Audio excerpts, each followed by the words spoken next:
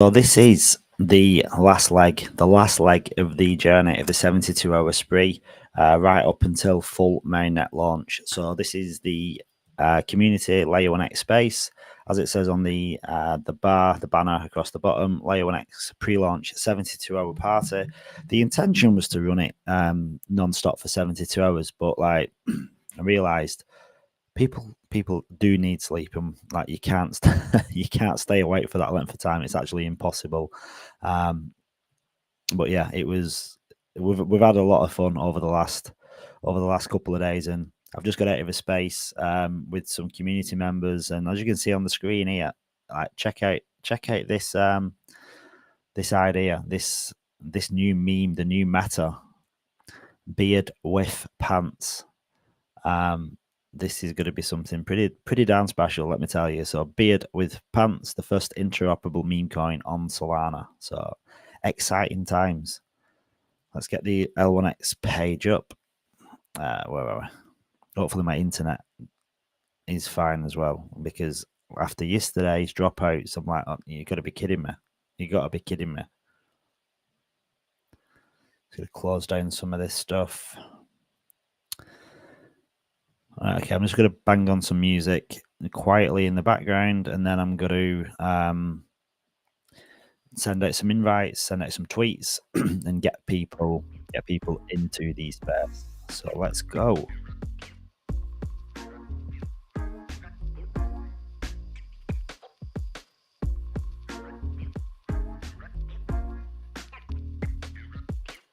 We did actually try Twitter Spaces yesterday, and it was kind of good, but it didn't really bring in an awful lot of new people. And this way of having this live video, it's bringing in more viewers. So we thought we'd stick with it.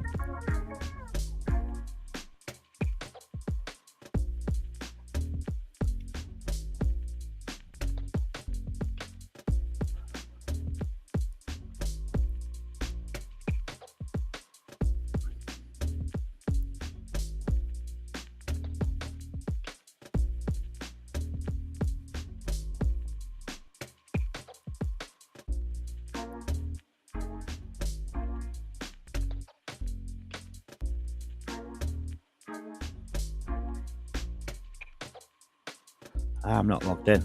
I wondered what the actual problem was then.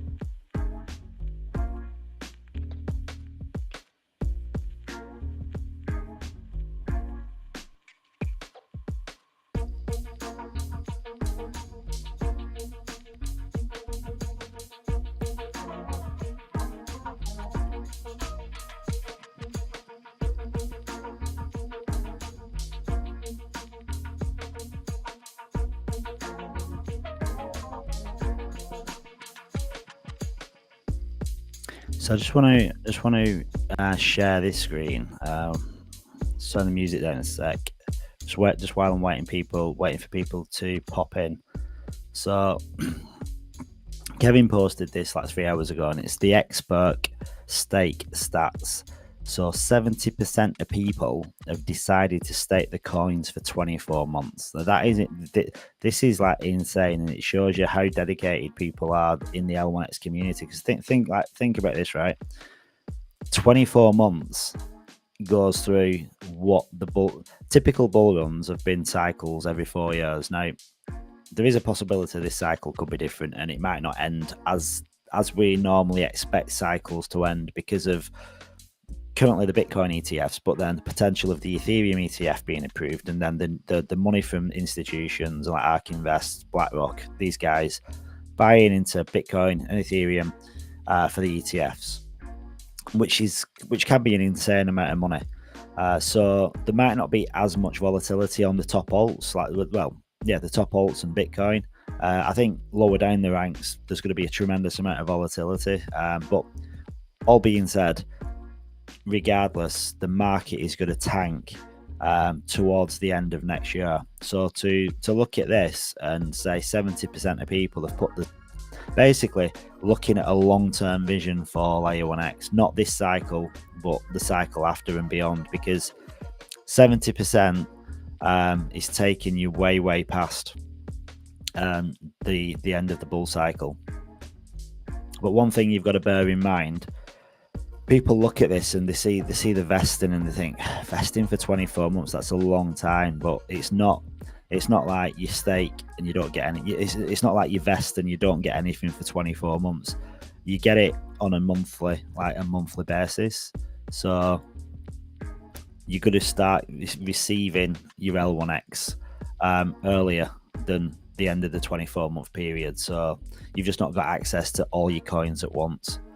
But it's still a lot of faith in Layer 1X, and I think that's testament to the team and how they operate. So yeah, that's like huge. Thank you, fam, for all the support. Thank you, Kevin, for giving us guys the chance to actually buy into Layer 1X before, or rather than the VCs, which is a big plus. I'm going to post this link in the chat because no one knows. I don't think anyone knows this chat. This is live yet. So let's share it.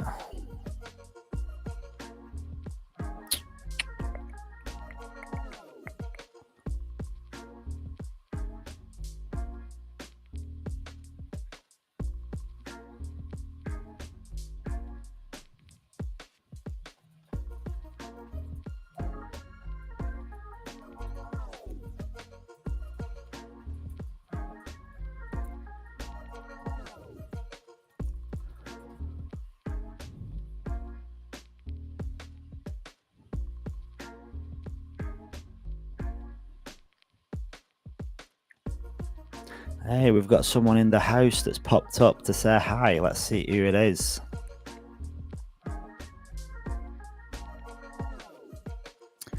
Hello. Joe. Hello. Joe, are you not getting the beard with pants PFP up and rocking the spares? If you have a quick look, you'll see that it is indeed me with a pair of pants in my beard. It's just coming up really small, but now you said it, I can actually see it. I'm loving it. You would be amazed at what I had to do to find that. Yeah, that's a nice little pair of pants. Are they off like an Action Man or something? It's off Kendall. It's I've robbed my daughter's pants collection for her Barbie, and here I am with Kendall. Shame on you. At least you've not got Barbie pants on, or Barbie skirt or whatever. Listen, I did take another picture with a pair of Barbie hippie pants, and I think they were absolutely banging. Yeah, I'm all for diversity. There's like no stigmas cast here. Like we go with the flow, whatever you feel comfortable in, Joe. Yeah, that's right. I hope I'm not ruining the sound in the background here. I'm outside doing gardening. You're multitasking. I love it. You just got to do it on the big spaces, you know. Yeah, that was a good thing. Like, yeah, the thing is, this is a funny, like, because we had the video spaces like for I don't know, like half of this 72-hour marathon, and then we flicked over to like Twitter spaces yesterday, and the Twitter spaces are kind of, I don't know, they allow people to jump up, don't they? Like Ina connected the official L1X account and jumped in, and so you can see who's joining the chat, can't you? The downside to the video is people don't see people don't see who's in the chat, but it just brings a lot more people in. That's the thing. The video chat, you get a really big audience. Yeah, 100%. So yeah, the Twitter space I enjoy because you can see who's joining the space. It's a shame with the with this you don't have a clue who's joining the space, but the numbers go up, and the more people that join, the more that X shows it to more people. So I'll stick with it. We had a good conversation. I had the beard with pants on the screen. Should we take a look at the Twitter page, Joe? I think it'd be rude not to. I think you'd have to. You should give the people what they want. Yeah, this is, and if they don't know they want it, then we'll let them know that they need it. They definitely need it. It's the first interoperable meme coin. Look at that. So this is a combination of AS Yields, rough drawings on pencil and paper, and then G Heaven, or G in himself, and creating the beard with pants. And this all comes from Joe, the community manager. This is Joe. Like this is literally Joe, who's now doing the gardening. So he's a proper man's man. He's in a space. He's doing the gardening, but he's also with my pants in beard. He's also with his pants in a beard, literally. This is gonna rock. Get this viral. I think it really shows what can be done. I think with L1X tech, right? Like it allows the opening of borders for everybody to collaborate and build something that's truly unique and special. And all that's come from nothing, really. It's just right people, right time, right place. Yeah, that's it, isn't it? Like the idea. The meta, I suppose, people looking at what's popping off on like different chains, and then just kind of bringing that into like what's happening here in L1X. And this is the good this is the good thing, isn't it? Because like to get a meme coin going, like you need the community, and normally there isn't a community behind a meme from when it's launched. Because if you're launching on like a base, or you're launching on Solana, there's multiple communities there, but there's no projects built. There's multiple projects built on them, but because this is like literally the first project that is community orientated on Layer 1X, it's got the entire community kind of behind it before it's even got going. So it's already kind of got some kind of culture behind it before it's even. In reality, before anybody knows about it, it's already got this huge community. The second they find out about it, they'll be like, yeah, I want a piece of that.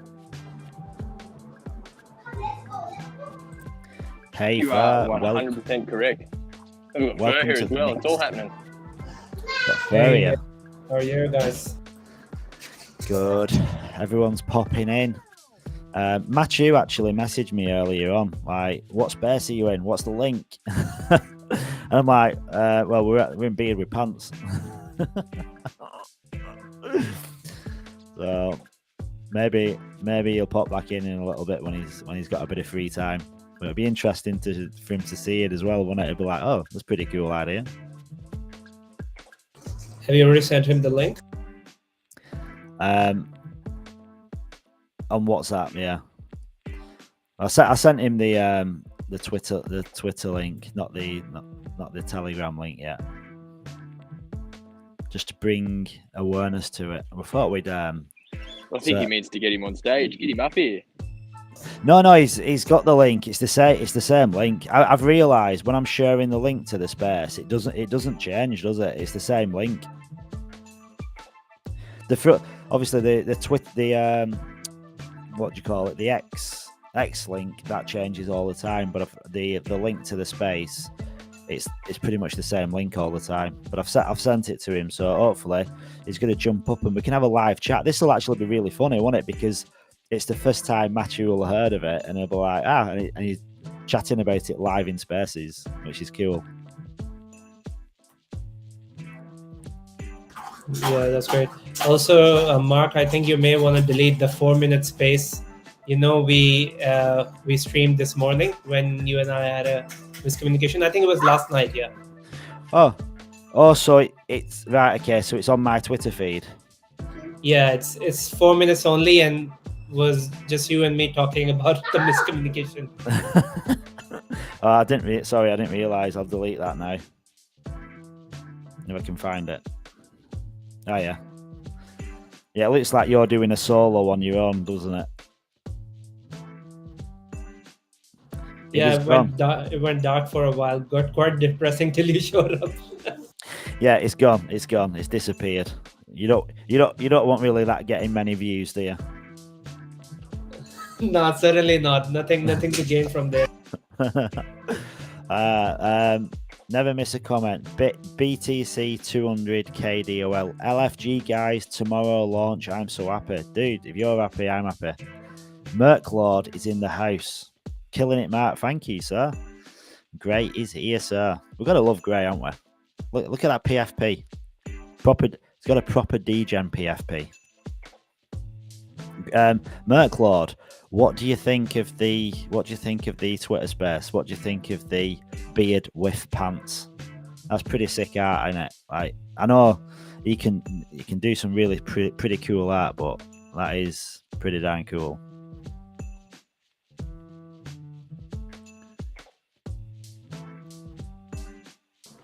We can drop the link in the chat. I think someone's asking.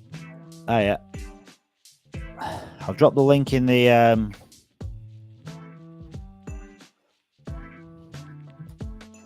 drop the link to the Twitter, and then also can you drop the link to the Telegram in here as well? I've not actually got for some reason my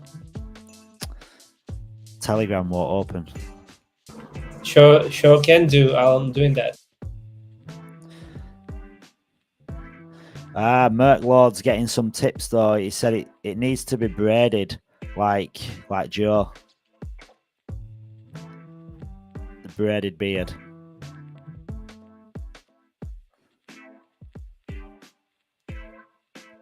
Oh, to the stream. It's it right. Okay, the link to the stream is in the Apex and OG chat. So if you wanna pop in there. And I'll just drop the link. Merc Lord, I'll send you a direct link, even though you might not be able to jump in, because I do think you are very, very busy. Where is he? Oh, as well, I tried. Let me just send you this first. I did try to go live just on Twitter yesterday because like this is broadcast and it's not like interactive, if you will, because you can't just jump in, put your hand up and speak. And I thought maybe that if I did the video direct with Twitter, just a live video when you go live, I thought maybe that'd be like a Twitter space where people can jump in. But that's not the case. It's just like more like TikTok, where you can leave, like love arts and stuff, and they start floating up the screen. So it didn't end up working. So where are we? Where's the chat gone? So yeah, Merc Lord, I have just sent you the link to the chat in the space if you wanted to jump in, but I do know you're busy, so you might not be able to. And then we've just got up. Ronak is back in the house. The sidekick that's been staying up constantly, along with me in the spaces. What's up, guys? How are you? Hey Ronak, good to have you here, man. Thank you. Have you got your Layer 1X t-shirt on? And you need a Layer 1X hat actually. Yeah. Sure. You need the hat. So yeah, we've only got like 1 day now. In fact, this time tomorrow, this is like uncharted territory. Because we're at a point now where TGE is within reach, and what time is launch going to be? Do you have any idea about the actual day for Audio? Like what's planned for the day? Like any alpha that you've got that we don't know about? I think it's okay.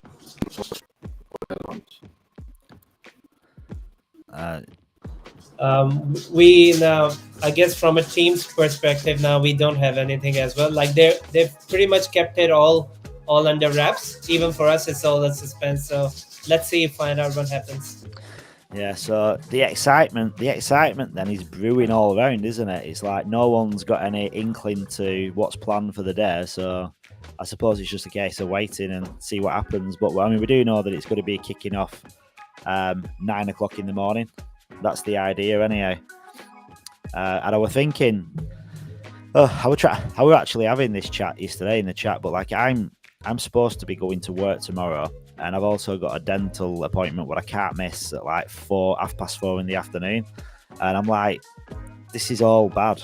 Like, I've had so much freedom with my time. And then the one day that launch is happening, like, I've got all this going on. So I think I might have to figure out how to rearrange work. But the dental appointment, I can't miss. So I hope to God, like, my dental appointment is like, I think 4 o'clock in the afternoon. So if that coincides with the launch, I think I'd cry. Can you imagine missing the launch, the actual time when they flick the switch? Surely you would just you would be live streaming at that time, wouldn't you? You'd be in the dental chair. Yeah, actually go live on video in the dental show and just have it like, I mean, you could do. I mean, that'd make it like proper reality TV show kind of stuff, wouldn't it? But I don't think you should do that. I'd love that. I don't think it's I don't think it'd be a good look, but who knows? LMFG in right, okay, you guys, hang on, I'm just trying to bring some more people up.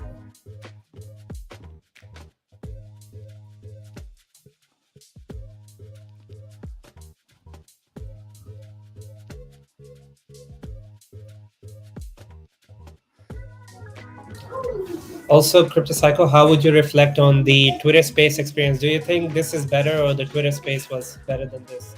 Yeah, do you know? Strangely, right when I first started the video space up, and there were no one in, I were kind of reflecting on like the differences. So, but because there were no one there, so I was speaking to myself. But it's a funny one because I feel like this is more. Even though it's a community space, it feels more professional, and I think it's more enticing because there's something visually to look at, and they can see different people in here. You can see when I bring the chat up, they can see the live conversation happening too. So I think this is more visually stimulating, but then the Twitter Spaces give the freedom of engagement from anybody, where someone can just come in, put the hand up and speak. But the reason for doing the Twitter Space, changing it from doing this live video feed, was I thought maybe it would have brought in a lot more people, like random people. But that didn't really. There were random people in, but it didn't work out as I thought it would. So I think this brings more people in. It's just the fact that they can't engage as easy because you need the right link to come up and talk on stage. So I mean, I don't know what you feel about sharing the link for random people to come up. Do you think, or just keep it as it is? I don't know. No, I think it's good how we're going right now. Because I mean, anyone shady can jump in as well, right? Like, who's not serious, not into blockchain. Yeah. We probably don't want NSFW content streaming on a live stream as well. So I think it's good to contain that. Yeah.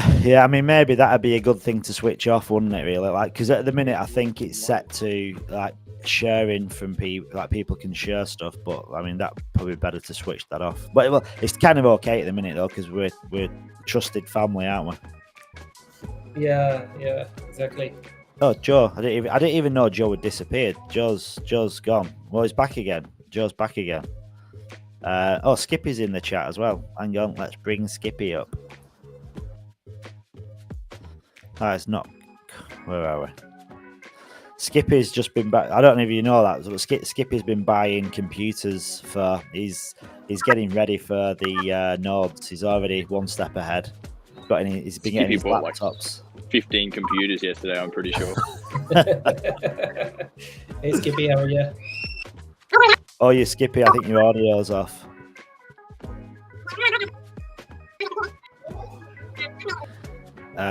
Yeah, we can't hear you, Skippy. Your audio's muted for some reason. Yeah. G Heaven. Yeah, G Heaven. He's put Beard will have a larger market cap than L1X. That'd be funny, but I don't think it's possible. But I think it'd be funny. But like the beautiful thing is, like if L1X moons, Beard moons, and if Beard moons, L1X moons, but then if you're getting people buying Beard because it's mooning, it's a result of L1X mooning, and if you're getting people buying L1X because that's mooning, that'll moon Beard. It's weird, isn't it? Because they're both brand new chains. They both literally, they both be pumping each other. Yeah. The only situation is that it will move, right? Not financial advice, but there's a high chance. There's a high chance. Up only. Just up only. Well, Joe, this is myself and Garrett and AC Yield. We were having a conversation last night, and we were talking about like projects that launch on Layer 1X. If you could literally launch a project and you could call it Meme 1, Meme 2, Meme 3, Meme 4, so and blah blah blah, and you could just put a little bit of liquidity into it and do nothing with it, and just let every other project and L1X moon every one of them projects, because as the LP comes in, every project that you've got on that chain doing nothing will just skyrocket because L1X is mooning.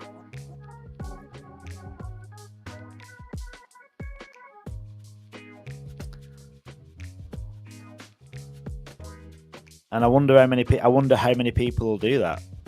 You think about it. You literally don't need to do anything with your coin. You just launch a token, and you just let L1X and every other project do its thing to bring TVL to chain. Like you could 100x a meme coin just by launching a meme coin, or any coin, to be honest. Can you hear me now? We can hear you now, dude. Yeah. You are here. So I was, you guys are saying I bought 15 computers, but while I was buying those 100 computers, the calculator doesn't work anymore, crypto. Oh, it's not working? Well, not for me anyway. You bought that many computers that you broke the calculator on something totally unrelated. Yeah, it just went all wild. The same like my token allocation was like billions, so everything goes wild with it in my house. Let's give it a try. I've not been on the because we were using the calculator all last night. It's like a running theme. Everyone wants to mess about with the calculator and see what's happening with it. Yeah, I tried 3 different browsers just now, actually 4, and it's working on all 4 for me. So I'm not sure exactly what's happening. Skip is like the bane of the L1X issues. It's all on Skipper. It's all on me, man. They're tracking your IP address and just messing with your head. I know, mate. Yeah.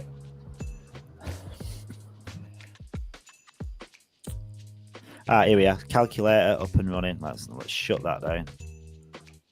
Has anyone here ever, like when you open your Fantom wallet on like for Solana, has anyone ever imported it? Because it keeps popping up. You can import your MetaMask into the Fantom, and in all honesty, like I love Fantom wallet. It's really the UI is really good. MetaMask is pants, and I've never done it. I just wondered has anyone done that? Like brought everything from the MetaMask over to Solana, the Fantom wallet. No, I don't think it pulls it to Solana, so to speak. Though it pulls it to the EVM compatible. No, it's so not. You'd have a separate wallet. But Fantom is a much better wallet. Like the way you can see transactions, it is such got a click. Because with MetaMask, you've basically got to go to your Explorer. You can't really see an awful lot within the wallet. Yeah. So what would it? It's like they only support Ethereum and Matic, I think, right? Ethereum, Matic, and Sol. So would it only take those from your MetaMask, like the Ethereum and the other one, Matic, Polygon, and then the rest it wouldn't support, right? Yeah, I mean, I've never done it. It's just every time I open my Fantom wallet, I get a message saying you can import your MetaMask into it. So I just wondered if anyone had actually done it.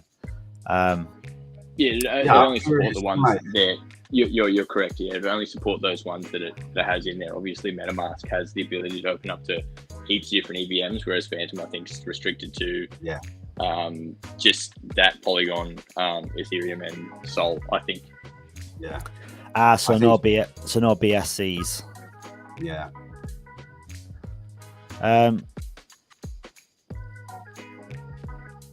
What's that say?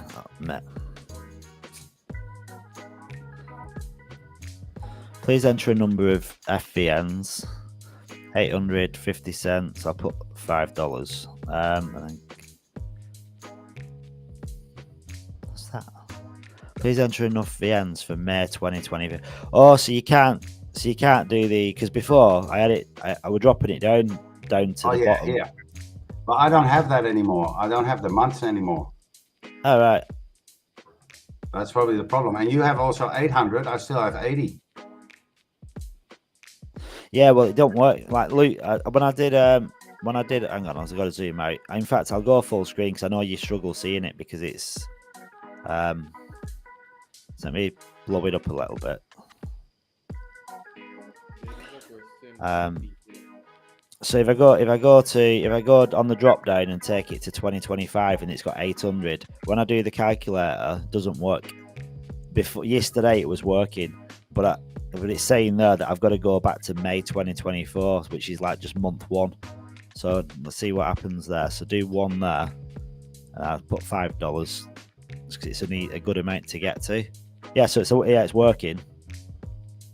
Yeah, it's working for you a bit, but it's different for you. I don't have the month, and I don't have like the total supply is like 160 now for you. Yeah.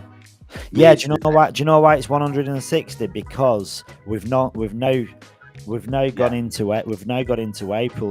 It's showing the following month. Yeah. So I think what's happening, right?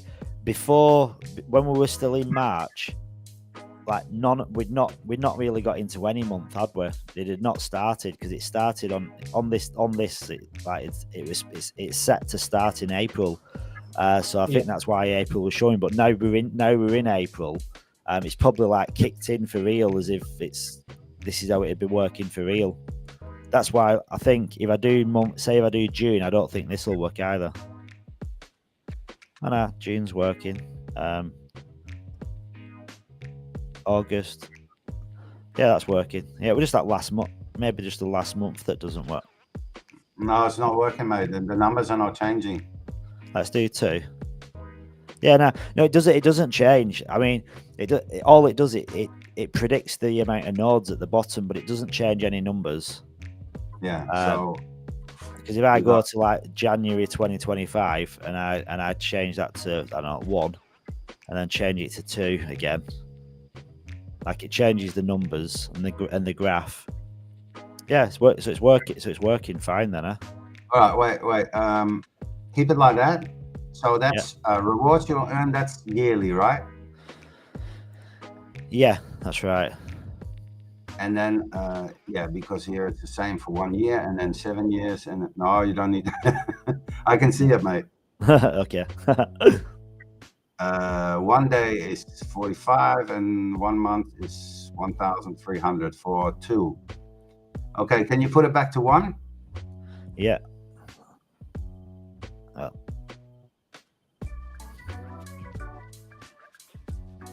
See, that's funny. You see what happened here? Only this one is still 15,000 and 2 is 16,000. Yeah, well, what you got to remember the number of where are we? So what? Right, number 1. So you got 1 FVN and you get 15,000 L1X. That can't be right, mate. 3. Yeah, the numbers have changed, haven't they? The calculations. Yeah, but you see the numbers that change. So from 1 and 2, it's only 1,000 more for 1 year. Can't be right. Yeah, well, look at the rewards you earn, right? On like if you look at the yearly, and it's 20. Hang on, no, it's not right. Hang on. Yeah. So if you look at 1 year, it's saying you're going to get 20,174 if you've got 1 FVN, and if you've got 2 FVNs, look at it now.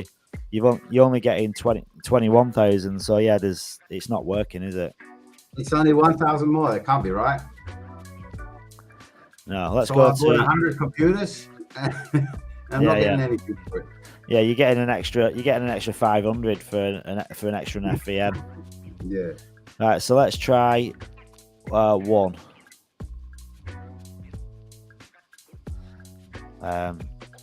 So 1 ELN gets you 15,700.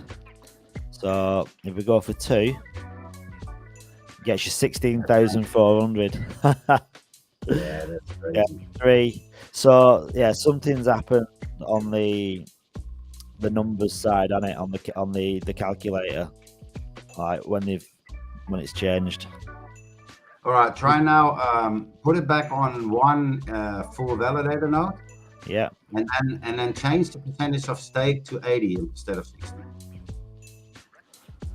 You can't, because we've already gone past April.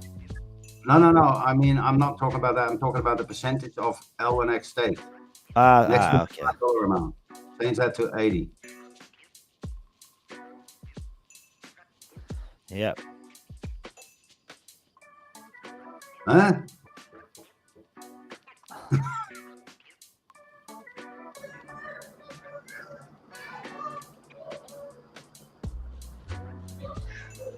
Nah, that can't be right. Yeah, this. Yeah, it's not working as expected. Yeah. Well, I hope the original ones were right. Yeah, because that's why I bought those 100 computers. Yeah, well, to be honest, I think they sold out the ELNs because of the numbers that popped up on the calculator. Yeah. Yeah, that's the reason. I mean, if you think how quickly them ELNs sold out, because 1 ELN was giving you like 17,000 predicted node purchased. Put that at 80. Couldn't even change that before. So, what was the default on that? I'm just going to refresh the screen because I can't even remember what the default is. I'm gonna leave it all at the defaults. I reckon this Node NFT page on L1X is probably the most used. If you track the cookies or whatever, there'd be more people on this page than any other page by a mile. So ELN, so 1 ELN, 160. I'll just keep it all as it was because I didn't change anything last time. Yeah. $5 though. Yeah, it's not. I don't think it's. Is it the same? I can't remember now. $10.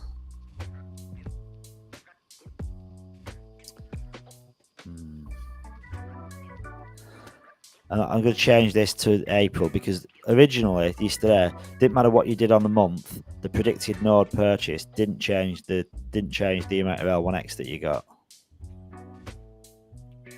Oh, I've got it on 2. Sorry.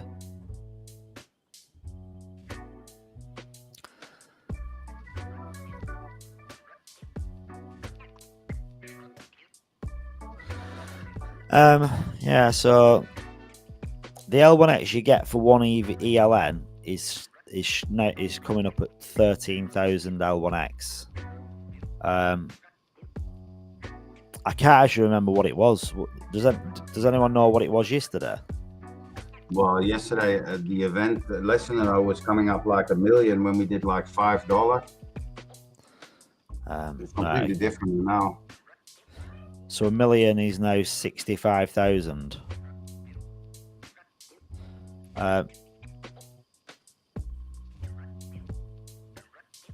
365 days. I think Fi- yesterday it was 72K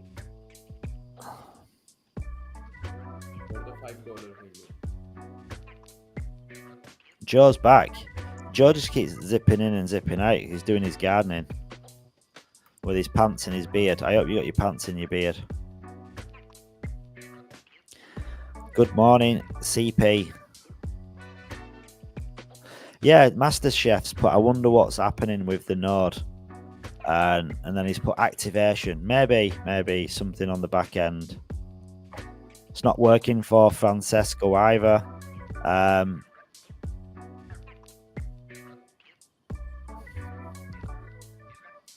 Yeah, for a lot of the people, I guess it's not even calculating anything. It's just showing the the NAND error. Yeah. Yesterday, you worked out that one FVN at $10 was 140K a year. Oh, what that was an FVN, was it? I did that many I did that many calculations. I kind of forgot. I forgot what the numbers were. So one FVN at $10 without changing anything else. Well, that's different now. That's 248K a year.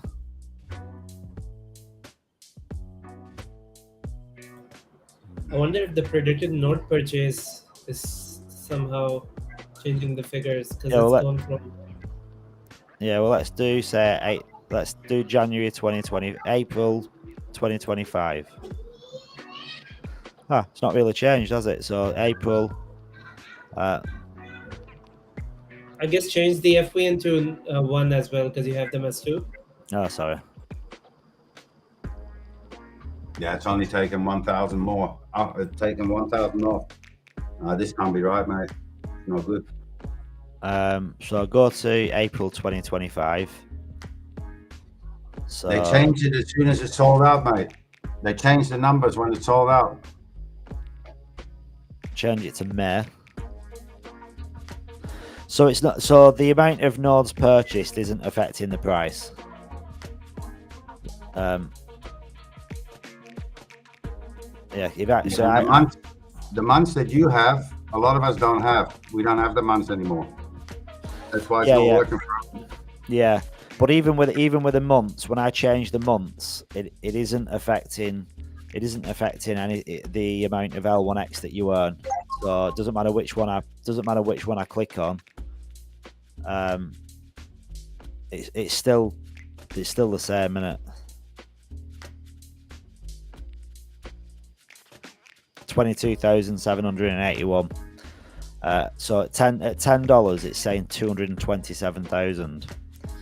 But I don't think the calculator's working on the amount of FVNs, because like that's one thing that you don't need to be a rocket scientist with, isn't it? If you've got one and it's giving you 22,000, if you have two, it's obviously going to give you double because you've got two.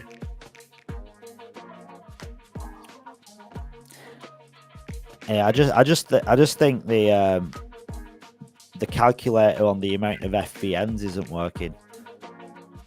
Yeah, there's more things not working for us. We don't have any month. I don't have any month, and I don't get any readings as well. So go back to the ELN then. So like one ELN at $10, because I think this was half price, weren't it? It was literally half the price of a full validator node. Yeah, so it's coming up like half the price of a full validator node. One ELN is coming up as it weren't that much, were it? But you should also be able to change the probability of L1X staked. 60% is very low. I mean, it must be 100%, but even 80%. Try and change that. Yeah, so 80%. Should that not be the other way around? Like if more state, would that not give you more? It did. It gave you a couple hundred more, but not much. See, a couple hundred more. Now less. Put it in 100. 5,100. Oh, There you go. that's $1 million. Hey, that's a million. Don't change it, mate. Screenshot Yeah, that's this it. one. Screenshot, like screenshot. We're going to hold people accountable to this. Oh my Yes, god! the more Can we you- stay, Can the you higher imagine? it is. Can you imagine if that were accurate? You'd get $1 million off a $2,500 investment into an event listener node. Yeah.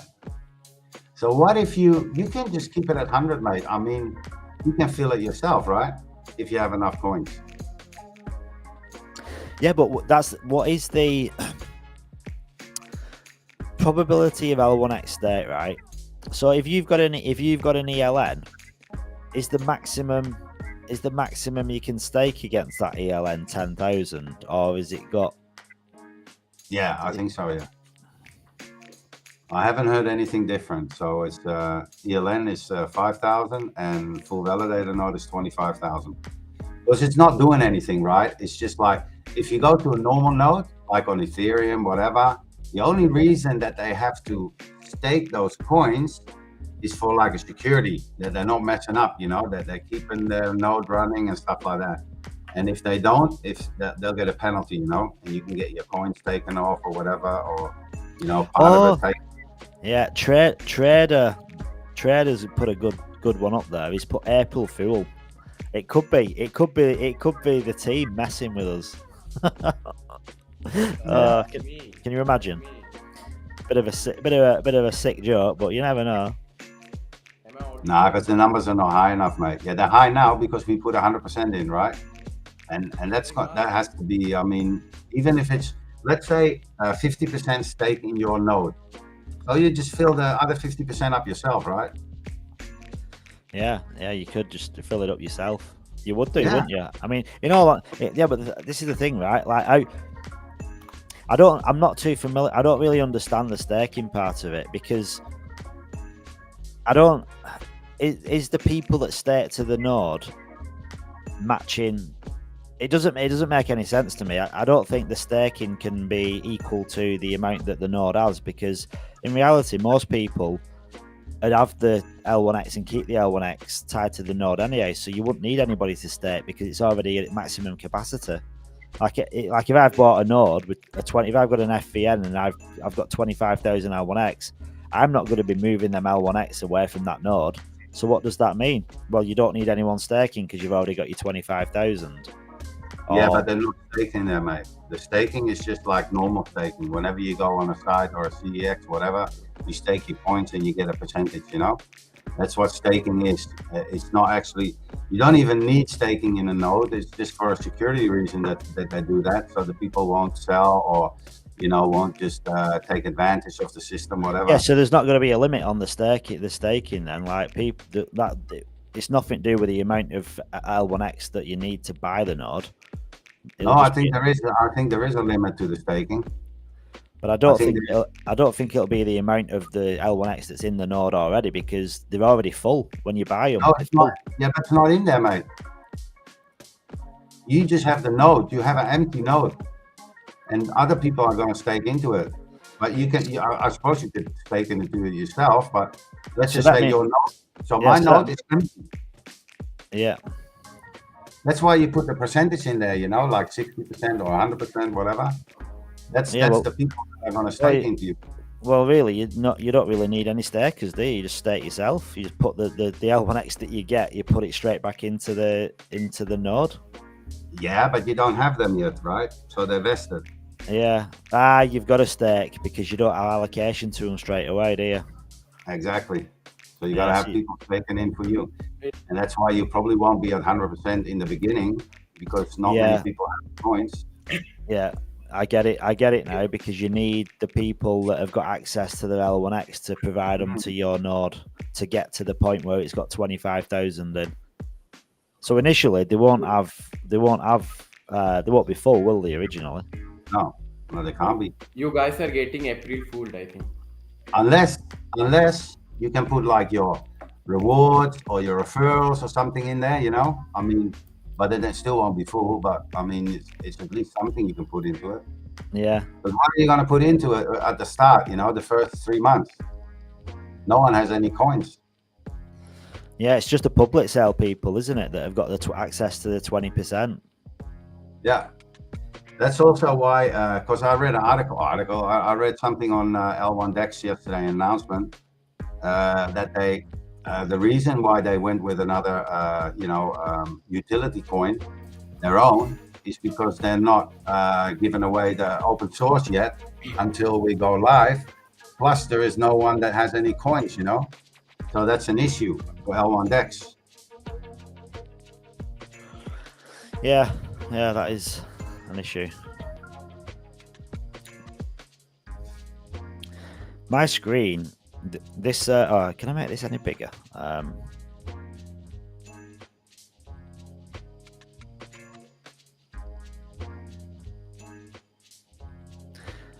Can't read the comments on the screen.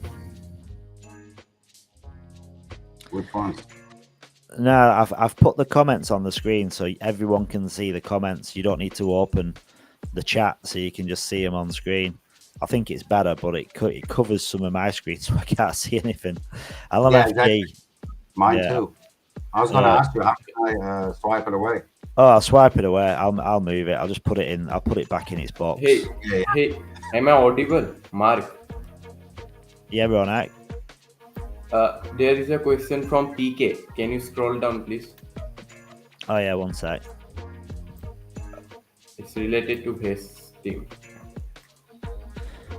PK, where are you, PK? He says I haven't vested my public sale token yet and thinking I might keep them spare to put them into my own nodes. Curious if anyone's done the same. I know still have a cliff on them.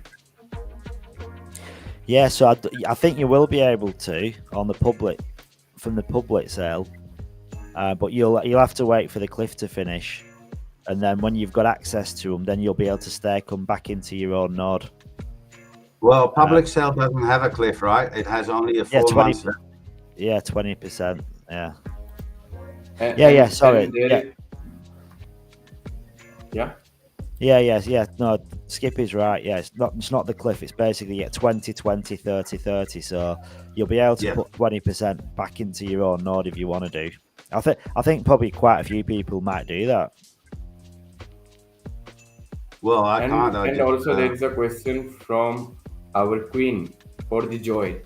What would the dynamics be like with Beard coin? What is the plan and your vision for this? If you are okay sharing with us. So I'm not. This isn't like my coin. I mean, this is like Joe had the idea of Beard, and then I think GS Yield, I think through conversation come up with a Beard with pants, and then G Heaven put the latest artwork together, which is absolutely sick in my opinion. But yeah, it's basically to kind of get on the back of the meta at the minute, because this with hat, with whatever, it's people are getting into projects like with cat, with dog. There's loads of different coins launching, and because Layer 1x is the world's first multi-chain kind of platform, the idea of launching a meme coin, taking advantage of like all that TVL, what's going into like Solana, and even like base chain's popping off at the minute as well, and it's all to do with memes.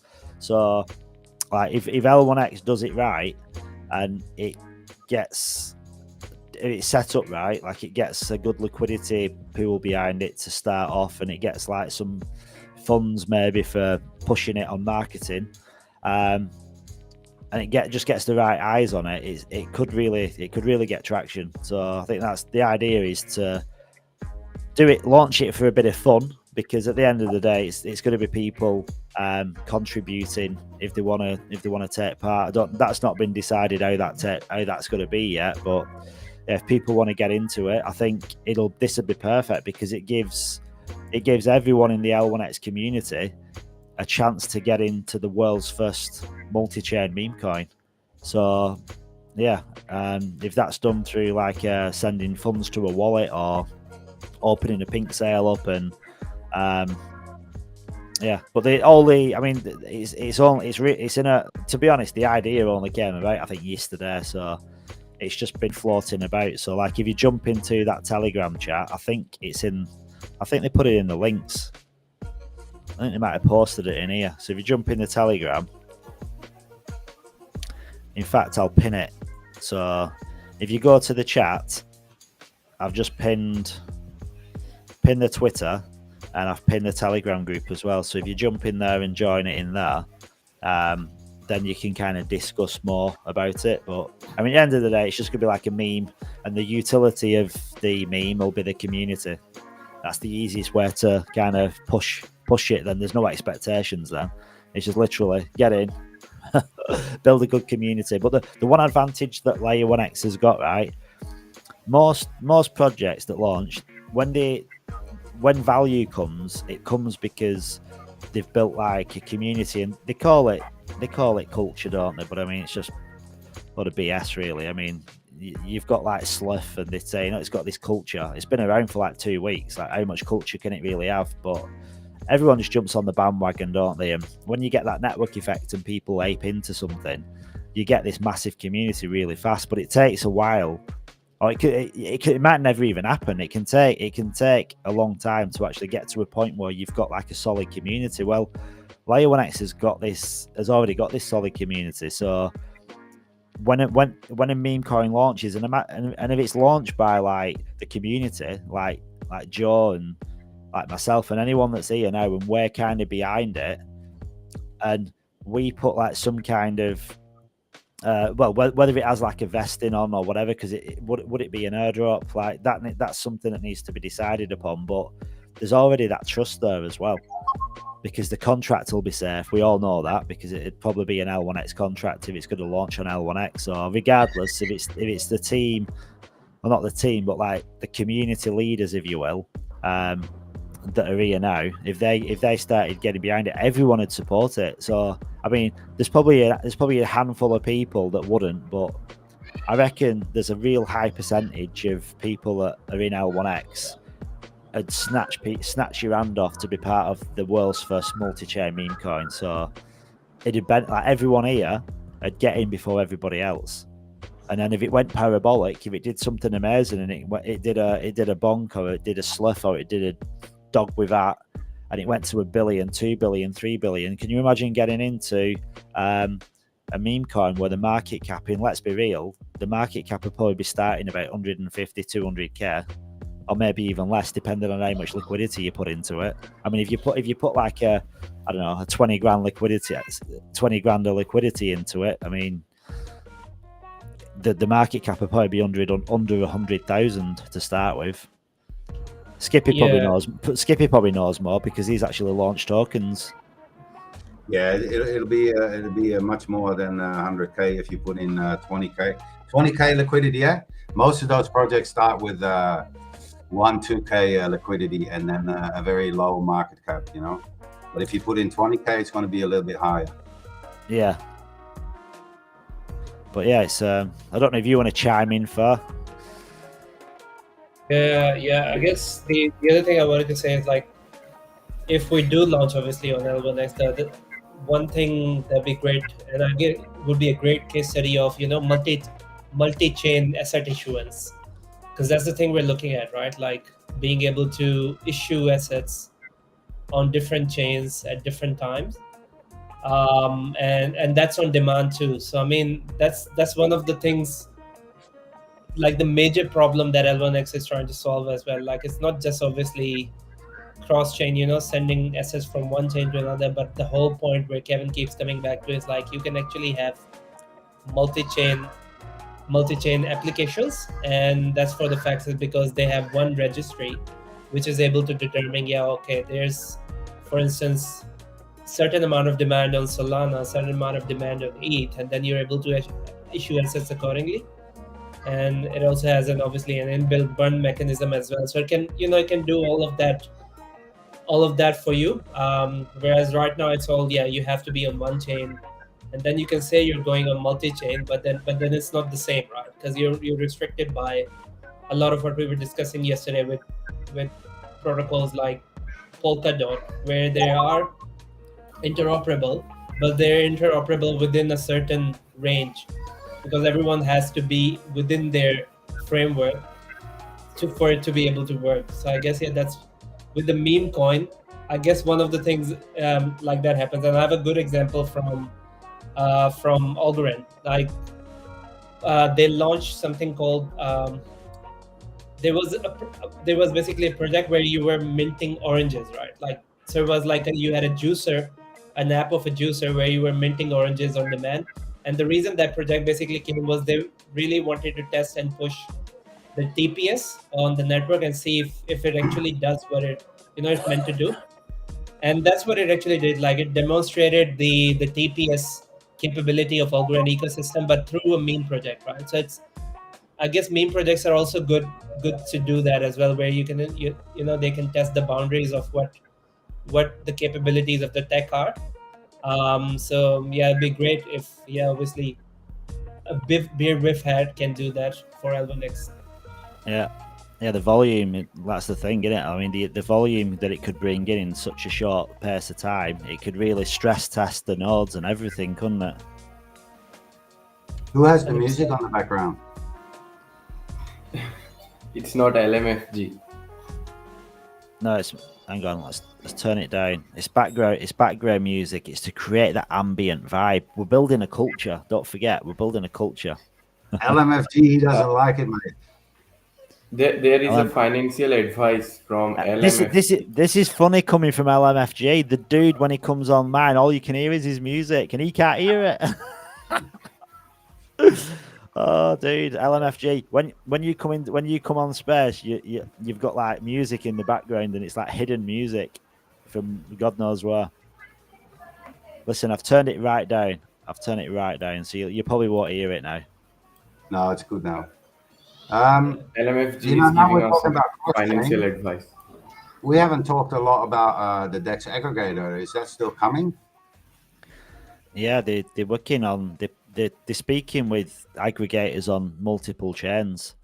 So, like, I know. Well, I mean, there are some aggregators that aggregate multiple chains anyhow. So, like, I know Matthew said, when you get to the point where you've got an aggregator on every chain, then that's when you can swap 99% of coins and tokens, because one aggregator will typically do every chain on a project. So, but there's certain... that was something that excited me, mate. I mean, if you have a DEX aggregator, you can actually trade any coin, any coin for any coin, any member, any other member, or for a stable blue tick coin.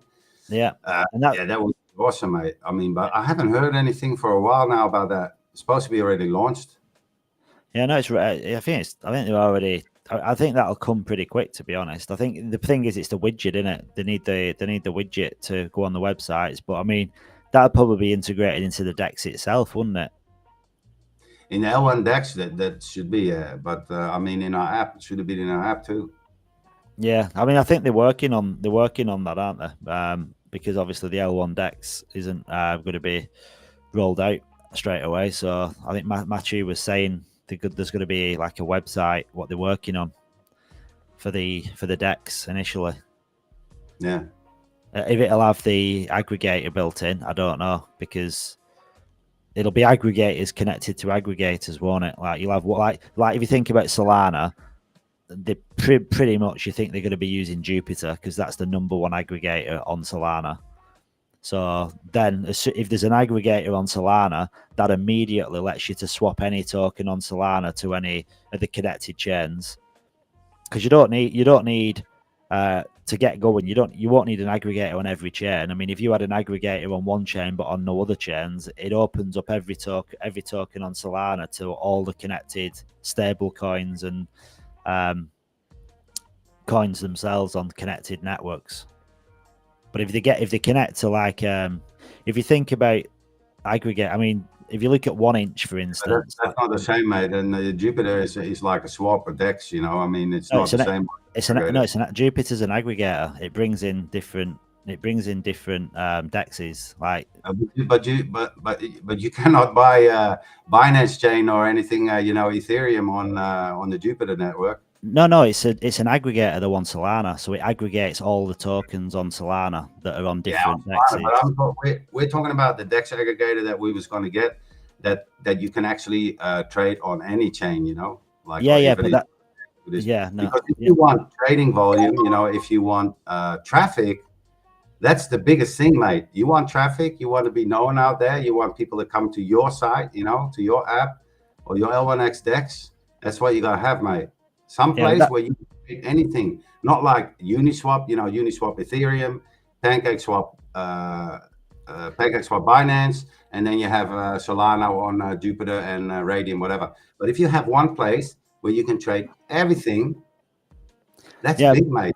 Yeah, but that's how it works. It's a group of aggregators on each chain that work. So you'll have one aggregator on Solana, you'll have one aggregator on Binance Smart Chain, you'll have one on Ethereum, and when there's an aggregator that covers every chain, that's when any coin to any coin on any chain works. So there won't be one aggregator that does everything. It'll be like Jupiter on Solana. Then it might be 1inch that covers like Binance Smart Chain, Ethereum, because I think 1inch is probably one of the biggest aggregators out there, because that does multiple chains. Then you stick L1X in the middle, then you've got your magic. Yeah, but then you have to have that like in your app or in your L1 DEX, and that's when the people come. Because if you can go to one place, like you can go to 1inch. I mean, I trade on 1inch too, or whatever. I usually go to DEX Screener because that's more like an aggregator. Because in DEX View, you can trade either Uniswap or Uniswap and PancakeSwap. They're all together there, but not Solana. But if you can have like everything on your app, then it's a no-brainer. It'll all just it'll all just run in the back end, won't it? Like you're not gonna know what aggregators it's connecting to. You'll just have the selection of all the coins dropping down and be like, wow, exactly. That's when it'll blow. It's the same with DEX. I mean, can you imagine? It'll be crazy, won't it, when that actually happens? It'll be crazy, won't it, when that actually happens? Yeah, because like I said, DexView is kind of like the same, only they do Binance and the Ethereum. So, but it's in the back, like you say. But I go to one place and I can trade either Binance or I can trade Ethereum, right? Every chain, every meme coin, whatever on that chain. So if you can do that with all the chains, like we're supposed to, that's massive, mate. I mean, I'll only be going there. Why should I go to 5 different places if I can do it all in one place? You're not going to do it. And what it does for websites too, because it makes people, if you've got a website, it makes them fit. You can basically just direct your traffic to your website. I don't know, like this dog beard with hat, and you've got the widget on the website. They don't even need to leave the website because the website has got the DEX built into it through the widget. I mean, that's I mean, you literally, someone says, how do I buy your coin? Well, you just come to the website and you just connect your wallet and then you just swap it from whatever you've got straight to beard with pants. Yeah. No, that is, and that the thing is that'll become normal, won't it? Like you think about it, like in maybe a year from now, you'll be like, well, yeah, how did you do it before? You'll be like, you what? You used bridges. You had to go from one DEX to another. Yeah.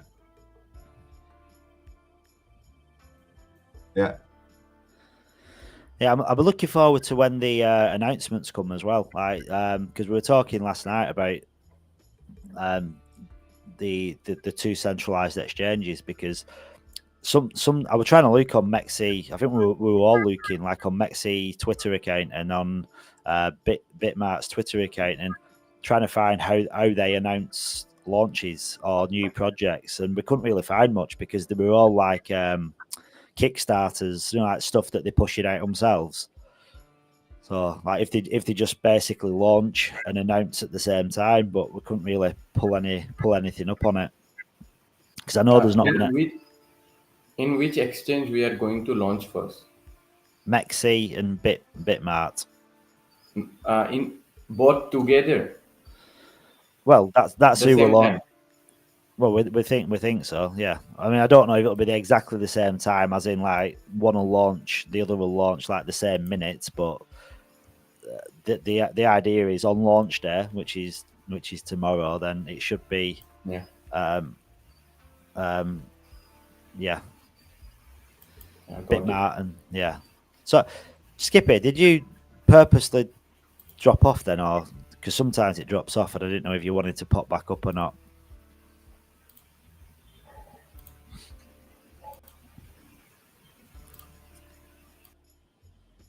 Yeah, you know what happened? No, it disappeared. Yeah, you know why? Because I was playing with my VPN. Because when I was going to look at Bitmart, like I said, you're talking about this, so I wanted to look at that. But when you have a VPN, it's crazy. Google makes you go through all these tests. You have to press all the motorbikes or press all the bridges or whatever like that. Sometimes you have to do it like 10 times. So I turned off my VPN, but then it went to I don't know what country, but so it cuts out. And now I'm back in Holland again, and then it cuts out again. Yeah, sometimes I get issues with my VPN where I can't even connect. It's as if it, but I don't know why. I think it's clashing with, because I've got AirVG as well, and I think that's got like some kind of protection on it. So sometimes it messes with my VPN. Yeah. Oh, this is crazy. I'll get it now again. Then I have to press traffic lights. Again, traffic lights. I hate that shit, Joe. Okay, I'm in now. Bitmart. So yeah, because that's strange, because like I'm in another project, also pre-sale, and they're launching on Bitmart on the same day. But they actually have an hour too, They must know the hour by now. Oh, so they're launching tomorrow as well? They launch. No, well, they already launched, but I mean they're launching on Bitmart tomorrow as well. Yeah, I think that's what makes it easier, though, doesn't it? I think. Do you know because L1X is launching, there's got to be. I don't know, that you can imagine there being more complexity to it, because if you think about most projects that launch, the blockchain's already online, isn't it? This is like completely different because it's a brand new blockchain.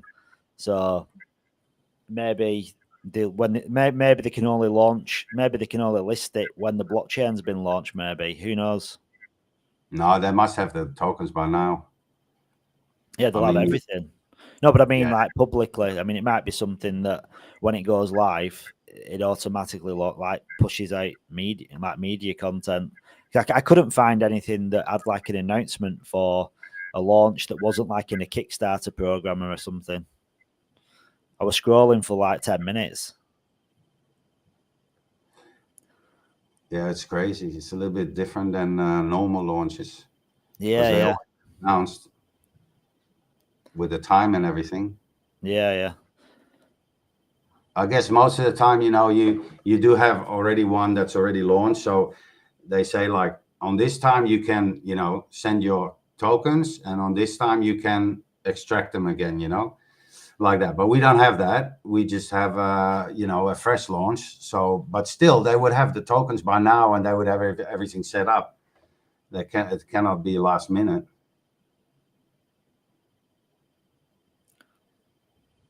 Plus Maxi, we haven't heard anything. I mean, they were announced, a couple of months ago, and then that didn't go through. So after that, only Bitmart was officially announced, and Maxi hasn't even been officially announced again. Yeah.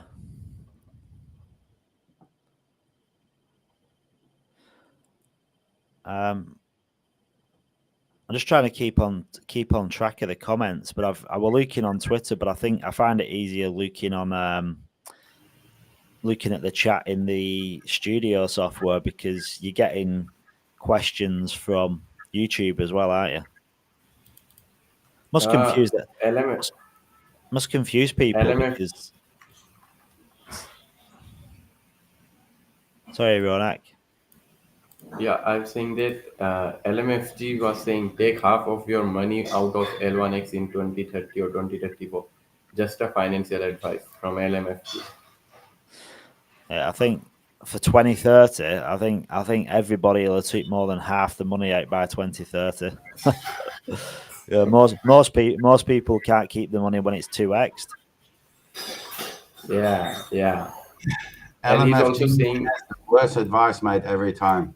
He's talking about 2030, and 2029 is actually going to be like, if we follow these cycles, end of 2025, like November, December is going to be the end of this bull run. And 2029, which is 4 years after that, is going to be the end of so 2030 is going to be bear market. Yeah, So I mean, 2034 is like 3 cycles out. Like 2029 is when I think I'll be pulling a shit ton of money out. yeah. The next bull market, you want to be pulling out a lot of profit, don't you? it depends what your strategy is. I mean, you can pull out this bull run, and then when it goes down again, you know, you always have the dips in the bear market, and then you can buy again. You can triple and quadruple your money and your coins, whatever, and then run again. Yeah, I mean, it's all about your strategy. I mean, in reality, right? If you think about it, if you've bought an ELN or you bought FVNs, and you think about your staking as well, that you've your rewards, and then if you're going to be staking, you're going to be getting that many L1X like after the fact without touching your initial investment. You can probably pull so much out without losing any of your initial investment. Yes, that's what I'm thinking too. That's why I changed the strategy, and we'll do that now. I will leave my bags, and if I need the money or reinvest it or whatever, it should be coming from the validator notes. Yeah, well, you think how much we're already going to be getting. You're investing on Platinum, you're already getting 20% extra coins given to you anyhow, and then you're going to be getting the rewards from the nodes. I mean, by the time it's like the end of 2025, we're going to have a considerable amount of L1X coins, aren't we? Like on top of what we bought in with. Yeah, could be like 50-60%. Depending on what the rewards are. I mean, probably do the math if you have some profit along the way, mate. You cannot let everything ride. Yeah, you need to take some off the table, right? Yeah. Well, I got into a meme coin yesterday, right? And some guy I'm in a chat with and like they're pushing a project, and he said, listen, buy if you want to take some profit, if you want to buy into it, you can. It's going to pump over the next few days, and I put 4 Solana into it. No, 3 Solana. And now it's worth 15 Solana. And I took out my initial investment straight away, and I took out a little bit extra on top, and I've just left the rest in because it ain't real, is it? Until you take something out, it's not real. Yeah, you're right. Exactly. You know, you can do different things. I have a friend that's been sitting a couple of cycles, and he just kept his coins, and he wants to cash out this time. But I said, you're strong, mate. I mean, I cannot do that, I mean, because like he has a lot of ADA as well, And I said, ADA, you could have got like, what was it? $3, I think, something like that. He has a lot. I mean, you could have got that, and then you could have got more coins for it back, He said, no, I'm not worried. You know why? He bought at like a couple of cents, 1 cent or 2 cents, whatever. He bought way in the start. So he's not worried. So he's leaving it, and he's going to make a lot of money this time, because he left it 1 or 2 cycles in there. So yeah. I mean, it's true, isn't it? Like you look at these proper Bitcoin maxes, right? That hold like tens, hundreds of thousands. It's because they had conviction. A lot of them weren't trading it in the early days. They bought it when it was worth nothing, and they kept hold of it for a long time, because most people would have sold, wouldn't they? That's why there's so few whales, because the people that probably got it didn't necessarily need the money, and they just thought it was going to let it ride because they maybe believe in the tech or whatever. But that takes some conviction, doesn't it, to leave something in through the cycles? Exactly. Yeah. Let me see. Let me give an example. I'm looking here at Polygon Matic, and then we get the all-time low is like 1/3 of a cent. So the people that bought, when it first started, like 5 years ago, I see here Polygon Matic 5 years ago, it was 0.003. you know. So it's let's say a third of a cent. It's never going to go down to that again, you know. It went down to, I think it went down to 33 cent or something like that. So it's like 100x from the bottom, right?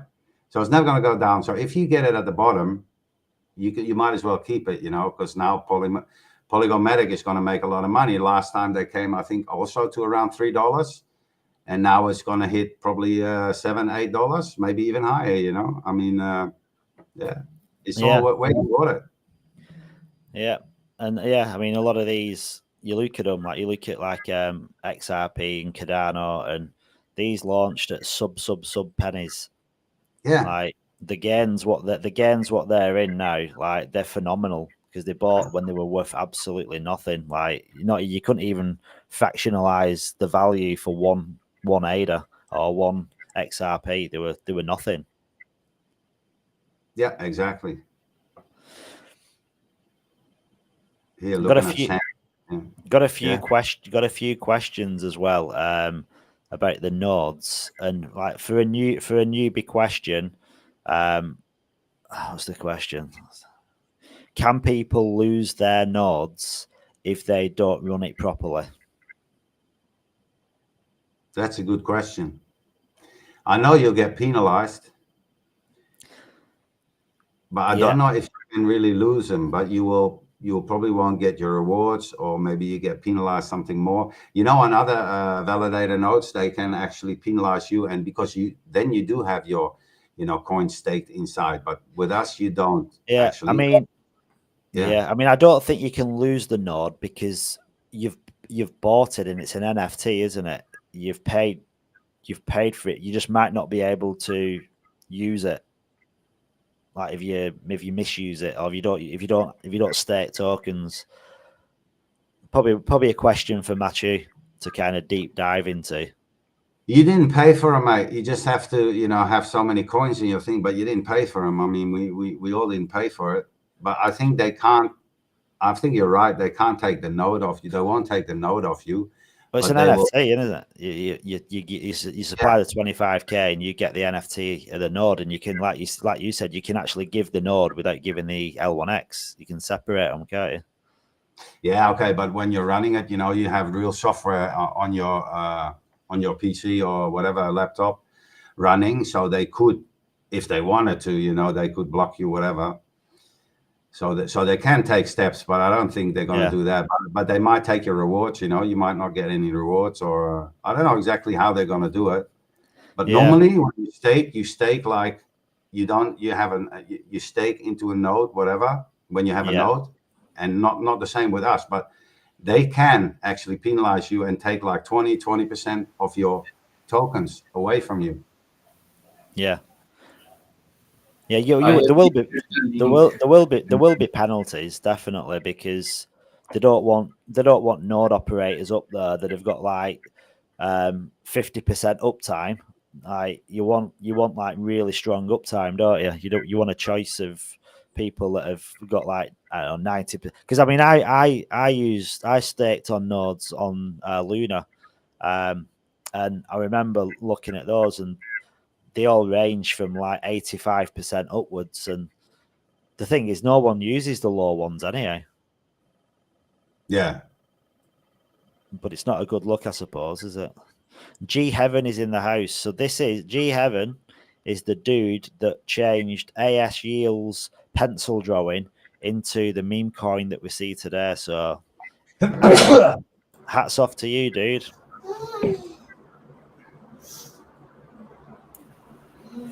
I have reshared the link LMFG in the OG and Apex channel. You research the node? Link to the stream. Yeah. I guess LMFG is asking for the link, to the stream. So Ronet's just saying that he sent the link in the OG channel. Oh, do you mean the conversation that we were talking about with Mathieu? Oh. No, I think to the restream, so he can jump on stage. I think LMFG wants to come, maybe. No, he's here. LMFG is on stage. I can't see. I can see behind the overlay. I Ah, can't. okay. Oh, that I'm going to move that. Sorry. I'm going to hide it. You got to get rid of it. That's Oh better. yeah. He's here. There you go. Hey, And swipe you him away again. Swipe him away again, Crypto. Yeah, no, we'll cover him up. We don't want to look at him. We've seen enough. All right. How you doing, mate? I'm just joking. Hey, I'm doing great, man. How you guys doing?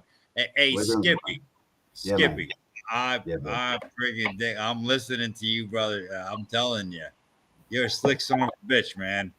I'm sorry, French, all that. Hey, No, I love it, mate. I'm telling you right now, we're in the beginning of something that's off the wall here, brother. And you got that 100%. Crypto Psycho, you're a fucking animal. You really are. I'm telling you right now. Yeah, you just go on to all of this stuff. How are you guys doing this? How are you keeping up with this? All these different projects, because and I know damn well, and both well, obviously Skippy's he's all over the place. He's got 80 coins. Guys, I'm helping friends and family at almost 70 coins right now. We're spread out and got into the worst time. 3 years ago, we were down 80%, and I just kept telling everybody, DCA, and right. And now all of a sudden, some of the projects that are garbage, they're coming back to life. I think what it is because somebody put in a algorithm and say, hey, buy and sell at this. And if their Bitcoin goes up this high, then the robot's just going to automatically buy and sell that. So these things are just snowballing. Skippy, it sounds like you got that shit down, brother. No, this is where it's at, man. I'm telling you.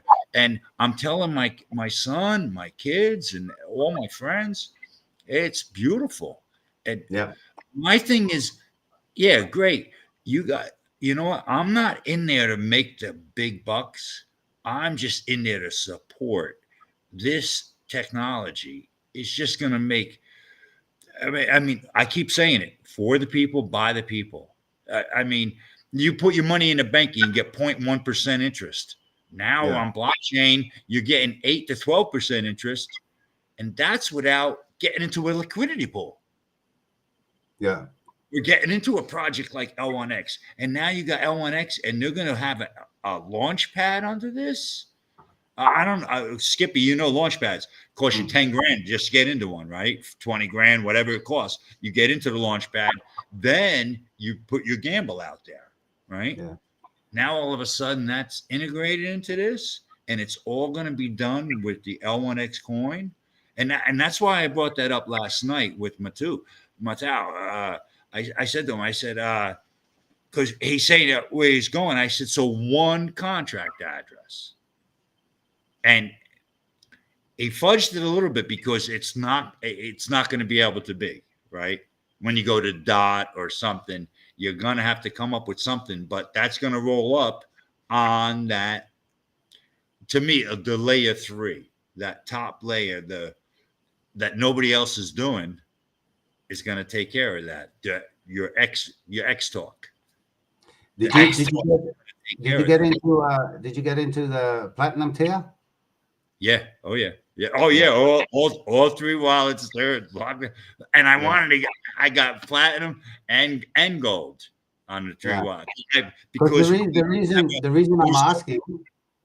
reason I'm asking, mate, because that's why I got into the platinum, is for that what you're talking about, the launchpad, the guaranteed whitelist, which is the new project that we get first go, Talk to me in about a year from now, and some of these projects come out. Right? Hey, Skippy. I'm telling you right now, it's crazy. It's crazy. And my kids are like, oh, what the heck? And I got my kids, my son, he put a couple, I don't know, maybe a couple grand into this stuff. And it's like floating at 10 grand. He's like, oh, should I take it off? No. You peel off. I had him peel off a little bit, right? A little bit. Same thing I did. Peel off a little bit. Leave it there. Now forget about it. Now house money. Ignore it. Yeah, exactly. Yeah. Take It's out house your money. nickel and ride it to the moon. He's 30 years old, dude. I'm 62. I don't know how old you are, whatever. You know what I mean? He's 30. I said, dude, if this thing rolls and away it goes, holy shit. When you're my age, you're gonna have 2 houses and an airport. I'm trying. I want to buy an airport, dude. Skippy. I'm telling all the kids. I said, we're gonna make an NFT. We'll get an airport. We'll buy an abandoned airport. We'll put houses up on the sides of it, and it'll be a running airport. And you put up you get a bunch of chickens, cows, whatever, and you put up a little gas station. You put up a gas station in the front, right? With a liquor license, and behind the gas station, you have 2,000 gallons of diesel, 1,000 gallons of gas. So everybody that lives there, that's all your family and friends. The place is halfway fenced around anyway. Call it Skippy, right? Call it Skippy's Airport. Yeah. I'm telling you right now, everybody, if you could think about it, you build a community center, built-in pool, garage. You build one of these things. Look at this thing, right? You build one of these twice the size, a lift in it. You could work on cars. You could get boats, whatever the fuck you want. Have a nice day, and you're covered. All your family and friends, and you're there, right? And this is the shit that L1X is going to be able to do for us. It should, mate. Because I compare it with the likes of like ICP and Solana, and when they first came out, they went to $200. Avalanche too. Many project first timers, they go like that. So if we go to 100, that's 1,000x, mate. I mean, I really do see $250 to $500 in the next 5 years. By 2030. Here's the thing.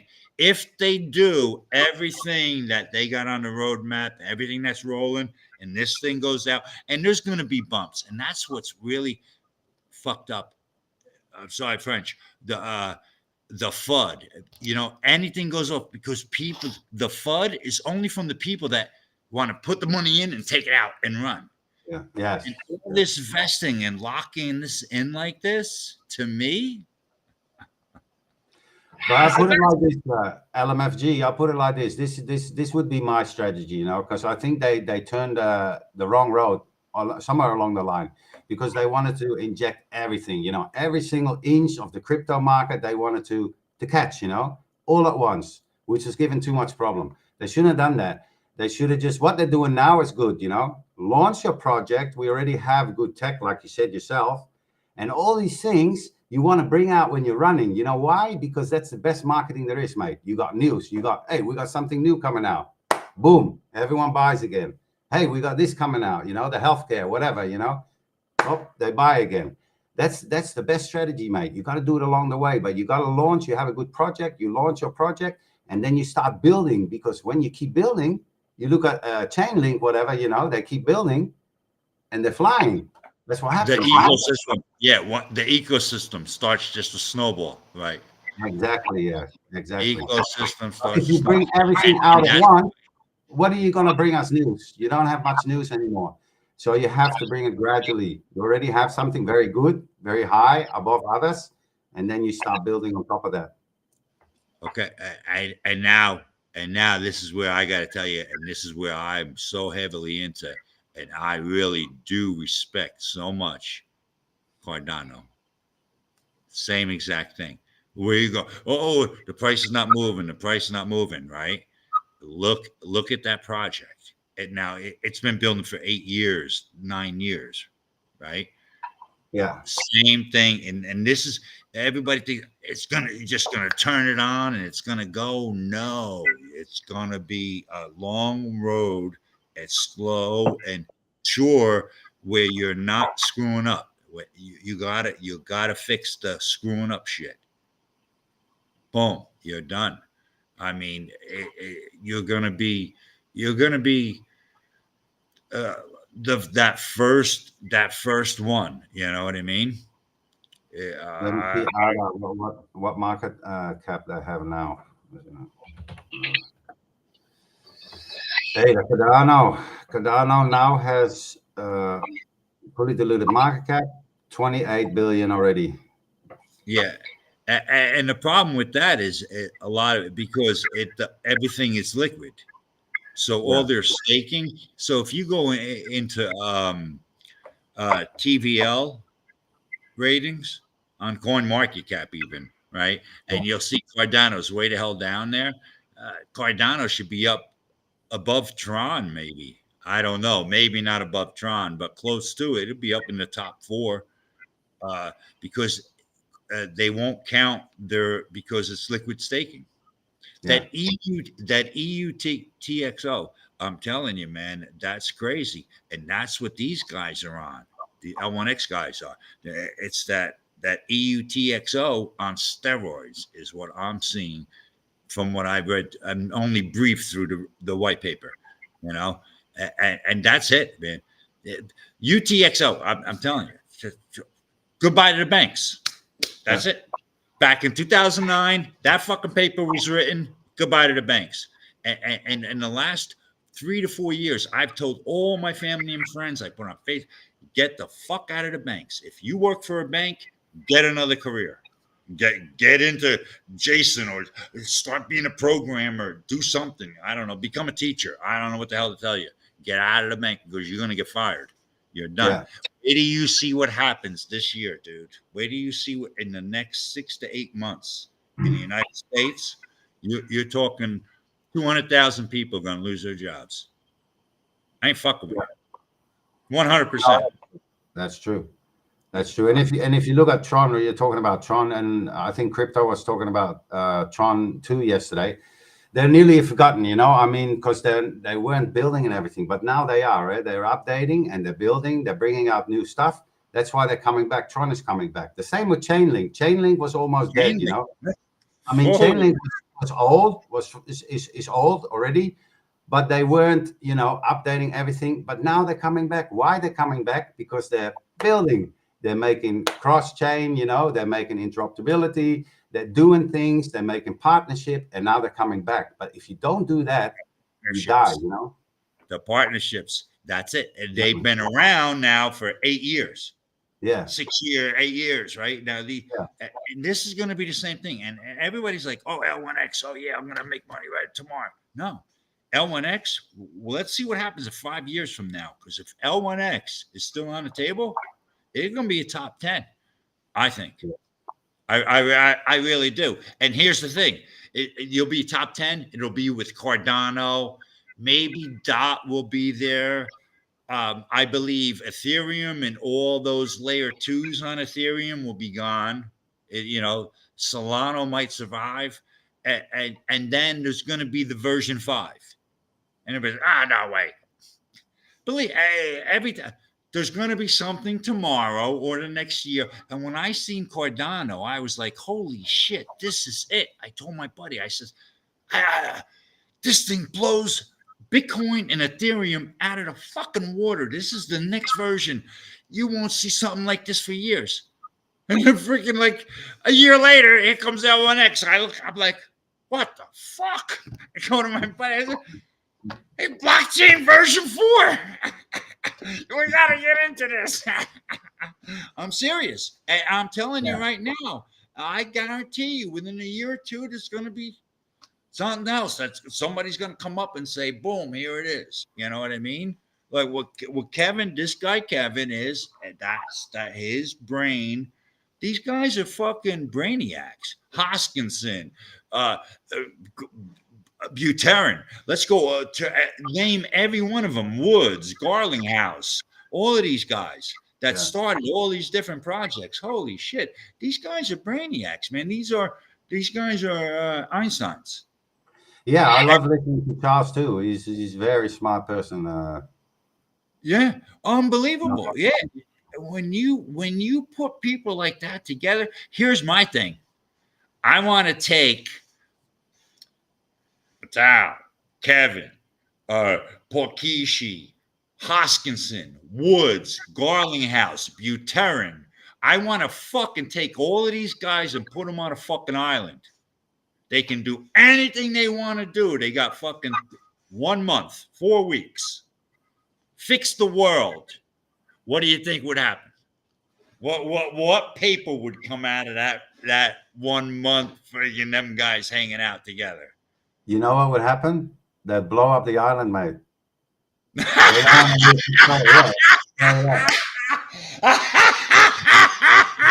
You're so fucking right, Harley. Oh, we got him!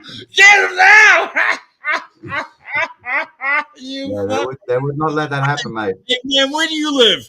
You gotta come over my house. I gotta meet you, man. I'm in the Netherlands, mate. Man, I love you, man. I love you too, mate. They'd blow that island the fuck up. Yeah, they would. They'd be on Epstein Island and they would blow it up, mate. They would blow it the fuck up. Yeah.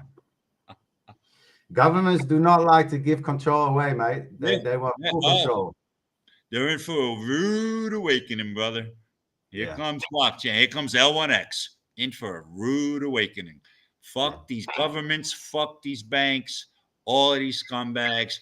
For the people, by the people. And I'm telling you, I expected this almost 10 years from now. I'm telling you, maybe in 2, 3, 4 years, it's going to be rocking. Well, everything is moving very fast now, mate. Even they are, those globalists are moving very fast. Everything is coming out in the open.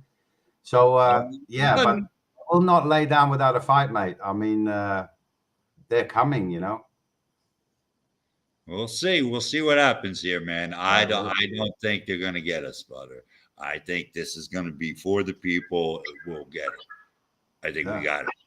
I really do. This is beautiful. And then we need a card, eh? We need a credit card, an L1X credit card. Crypto? Yeah. Can you handle that? Crypto Psycho? We can't hear you, mate. Yeah, it's mute.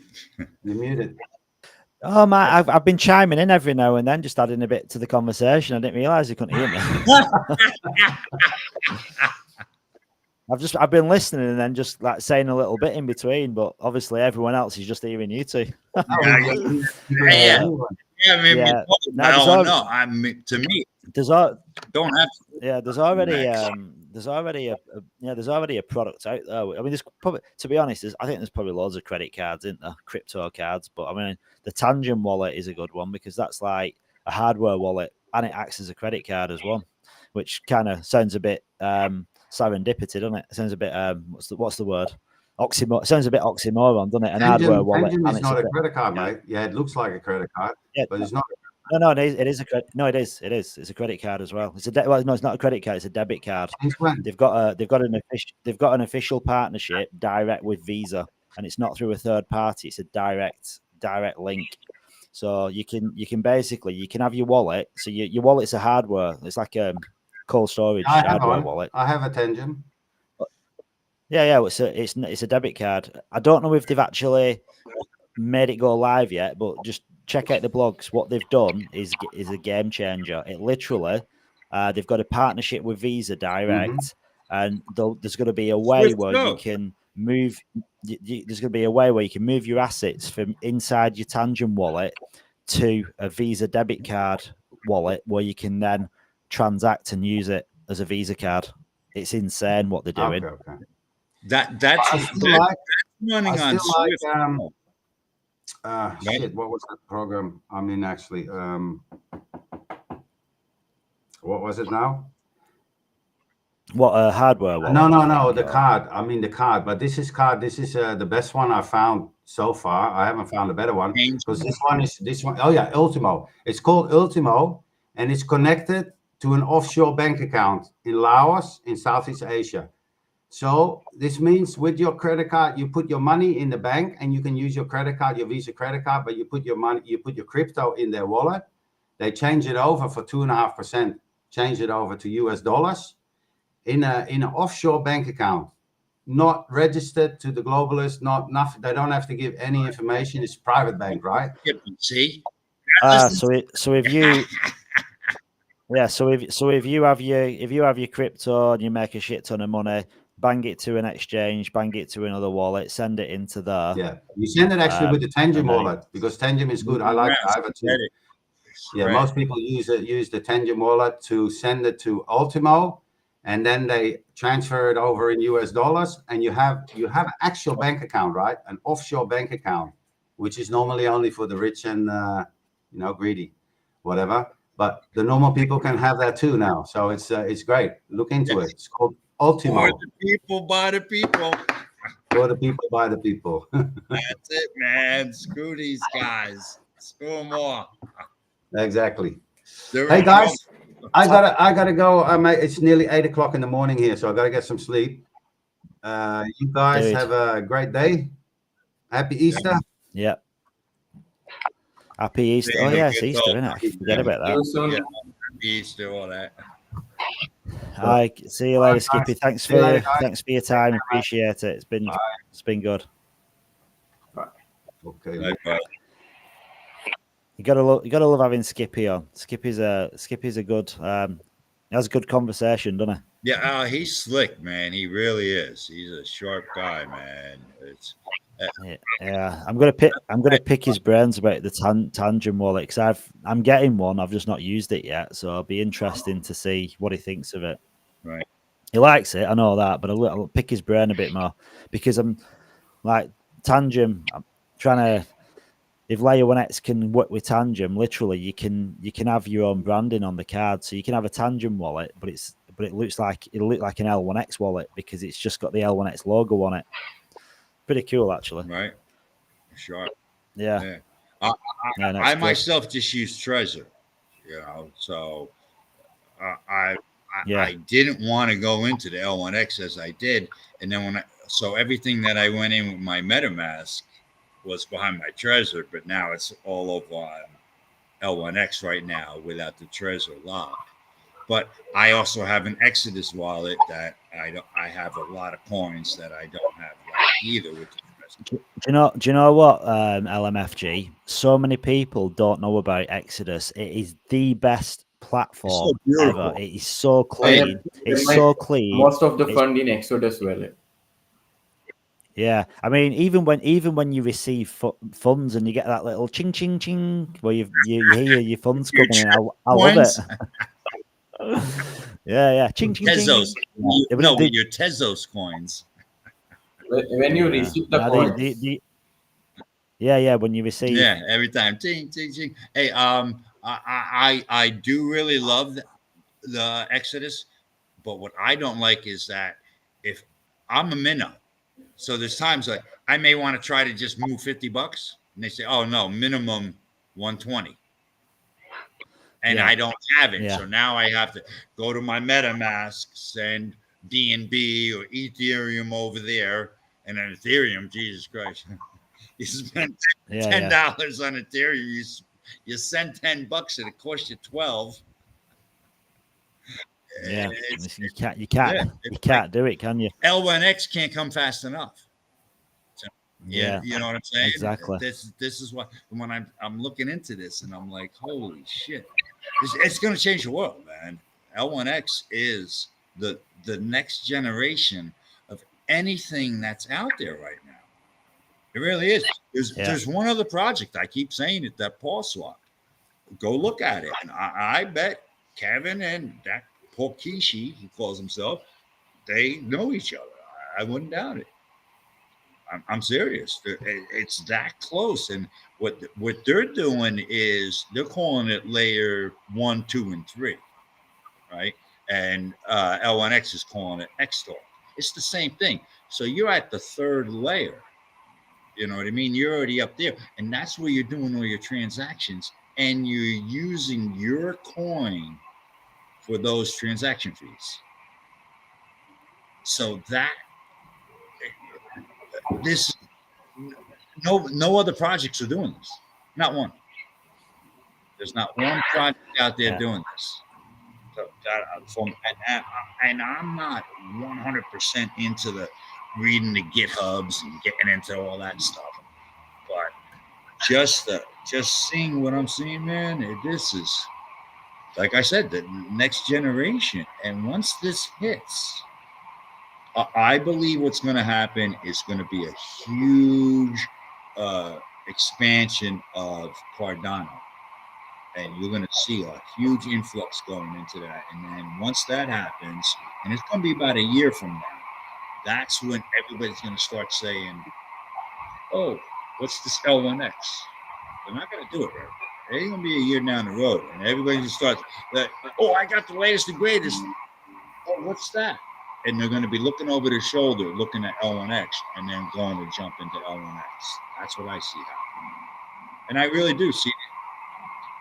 5 years from now, all the layer ones that are surviving, that are out there, I believe are going to be $250, $500. Yeah, they're certainly going to be different price brackets than what they are now, because I mean, a lot of coins, when you start looking on coin market cap, and you can kind of, people can, if you've been in the space but you've not really been degening, or you're not been kind of following much, if you look at coin market cap, a lot of coins have gone and they've done insane numbers. But if you start looking around, there's some coins what haven't done an awful lot. Like some chains haven't got the volume yet. Like if you look at Shibarium, for instance, which is Shiba Inu's chain, all the projects on that chain, none of them have seen an increase in market cap since it launched. They're all more or less floating around the same. So there'll be other chains like Shibarium as well that are the same, and it needs retail investors to come in. So there's certain chains where if you think you've come into the space and you've missed the boat, because a lot of stuff's already 10x'd. You just don't realize it because you've been in the space like a while and you don't keep track of everything. But there's certain things that haven't moved. So like there's opportunity still out there. Yeah. But even your big names, like you look at your big coins now, I reckon there's still like 3 to 5x in a lot of the top 20 projects. But you've got to be mindful of the market caps, because people throw numbers out there and you've got to look at the money. Like you look on coin market cap, if you're looking at something that's got an $100 billion market cap, like that, for that to 5x, that's a lot of new money coming in. But like your smaller ones, they're the ones that are going to go the most. Yeah, I don't believe, and I've gone in here and there, like $50, $100 to like some of these stupid coins, and I keep missing them. It's like Peppy. I could have got Peppy, and I'm like, who's gonna buy a frog? And then I would have put $50 in there. I could have walked away with $5,000. You know, it's like what? Yeah. What the hell's with these memes? Hey, you guys, we were talking about the shorts, the bearded shorts. I said, or a Norman, make a Norman, do something. Gotta get a meme going. I don't know how to do any of that stuff at all. Yeah, now to be honest, the meme coins, like they're a funny thing, memes, because like I think now they had like a, I don't know, like a scamming nature to them, but there's so many scams in crypto. But the problem is with memes, because there's so many people attracted to them. There's a lot more scams there's a lot more scams with memes, because it's like everyone's aping into them. So that's why more people get rugged, or pump and dumps what people get in early and then pump it and then sell and dump on the chart. But for community building, they're insane, because even if you look at Solana, right, you've got all these meme coins on Solana, and 90% of them are either scams or rugs, but it still builds community, and it's the same people. So you end up building this like super community where they just go from one meme to another. So when you get something that pops, you end up with a really strong, I mean, I don't like they call it a culture, but you end up with this really strong culture because it's like it's basically a combination of different communities that are all on the same chain that then come together for something like, I mean, a good example is like Slough. So Slough come out of nowhere, and like before you know it, within a couple of weeks, they were on a show with David Gockstein, and they've got like biggest names in the space, and they're all like banging on about how good Slough is. And I mean, at the end of the day, it's nothing. It's just a meme coin, and the thing that gives it value is the people that are there behind it. I mean, creating a meme. If you've got a community, you've done half the job, because it's that gives it the value. So I think this dog. I honestly think this beard with pants. I think it could really be something, because the L1X community is already behind it.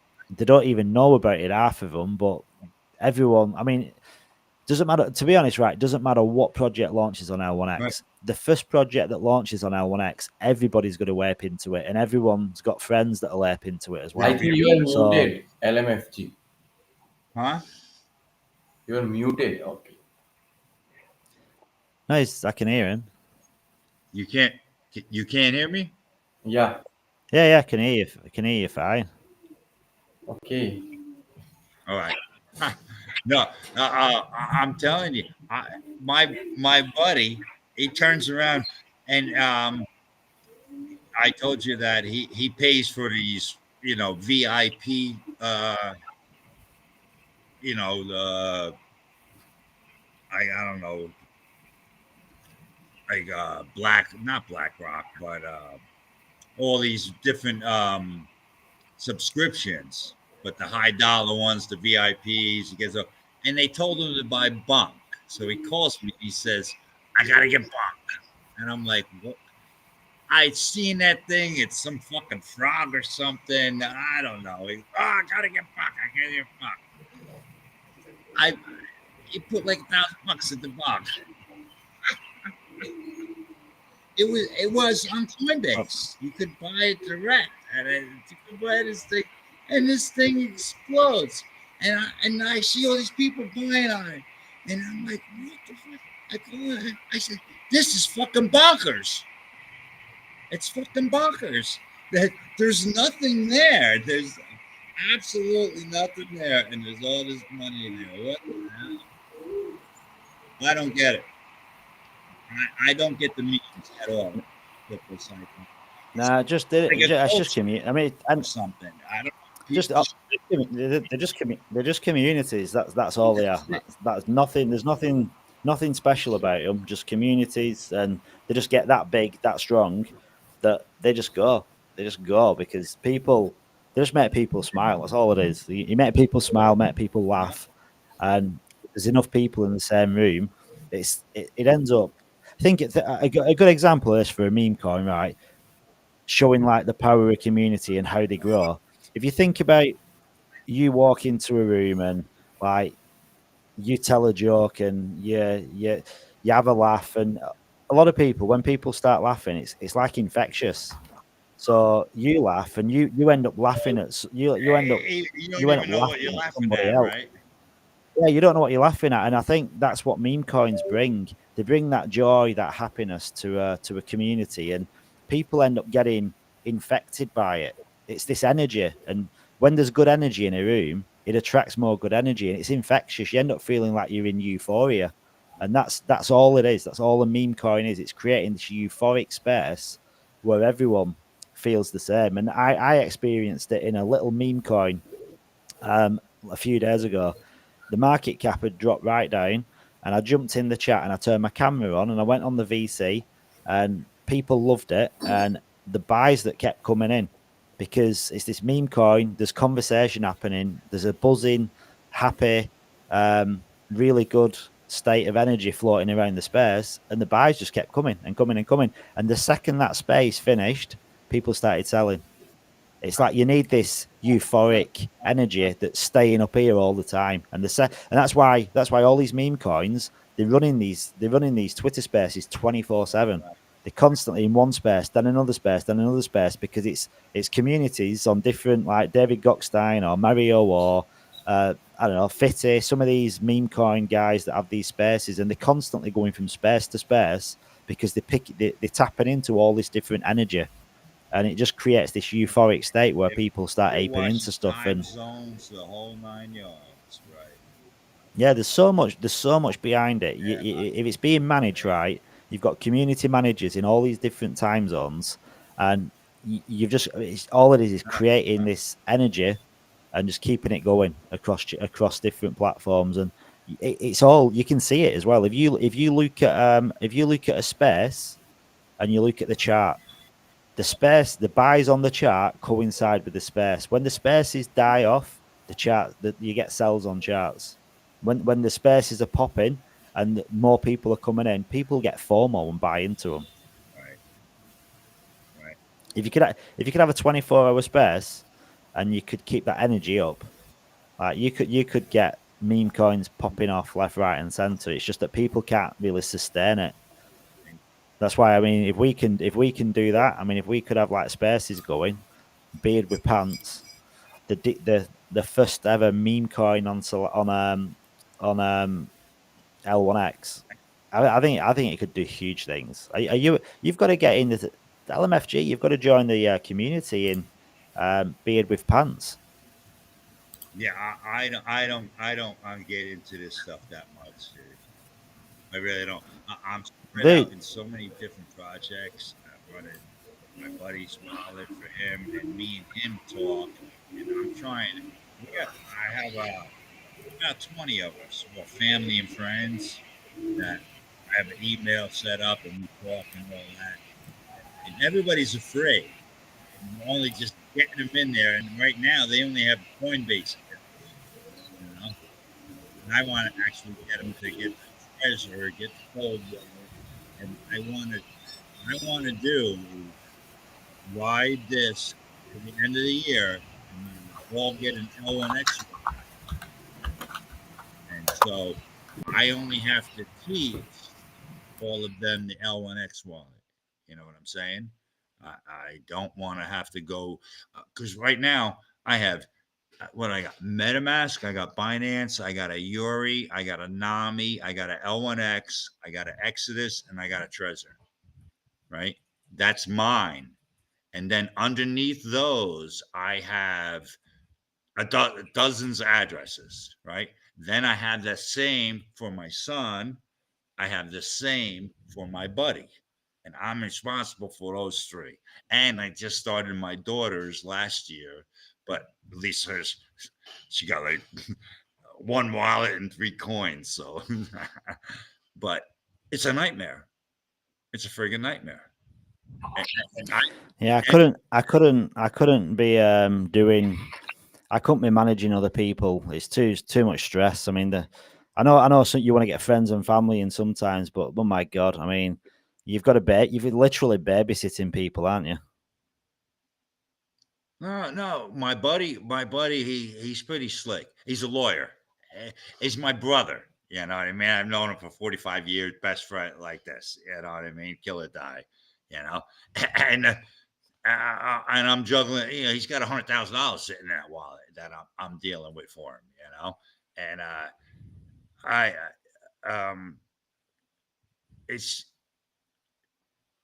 for me to try to get him into all of this stuff. He just started with Coin Market Cap, so I built those portfolio of Coin Market Cap. So I'm teaching him that. So he decides he's trying to get everybody else into this stuff. He adds sub accounts to the Coin Market Cap, screwed that all up. Then he's like, "Oh well, friggin' Albert, I just bought him all this stuff," and he's like, "Oh yeah, I just bought him like $1,000 worth of coins." And I'm like, "Ray, where?" He goes, "On Coinbase." I said, "Those aren't Apple coins. Those are your coins."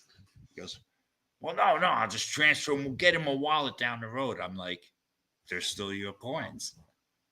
So when you send them to him, what are you going to do? You got to send them to him as a gift, or you paid him for something because of tax-wise, you know. I'm here in America. Yeah. I'm here in America, so you got taxes. It's like, and if you don't, then what's going to happen with blockchain? What would happen? So let's say he sells this thing, it goes to $1 million. He sells it. You got to pay $100,000 in taxes. Does that automatically go back to the person who bought him? That's what I Yeah, asked my buddy. I said, I don't know. You better be shields up with this shit. Yeah, taxes are a funny one, aren't they? Because you never really. I mean, in reality, when you sell a token and you've made a gain on that token, you really should you're supposed to be paying taxes on that token. But it's a weird one because yeah, most people that sell a token and buy another token, they've not really made any gains because they've put it into another token and they don't really put anything to one side with it. That's in reality that's what you should be doing. We're talking about this last night with AS Yield. Like they had like say if you've made, I don't know, you have 10 L1X and you turn that into 15 L1X. Well, when you get them 15 L1X, you should be taking 25% of that L1X, what you've gained, putting it into another wallet, probably transferring it into a stable coin, and then moving the profits into other coins if you want to sell. But who does that? Who actually does that? Right. People literally sell stuff and chuck it all into the next, and half the time they lose it.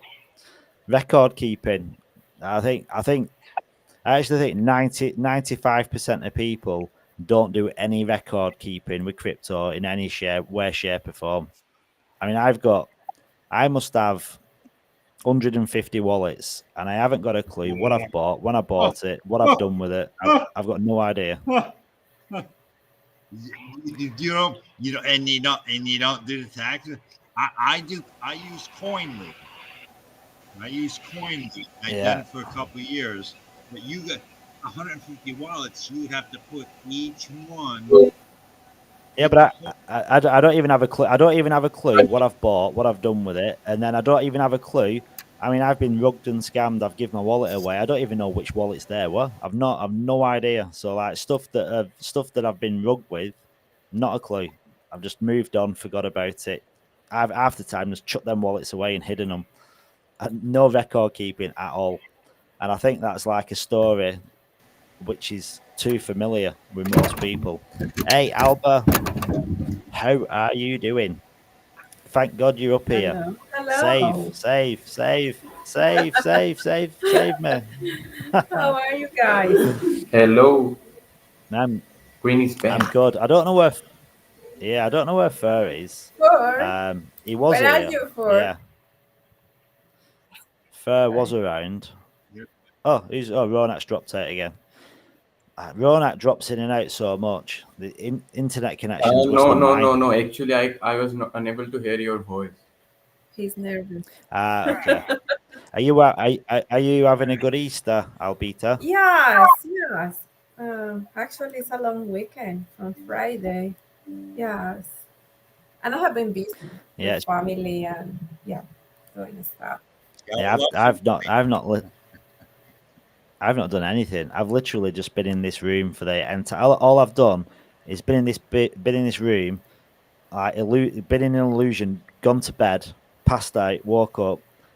The only other room I've been is the bathroom, so I can brush my teeth in that and have a wash. That's it. and then back in here. That's literally all I've done for like 3 days. Kind of looking forward to tomorrow, going out and getting some fresh air and miss. I can't miss the launch, can I? That'd just be wrong. Yes, I saw you last night. I just woke up again 2:30, and you were online, and then you were calling me like, "Oh, Albita, you want to talk?" And I say, "Oh my God, it's 2:30 in the morning." God. It was listen. It was when I actually shut at 4 o'clock in the morning. I couldn't even think straight, so I said, "I've got to go." But then I connected my Twitter Spaces to my mobile phone, and I went to bed, and I've got my phone on my bed with Twitter Spaces going, and Garrett's talking, and other people are talking, and the next thing I know, it was 10 o'clock in the morning. I literally just passed out. Yeah. I don't even remember going to sleep, so I don't know what happened to that Twitter Space. I think it just ended at some point. I don't know what time though. Yeah, but this is great. You know what you are doing with the community, and the results are just showing up. Like the results for these 3 days. Yeah. This. Yeah. Well, hopefully. Yes, and I have seen all the community really, excited about the launch and about this streaming that you have been doing, and they really excited about that, and they know jumping up just because they chime more than I, but they're listening to Yeah. you, and yeah, it's great, yeah. Yeah, I mean, a lot of people. I mean, the thing is, there's being shy, but a lot of people don't want to come on camera, do they? And they don't feel comfortable speaking either. I mean, I'm okay because I can talk to myself. Like I don't even need anyone. I don't. If no one were here, I'd still be here talking. I don't know what I'd be talking Me about, but I'd be too, talking. obviously. Dude. Mark, but have you You- been all the time like that, or it's just this is a new version of yourself, just talking?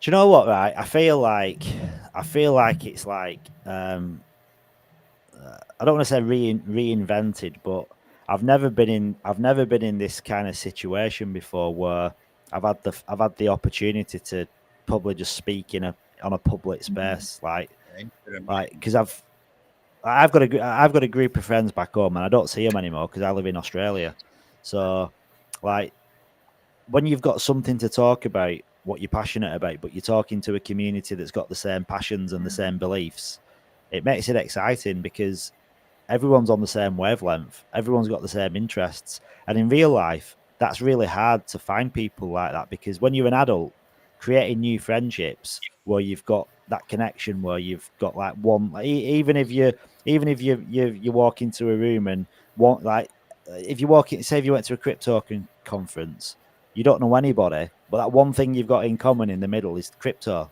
and then you find similar interests around it because you find that when people are into crypto, they've got also similar beliefs outside of crypto as well. And I think that's why there's such a strong connection when you find these communities because you've got so much in common, and then friendships just grow around it. So like when I'm speaking in like places like live in here, and people are listening in, and they're listening in because they've either got an interest in crypto or they've got an interest in L1X. So they're already interested in the conversation before they even know what the conversation's about.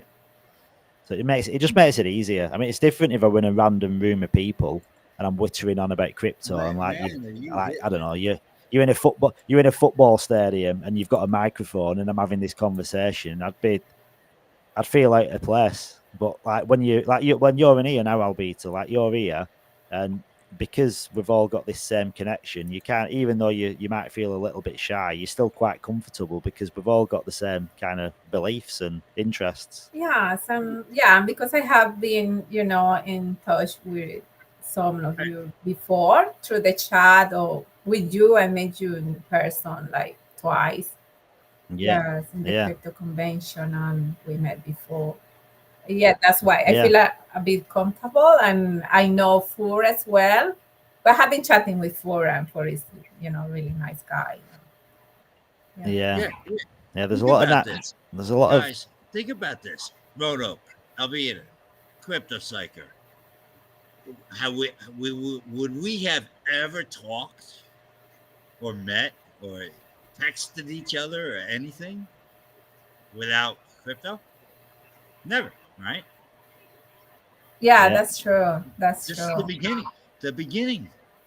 The beginning. We're gonna make it such a small world for the people, by the people. I keep saying it, and I will always say it. I'll text it. I'll just until I'm dead. I'm gonna for the people, by the people. Blockchain technology, and with a project like this, unbelievable. Like I said, this is the fourth generation. This is the next generation. Wait till you see what happens here. You guys, this is beautiful. It really is. We're being so connected. Where are you guys right now? Right now, it's 2 o'clock in the morning for me.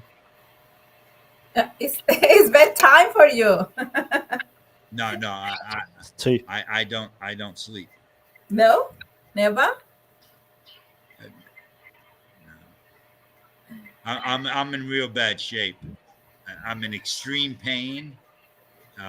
Okay. At all times because of my back.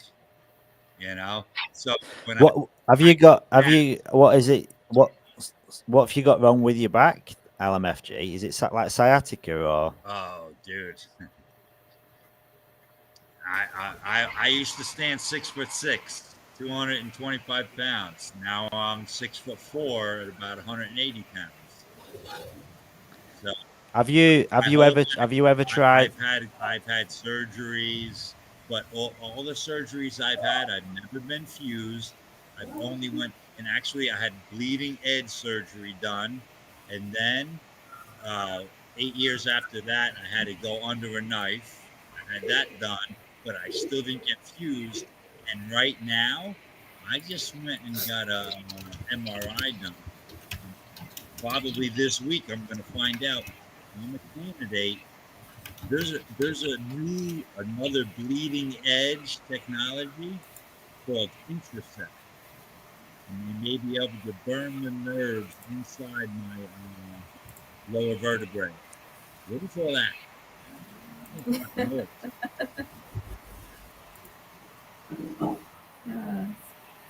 Have you ever tried an inversion table? Yes, sir. Didn't do anything. No, whoa. I can't do it. As soon as I did, everything started breaking apart in my back, my whole backbone. And then when I went to stand up, I had to go sit in bed for about 2 weeks. I couldn't move. Okay. Because everything broke. It's full arthritis. Yeah. Right. Okay. Yeah. Because I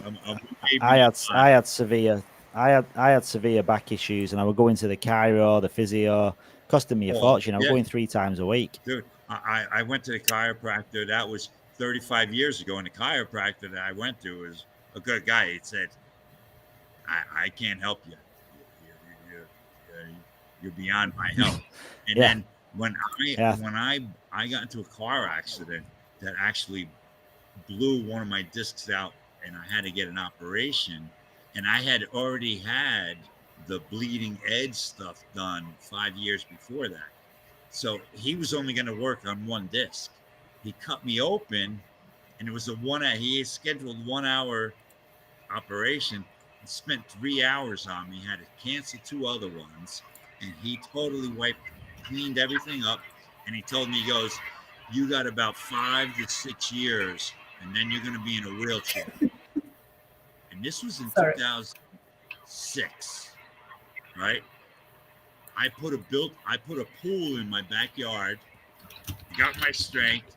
I bought that motorcycle that you see as my thing. I bought that bike. I was doing great for 2 years. And then I blew my back out again, cleaning the stove for the wife. We moved to North Carolina. She was working. I still didn't have a job. And I'm like, let me clean the stove. I'm leaning over, cleaning the stove. And I took the door off. I cleaned it. I put the door back on. And I see this spot in the corner. I'm like, And instead of taking the door back off, I leaned over to clean it. And all of a sudden, something popped in my back. My son was home. I fell on the floor. He called 911. I got him to pick me up. He picks me up. He starts walking me towards. I said, just get me to my bed. And halfway through there, it pinched me so hard, I passed out. And he dropped me on the couch. And he called 911. I woke up, and he's on the phone with 911, thinking I had a heart attack or something. And I just passed out because of the pain. It's crazy shit, man. Dude, you've got some crazy stories. How did you find out about Layer 1X, Emma? Like, what was it that got you into it from the beginning? EMP. Oh yeah. So a lot of people have come from EMP then, haven't they? Or like Dex Finance. And here's the thing: I heard AJ talk, and when I seen him, I see this guy sitting in a friggin' wheelchair, crippled, and talking the way he is. You know what it is? Nobody's understanding this, and I'll go back to when I was the big shot and hiring people, this, that. And I'm serious. I hired a rocket scientist, dude. The guy, he wanted to be a rocket scientist. He wanted to work for this place. It folded. And then I was at NASA. Everything changed. And I'm going back 30 years ago.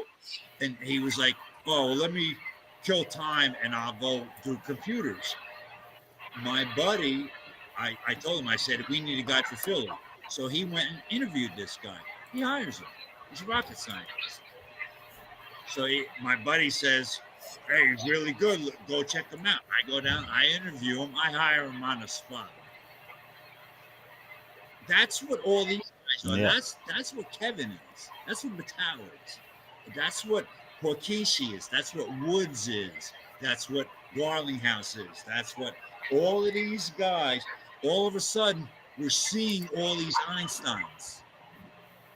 Yeah, I mean, some of them are very like, some of them can talk, some of them can't talk. Like you look at Gavin Wood, for instance, and then you look at Charles Hoskinson. Like those two can really draw like a crowd. I mean, if you look at Charles Hoskinson, he does YouTubes, and he just basically talks about random stuff, but he gets so many people in a space, and he just shuts them up as well. They just go quiet when he starts talking. Same with He's a genius.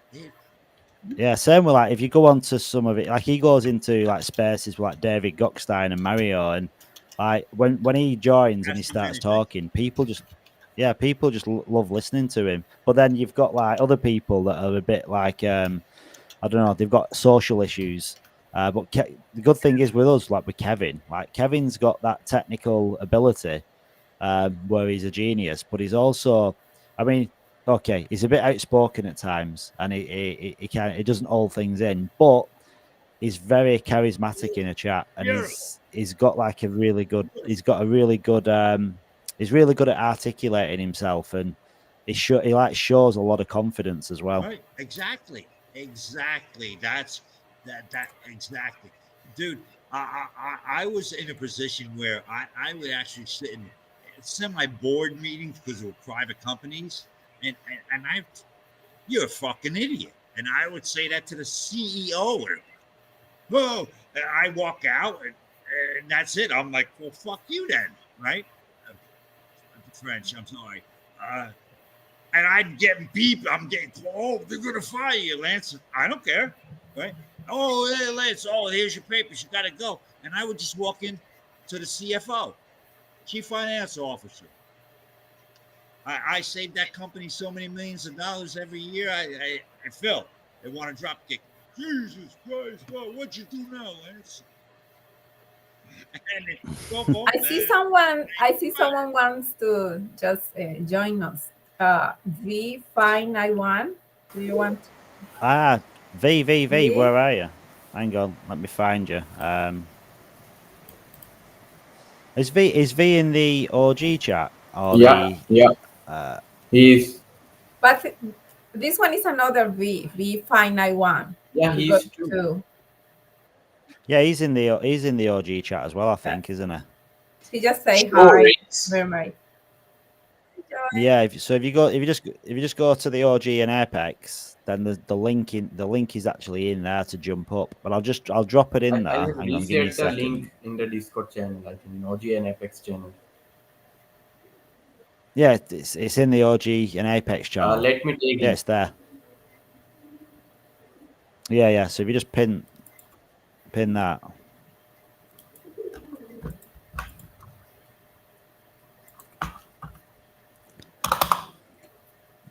V591. Joe, are you still doing the gardening?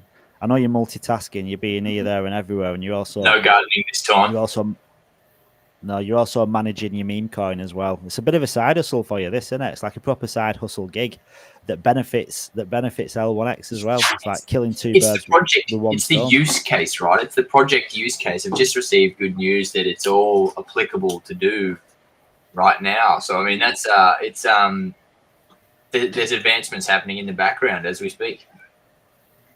Joy, I asked a question before. Sorry, I asked a question before. Like, what is the plan with the meme coin? Do you want? to chat a little bit about That is a great question. And if I could directly quote the Joker from Batman, do I look like a guy with a plan? You do. Listen, you've got a meme coin that's made after you. You've got to have a plan. Don't just put it all on me there. The guys have done an amazing job of everything, really. I just provided the beard. They've provided the shorts and a variety of other things to give a massive shout out to everybody. It's sort of been a bit all day, really, back and forth of them putting things together. It's been just so good to see, with all of the community coming together, how much can be created in terms of just pure ingenuity. So, I can't wait for everything to launch. And I don't just mean specifically, obviously, Beard with Pants, L1X, etc., but more so the whole ecosystem. If we can put this much effort and energy into a meme that we want to see just go interoperable across chain as the first of its kind, imagine when we actually have projects that need community input, that need that interoperability and everything else that L1X offers. I mean, it's unbeatable. I think we got the logo too by G. Yeah, the logo is the beard. It's on the Twitter account and it's on the Telegram account. It's a killer logo. It's magnificent. Yeah. It's I don't know if anybody saw the original pictures, but the joke was before G had made the actual logo there. It's sort of like, could you put pants on a beard? And so my daughter has obviously Barbie pants here, and I was like, I can totally recreate this right now. So yes, short answer is yes, you can get a beard into Barbie pants. So there you go. I think you need wider ones in order to recreate the same level of epicness that beard has on the logo, though. So it's a work in progress. Yeah, I've just I shared it with Kevin earlier on, so I can't wait for his response. When we get that back, and he's like, "Oh my god, he could." I think he'll see the humor in it big time. The all wit meta. I mean, it's perfect, isn't it? Like, you look at where we are now, like with all this. How many meme coins are there now that have got these, like, I don't know, dog with, cat with, hat with, beard with? What are we looking at here? What's that? Oh, we're looking. What's that? What's that? Paper. I don't know. I've no idea. It looks like customized van. SOS. Save us all. Yeah, no, it's going to be good. I mean, the thing is, like, if it's time right, and depending on like how L1X is kind of geared up for maybe the launch pad or maybe launching a project. I mean, it could be perfect timing, couldn't it? Like, because there's different tokens that are launching on L1X, but it might not happen immediately. Layer 1X. Layer 1X. Let's go. Do you know the Telegram chat for Beard with Pants has already got 37 members in it? Only 37 members. 37 is a lot of members, considering this was only an idea. I see lots of yesterday. messages there. More volatile than our Discord, I think. Beard with Pants? Yeah. Yeah, I can't see that. Is V591? Do you want to come up and speak? Or? I take you on the OG and Apex channel. I think Crypto Psycho too. Yeah, no, I'm on. Oh, I'm in the chat. I'm in there now. Yeah. Zach, it's a pleasure to have you here, brother. I've not actually seen your name in the chat before. So, are you actually new to L1X, or has he been here a while?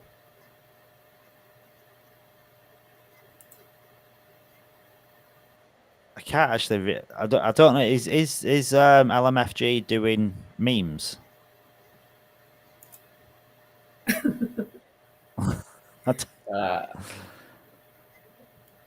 Please go on. Yeah, his mic is he's having troubles with the connection probably. Yeah. Alvita is calling Escobar. Yes, I'm calling think- him in the chat. Escobar. Escobar, yeah, Escobar, come on, dude. Right, Don't be yeah, shy. you've got a good English accent. You've got a good English accent. Get the hell up here and come have a natter. I know. Doxing Escobar like that, Yeah. letting people know he's English. Well, listen, you've got to be proud you're English, haven't you? You've got to lift the flag. You got to lift the flag. I actually thought he was like Mexican cartel. I genuinely thought he was some kind of assassin here to take us out one by one. You don't know that he's not. Maybe he's just very good at accents. Yeah, and maybe that's why he's never come on and spoken, because he, I think he had, to be honest, in all fairness, I'm sure I've spoken to him in, he has been on the Twitter space because I've spoken to him before, because when I heard him, I'm like, oh my God, you're like, not what I thought. Was that before or after you banned him? Yeah, no, that was before. This has got 3 bars on, so if you want to remove somebody, if you want to reply to somebody, you click reply, but then I blocked the guy by accident. Classic stitch up.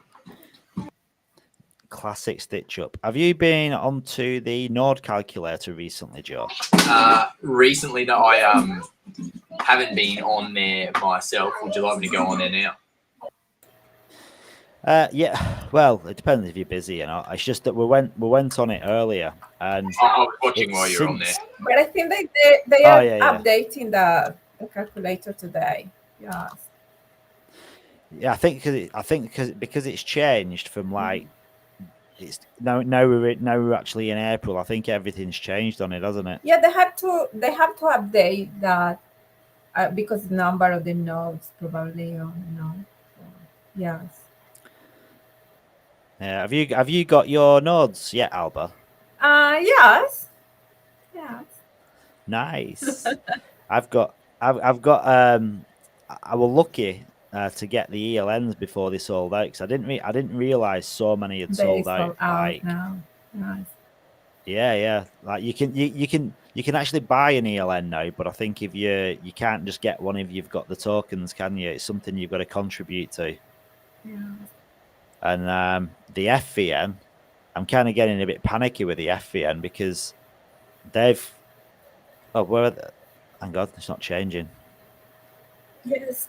Talking about nodes, I see people. I know, they sold out really fast, but I saw people that they want to run the nodes by himself in a small computer or something. But I think it's now, what can I say, safe because the internet connection or I don't know, electricity or something. But I hear Kevin, I'm not sure it was Kevin. Yeah, he was talking about that you can like lose you can lost the ability to run the node if you have this kind of mistakes. Yeah.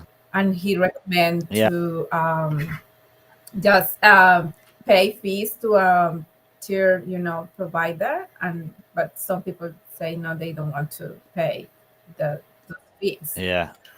But yeah, I mean, I suppose it's one of them questions like Skippy, for instance. Skippy, I think he wants to host his own node on his. I mean, he's bought a couple of computers yesterday, I think. So he wants to host because he's got like a really strong internet connection. But like I don't know, for me, I don't know about you, Albert, but like my internet connection here is so hit and miss. Like I get dropouts all the time. I'm forever going to mobile data. Like now I'm Wi-Fi, but this could drop out and I've got to connect to mobile, and it's too much of a risk. Some of that Elon. I do need some of the Elon.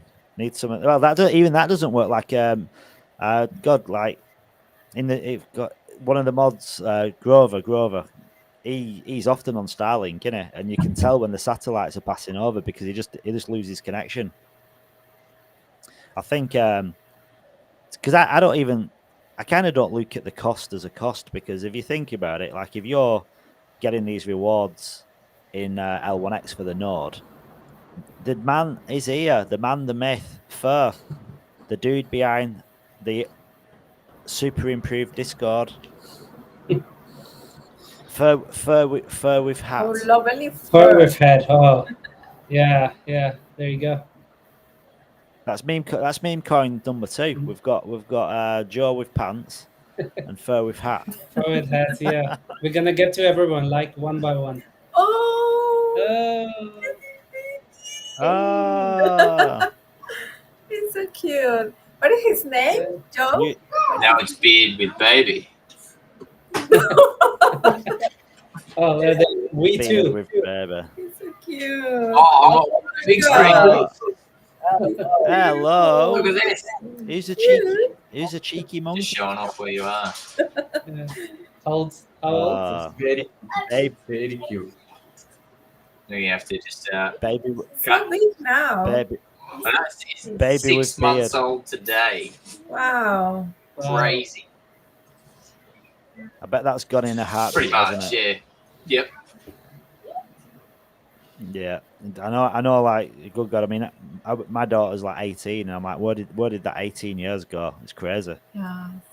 Time is an illusion, you know. It's like, yes, it's passing so fast. It's scary, isn't it? The longer you're here, the quicker it goes. I mean, I've been in Australia now for like in September. We've been here for 10 years, and it feels like yesterday. It's gone that quick. It's crazy. It's scary, isn't it? Very scary. Yeah.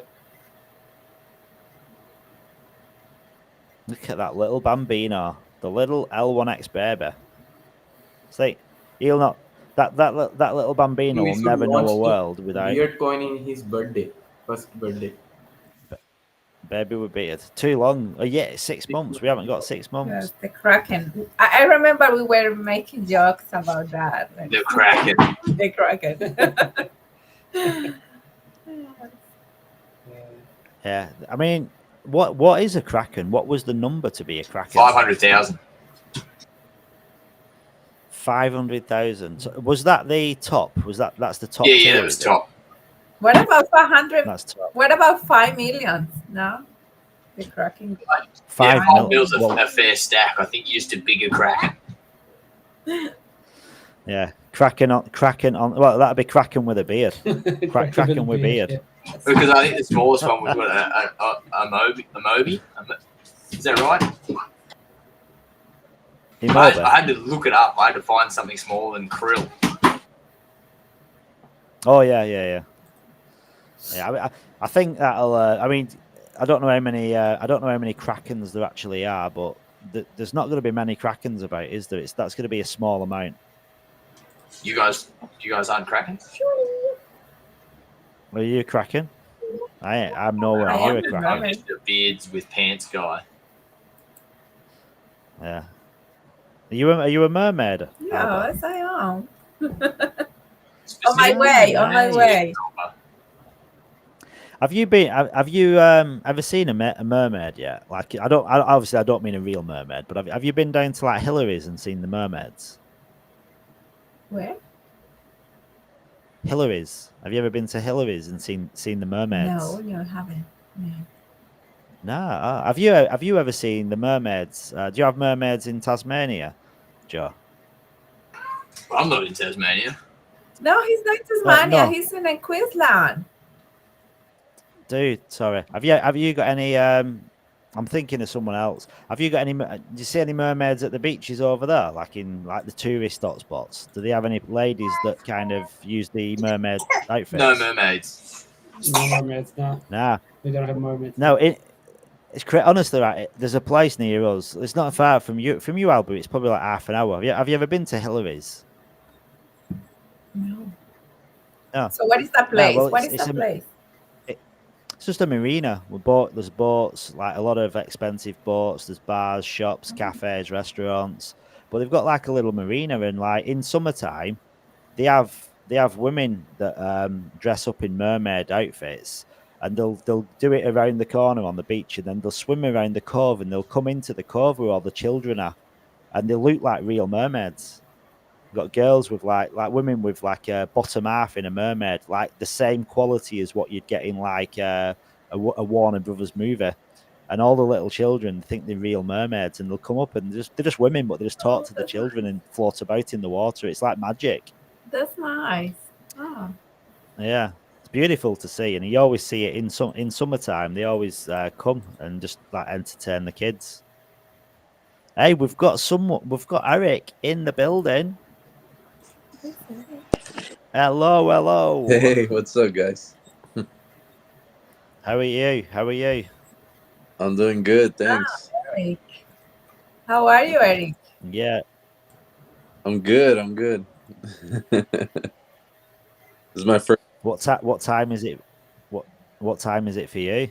It's almost midnight over here. You on the West Coast? Yeah, West Coast, California. Nice. What's your handle in the L1X Discord? I'm just an OG. Yeah. Well, are you in? My name it's Eric. It's Eric. Right, okay. No, I'm not familiar, so I'm like who's Eric? I'm trying to think. What tag? What name is this in the Discord chat? Because somebody won the giveaway yesterday, and I didn't know who it was. Because does anyone know who that person was that won? Like what the Discord handle is? Has it been announced yet? Who was the winner? TradeX. The handle for Twitter was TradeX, and you follow him on Twitter, Alba. But I don't know Let who me it was in see. Discord. TradeX. But he's not in Discord. Yeah, Trade. But you follow him on Twitter. So I couldn't find him, so I thought it might have been somebody else. So Eric, how long? What's your L1X story? Like, how did you find L1X? You know what? I found it actually through Joe Perry. Ah, yeah, the influencer. Yeah, but he actually talked about it like during the private sale. So that's how I got in. I got in through the private sale. Yeah. Nice. So you were fortunate enough to find that video then back when it was 10 cents. Yeah. So I was like, this sounds pretty cool. I saw the video of them doing the first multi-chain transaction. So I was like, oh man, this is pretty unique, you know? And so after I saw that video, I was like, I'm just gonna throw 10 grand at this. Let's see what happens. Dude, I wished I'd had that same mentality. I wished I'd have had 10 grand to throw at it. I even went to because like I'm fortunate enough to be in Perth, so I went down to the offices when they had like an event and like seeing them all and experienced it all. And I'm like, yeah, do you know what? I'm gonna throw a grand into it. And then I got FOMO, and then I put another grand into it. And in reality, I should have sold everything I had and chucked it all into it. Yeah, it's one of those projects where you look back and you're like, oh man, I think I should have done a little more. Yeah. It's funny, isn't it? Because like the thing is, like when you first find out about it, even though like from the get-go, you get that vibe, don't you, from Kevin and Matthew and Mike? It's this professional outfit. It's not just some dude in the bedroom. There's actually some substance behind it, but it takes time to like build up that kind of that confidence, doesn't it? And feeling like, oh yeah, this is something maybe I should have put more money into. Yeah, I think what's very unique is that honestly, it's been going pretty quick. I think for a layer one, I think how they got up to this point, it's not as long as I would expect. I think we're actually doing pretty good progress. Yeah.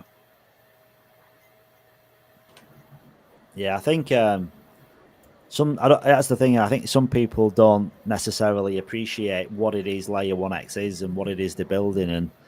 And there's plenty Like there's plenty ghost chains out there that have been building for a long time that haven't really delivered much, but they've still got insane communities and they've still got like this belief system from the communities. So like for Layer 1X to be where it is now, like having the tech out there, the swap's already been done, like having on-chain on board, Deagle Labs on board.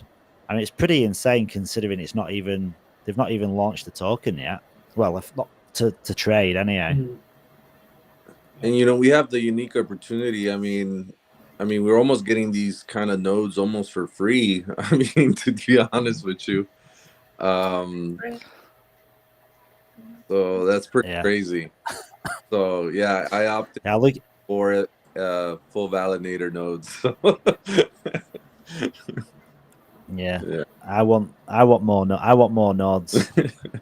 Did you get any? Have you got any usernames? Did you go down that rabbit hole as well? Starting getting aping into usernames. I'm like, right, I want this, and then I buy one, and then I get another name, and I got 3. Yeah. Nice. I got like. Yeah, I got Twitter. You got Twitter. Nice. What in case X decides to go back to Twitter again, you've got them covered. Yeah. Well, they could buy it off. Trying to get BlackRock. Yeah. Well, the thing is though, stuff like that can be very lucrative, can't it? Because like even though they're like brand names, it's like in a degen world, people don't look at it the same. You're more than likely, if someone wanted it, they just buy it. I'm like, yeah, we'll get that. Yeah. We'll go for it. Yeah, but yeah. Did you get any usernames for? Yeah, I got 2. So one for my alias, which is block in the wall, and then the other one is just for. I was thinking of getting another one, which is for my name, like Furkan, but I'm not sure about that, but we'll see. Yeah, I do want to get on it. I wanted to get some of the ones which already got taken, like people just jumped on them, like especially the social media names. I know, Eric, you just said Twitter, but I was specifically looking for like X, and I think Insta is also taken, and all those things. I was thinking, it'd be cool to have them as well, like Insta.L1X, X.L1X, and all those. Yeah, but I have Layer 1X. Yeah, I bought that. You bought Layer 1X? Yeah. Oh, cool! That's super cool. Wow. Yeah, that could have an insane volume. That could have an insane price tag. That couldn't it? Yeah. Layer 1X with the numerical, or just the one as in the word one? It's layer 1 is spelled out with X. Yeah. Cool. Yeah. So you're the OG of the names, and you've only got 3, and you've probably got 2 of the most valuable ones that could possibly exist. Yeah, the third one is just my name. Yeah, I wanted my name. Like I can't believe I got front run to my own name. Like Mark, someone already bought Mark. I'm like, damn. So then I thought I'll buy my full name, and I'm thinking I don't even want my full name. Like, who gives a damn about my full name? I've got Mark Rogers as my name because that's what's on. My full name's on the L1X app anyhow. But I thought, why did I buy that? I just basically threw $180 away. I could have put that to good use on something else. Yeah, should get Crypto Psycho. And then I got Crypto Psycho, and then I bought L1 Expert. Because I thought I'd better have that one. I've got one called, do you know Gary V, the influencer? He's quite big. Gary V's a massive gamer, American dude. He's got socials everywhere. He's active on all socials. I thought, well, if this is one of them socials that he joins, I've got his name. So I thought I'll grab his name because he's like a multi-millionaire. So I grabbed his name. I got Uber. So I thought Uber might be a good one. It's a good one. I also got I got a really good one. I got ID. ID.L1X. So I thought that would be a pretty cool one because it's I kind of think sometimes the shorter the better as well. Yeah. Unless you get a really good one. I mean, like Twitter to me. I mean, that's going to have value. And Layer 1X, come on, someone's. I can imagine Kevin buying that. Totally. Yeah. Oh, I hope Elon buys it off me. Yeah. I wonder who got Elon, because I bet that went pretty quick as well. Yeah, didn't it? Yeah. Elon. Because like Elon or or X. I mean, I wonder who got X. That's pretty exclusive, isn't it? X. Yeah, I think it was snapped up pretty quickly, like within seconds. So yeah, I mean, I got 10 in total, but strangely, I can't actually remember all the ones that I've bought. Because I started off with like a few, and I just kept getting 4 more, and then I got to 10, and I'm like, I've got to stop now. But then I mean, I don't know about you, but I mean, I've got like a list what I want now because I want the free ones. So I've got lists of names that have not been taken yet, but I'm like getting anxious because I think, well, people can still buy them, so they gotta go, aren't they, at some point, unless you're really lucky. They said they're gonna give rewards too, right, for holding these or... Yeah. Well, they've got like basically your profit sharing, if you will. Like you're like a shareholder because like the L1X app itself it's owned by the NFT holders. So the transaction fees what are generated within the L1X app are going to be like eventually the 1 million holders that hold all the NFTs. So I mean, it sounds like a massive number, 1 million, but then I think if you think about the volume that's going to go through the L1X app, it's going to be quite significant. So I think because Matthew did say, he said the actual NFTs themselves, they're going to be very lucrative too. So when he says that, you kind of like listen because he said that about we're going to get the bonus NFTs too for vesting. Yeah, I don't know. Do you know anything more about the rewards on the NFT usernames for more than what I've just said, or? No. All I know is like exactly what you said. Like you have ownership, so that therefore you have governance rights. You get rewards as a share of obviously the L1X app, whatever revenue it's going to generate, and then I believe you also get like part of the activity fees as well. So they are, and I mean, if you look at the total picture, you have a lot of power with the NFTs to like not the node NFTs, but also the username NFTs too.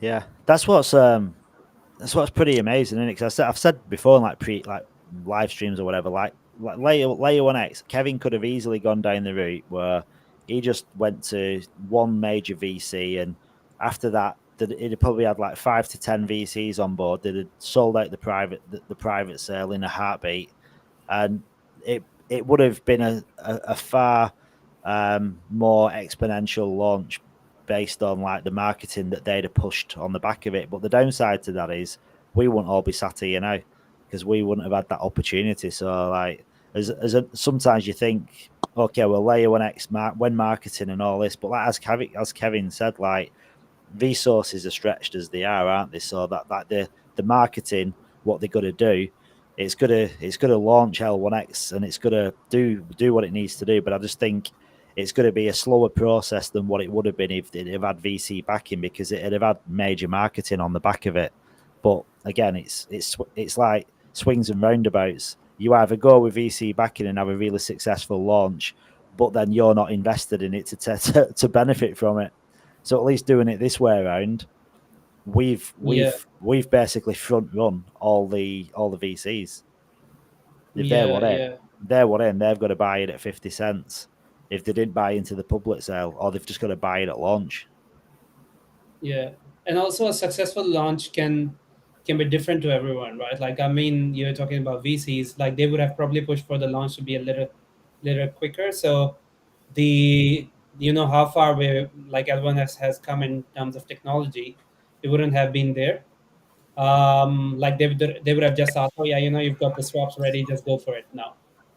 So I guess, yeah, in that sense, to Eric's point as well, yeah, I guess that not having that VC funding has allowed it to for the team to develop it a bit further at a quicker pace too. Because with VCs comes a lot of complexities and stuff. So yeah, I guess it's I was saying that on I guess day one as well, that I think longer term, like we'd obviously see it all playing out a little bit longer, but I mean in long term, I guess it would benefit everyone because it's more suited to be more decentralized than probably any other chains we've seen. Even with the the node NFTs and everything as well, like 0.12% ownership per node, that's a huge deal. And imagine you being one of the first node holders. That's that's phenomenal.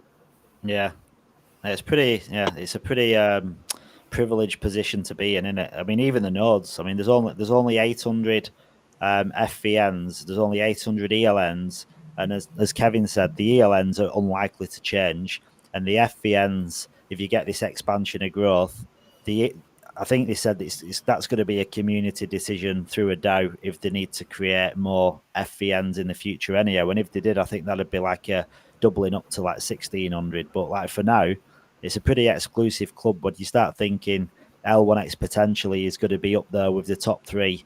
800 is a very, very small number in it to be benefiting from all these rewards what are going to come in from owning a node. Yeah. And I do recall Kevin saying as well, like we do think that obviously 800 is a big number, but if obviously works out, everything works out the way it's intended to work out. I mean, soon enough, you're gonna need more. Yeah. I think we need more now. Yeah, they sold out in 3 days. Has been 3 days. Yeah, I mean, I were kind of waiting. I'm like, what's going on? Like, because I'm like, I wanted an FVN, but then the way it all works, you've got to have the it's basically what you've purchased in the private sale and the public sale to get access to the nodes. And I'm like, well, I've only got X amount of tokens, so I better start getting some of them ready now. Otherwise, I'm going to miss out. And I'm glad I did because, like, I think when I bought the ELNs, there were like 15 left. So I mean, I've not got the FVN. I didn't have enough for in the wallet at the time, so we'll see. I might get one of them at some point. Skippy did offer one, but I don't want to take him up on that offer. I just feel like it was under duress. He was probably a little bit, well, not under duress, but he was probably feeling a bit too generous. So I'm like, Skippy, I don't want the FVN. You keep it. Unless I send him some tokens for some coins for it when I've got access to the 25,000, and you can move them from wallet to wallet. Yeah. Well, Skippy might have to buy another laptop then, adding to the 16th laptop he's gonna buy. Yeah. What do you think? What do you feel about hosting, Eric? Are you gonna think about like hosting your own on a laptop or a computer, or like maybe using one of these data centers? I am gonna use a data center because I have 4 FVNs, so I think I'd rather just give that responsibility to someone else. Yeah. Yeah. And I travel a lot, so if it comes down, then I'll be screwed. Yeah, it's a big responsibility though, isn't it? Because when you actually look at how the rewards are going to play out, and even if you put like really low numbers in and you say, right, okay, well, maybe it's only ever going to be $5, which I don't think anyone believes that for a minute, but like working on a $5 price range, that's still a big chunk of money for an FVN, and it's actually an income, isn't it? It's like a passive income that could replace your own income to a degree, especially as L1X starts going up. So you don't want to be losing out on people staking against your node because your PC died or your internet went down. Yeah, exactly. So sometimes you could have a shortage of power. Probably your internet provider is upgrading something and your internet goes down. So it's I think there's just too many things that could go wrong if you're hosting it at home. Yeah. Well, you could go down the VPS route as well, but I mean, that wouldn't really be a very decentralized way of doing it, because you're essentially putting your node somewhere else, right? So, but it's another option. Like I know a lot of people. I know one of the community members, Dharmavir, if you guys remember him, he was saying that internet is pretty bad in India, right? So there's a lot of downtime. But I think, yeah, for those guys, like definitely VPS is the way to go, because they do want to host. But I mean, the best way to do it is obviously on your personal machine that's running 24/7. Yeah, and yeah, it's quite tough. And I guess Mark, you would agree with me. Like you can't trust NBN with that. Honestly, nah, I wouldn't trust internet. I mean, honestly, right, in where I live, the electricity, we must have power cuts I'd say every 2 weeks to a month, and we could have a power cut for like 3 to 5 hours at a time. It's ridiculous. So that the internet, like there's always outages. So I'd be more comfortable like having it on a mobile or something, and having my mobile phone connection doing it instead. Yeah, definitely not. I'm just gonna use like a data center, and I think Mike was talking, and he was having conversations with different like companies, if you will, to possibly not provide the service, but provide a price, like a good price for people. Because like right now, if you're going to approach a data center for one node or 4 nodes or whatever, like you're not really going to negotiate the best possible price. But I think if like say for instance L1X said, right, okay, well we've got 1,600 nodes for our community, like if they come to you, could they get like such a deal? And it's not even centralized when you use a data center to a degree, because these data centers, they're not all in one location anyhow. I mean, look at Amazon AWS, they're all over the world. They're not True. you're not just going to one data center. They've got them in different countries for probably reasons for like power outages or major events. It's mainly that. Yeah, they obviously want to keep their uptime. I mean, that's one of the things they sell up front, right? Like, why would anyone want to go to a VPS if it's down all the time? So yeah, that's the thing. There's one that I sent you in a DM as well. I guess one of the community members picked it up. L1X Emperor, Contabo. It's called Contabo.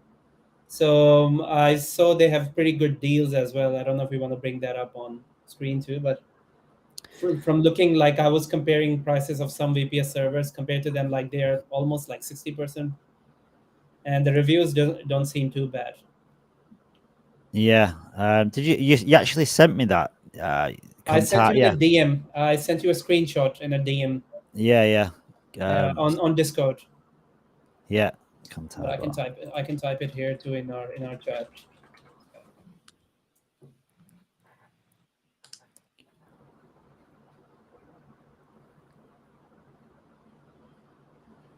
There we go. Do you know one thing I forgot to do as well? When I joined the space this morning, when I turned it on, I started doing the tweet for the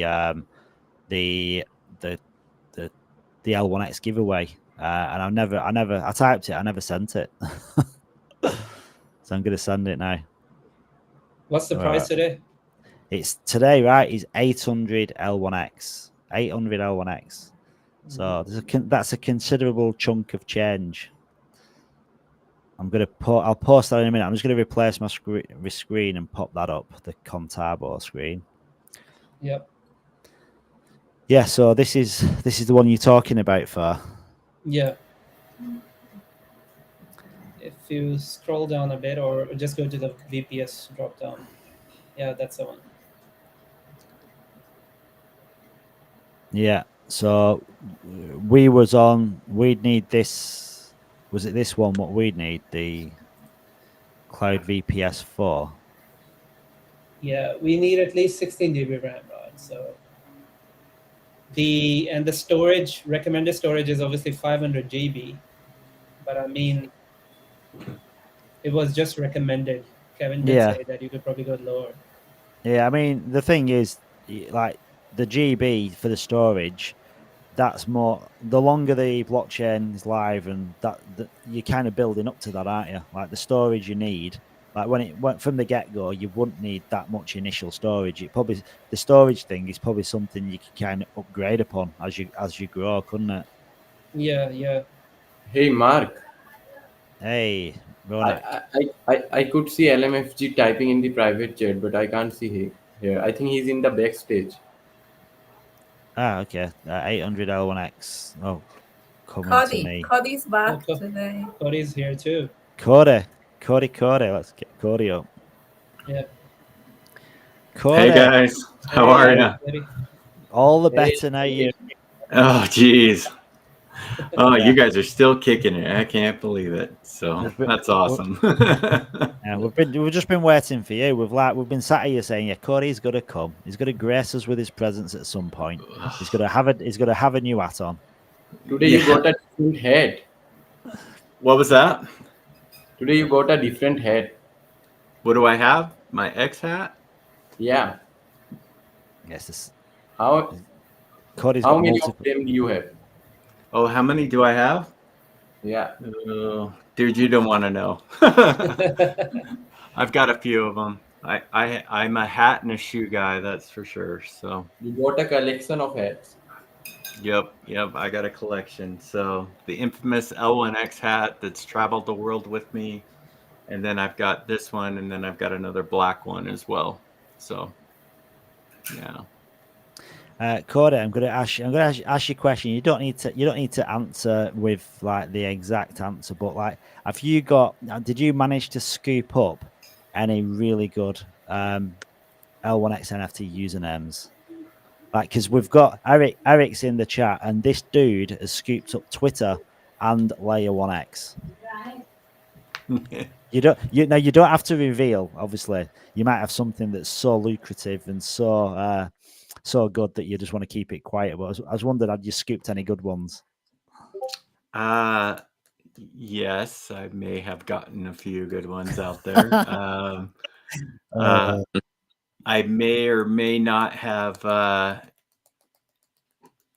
picked up a few past client usernames, but I can tell you I got Cryptonaut 22. Got to represent there for sure. So definitely got that one secured. Yeah, I got Crypto Psycho. You've got to buy your social media tag, haven't you? That's just a given. Yep. It's all part of your branding, right? So yeah. So Eric's got Twitter, and you've got the rest of them covered, possibly. Oh no. The one you should really ask is Machu. Rumor has it he's bought a few of them. So yeah. I'm trying to think. I was looking and I'm thinking, when this switch went live, when it all went on and went live, I'm thinking there's some names out there, and because I know, I mean, for me, the first thing I looked at was X, because obviously it's one single letter, and I'm thinking X.L1X. That is probably the single most valuable. I mean, I can't think of any other, but I reckon that's probably the single most valuable one. And then you've got Eric's Twitter as well. So if X doesn't work out and they want to go back to Twitter, X has got that side covered too. Nice. Yeah, it'll be interesting to see how those play out here in the next year or so.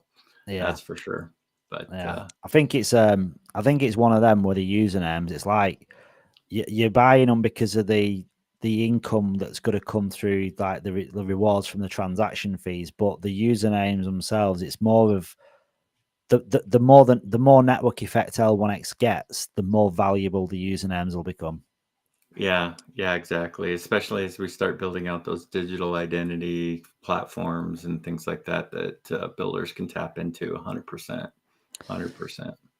Yeah. So, how's your Easter weekend going, Cody? Is it family time or is it L1X? Is it L1X grind time? I had a whole bunch of family over for dinner and with all the cousins and stuff, but unfortunately, I was glued to this seat on calls with L1X.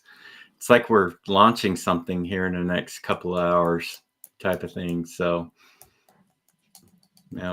so it was all spent on that. Yeah, it's funny, isn't it? Because I think because L1X has been like in most people have probably been here from the beginning or early 2023, like March, April time, and like it's kind of we've been here for that long. It's been such a long journey. It kind of feels a bit surreal that we're going to be launching tomorrow. Yeah, it's kind of crazy, isn't it? But definitely exciting. It's like Christmas morning. Yeah, it is. This is my Christmas morning. I'm like, yeah.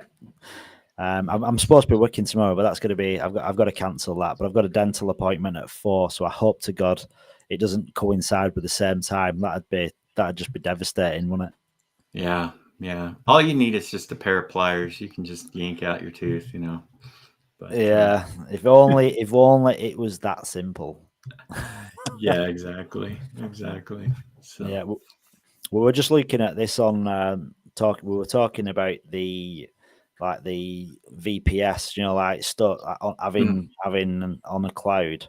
Like, what's your thoughts on like hosting nodes, like doing it individually on the computer or like using some kind of like data center cloud VPS?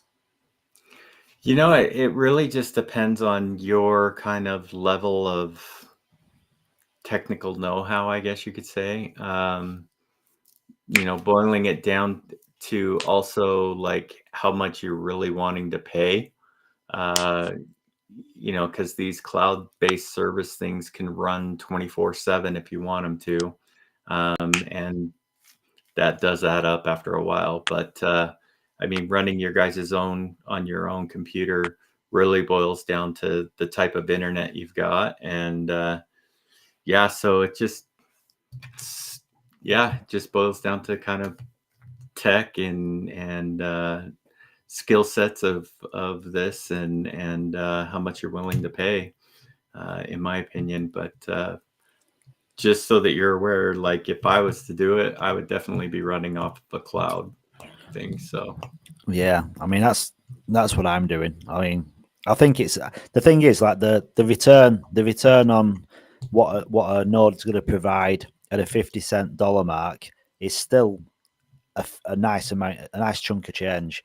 But as it grows, that becomes a serious income. And if you want to make sure that income is 100% guaranteed, you've got to have the most reliable provider, haven't you? Really, if that gets to a point where it's bringing in tens of thousands of dollars every month, you're going to be paying whatever it takes to have maximum uptime.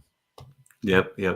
I was just listening to a podcast earlier today, and they were talking about how they had bought a full node on Solana, and it cost them like 265 grand, and they bought it during the bull run, and shortly after that we went into the bear market and it just went downhill for them, and so they were definitely sweating. And then all of a sudden with this, over the last couple of weeks, it's been a really good uptick for them. They're really excited that they bought it, that's for sure, especially with all these meme coins that are launching on Sol right now. So yeah, pretty lucrative, huh? I think on Ethereum you need 32 Ethereum for a node, I think. Yeah. That's pretty expensive.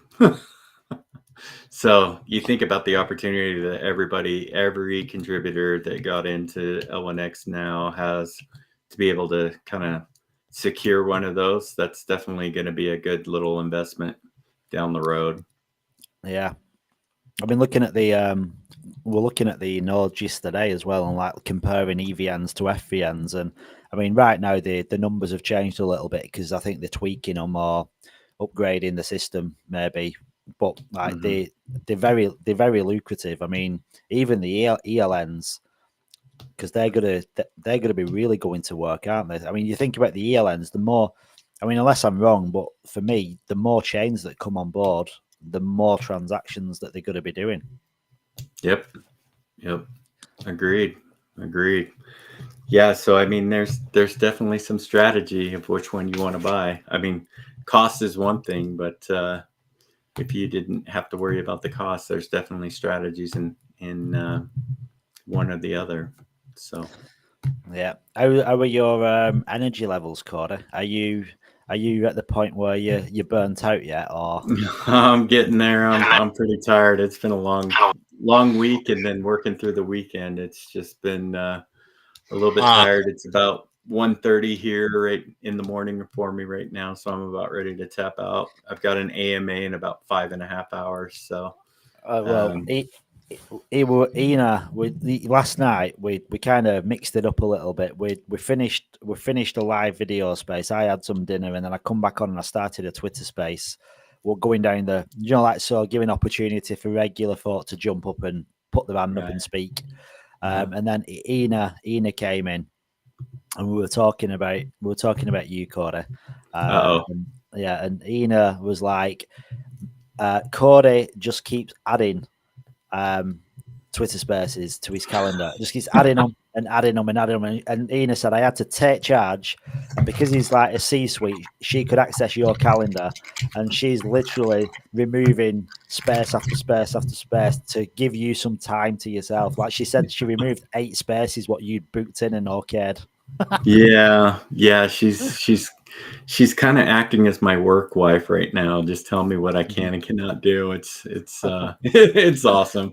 Yeah, she's definitely keeping a good eye on my health, that's for sure. But I don't know. These AMAs have been great to get out there and really showcase what we can do.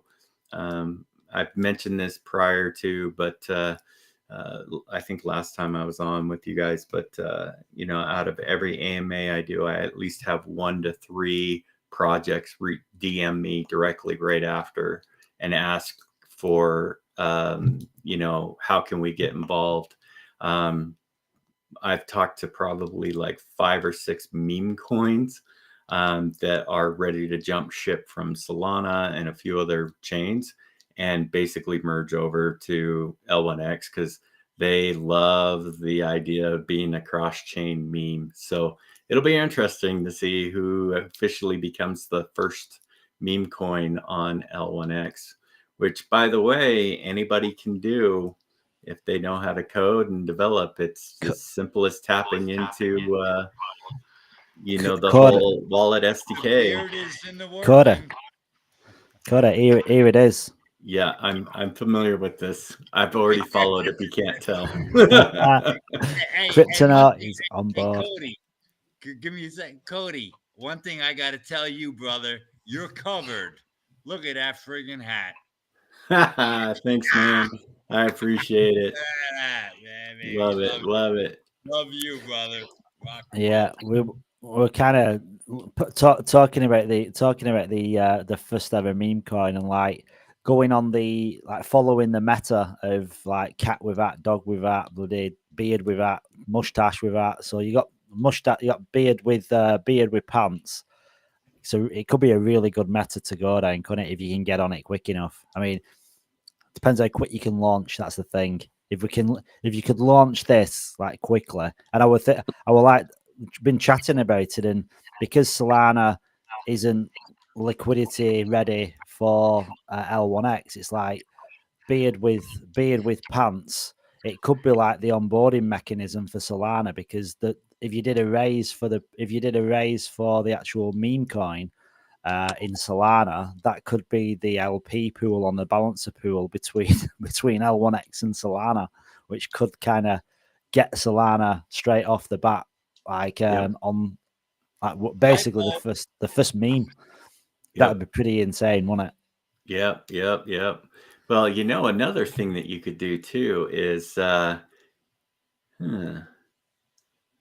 you could tap into the balancer pool, have single stake assets, stablecoin asset or blue chip asset to ape in with, have that go directly into the balancer pool, take that receipt token and wrap it with the meme coin to give it instant utility as a reward token so that you'll earn L1X rewards.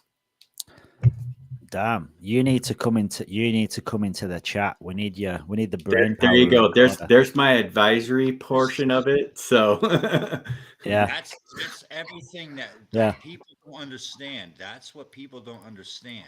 What you just said, Cody. And it's so hard to grasp, to bring people in and say, "Oh, it's going to do this." They're like, "Huh?"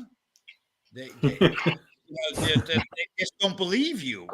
All my family and friends. I'm having a hard time trying. And I'm telling you, once the light bulb goes on with their heads, holy shit. Oh, 100%. I hope they get in before everything explodes. That's all I can say. Agreed. I'm going to have to go back to this timestamp. I don't know, 3 hours 20 minutes. So go back to about 3 hours 15 minutes and snippet this little bit of alpha that you've got, so we can work out how that happens and get it going quick. Because I mean, this is another thing as well, Cody. Like what we were kind of talking about. If you think about it, right, L1X is launching at a 22 million market cap. Imagine, right, if you could launch, it doesn't have to be a meme coin, it could be any coin, but if you can launch a meme coin that launches pretty much exactly the same time as L1X, the growth of L1X fuels the growth of the meme coin. But people will see the meme coin pumping and they'll be aping into the meme coin because it's pumping, but then that'll, at the same time, you're buying L1X because you're buying the meme coin on L1X. So the two would literally be fighting each other because they'd be pumping each other. Yeah. Yeah. The meme coin would basically be riding the wave of L1X and vice versa. I'm gonna leave it to you, DGen guys, and I'll just walk away. You guys sound like you already have it. So yeah, do you know what? I'll be getting a DM later, and it'll be like, right, that advice is going to cost you 1%. Yeah, 2%. So don't worry. That's beautiful. That intricacy is beautiful. That's great. We hear that, you know what I mean? And that's beautiful because, like I said, it's hard to understand. And then when we hear you, right, you get into this crypto cycle, you're an animal. I'm telling you, this is so amazing what you're doing here with this. I'm understanding everything, you know? Cody is the king. The king. Yeah. No, and you bringing it all together like this, man. You guys, the whole thing, the whole community is just off the wall, and no technology that's out there today. Yeah. It's definitely a team and a community collaboration. That's for sure. So yeah. Is everybody ready for tomorrow? Like, is it like all in the works or? Yeah, I mean that's why I was on the phone all day today. Just a lot of last minute little things here and there that need to be taken care of and addressed and planned for and everything. But we're still going. So yeah. Now Matthew said he's going to pop in at some point. Well, I think, to be honest, I think he was going to jump in this. I think it was going to jump in this morning. But like I run the Twitter space, and it was like 4 o'clock. I think I had to go to bed at 4 o'clock in the morning, and then I took my phone with me, and I ended up passing out and woke up at like 10. And then Matthew, I think, would have jumped in earlier, but it hadn't even started then. So it literally started after that. So yeah, I'm expecting probably Matthew to jump in at some point. Him and Mike are still going strong on a call that I told him I had to leave. I was supposed to tap out and go to bed about 30 minutes ago. But I saw you guys and I was just like, I got to stop in and say hi to the fam. So, thanks. Good man, Cody. Good man. Yeah, thanks for jumping in. But yeah, you get to bed, dude. It's late for you, and I presume you've probably got an early morning. Yeah, I got to be up by 7. So hey, if you guys are up, still going at it, there's going to be a great AMA tomorrow with Digga Labs, Elderun, and L1X tomorrow. So about 5.5 hours from now. So So that right, okay. So I was looking at that and I didn't really get the times. And we're thinking that was going to be after, like during the day after the 9 o'clock, like mainnet, well, the launch kind of party thing. But it's before. It's before. So that's tonight. Yeah, for us. it's tonight for you guys in Australia. It's way early morning for us in the US. Yeah. So. Yeah. No rest for the wicked, eh? No rest for the wicked. Exactly. So, well, if you guys are still going at it strong tomorrow, afterwards, I'll pop in for another kind of check in and see if you got anything going on that you want to talk about. We'll go from there. Cool. How about that? No worries. Thank you, Cody. All right. Thanks, guys. We don't need no sleep. Have a good sleep, man. Cheers, Cody. Have a good one. Have a good Hey, sleep. you guys too. Good night. Rest well. Yeah.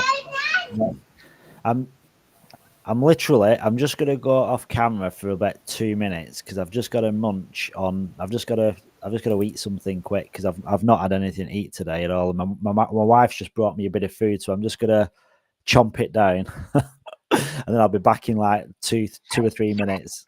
That's love, brother. Yeah. No, that is. She's a good one. She looks after me. So I'll not be more than like 3 minutes anyhow. Take your time to eat, man. No rush. Yeah. No, it's all right. Yeah.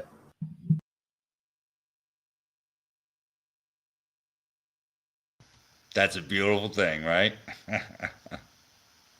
It certainly is very beautiful. Yeah.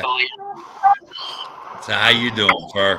All right. Yeah, I'm doing great. I just got my kids around. I don't know if you can hear them in the background, but yeah, that's happening. Always happening. Is there kids? Gotta love it. Enjoy it while they're little. Before you know it. Uh-oh. I have a request, Fur. Can you please show your kids? They're just in the background there. Yeah. Yeah. I want to see their cute faces.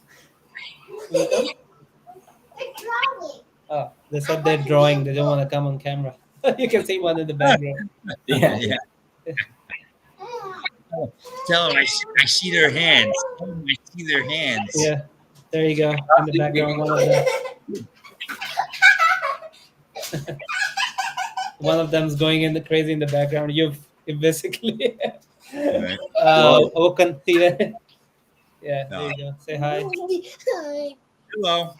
Hi. How you doing? All right. All good. I tell you, that's a different type of enjoyment. My neighbor clearing trees and put up a rope swing and like a little horse. It's from a tire. You cut the tire and you shape it into a horse. And wow. A rope swing now on the side. That's a good idea. It comes over. She got it like it's like having their own little park. Yeah, that's actually a fabulous idea. I might try that as well. Yeah, and you just clear out a couple of trees. What you got to do is look for a tree that's like an oak, like a strong tree. You're looking if you got woods around you, you look for a couple of trees. A lot of them are garbage. You got to get one that's like a hardwood tree, and then this way it'll last for 20 years. Yeah, that's awesome. Yeah. So everybody all excited about L1XDG, huh? Oh, it's almost less than 24 hours, right? It's happening. Many of them are waiting for the boss. They're more excited to see boss and get some alphas. Yeah, we need Kevin to jump in on the stream. Hasn't happened in 3 days, but hopefully. Yeah. And guys, I'm telling you, man, don't expect to just everybody wants to just see everything just take off with money. And no, these projects, the ecosystems, the liquidity that needs to be brought in. Once that starts happening and people start paying attention to this interface, that's what it is. It's a single spot to do everything. Using that one single coin is tremendous. right? You think about that. There's no other projects out there really. The Pulse Swap. There's another one. It's called Pulse Swap. Go look it up. I'm on their Discord, all that stuff, and it's the only two projects that do it. Are looking at doing this. It's beautiful. Yeah. It's beautiful, and we're at the beginning of this. You know.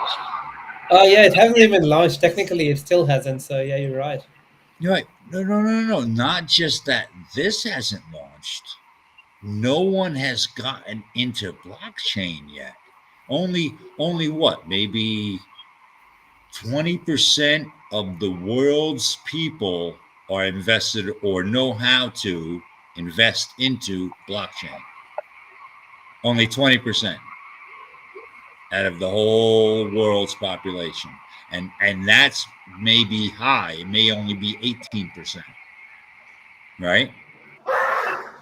Yeah. Once regulations come and this starts turning over, which is going to happen within the next 2 to 5 years, this is going to be a snowball of this technology being grasped faster than the internet ever. It took the internet 20 years.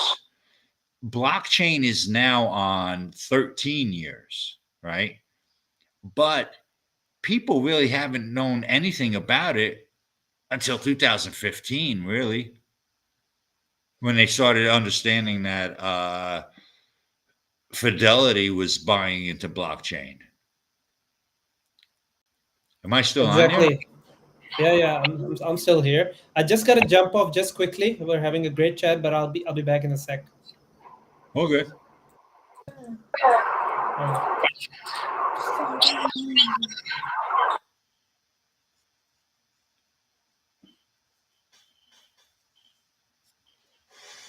I'll do this.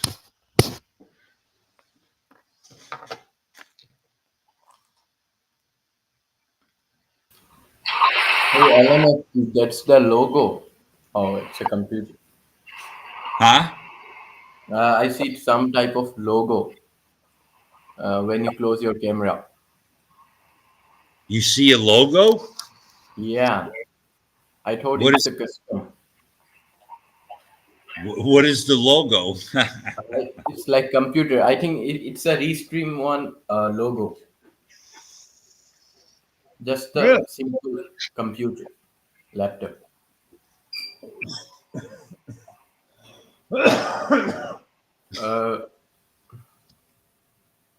Cryptonaut is saying for to check your L1X messages. Some alphas for the listeners.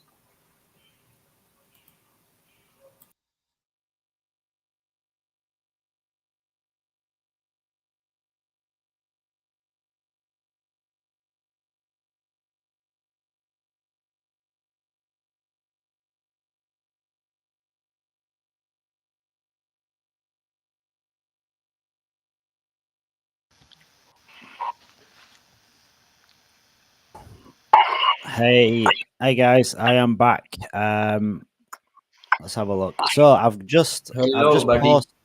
Hello, my friend. So I've just posted the giveaway. This is a bit late in the day, but we've still got like a good chunk of hours to get back to it. So I'm going to share it far and wide. So if anyone wants to share it, so anyone that's watching this stream, let me jump to it.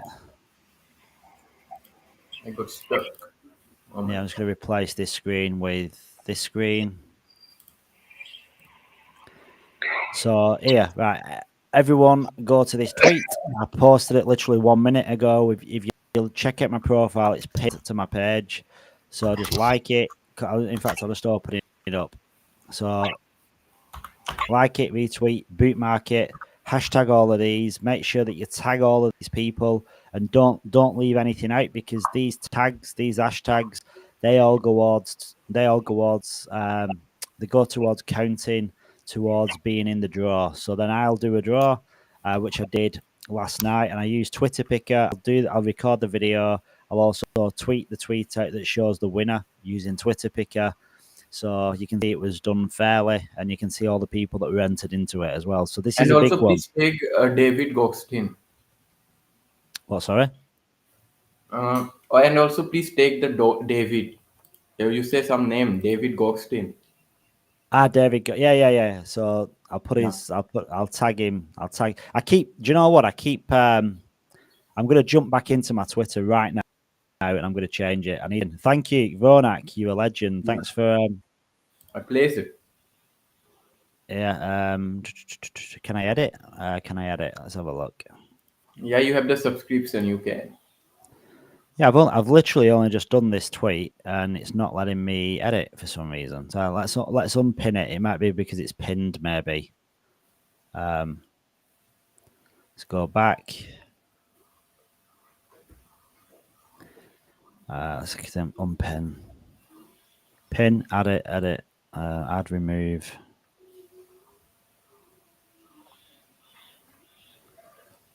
That's odd.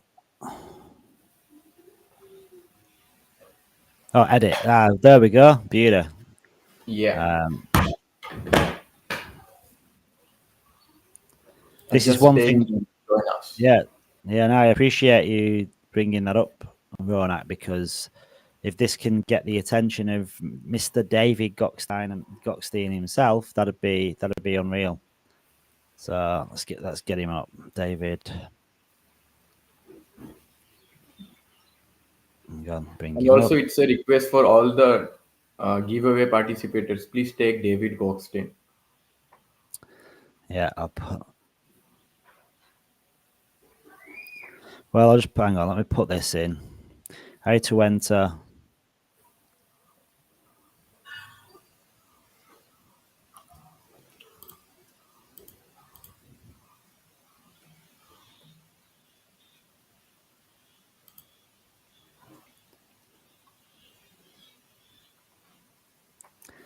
I have to find the original tweet because I can't see it on my phone. So anyone that's here that doesn't know about, hang on, anyone that doesn't know about Layer 1X, right? It's the world's first truly interoperable blockchain. So it can speak any language. It can talk to any chain. So it's got its own virtual machine.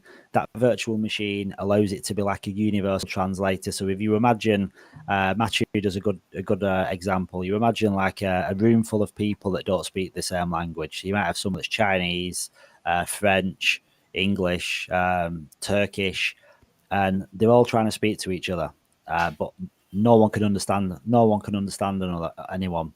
Well, if you put Layer 1X in the middle, rather than currently, you've got bridges what act as like an unsafe kind of transportation system that gets you from one chain to another, which there's potential risks involved through hacks. Costs are very high, and the speed is very slow. Layer 1X has got its virtual machine, which sits in the middle of all these people that don't speak the same language, and it translates. So data logic can send from one chain to another, but it goes through this universal translator that once it goes through it, then it's understood by all the connected chains. So this is something that's never been done before. Nothing like this exists. There's similar things out there, like you got Chainlink CCIP, Polygon have just brought out something similar, Cosmos, they've got something similar as well, but none of them are bridgeless, and none of them have got their own virtual machine, and none of them are EVM and non-EVM. So Layer 1X is EVM, non-EVM, connect to public, private, hybrid, like all these different like different states. It can connect to any of them and use any of them. It does. There's no limitations at all. So it's pretty unique to the point where there isn't anything else like it. And the fact that you can now send assets from one chain to another, this is live now. So you've got like l1xapp.com, and you can send like Ethereum to Binance in roughly 10 to 20 seconds. You can go from like AVAX to Matic, Binance to Matic. Like you can transfer these assets now really, really fast, really, really cheap, and there's no bridge involved. And again, this is something that's never been done before. And when you look at the use cases, like you go down the DeFi rabbit hole, you go down the gaming rabbit hole with NFTs, there's so much to unpack, but too much information just to like monotone it and go through it now. But like if you check out l1x.foundation or l1x app.com, or you go to our Discord. I'm going to put a link. I'm going to put a link in the comment section in the live stream, and also this day 3 L1X giveaway. So if you're not familiar with the giveaway that we've got, simply engage with this tweet. So just follow all the people on this list, like, retweet, boot market, and that's it. Just do that. And if you're providing you've done all the hashtags, you've done all the you've tagged all the people, then I'll do a Twitter picker, and then I'll pull a random name out and I'll record it, and so then people can see if they've got entered into it or not. And someone's going to win 800 L1X, which has got a value at today's of $400, and that is not going to be around that price forever, because Layer 1X is launching at a $22 million market cap. And this is a Layer 1 blockchain that is going to unite all blockchains. It's going to make all connected blockchains truly interoperable, where they can speak to each other, where they don't need to use bridges. And when you think of the ramifications of that, right now, all these different blockchains that exist and all these protocols and projects on these blockchains, if they're sending like tokens, coins from one chain to another, unless they use a centralized exchange, they've got to go through bridges. And Layer 1X completely eradicates the use of a bridge. So when people realize that and they test it, they use it, and then they tell their friends about it, or they tell their fellow protocols about it and say, have you checked out Layer 1X yet? Like, you can literally send X amount from A to B without using a bridge, and they'll be like, nah, impossible, because no one believes it. That's the thing, nobody believes it, because the tech is that revolutionary. No one thinks it can be done, and it can be done, and it's being done right now. The L1X app is live, and when people come and use it, when people jump in a call or jump in an X-Talk CV space, like with Cody or with Matthew, Mike, Kevin, guess what happens?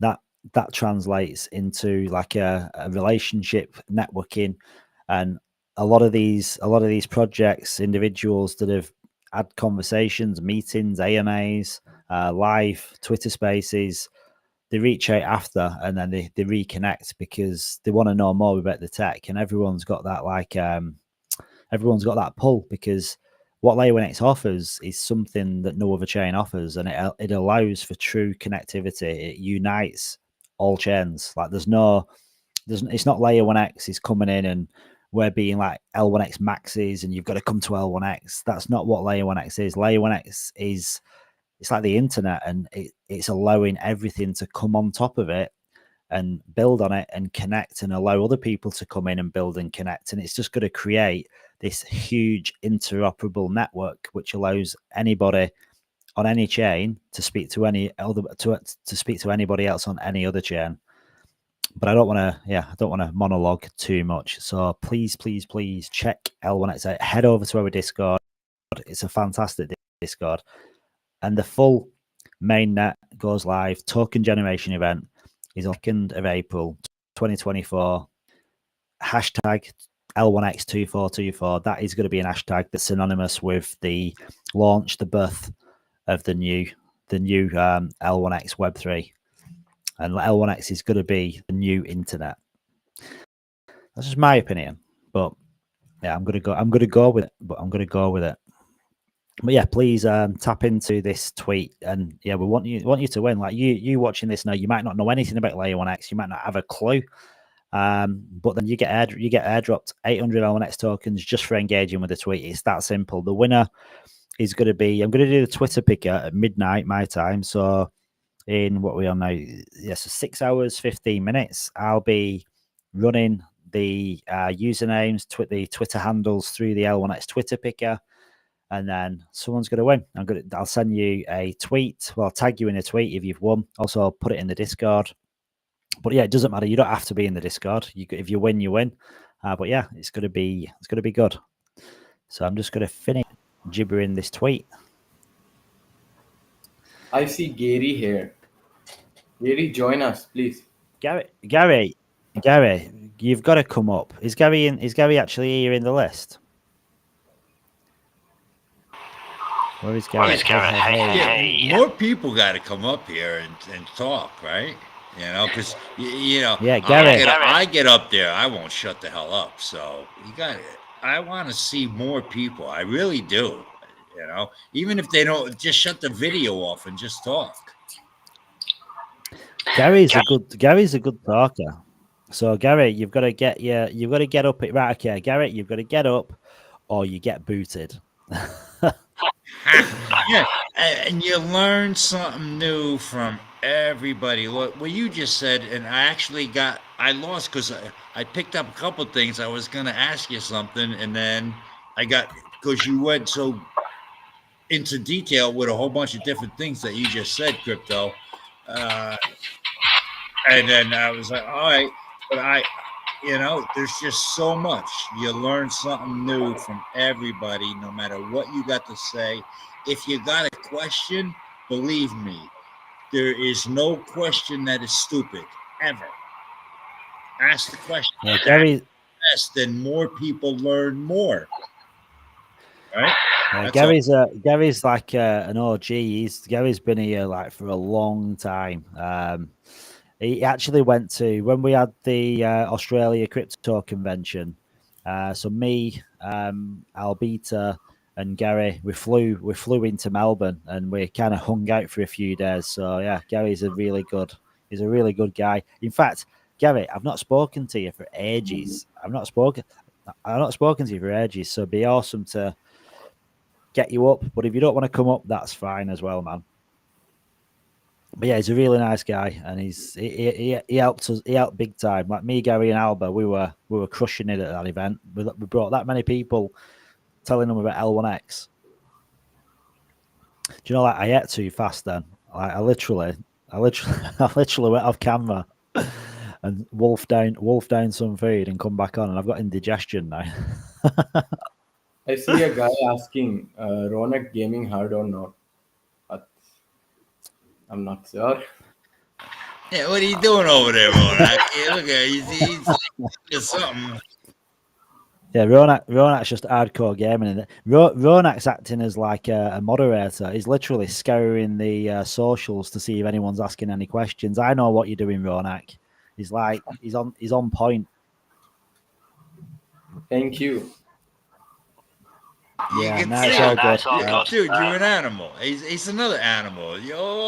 I tell you right now, I think everybody that's in the blockchain right now, we're all animals. We're just so into this shit. It just is it addictive? Is this addictive? I reckon. I think it is. I think it's. I don't know if it's addictive, but I think it. I think it's because everyone's part of something they're passionate about and believe in, and I think because it creates. I mean, it sounds like ridiculous. It sounds cheesy to some people, but it creates like an energy, doesn't it? Like people talk about frequencies and energy, and like. And I think it just attracts the same out of people. So if you've got the same mindset, you create this like environment where you kind of live in a bubble, but everyone in that bubble is feeling the same as you are. So I think that's how these little ecosystems and communities thrive, because everyone's got that same kind of mindset and belief, and they swept up in this like weird bubble of euphoric state. And I experienced it firsthand in Singapore when I went to Token 2049, because in October 2022, it was the bottom of the bear market, and I went to this event and there was over 15,000 people there.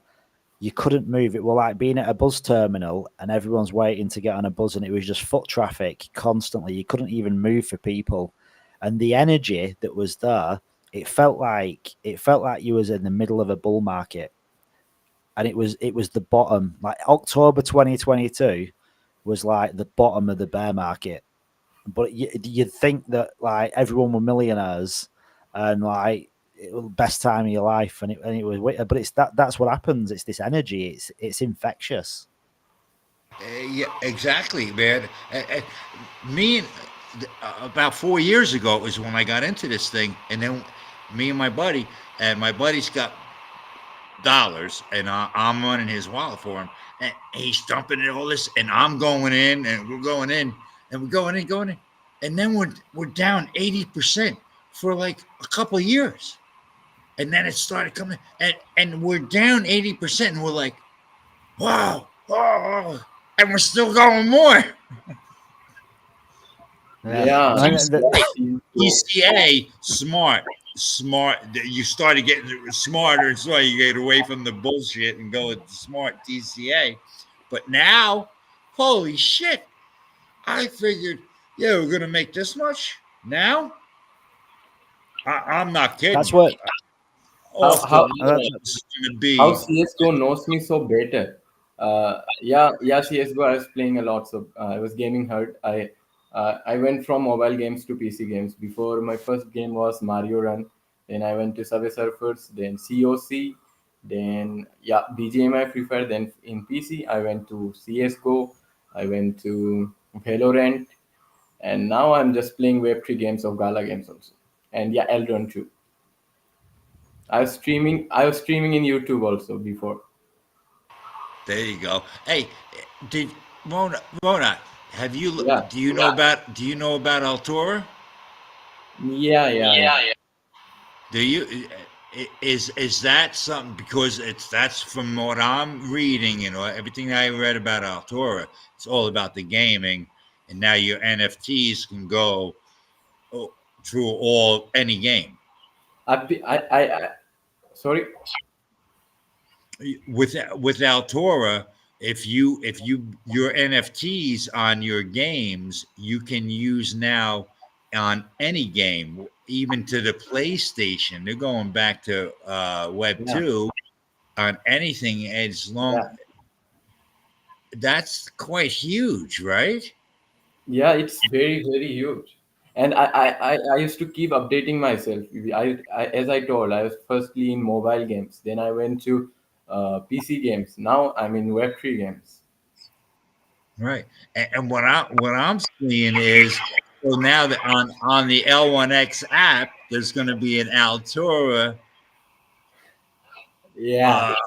card, right? And then underneath that, now any game that I want, now I don't care if I have a sword from Fortnite, I can take that same sword and go over to this one, right? Yeah. And that's what Altura is doing. And I just can't believe what L1X is going to bring, and then have all that stuff underneath it. My question was to you just about Altura and about the gaming. And that's you're into all these games, and that's where the money's going to come from: the games and the banks.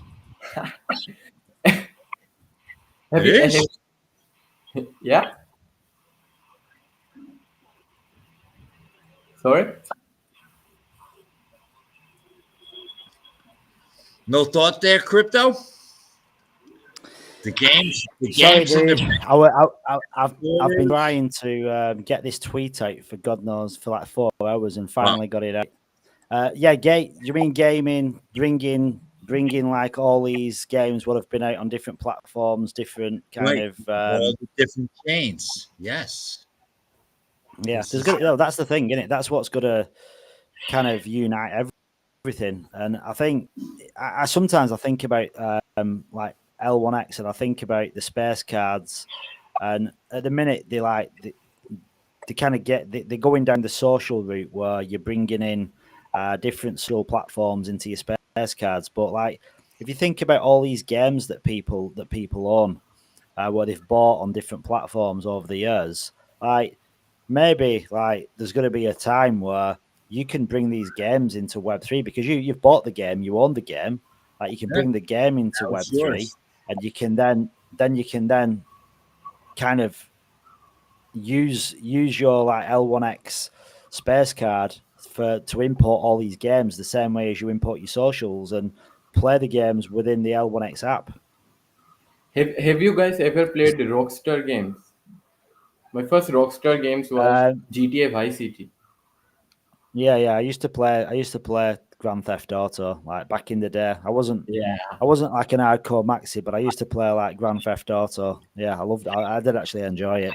And I also I used to play that, and then Need for Speed as well. Need for Speed Hot Pursuit. So did I. I had a steering wheel. That's the only way I can't do the controllers. I bought like $175 steering wheel. It had force feedback, and I was using that because I had a neck operation. I broke my neck, and that's by exercise. Yeah. It was cool as hell. It was pretty sharp, and it was so funny. There would be some game I couldn't get through it, and I'd have to get my son to get me to the next level. I cheated. Yeah, I never went down the deep. I was always boring. Like I play these games, but I'd only ever use a joypad. So I never went like that all immersive experience where you can. I mean, some of them you could get the seats, couldn't you? And you could feel the vibration and stuff if you wanted to go to town. Oh, I bought this. I'm going back 20 years ago, and it had a Ferrari name on it. So Ferrari, actually, the company got involved with the force feedback of the wheel, the whole 9 yards. It was pretty sharp, dude. It literally moved the desk. What, and you felt it.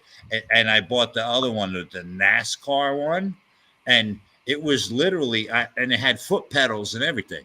And you hit it, and it was just like me driving the old 71 Chevelle. You know what I mean? 500. The wheel would turn sideways on you, and the whole 9 yards, like you're doing a burnout. It's just amazing. Yeah, I'm just feeling this Rockstar games in Web3 world. There's going to be a point like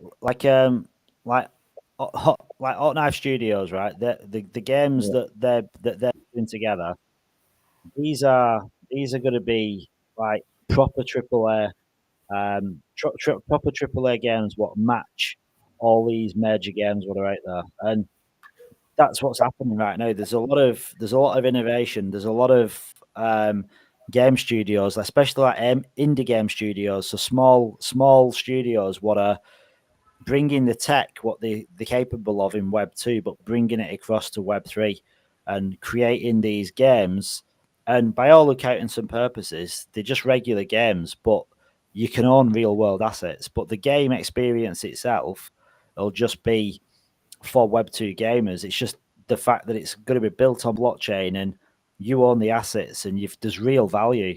Like the thing is, you buy a game, an asset in a game in Web 2, you're not actually buying it, you're renting it because you don't own it. Right, you don't own it. You buy some skin. Right. Yeah, you buy a skin in a game for bragging rights or for it look like an OG, or maybe it'll give you some extra strength or whatever, but you can't do anything with it. You literally, if that game switches off, that skin is gone forever, and you've not got any value. Like if you think about it, you buy it, you give that money to the game studio, and they've got that money. If you buy an asset in Web 3, you might buy it originate from the game studio, but when you buy it, the transfer of ownership is now with you. So then if that increases in value over time, because it might be one of 100 or one of one, or it might have something attached to it because you've got some like Web3 gaming influencer or some big gaming influencer that's at it, and then they want to sell it, and then it's got this attached to it as well. There's so much value. There's so much value that can come from in-game assets and NFTs, and it's the game studio only benefits for the first time it's been sold, and then the rest of it is passed on to different people. By the people. I can see Gala Games bringing the old games back, Web 2 games in the Web 3. Like they have the copy of COC, which is known as Townstar, and then like PUBG and Free Fire Battleground games, they have a Grid game newly launched. So that's awesome. I played some of the games. What type of games do you like, guys? Battleground, Underworld, or others? I'm pretty boring. I'm into like things like Need for Speed. Not right. The thing is for me, right? When I play games, I get motion sick. So I I can't. If I put a game on there, or my son will come over and play a game, she'll almost get sick. She has to get away. She can't look at the TV watching that stuff. I see CS:GO writing. What are your thoughts on a NFT series trading card game? I mean, how cool would it to be have a Panini football cards, Pokemon cards on chain? Well, like Alpha Drop, right? Hot Knife Studios, like, is basically creating a series of 3 games. One's called Bastion, it's called Bastion Gauntlet of the Chosen, and that's going to be like an arena gladiatorial style PVE PvP. Now the second game they're doing is a trading card game, and that one is going to be pretty unique.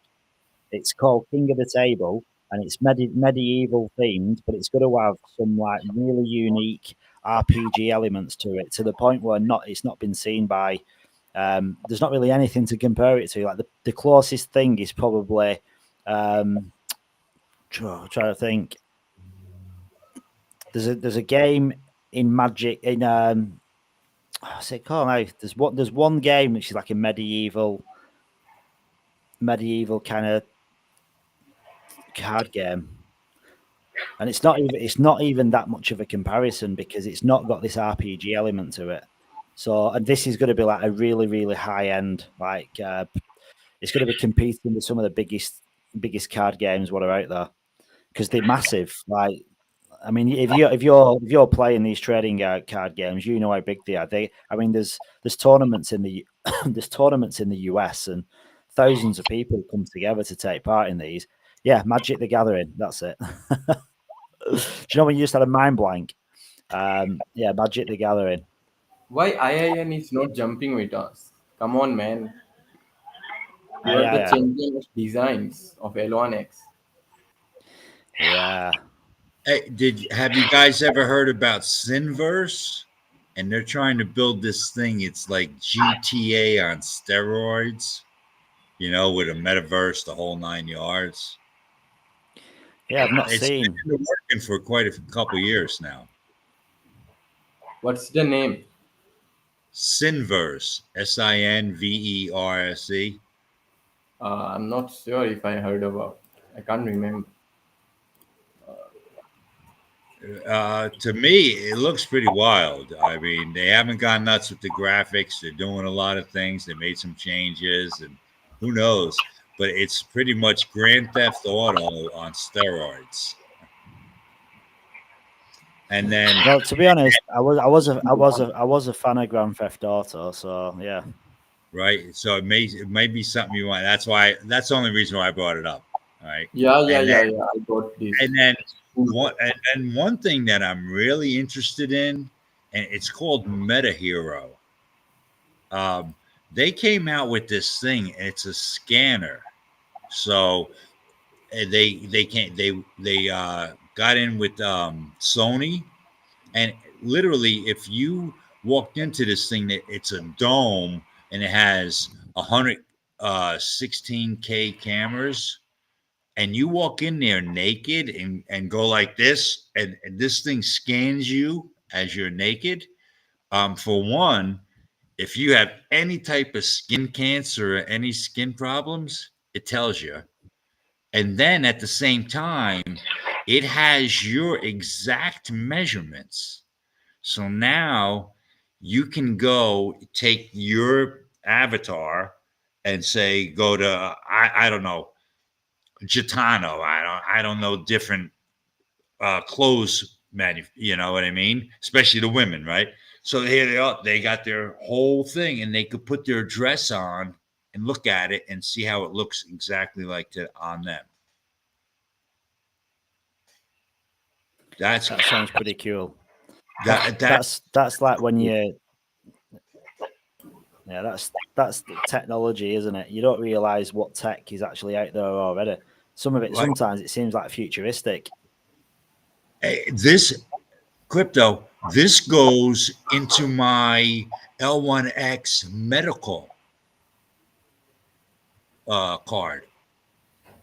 Sorry? Right? I'm gonna have my cards, and the medical card I get myself scanned. If I can get into one of these, they only have a few of them, and they're running into a problem.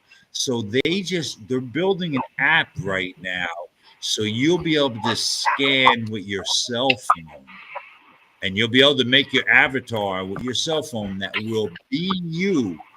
So you'll be able to go like this and say, "Sure."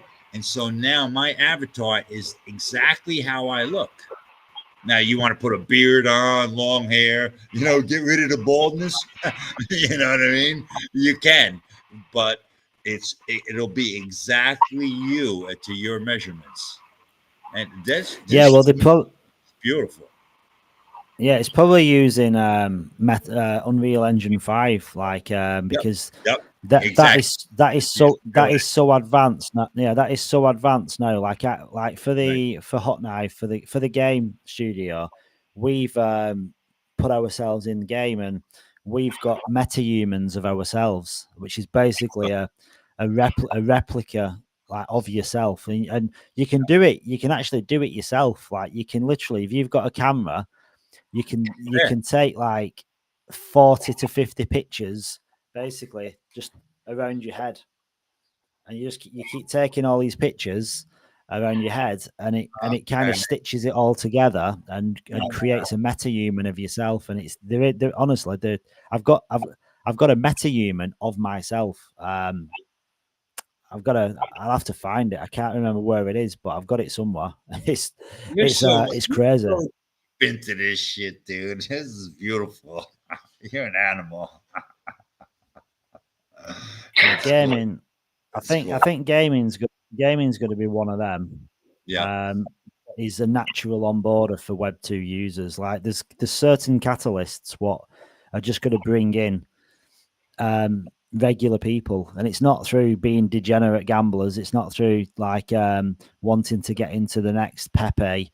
It's just through people wanting to play games, or people to have a conversation online in a social aspect. And it's all this normal stuff, like music as well, and film, and like art and crafts, anything that you can kind of do in Web 2 that people have got interests in. It's when the world can go to shit, but they're still going to go to the movies. Right? Yeah. The world can go to shit, but everybody's still going to go see the movie.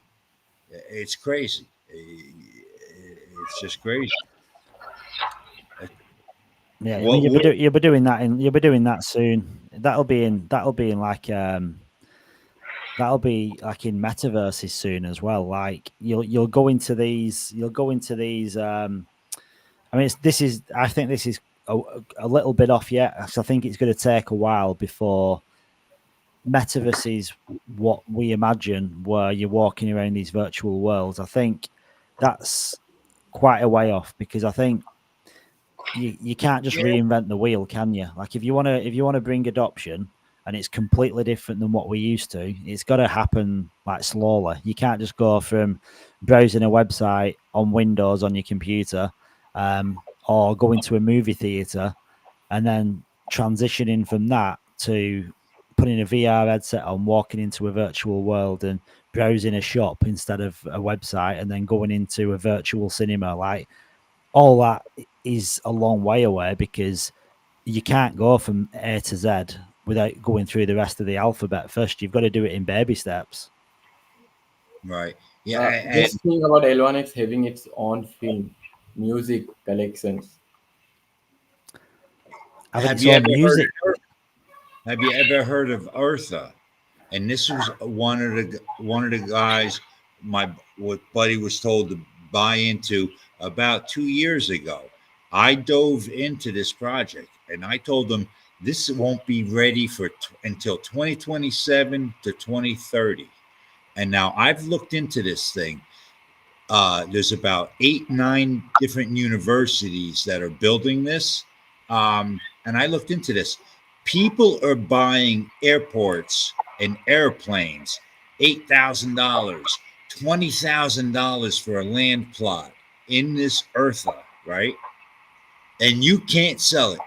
There's absolutely zero. You cannot sell anything. And the monies that are flowing into this thing. It's off the wall. And I'm like, it's a metaverse, right? So and now McDonald's is buying into it. Burger King's buying into it. Fidelity's buying into it. Capital One's buying into it. And I'm looking, and it's like, you can't get no money out of it. So you can buy the Earther coin. You can go, and right now there's no lands for sale. My buddy bought land in Greenland, and I'm like, well, why would you want to buy that? So he bought like 3 pieces of land in Greenland. Only 10 people bought pieces of land in Greenland, and it's closed down, and you can't buy anything in Greenland, and everything's getting bought up. And it's going to buy every section of the world up with this thing. And I'm like, how? And so be careful with that, with the metaverse. I think the metaverse stuff is, I don't know. Yeah, the metaverse, really, I think it kind of, it's a funny one because like back in 2019, 2020, like Decentraland Sandbox popped up and they were the meta at the time. And then all of a sudden you've got like an influx of meme coins and shit coins that say, oh, well, yeah, we're going to do a play to earn game. We're going to do an NFT collection. We're going to do a metaverse. It were basically on everybody's roadmap. Problem is with a metaverse is like, think a metaverse like Facebook, or think a metaverse like Instagram. Like, think of a metaverse like how you've got, if you think about like Twitter, that's a metaverse. Then think of Threads, that's a metaverse. But look what happened with Threads. How many social platforms can you have that really can give 100% engagement all the time? Because you don't need that many. Like, people that use Twitter jumped on the bandwagon for Threads. But how long did that last? It lasted about a week or two. And then people are realizing, well, I can't create content on Twitter and on Threads because I don't want to have 2 platforms saying the same thing. So with metaverses, it's exactly the same thing. There's probably going to be like a handful of metaverses that end up competing for like number 1 spot. Like, you got Decentraland, you got Sandbox, but there's loads of them, like TCG World. They're using Unity instead of having it like more like a Minecraft-esque type of graphic. Like TCG World are using Unity for theirs, so the graphics are really, really good. But the thing is, there's only so many people that are going to use these platforms, and there's always one that'll be the alpha. It's like you think of like Apple and Windows. There's probably been umpteen different operating systems, but it's a small group that finally get the adoption. So it's okay having all these metaverses, but in the end, a lot of them are just gimmicks. That's all they are. They're gimmicks for Web3 because it basically sells a project. A lot of developers and a lot of talent that built all these things, and this is all I keep telling everybody and my friends, my 20 people, my family and friends. Consolidation is going to come, and it's going to come fast. You're going to see things squash and fold and consolidate, and that's the best thing. And then you're going to get more power. Think about it. It's just going to get better and better as these consolidate. You're going to see them coming in together. You're going to have how many projects? 20? You think you're going to have 20 top layer ones? Well, I mean, there's probably yeah. I mean, I think there'll always be a lot of layer ones, but it's the ones that get adoption are the ones that get used, aren't they? So ecosystem, and then that's where that ecosystem comes behind that, right? And then there's your and now who's going to be behind that with whether it's a gaming or this, that, and I don't really care because I'm just going to have to go click on my L1X wallet, my L1X interface. That's, to me, my L1X operating system. That's how I'm looking at this. I'm only going to have one page. That's all I'm going to give a shit about. And I'll be able to do any game, any metaverse, any banking, medical. Hey, Mark. Yeah. It's not Mark Lord. It's not Mark Lord Kevin. No, I know who Mert Lord is. No, It's not I see Kevin. Kevin's Discord username. It's Mark Lord or something like that. No, that's Kevin. Kevin's Merkleroot. So Oh yeah. Mark Lord. Kevin's Merkleroot, and Merklord is a degenerate NFT meme coin mad man. Jed, Yeah, that. you could look Yeah. up Majed, Majed. He's from Altura. Yeah. What? Why do you say that, Crypto? Why do you say that? You don't like him? Jed. Majed. Majed. He's the kid that started Altura. Ah, right. Okay. Right. Lord, Yeah, I didn't know. Lord is here. He was like 16 years old, and he wrote the APIs and the SDKs. I'm going back like 8 years ago. His best friend right now, Tanner, is the one that's speaking for him because he's very shy. He doesn't want to talk to people. But he's now what, 22 years old? Altura, check it out. It's crazy. Yeah. So any NFT from any game, and it's from Web 2 or Web 3 games. So they're working with PlayStation and the other one. What's the other one? The Microsoft, the Xbox. Yeah, and then you gotta be able to take their swords and put them into Web 3 games because you're gonna own it. Yeah, it's wild. And this is a kid. I think he's 22, 23 years old. He's like Kevin, you know. Oh my God, guys, don't forget. Don't forget, there's an 800 L1X giveaway, right? So $400 in the pocket. Yeah, so Merklord, like, I think some people think you're Merkleroot. Some people think you are the founder of Layer 1X. And I think the Merkleroot, the Merklord, I think people are thinking Kevin has thought, right, I am Merkleroot, I am Lord. Let's go with that. So I don't know if that was intentional. No, Roanoke, pure coincidence. Roanoke started this. Yeah. So if you've not done this, I got confused about Discord name and this Twitter handle. Yeah.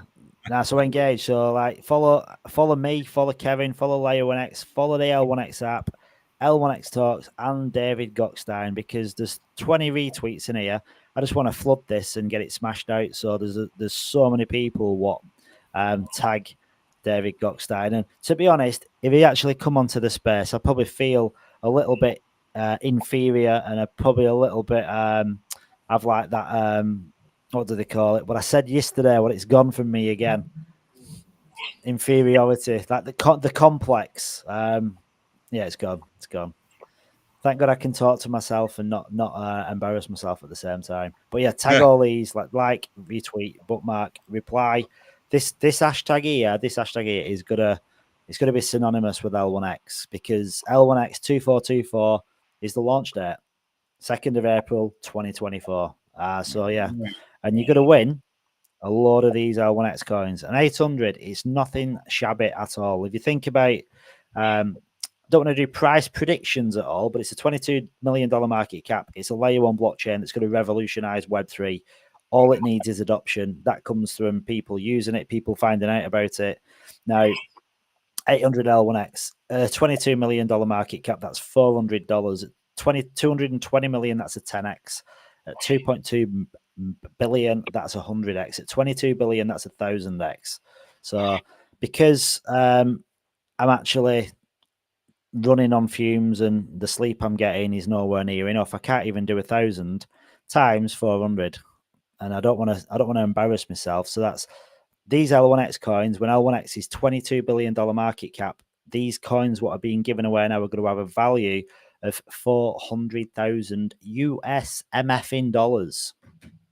And I'll say it again, 400,000 MF in dollars. That's a lot of dollars, and that's only at a 22 billion. And if you listen to Kevin, he's not going to stop until Layer 1X is up there in the top 3. He's actually said it himself: Bitcoin, Ethereum, Layer 1X. Well, if that's the case, Layer 1X isn't 1,000x, it's a 10,000x, because that'll put it at $220 billion market cap. And that isn't that far off either. So that'd give you literally these 800 coins. If L1X gets to a $220 billion market cap, it'd have a value of $4 million, which is kind of beggars belief if you think about it like that. So yeah, make sure to engage. There's only 24 people that have done it so far. 24. But I did make a mistake because I didn't actually I didn't post it early enough. I think my brain was fried this morning. I didn't really know what day it was when I woke up. I didn't actually post it until probably about 2 o'clock this afternoon. So, but there's still plenty of time because it's going to be done at 12 o'clock tonight. So Merc Lord, aka Mercury, aka Kevin, or maybe aka nobody at all. You've got a vast reach. You've got a vast network. Please share this, and I want you to be personally responsible for getting this to get at least 200 likes, retweets, and comments. So no pressure. And I know you're busy. But All done, he says. All done, Mert Lord. It's not all done. Did you not hear just the last bit? You're responsible for getting 200 likes, comments, and retweets, and I'm going to keep my eye on that. You can't rest until that happens. And if that happens, I'll be like, damn, this guy's good. Got a responsibility. Yeah. So your power, Merc Lord. Mert Lord is a lord. It's very Mert Lord is very, very well connected. Very well connected, and everyone loves him. I'll give one clue about Mert Lord. He could be Australian. So that narrows it down to 20. That narrows it down to 22 million people. Yeah. Mert Lord, just a story, right? I'm following this meme coin. I'll not say the name of the meme coin, but I'm following this meme coin, and I did a Son of Doge revival. I went into this meme coin about 3 days ago, and it went up. I basically bought in at 50k market cap, and it went up to 1.2 million, and I sold at 1 million. And the chart the day after, it went really low, but a lot of people were holding the floor. And it went down to like 100k market cap. And I went in, I did Son of Doge OG video chat, and I were in there half an hour, and I took it from 100k market cap to 170k market cap in half an hour, because I was on camera. People just kept saying, like, we can't believe you're on camera. We've got this trust. We love it. And people were sending messages, and the buys just kept coming in just through being on camera. And I'm thinking, damn, this has got some kind of positive vibes to it. And I forgot what it's like, because that was like back in 2021. And although the bull run had ended, most people didn't know the bull run had ended, because it were all the degenerates like finding out about it after the party. But yeah, literally pushed it like 60-70% in half an hour. Now, obviously, tiny market cap, but yeah, there's I think there's a lot to be said for being. Yeah, it's not my pretty face, dude. If you think I've got a pretty face, I've got a pretty face, absolutely. I appreciate Mark Lord. I appreciate your words. Tell my wife that. I think I said this in the chat. You probably weren't here, but I said this in the chat the other day. And like, sometimes when I'll get ready and I'll put all my best clothes on, and like we'll be going out, and I'll say, "How do I look?" And she'll look at me, and it's like, if only we could change your head. I'm like, look, what can I do? So I normally put a hat on and some Ray-Bans, just to accessorize a little bit. But you're kind of limited, can't you? If your wife don't like your head, you've not much going for you. Nah, hey guys, come on. I don't care who you are. Every person has someone that thinks you are the most beautiful person on the earth. And when you find that person, when you find that person like I did 38 years ago, you'll understand. And there's someone there. Believe me. Maybe I've not met the right woman then yet. Ah, come on, man! You're a good-looking dude. You're slicker than shit. It's so fun. Listen, I've been see you hanging out at a party. We be partying all yeah. night. I'm I just like a good hoping that your party. wife is not watching the stream. No, she's 100%, 100%, It 100% would not. be a very She, bad day. like, yeah, it would be a bad day. No, she's not, because my wife is like embarrassed if she can't watch anything that I do. She can't watch my content because she's like, sometimes like I'll do a YouTube short, and when I do a YouTube short, I do listen to it back, and she can't even listen. It's like I can't listen. It's like she gets embarrassed. But listen, when all these investments that we're all in, like when they all pay off, I think it's because like she knows I'm in this Web3 crypto bubble where all you people and everyone I speak to are just coin people, and I'm just being completely rugged by everybody because I'm just in this Ponzi scam bubble. That's what my wife thinks, and I think that's what a lot of people think. That if they're not in the space, I think a lot of people have got that same kind of mentality. So, but it'll all change because, like, I know what L1X is going to do, and I'm in quite a few other projects that are all going to do well as well. So, I think 2024, 2025, it's going to be a pretty good year. L1X year. I'm banking on it. It will be the L1X. It is going to be. It's going to be. It's going to be an L1X year. So I'm just seeing if Merc Lord is living up to his well, my requirements, and we've not really moved. We're at 26. All right, I held this up before, and I guess you guys can't see it. Yeah. Can you see that? Layer 1x, but you wrote 1x layer. Right. Well, no. What that would be the back of my pickup truck. So okay. Well, I don't know. So any of you guys, you get up the design, right? And I'll send the measurements. I'll put them on Discord, right? I'll put the exact measurements so you can get that. Put the design up, and I'll put that up. I'll take care of getting it printed up. I can get it printed up for free. My what would it be? Friend owns a shop, and then I'll put that on the back.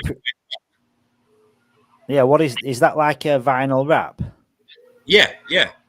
It's just vinyl with all the little. What it is, it puts all little holes in it, and when you put that on your back windshield, you can see outside, but you can't see inside. It blocks all the sun, and then later. And my thing is, crypto. You look at this, right? But my thing is like up on top, across on the top. Whether it's layer 1x, L1X foundation or L1X app, talk to the guys, figure it out, put it all right. And I'll send them, I'll put their measurements on Discord. Right. And and then send that graphic to me and I'll get it printed up and put it on my truck. I said this about 6 months ago and I talked to the kid. He's like, yeah, okay, what do you want? And I'm like, and I went to you guys and I was going to do the gold label. Remember? Yeah, I remember that. I have an L1X, the gold NFT, the original, right? So I was thinking putting that on there. And then you're like, oh, no, we're going to change it. And then they changed it to the pink thing going all the stars. So I'm like, come up. I'll put it on a truck. All right. I'll put the measurements in and you get somebody to do graphics. All the guys in here, I see all the stuff they're doing. It's like I'll be riding your truck. I'll be riding your truck for sure. Huh? I will be riding your truck. Riding the You truck. get it? You'll be riding the truck. Oh, yeah, it's my truck. I'm providing the truck. Yeah, you get you give your measurements, you get the truck as well. Yeah. I think LMFG it'd need a lot of L1X to make that happen. Provide the measurements, you actually get a truck with it, a big Ford F-250. No, I'm just saying, I'll put the measurements in. Somebody send me the image of it, and then I'll get it printed and put it on there. Yeah, maybe. I've got a big truck in mind. Like I don't know. Ideally, I'm looking at registration plates, like license plates, and like there's a few Layer 1X ones available over here. So I want to get myself one of them as well, to be synonymous with L1X. Get it on a Regio. It should be pretty cool. I probably could do that too. I have a handicap plate, so I probably HD L1X, heavy duty L1X.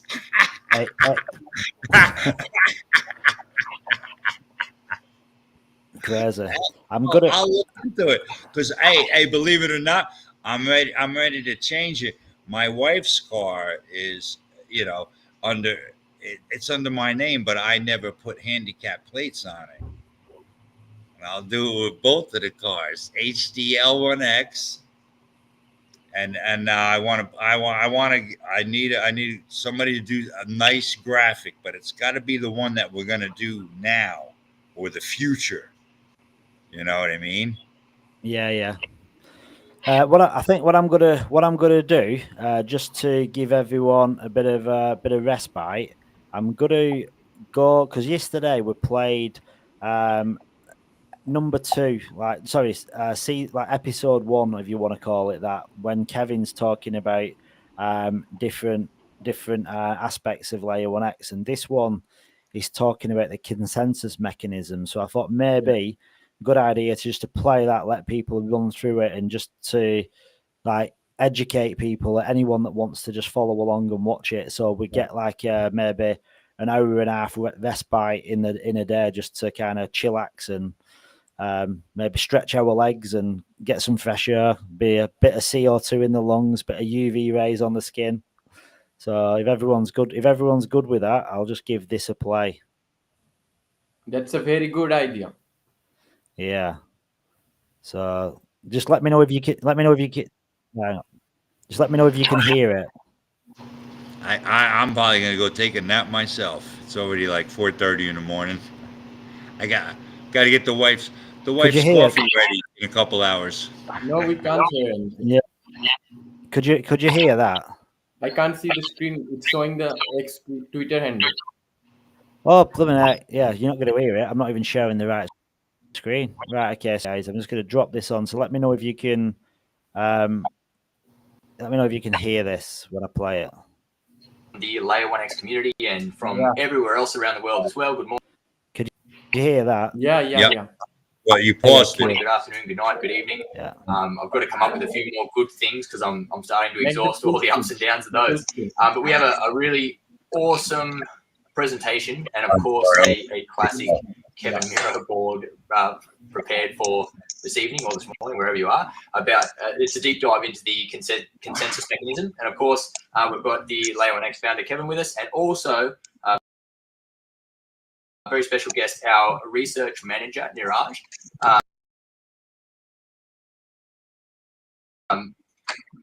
It's awesome to have you here. It's going to be, I suppose, fantastic. Showing the depth of the team that L1X has got behind us as well.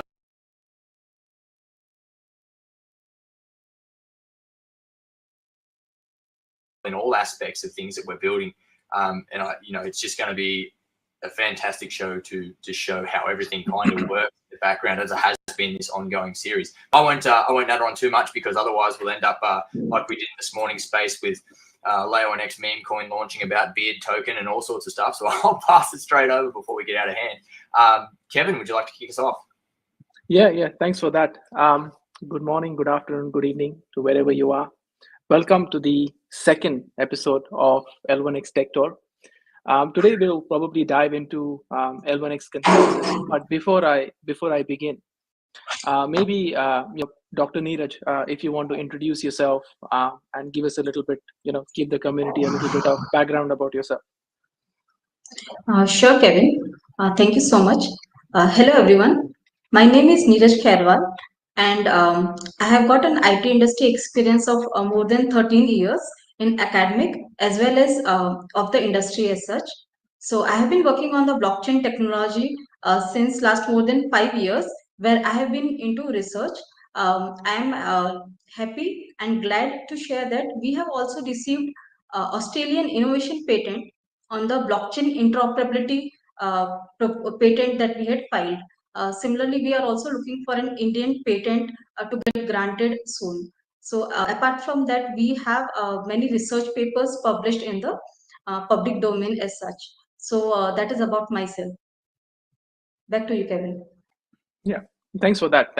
And Neeraj is a pretty humble person, just like me, Joe.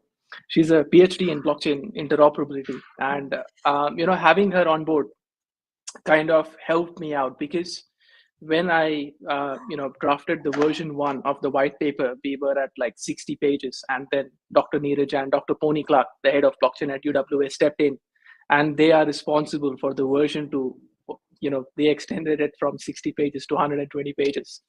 So it has been fun working with Neeraj, because a lot of discussions, when you start in interoperability, it's hard to find people that can carry the discussions at the same level. And when I started discussing with Neeraj, and it was a conversation where I was interviewing her and for the job, and it was supposed to last for like 30 minutes. It lasted for 2 hours, because she had already gone through the white paper and was already suggesting what we could do. So that was great. Okay. Without any further delay, let's jump into the whiteboard and let's look at what we have today. Yeah.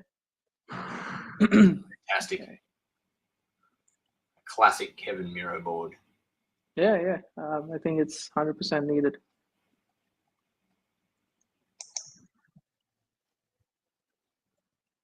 I guess I should start, right? No, I can get started. Okay. Yeah. I'll hand it over to you once the consensus comes through. Yeah. Okay, fine. Oh, it's funny why it's not letting me. But anyways, let me share my entire screen. Okay. Perfect. All right. So can you guys see my screen, please? Yes, sir. Yes. Awesome. Okay. Okay. So today's topic is basically around, our consensus mechanism. So we are going to go over the proof of X network architecture, the consensus mechanism itself, the network framework as well. So how the nodes are divided, the contracts, or because we have different types of nodes, we have different level of activities that these nodes do, and what does the contracts look like, even the transaction type, the block types. We are going to go through the transaction lifecycle. We're also going to look at the database drivers that we use. We'll have a look at the fee model, and maybe we'll touch a little bit upon the reward structure as well for the nodes, because we are drafting a wiki, so that everyone can look at it at the same place. So for those of you who are new over here and want to know what Layer 1X is, basically Layer 1X provides 3 different features. The first is it allows you to go multi-chain, so you can have your assets across different chains, and it lets you manage that as well. It also has a native Oracle system where your information that you want to bring onto the network, you don't have to use a third-party application to do that. And the third one is, it's built in a way to solve the blockchain quartet, including, scalability, security, decentralization, and interoperability. And to do that, it has a feature shard strategy. So many blockchains have shard the database, but we shard according to the features that we offer. So yeah, these are the three key pointers that define layer 1x. Let's jump into the proof of X network architecture. All right.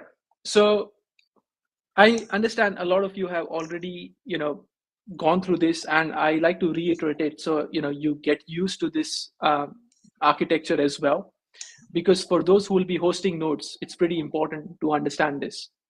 So layer 1x has two different types of nodes, and the reason we do that is because in the blockchain quartet, when you're trying to solve the problem of scalability, security, decentralization, and interoperability, if you think about it, I don't think blockchain scalability currently is a problem. And the reason I say that is there are a lot of blocks on a lot of layer 1 chains which are empty, right? There are not a lot of transactions in them. Now, of course, you have Bitcoin and Ethereum that get clogged up. But again, until we don't create a strategy of moving assets, from one position to the other, you are not going to leverage the aspect of scalability anyways. That's like if you're trying to send emails, if emails were not, going to go from Yahoo to Gmail, why would you need, 10 million emails a second, right? You wouldn't need that much. So again, our focus right now is on interoperability and security. And at the same time, we will work on the decentralization and scalability aspect of it. So being able to securely exchange information is the priority. And in order to do that, we have two types of nodes. One is the event listener node, which is over here. And the second type of node is the full validator nodes. Now, the event listener nodes, as the name suggests, is an Oracle system that is the Xtalk node, like we call it. And we have another AMA that we've already done on that. So on this AMA, focusing on the full validator node, the full validator node is again divided into three different parts, right? 3 to 4 different parts. The first one is making sure that the L1X transactions don't have a bottleneck, right? So the full validator node in the first instance focuses only on that. The second one is the type of contracts. So there are certain times where you need to transfer the native coin through the contracts, and this is where two types of clusters, they come together to function accordingly. And we also have the Xtalk and EVM. So the Xtalk specifically understands that if the event listener node is to go and execute a certain piece of software on the full validator node, it has to first interact with the Xtalk node. Because what we have done is when you want to listen to a certain event from an external source, the Xtalk node has a contract called as source chain registry. You will go and say that I want to listen to my address or my contract address X for information Y on place Z. That information is stored in the Xtalk nodes. And that is why the event listener exactly sends this information back to the Xtalk node to know, okay, once I receive this information, what else do I need to do? Now, many of the chains over there, I think it's Red Belly in Australia as well, where they have forked the EVM infrastructure, solely relying on EVM. But in the VM AMA that we will have, we will see the gaps that we find in EVM and how there can be a problem of scalability over there. But to increase the adoption, we have an L1X EVM instance running with us, meaning although you may go and deploy a contract that does not interact with L1X VM at all, you can just use the L1X EVM. But this is the line of separation where an L1X contract, an Xtalk contract, an L1X EVM instance don't need to be kind of tied up to each other. So you can have an Xtalk contract talking to a L1X EVM, where you don't want to go and build a contract on L1X VM, so that it provides a way for developers to come and redeploy the same smart contracts they have, but still leveraging the interoperability aspect. So this allows them to quickly spin up, a testnet environment, deploy their EVM contracts they have, and with a single Xtalk contract, allow them to go multi-chain. So we have kept it in this way. It's pretty modular. And we do see that for the next 10 years, this kind of infrastructure will suffice.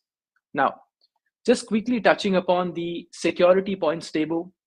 There are 5 areas that we have kind of recognized that we need to focus on from the security standpoint.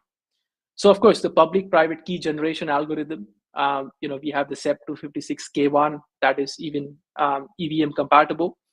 We have the hashing data to the state. So how the data is hashed on from the transaction and the block level onto the state. We also have like a global snapshot checkpoint. And I'll come to that later on once we go to the supercluster. The other one is the node-to-node communication. So we have 2 types of networking architecture. So one is JSON RPC and one is gRPC. So gRPC uses something called as protobuf. What it means is it is easier, faster, and more secure to use gRPC when the nodes are trying to communicate with each other. But when a client, like, you send a transaction from a website to the node, that uses the JSON RPC. And of course, the block proposer verification. Neeraj will go into the POX consensus in depth, but we do have a randomization algorithm and a register where a node selected once will not be selected up to a certain point in time again for a certain epoch level. So this allows us, in terms of the consensus modularity, it allows us a great way of saying, if you don't want to use X, you can use Y and still achieve the same level of security, with us. Now, I understand that there will be a lot of developers looking at this video even right now and in the time to come. So don't freak out. I'm going to show you something, but that's mainly for the developers when we open source the code. So I've also created, I like to call it the hash wire, right? So I've also created a flowchart that shows each and every function, each and every calling that happens from one place to the other. And this flowchart is pretty complicated for everyday people, but this is only to be used when you want to goalize the whole consensus, like you want to deep dive into the code itself. This flowchart will help you to understand how the functions move from one place to the other. But anyways, we'll share this board across, so this will be there as well.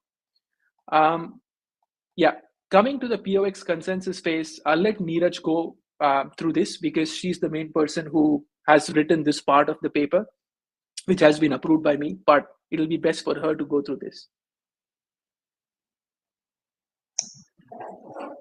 Sure. Thanks, Kevin. I'll just share my screen.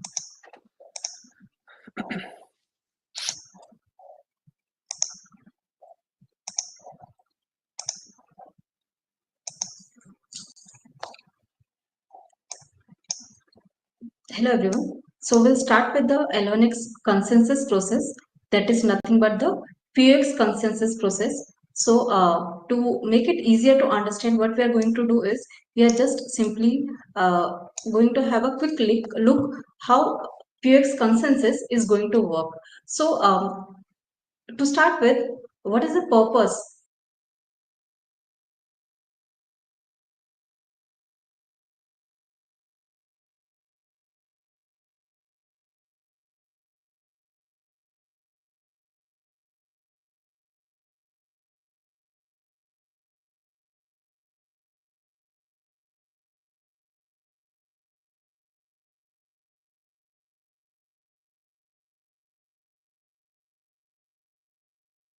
Mechanism.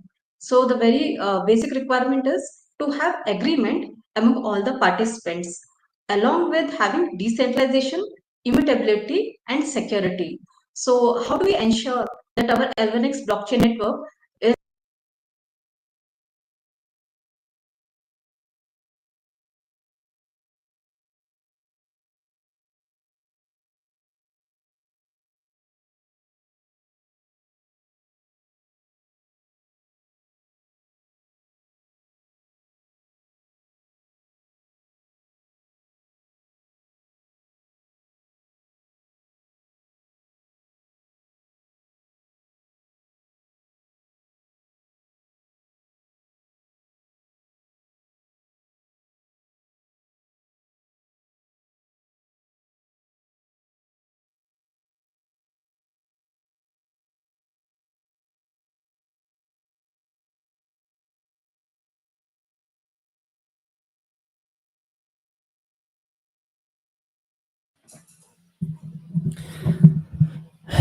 hey fam. So the actual browser just crashed. So just give us 1 minute. I'm going to get the browser back up. Hey Far.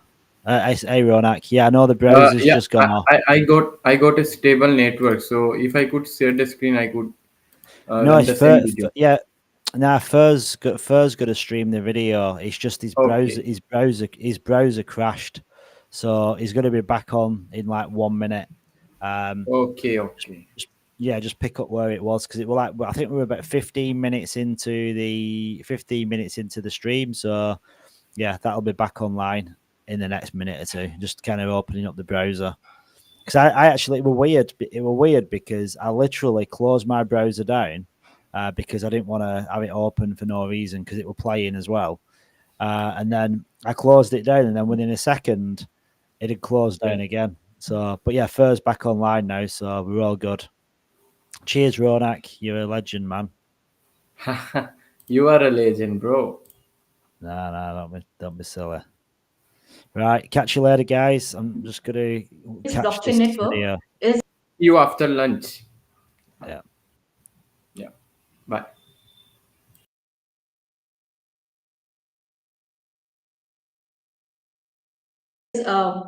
Decentralized apart from having the consensus. So for that purpose, we are going for PX consensus. So PX consensus is actually based on the X score. That is nothing but the X factor, you can say in simple terms, for each validator node. So how is this X score being calculated or determined for any node that is participating in the L1X blockchain network?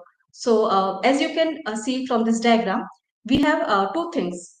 First one is the stake score on the left hand side and kin score on the right hand side.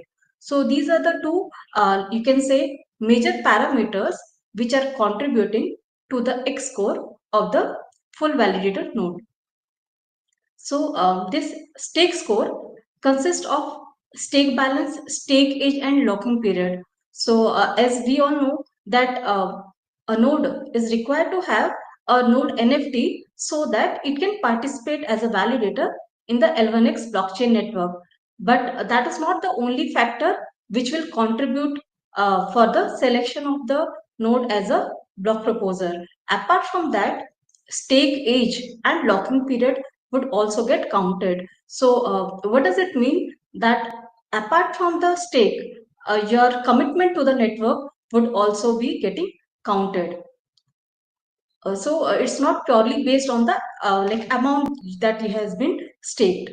Similarly, when it comes to kin score, now by the word kin, we mean like how connected we are to this L1X blockchain network. So kin score, that is the term, that is the reason we have coined this term. So kin score will actually constitute of uptime.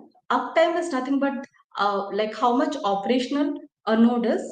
Next comes is participation history. So participation history is like it is more related to the your participation in the network. Say based on the time you were based on the time you were available in the network, how actively you participated in validating the blocks or validating the transactions or proposing the blocks when you got an opportunity.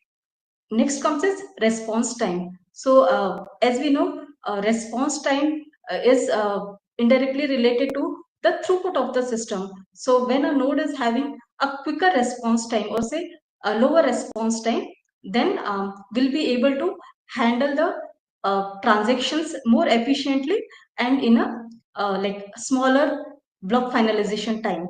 So that is the reason response time is another factor that is getting counted.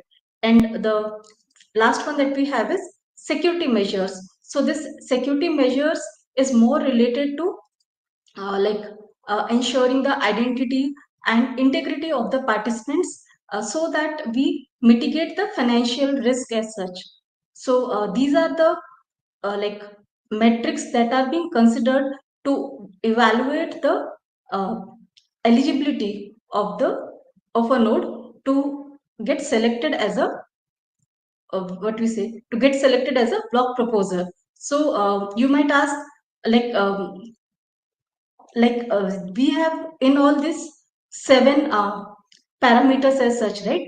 3 plus 4, 7 parameters as such. So would they all be equal?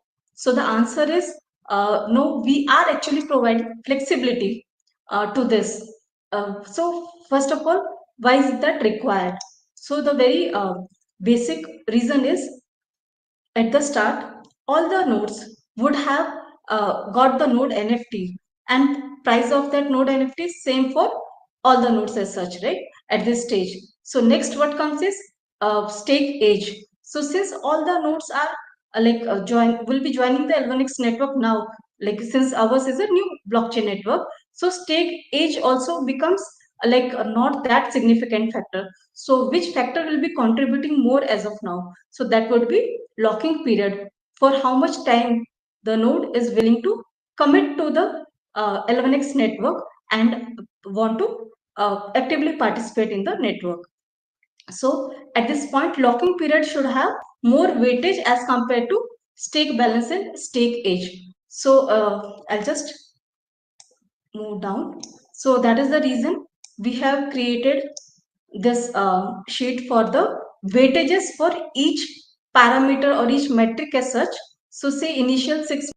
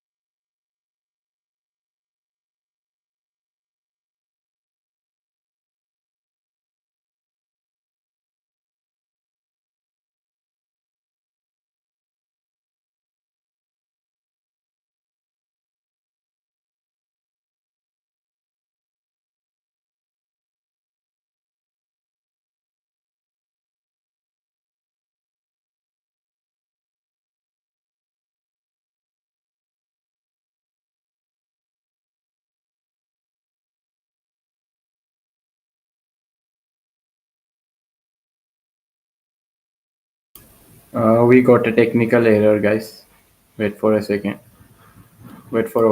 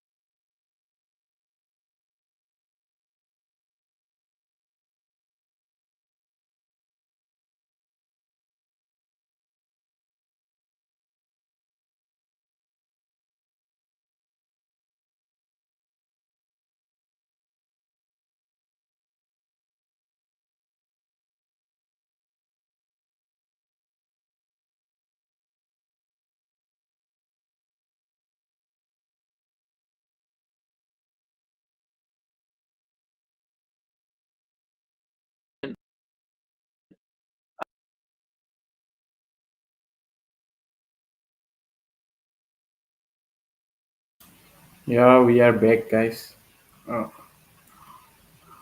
Allows you to get started. For example, when you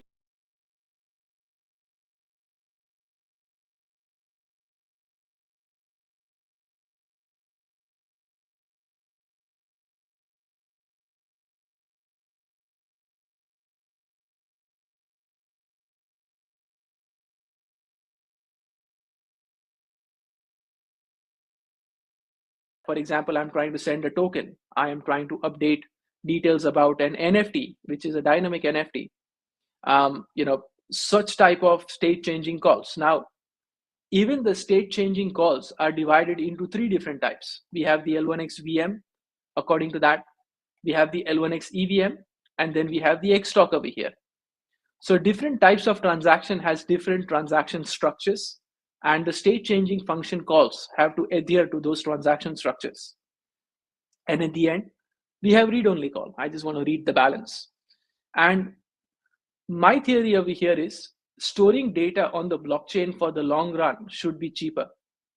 Because if you think about it, when you go to Amazon, host a server and a database, and even if you do not use it, you are still going to pay a base fee every month. Versus on the blockchain, you only pay when you update the state. So if I just want to read information from the chain, that should itself be, in a way that it's cheaper. So until and unless we don't make storing information on the blockchain cheaper, the read only mechanism to benefit that it's going to be free to read for your entire life, that can't be activated. We also have multiple different block types. So we have the transaction block, we have the contract block, we have an EVM block, we have an Xtalk block, and we have the super block. Super block is the collection of the block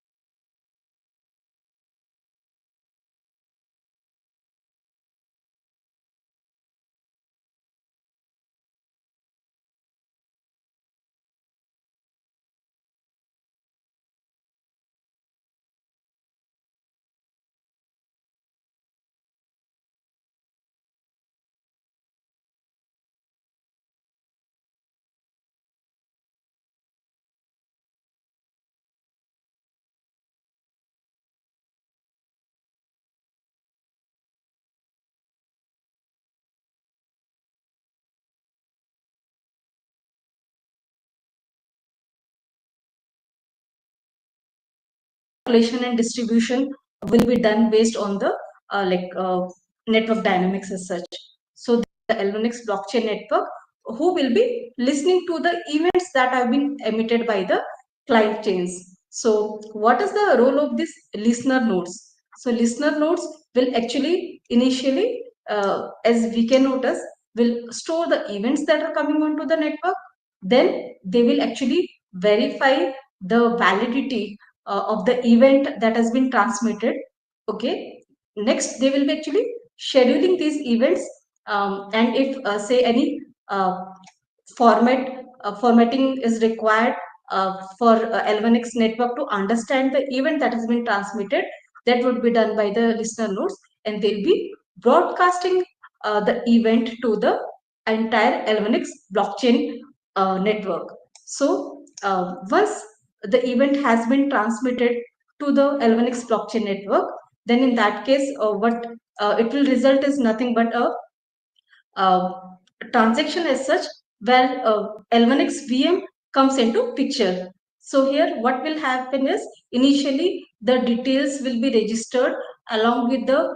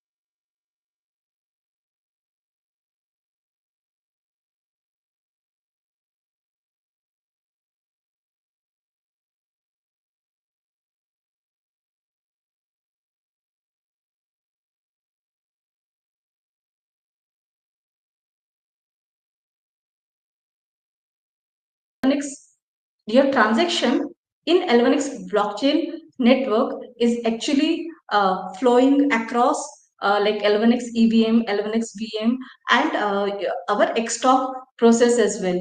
Since a different like blockchain network is involved. Say in our case, we were considering the scenario client chain being the Ethereum blockchain network as well. So this is how like a transaction flow would be there conceptually as such.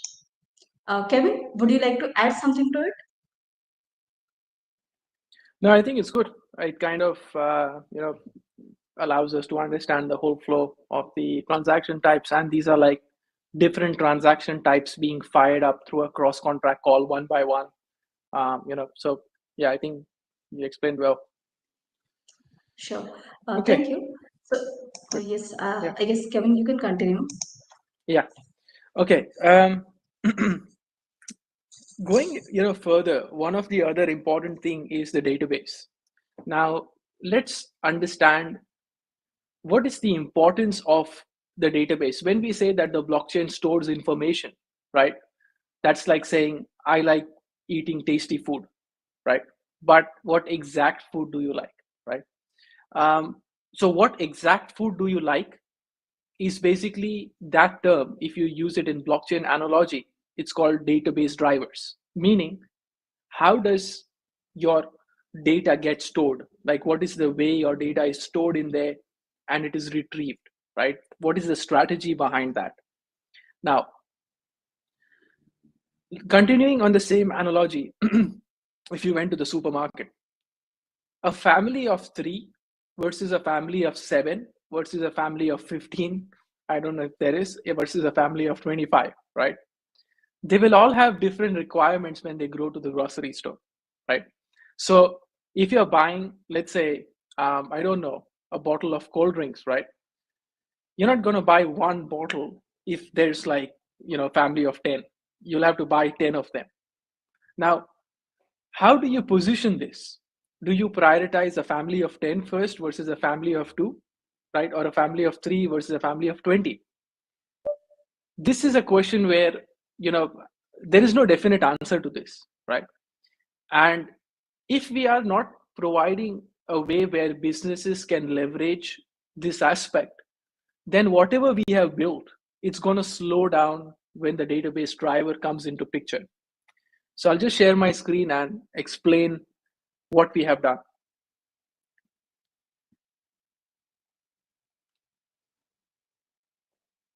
Yeah. So,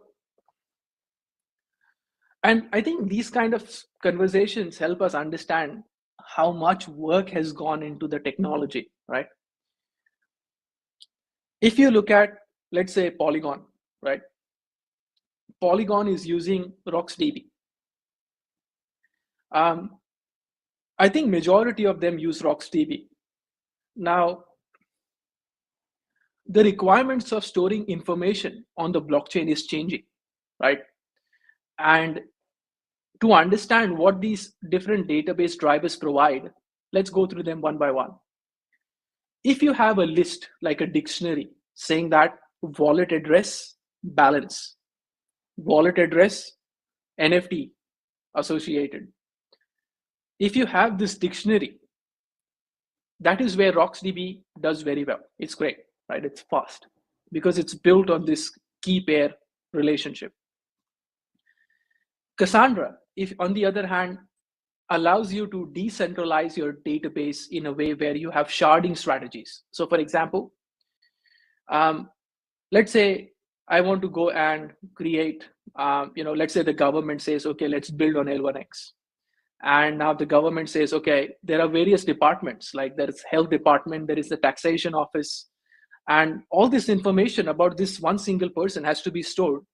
So how do we store this? That is where Cassandra can help, saying that one person, ATO records over there, one person, health records over here, right? So Cassandra helps you to divide this information into various types, like what type of information you have. Because you can have patient name, health record, all these types of different column-based information there. Postgres. Postgres is great where you want atomicity, saying that if I want to do this, but if something fails in between, roll back the whole thing. Now, if you're doing a swap, and let's say the user has done a swap on Ethereum and wants to receive it on the Binance chain, but the Binance chain contract returned an error, transaction dropped. That level of reversing back the information, right? Postgres has something called as a diesel ORM that is natively allowing us to roll back a certain transaction. So which one have we implemented? All three. So the ability of our nodes right now, we are using Postgres and RocksDB. So in the coming time, when businesses say that I want to use Cassandra because they are using Cassandra natively right now, they are using Postgres, they are using RocksDB, 95% of the business use cases are covered up. So you could come on the blockchain while sharing your data, but still keeping it centralized for you if you don't want to decentralize your information. And you don't have to change your database drivers just because we don't support it. And these database drivers are pretty agnostic, meaning that if there are two nodes running on two different database drivers, it doesn't matter because the consensus layer allows us to unify them and store it into a similar order or a similar state. So in this way, even if businesses are using different types of databases, they can go through the same level of consensus or not. And if someone wants to fetch this information, they can fetch it with a single API. So for developers, it wouldn't really matter how you fetch this information, from the blockchain and how you store it into the blockchain. The contract types that you define, they leverage these type of database natively. So if you say you're going for a contract with a lot of information about a patient, it automatically understands and stores it in a Cassandra database. If it's a register, it stores it in a RocksDB. If it's you require atomicity, where you have got two different type of, so the destination has executed, the event listener again listens and says, okay, even on destination it's done. Now you need to update the state or reverse back. That time Postgres comes in. So our swap right now, they're using, on the version 2 with the balancer pool, they're using Postgres. So this kind of infrastructure allows us the modularity even up to the database driver level. And it's very important because we are trying to service the Web3 space for the next 10, 20, 30, 40 years, right? And these kind of things, like if you build it later on, you got to rejig the whole thing. And that's why it's prepared to take on any kind of multi-chain project we get, right? It's not trying to fit it in somehow. How do you build this on Web3? It directly makes sense. Now, going at the fee structure, right? So this is the fee structure in terms of the blockchain in itself. The more important thing to understand over here is we have unified the fee structure regardless of the contract types.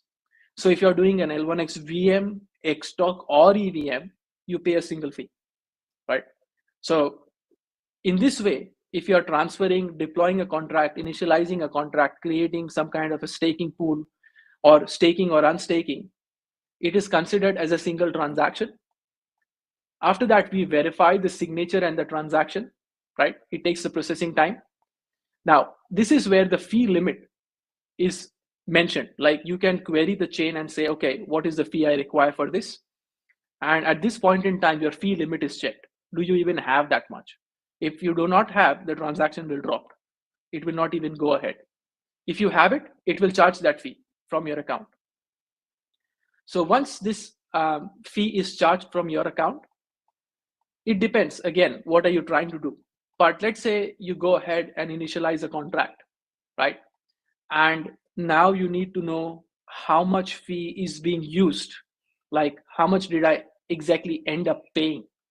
At that point in time, when a certain contract is getting executed, we have different ways of calculating these fees, right? So if you're doing a cross-contract call, your fee is taken out of your account. If you are trying to store it into the resources, the fee is taken into the account. If you're trying to write into a contract state, the fee is taken into the account. So each and every cross-contract call, the fee is reduced out. And we have the EVM gasometer integrated, but the fees that we have for EVM, I think the last time I did was like 0.000 or 402 L1X. That's like 2 cent. I mean, 100 of a cent or something like that, right? For an EVM based transaction. So this allows the developer to not worry about the fee structure. So if it's an Xtalk contract, if it's a VM contract, because how do you pay for your Oracle services, like the information coming in, right? All that fees is taken up at one single source. So you don't have to, you can create an application in such a way that you have like event listener coming in, you have VM contract executed, EVM contract executed, and one fee for that's all the transaction club together. So it provides us a lot of flexibility in calculating these fees as well.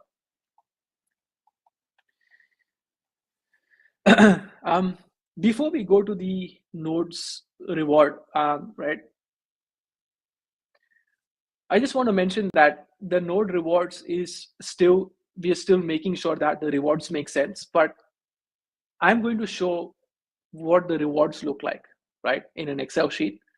We have a front end being built where you will be able to calculate by yourself as well, if it makes sense for you, right? Let me share my screen.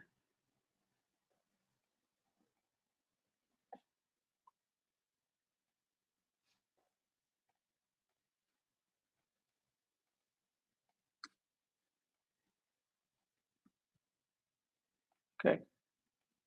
Is my screen visible? Yep, pretty good. All right, perfect. Now we are still working on it, but today we are going to go through the fee structure or the reward structure of full validator nodes, right? So what we are going to do is every month, we are going to allow a certain number of node NFTs to be activated, right? Now, this can increase, but I don't think it's going to decrease because we need those number of nodes. Initially, for the month of April, we want to target 80 nodes, 80 full validator nodes. So the moment you get your Experts and Node NFT program out by the end of next week, you can go in and you can start registering that, okay, I'm going to host a node. So maybe there are like 800 full validator nodes, but only 30% decide to host, 40% decide to host, right? So considering that we have 80 nodes in this month, the block rewards for that month are going to be 3.33%, right? And that's like a 40% APR. That's huge with the coins trading. Now, if you think there are 80 nodes, we have reduced the number of L1X coins required to host a full validator nodes from 50,000 to 25,000. So made it half, right? And if you look at the total number of coins staked through the node NFT, that would be around 2 million coins with 80 nodes. The rewards that we get on that 2 million coins with 3.33% is around 66,000, right? Now, if all the nodes are taken up, then that single node in that point in that month is going to get around 833 L1X coins as rewards. But let's say, not a lot of nodes are taken up. Not a lot of nodes are hosted. If I reduce this down to, let's say, 50, the rewards are still going to be higher because there are set number of rewards allocated for that block. So the faster you host, the better it is for you to get these rewards. Now, the other angle to this is the number of coins that people are going to stake into the nodes, right? And what we have done over here is we have taken a simple probability. So let's say there is a probability of 60% of the people go and host into the nodes, right? It's always higher. At that point in time, in this month, there will be 10 million coins in circulation. 60% of the people wanting to host, stake into the nodes, that's 6 million coins. Even they will be eligible for 3.33%. So that gets the number to 200,000. Now, each and every person holding a node NFT gets the right to decide what the validator commission is going to be. So when you open up and say that I am going to allow other people to stake with us or with my node, you can set the percentage you want as to what your commission is going to be out of it. So if on a blanket basis, the commission is 20%, right? And 200,000 coins are given to the people, out of that 20% is 40,000. This 40,000 divided by 50 people results into 800 L1X coins per node per month as commissions from the people. Now, that takes the total to 1,633. That's like around at 50 cents. That would be, I think, $800, $900 a node. And if you compare it with the other ones, Ethereum, Polkadot, I think the other ones are around 7%, 6%, 12%, 11%, somewhere there, right? Now, the hosting cost and the hardware requirements you're going to have, we have done an analysis and it should not exceed $100 a month. If it exceeds $100 a month, there is something wrong, right? So even with your expense going down to $100 a month with your node hosting cost, you're still going to net out. So for the full validator nodes, the number of L1X coins have been reduced from 50,000 to 25,000. For event listener node, it has been reduced from 10,000 to 5,000, right? And I kind of think that with the ability of, the coins reduced down, the number of nodes will increase. So thanks to one of the community member who recommended this, and it put me into thinking, like the goal is more number of nodes here. Like, what are we doing? So it's great. Now, the calculator that you're going to get is going to look something like this, right? So you'll don't worry about the 500,000 coins, but you're going to get this calculator here where you'll be able to go in and punch in how many nodes you want, the expected L1x price, the probability of L1x staked in circulation, your validator commission. Hosting fees are $100, but you'll be able to calculate your rewards based on that and understand that, okay, if the coin price were to reduce, am I still going to make some money or not? Or if it's going to increase, will I still make money or not, right? So if you look at this and you go, if the value of L1x coin increases, which it will, you're at a party. But even if it reduces, you're still going to make money. Now, let's say it increases, I don't know. Let's say based on the average things that have happened in the past, let's say it goes down to like $7 with what we currently have going on. And only 20% people decide to stake, right? You're still going to net out quite a bit of money based on the price of the coin. So this makes the node NFT very lucrative because there are only that many NFTs in the whole year, right? But the demand of them is still going to be there. So we will create this into the calculator, and you'll also be able to opt in, whether saying that, okay, do you want to accept coins from the other people? And based on that, your node health score will be given out. So as Neeraj went through it, your validator node score will be taken in consideration. And in the portal, everyday people who have L1x coins, let's say 500,000, whatever it is, who don't want a node or who can't get a node NFT, they can come and stake it with you directly. So you'll have an option to accept it or not from the others.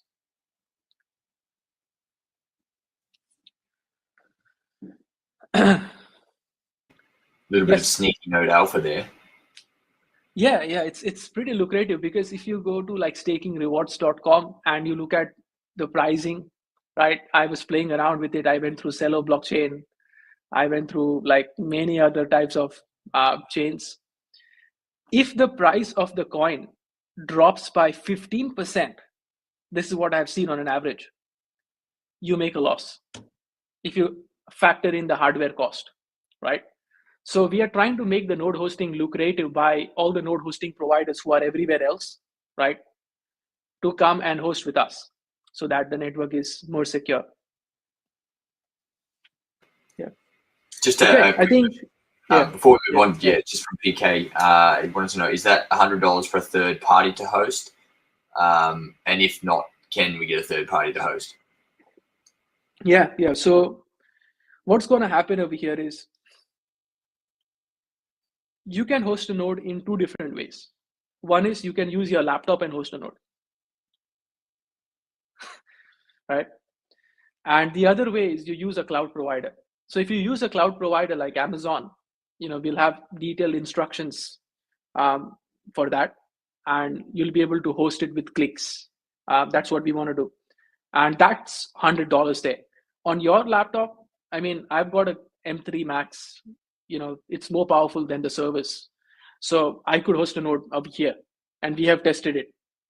Node hosted on developer's laptop, not a cloud provider, and it still works. Fantastic. There's one more thing.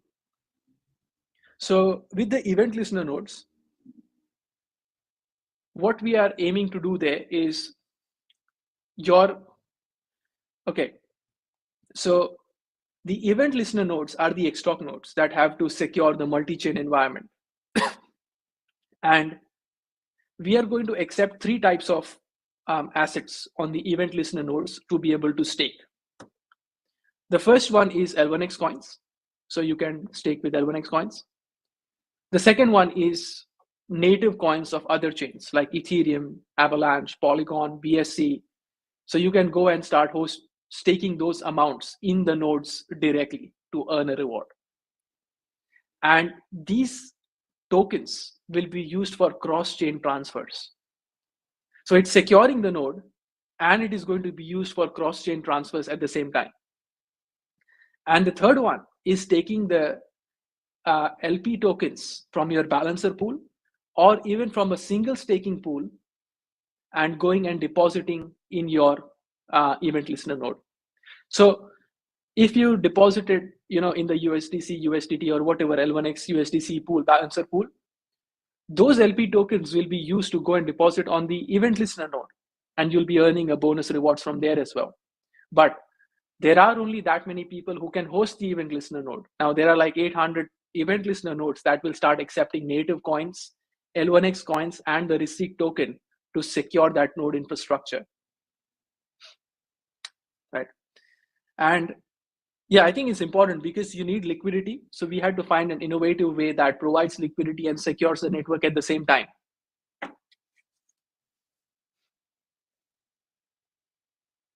Yeah. Any questions? A few from the community. I think you just answered that one. Can we use the LBP for the node? That's a short answer, yes. Access to the spreadsheet. Will we provide that? Yeah, I think I would say wait for the calculator itself, right? The reason I don't want to provide the spreadsheet is because if this spreadsheet spreads across and we don't adhere to those numbers, then we'll be liable for it. The numbers are going to be close, or maybe better, right? But wait until next week. It's just a matter of few days. Perfect. I'll just scroll on down as we go. Will the emission for the node decrease over time? It seems, based on the Excel tab, it seems to be increasing, or is DD getting something wrong? Yeah, I think if you're thinking about this, right, okay, two angles to this. The emissions on the nodes, meaning the rewards that we are going to offer to the nodes over a 12-month period, right? Up to the 12-month period, the bonuses are lucrative because this is the adoption phase. We want people to come in and secure the network, more transactions to come in so that the network is secure. But after 12 months, it may drop. I don't know how much it's going to drop, but we at least expect that the fees that the network is going to earn is going to be, in terms of the quality of fees, it's going to be much higher than the other protocols, because you're trying to act as like the Google over here, right? So like a plug and play solution for multi-chain ability. So you'll be making a transaction fee every time this transaction happens. So we kind of think that it should be in a place where certain part of the fees are paid for itself. Excellent. And this question around hosting node, and I'll just confirm this. Obviously, you need the node NFT to be able to host a node. And that's first in, best dress on the X perks, basically, to receive that node. So the question being as well, I think, once you have that NFT for a node, that node is then reserved for you, correct? So as I mentioned previously, the guys who opted in for the event listener nodes, they are going to get that. And the ones who opted for the full wallet validator nodes, they're going to get that. So that place of theirs is not taken away, right? And the sequence is going to be, if there are 80 full validator nodes, who has opted in first? So it's according to the time series. So if you had started first and you went in, even you were not waiting for other people and you went in, I want to reward the people, or the protocol wants to reward the people who came in first and believed in it. So first in, best dressed. Yeah. Yep. Makes sense. Let's see who. So is the liquidity that LBP event provided enough, or will we need more? Look, the reason we extended the liquidity phase is because I think we had 30% completed, 35% completed, and I get it. People are waiting for the TGE. Right now, based on those 4 tokens, if the liquidity is let's say $600,000 in there, $700,000 in there, we can multiply the trading volume of that by at least a factor of 10. So initially for us right now, it's good, but the idea is that when the node sales happen, we want to take that amount and put it in the liquidity. Excellent. Nice to see new faces and who's working in the background. Could we go more in depth what Norman Lips does? Couldn't find anything about him on LinkedIn. Yeah, of course.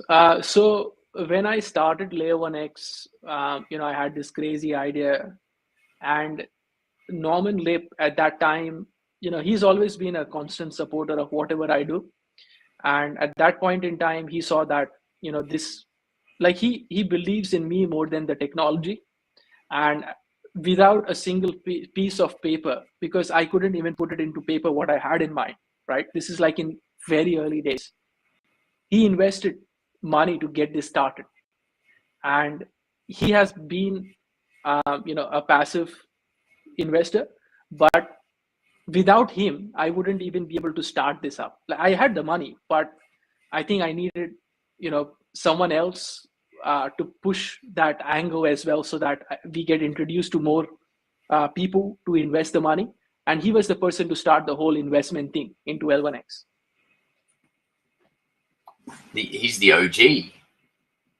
Yeah, he's a great guy. He's the one responsible to support me along the journey. Awesome. And I see Sleazy's got some classic questions because he wants to update his Sleazy timestamps. Last I heard, mobile validation will come after TGE. How much later? And will Wallet SDK be available for mobile before that? Will it include simple API calls? Yeah. So the super cluster right now is a registry, as I mentioned. Right now it's hosted on the nodes, but in the coming time, even the mobile devices will be able to host these super or block headers into them. So I would say our goal right now is to stabilize like the network in a way that nodes can go up and running. There are no syncing issues, block level issues. Once that passes through, probably let's say give it a few more weeks, and then the mobile devices will start, because the mobile wallet SDK is ready for iOS and Android. But it's like the tech is, at a place where it's much more ready than the adoption. You see what I'm saying? So I have to slow down the tech a little bit and let the adoption flow so that we go hand in hand. It's not too much for the market to consume. Makes sense. One more from Sleazy. Kevin, you mentioned before that there are some optimizations for BTC transactions possible. Is that like a roll up, and can we compete with the Lightning Network?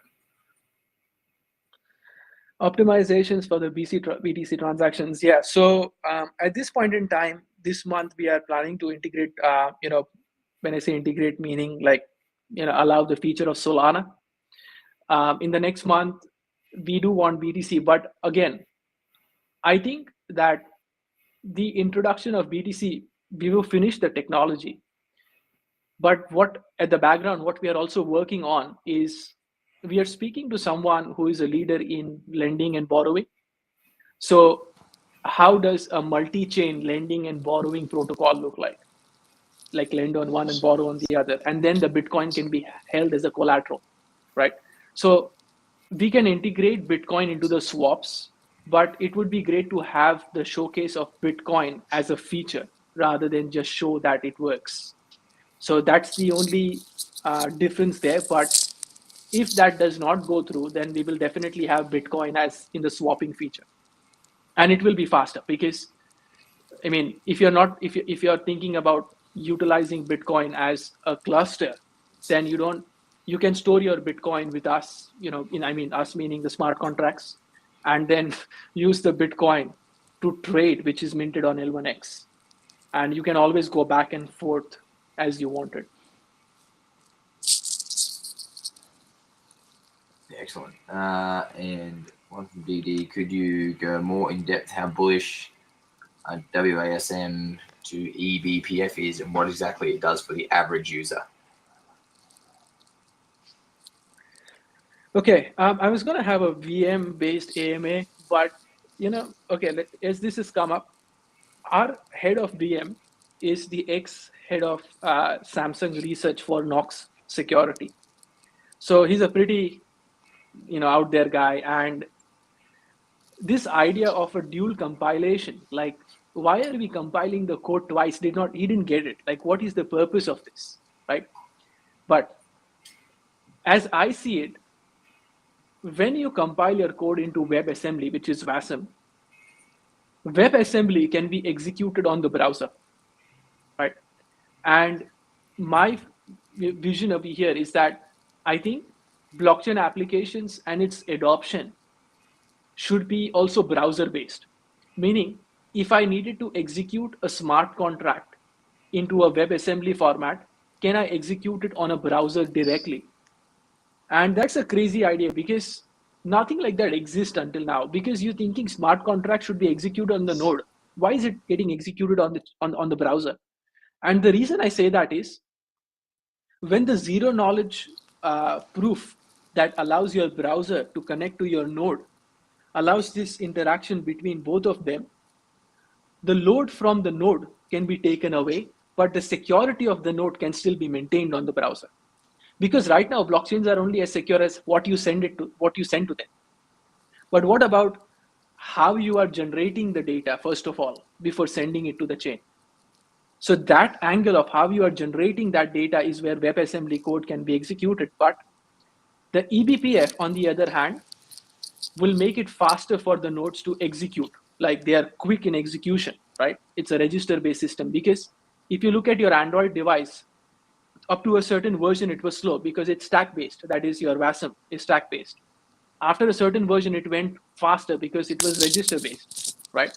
Now, if you can create this environment where even the interaction of the node and the browser, they interact with each other, you have a dedicated ID on your browser and the node talking to each other. Like, banking applications are so secure.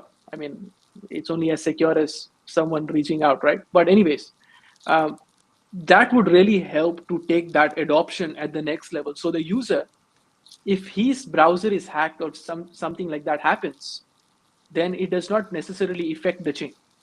That's what I mean. So browser-based security for the user. So it's more on the security level, and things will be faster, right? So you don't have to send to the node, wait for its execution, come back. You can execute it here and send to the node with a proof.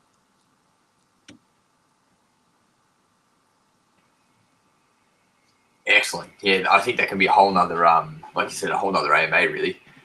We will be doing an AMA on the VM exclusively because that's my area. Like, that's where yeah. Fantastic. Imagine the Kevin boards. There'll be Kevin boards everywhere. Will the adjusted emissions for nodes, will it change the tokenomics / emissions? No, I don't think so. I think it's the same tokenomics model because it's based on the same circulating supply that we had. Excellent. I think that is mostly questions, unless anybody can sneak a couple in the last little bit. Yeah, so that's most community questions there. Anything I think to cap us off from either yourself, Kevin, or from you, Dr. Niraj, anything you want to close out on? Maybe Neeraj, if you want to go first and say anything. I guess from this AMA, the concept of PX consensus will be very clear to the participants and the community as such. So they will have a better idea how we are ensuring decentralization as well as fairness in this process of selection for the block proposal. Yep. Yes. Yep. Okay. No, thanks for that. I just wanted to address one thing over here, which is the adoption thing, right? Like, it keeps me awake at times, because I am firing up on borrowed cylinders. Like, I am doing everything I can in my capacity to push this forward, everything, right? And one thing that I have a lot of belief in now is the multi-chain asset issuance and management strategy, which is the narrative over there is take your token multi-chain. That's it. Because previously what mistake I think I made was making it too complex for the applications to understand what they can build, right? So now I feel that looking at various documentation. Like today I was listening to the Avalanche walk messaging, they call it teleport. It's no different than the Polkadot's XCM, like inter-chain transfer. And I was like, that is so complicated. And it got me like, okay, I get it, right? And what we are doing right now is we are creating a funnel where this single feature is so powerful because all these projects that we are building, they're all using this feature. We are creating a funnel. Chief is preparing a end-to-end scope doc on that, where we'll be reaching out to all, like if there are 10,000 projects, we reach out to 10,000 projects with these features. Like, because I feel at least 20%, 30% of the projects need this. So take that one feature, there will be 2-page developer docs created on that, on how to use it, development videos on that, and just go hardcore into that feature. So once we start getting these applications building with us with that specific feature, which is so powerful in itself, it's like integrating Chainlink, bridges, having multiple networks. It's so powerful, right? And you can't even do that anywhere else. That's why we have not seen that yet. So that's where we are focusing on. And I just want to tell the community that I understand that the adoption that we are having may not be at par with what Polkadot is, maybe what Solana is. But also at the same time, I want to mention over here that this is that moment of getting in, right? Which is, this is like, the phase where you're going to create value in the protocol. And having those kind of features and that scale, where I am not afraid of getting on an AMA with any of these layer 1 founders and going head to head and discussing on any of the blockchain components. I am open to that, right? Anyone in Web3. But having these features and pushing them at the applications, we have the research in terms of the use cases. I think that's going to drive the adoption, right? And we are going to pick that one and we are going to go hard with it. So the adoption will happen. The value will increase, and the technology is there as we have seen it. Absolutely, I think that's it. Everybody, you're at the party where all the food's out, but nobody's got here yet. It's almost the best time to be here. Yeah. One last question from DD. Runway time for nodes is still 5 years, correct?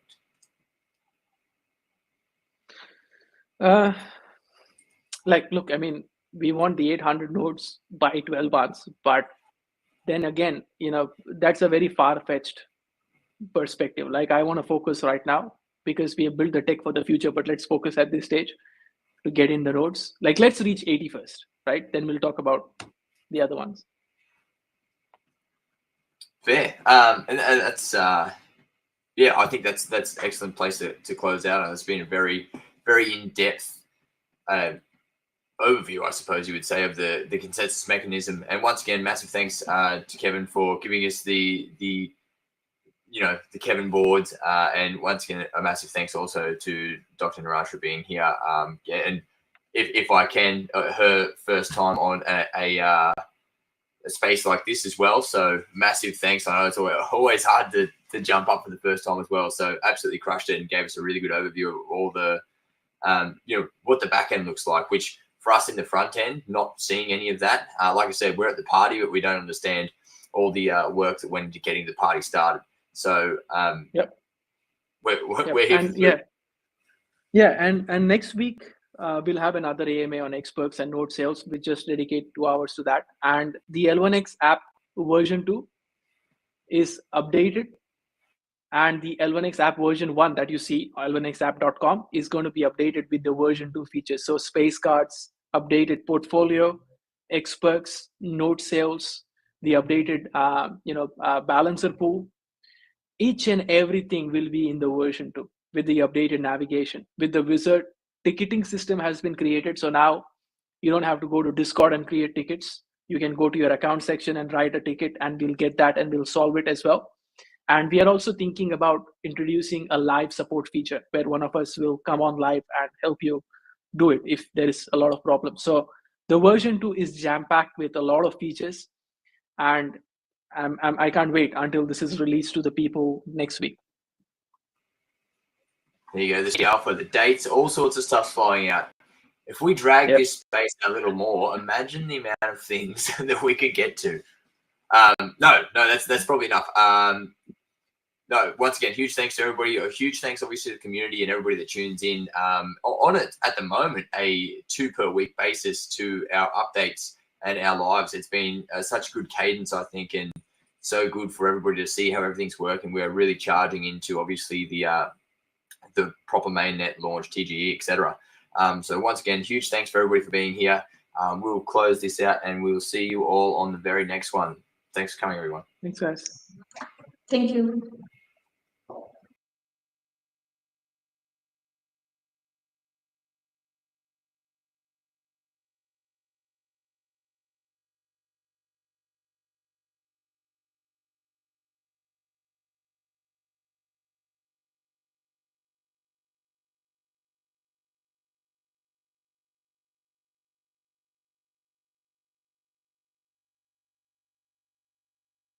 And I'm really looking forward to how this plays out, the questions that are coming through. Obviously, we've got a really good community engagement, and I'm sure they've got questions to push through as well for you, Casper, and also for the team with massive amount of information lined up for everybody. So I won't take too much time of everybody with my intros, but I'll pass straight over.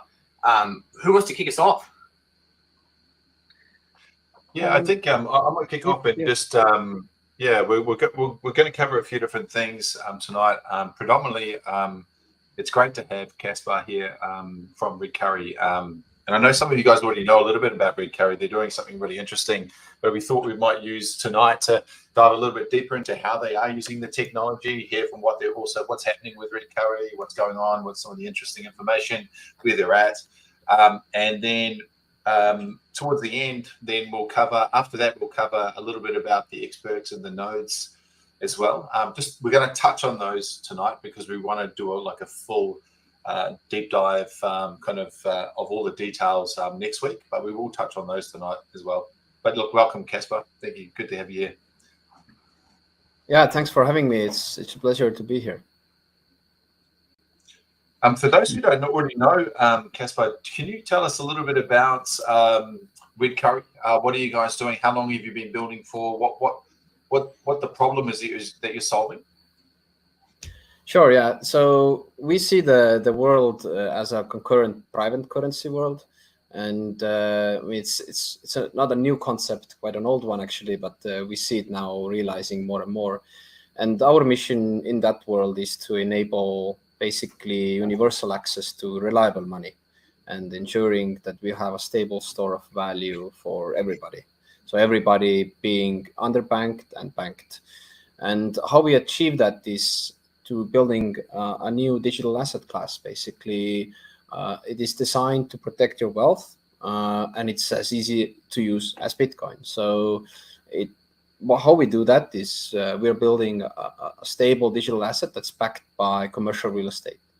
So basically, in essence, and simplifying this a lot, is that we take commercial real estate and use that as a collateral to issue tokens, which are then fungible, easy to use as any other cryptocurrency that people are used to now already. But at the same time, what is different from all these other products that we see on the market is that it is extremely stable. And that is backed by a lot of data from commercial real estate, prime commercial real estate in Europe, and especially looking at the real value of that real estate, not perhaps some ETF or market values that also fluctuate, but we can get into that if need be later. So you go, Mike. Yeah. Yeah. So, Caspar, what you've really described there is actually quite fascinating. And I know we've had a number of chats already, but just touching on that, really what you're describing is, it sounds like that what you're describing there is effectively money that's resistant to inflation. Is that correct? Yeah, absolutely. Actually, if you look at our investment strategy into those collateral, which is commercial real estate, that investment strategy is quite simple. it is to minimize the volatility of these underlying assets and then to outperform inflation. And the way we do that is that we look at only cash flow proven real estate. And in commercial real estate, the cash flow comes obviously from rental yield, and rental yield itself has, in commercial real estate, has always outperformed inflation. As a matter of fact, as the inflation goes up, so does the rental income.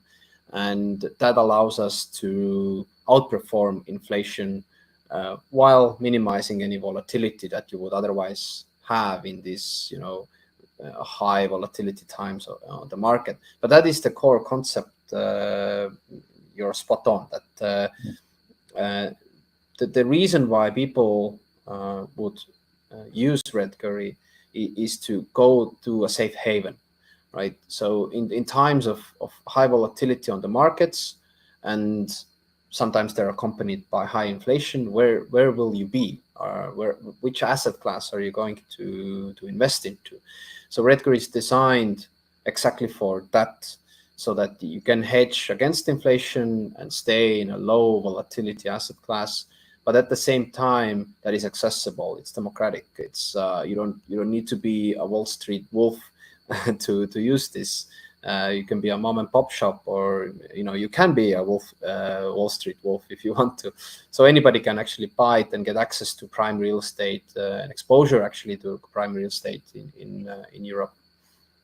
Right, and that actually sounds like traditionally it's very difficult to get into things like commercial real estate simply because of properties are bought and sold with loans from big banks or financial institutions. So this effectively, what you're describing, enables people to get in literally at almost any time into a piece of commercial, either a piece of commercial real estate or an ETF equivalent or some form of fund. Is that correct? Right. So the way we structured Redcurry legally is that it is a non-security. So you use it as you would use any other currency. It's a fungible asset, meaning that you're not investing into any specific real estate. And then what that allows you to do, it doesn't require you to be an investor. So if you would, a lot of projects do this, they digitalize real estate or they digitalize existing asset classes. But then again, you need to be an investor. But if you have 2 kids, 9-to-5 job, you love your job, you don't have time to be an investor. So the Redcurry is designed for people to buy as a currency, but then being sure that it's actually backed by something that is cash flow proven and that is stable. So in a way, you can look at it that it behaves like money, like any other currency would, but it's actually backed by real estate.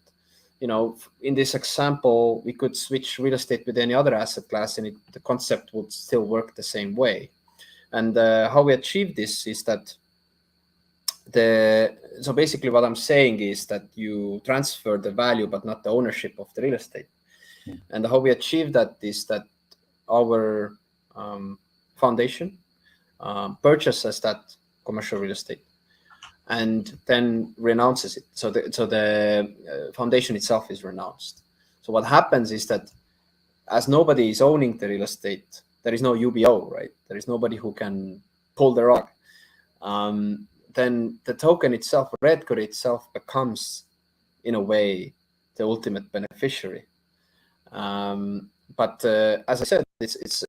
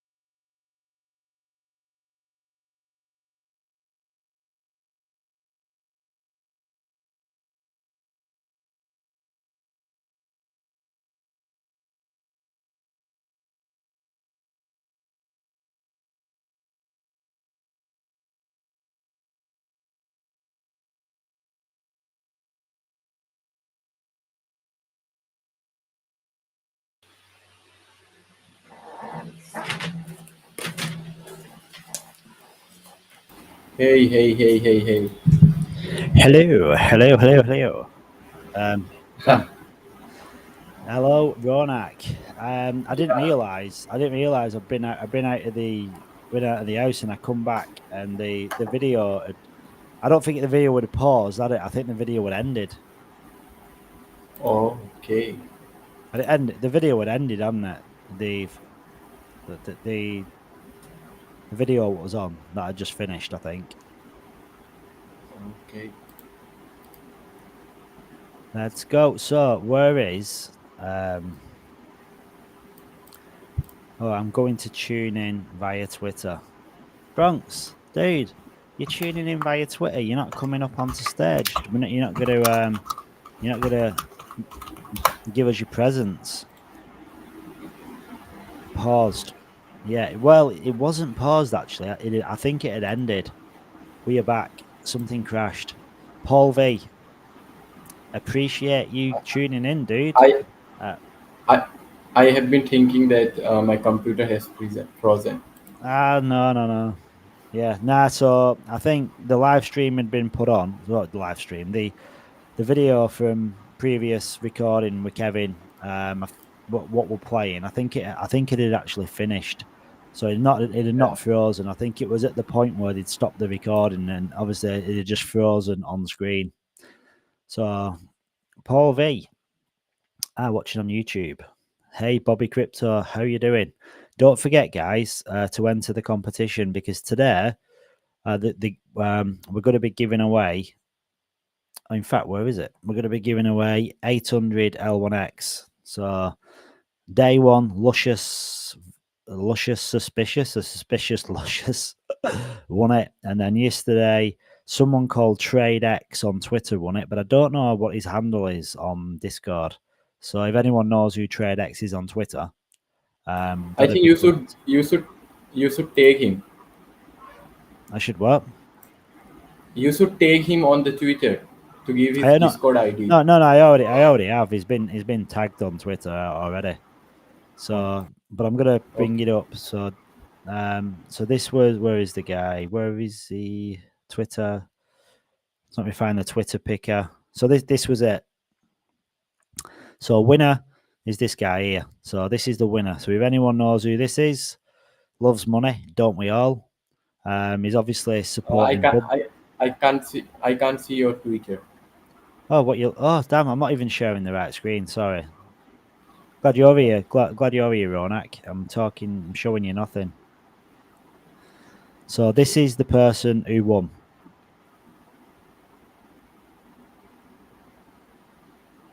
So trader, J TradeX. So this was the Twitter picker that picked him. Congrats, fam! You just won 600.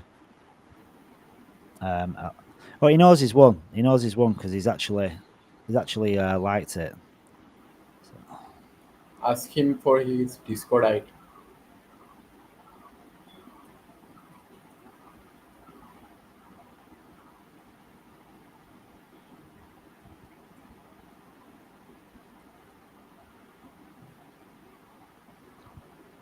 Yeah, so that's that. So that was yesterday. That's 600 L1X. And then today is this one. This is the big one. This is 800 L1X with $400. So what do you need to do for this one? So you need to follow me, Kevin, Layer1X, L1X app, L1XX Talks, David Gockstein. Like, retweet, bootmark, reply, and basically just copy all the tags, all the hashtags, and like, retweet it, and bootmark it. And if you're feeling extra bullish and you want to go above and beyond, repost it as well, so you can then let other people see it via your tweet, and capitalize from using more hashtags, cash tags, whatever you want to use. And also as well, like, repost this out to the live video, because that'd be pretty cool to just get some more eyes on the live video too. Yeah, well, that's pretty much it. So I'm just going to add someone else up on stage. So we've got the one, the only, the legend. That is the Bronx. The Bronx. Oh, that's a big, be a big entrance call there. Bronx. Yeah. You yeah, see me? Can you see me? Yo, Nomad, how are you? Bro, we can hear Hey guys, yeah man, I've been it's been, you guys had a big few days. You've It's been been a bit. smashing it out, man. It's been pretty damn busy. So we've done like Twitter video. We've done these live videos. We've done Twitter Spaces, and then we're back to the videos. So yeah, we've been banging. We've had a few people in. We've had like Joe's been in a few times. Fur's been in. Cody's popped in a couple of times. Yeah, so we've had Matthew's been in. Kevin's not graced us with his presence yet, but in all He'll honesty, be all hands on, yeah, man. He'll be they rushed off the feet, and then Ina's been in as well on the Twitter Spaces. So we've done well. Like we've not had Mike, but I'd imagine Mike's super busy as well. So I'm not expecting Mike or Matthew really or Kevin, because they've got a lot going on, aren't they? They are stretched. Yeah, I bet. Yeah, I've been out of action, man. I've been crooked, but these night and day pools, I think they've done their job now. I'm coming good. No, that's good. Nothing like being under the weather, is there? No. There's been a bit of a COVID going around where I am, so I don't know. Well, basically a flu going around. Yeah, nah, that's not good. I tell you what, it's been a weird 3 days, because I've never really spent so much time talking.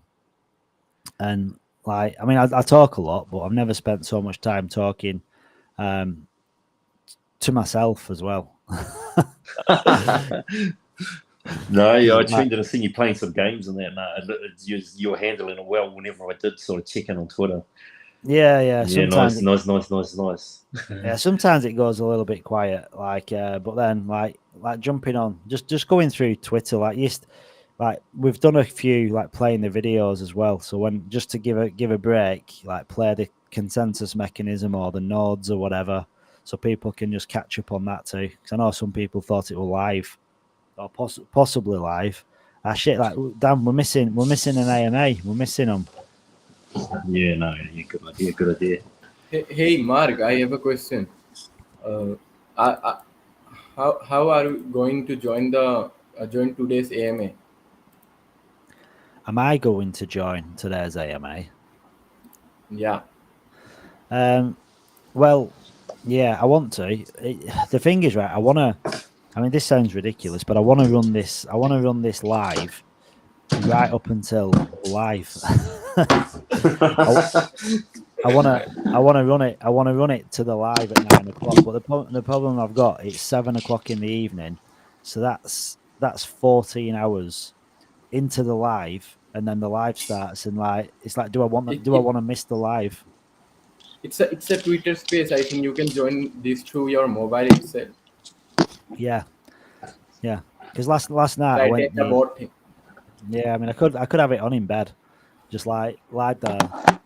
In fact, last night we were doing a Twitter space, and we carried on the Twitter space. We just kept it going, and I got to 4 o'clock in the morning, and I actually felt like I was going to be sick. I was so tired, so I disconnected from the computer, and I jumped on my phone, and I went to bed, and I've got my phone in bed, and Garrett was in there, and AS Finance, and next thing I know, it was 10 o'clock in the morning. I just passed out with my phone next to me. And I didn't have a clue what day it was, what time it was. I didn't even know where I was when I woke up, because I'm bed hopping.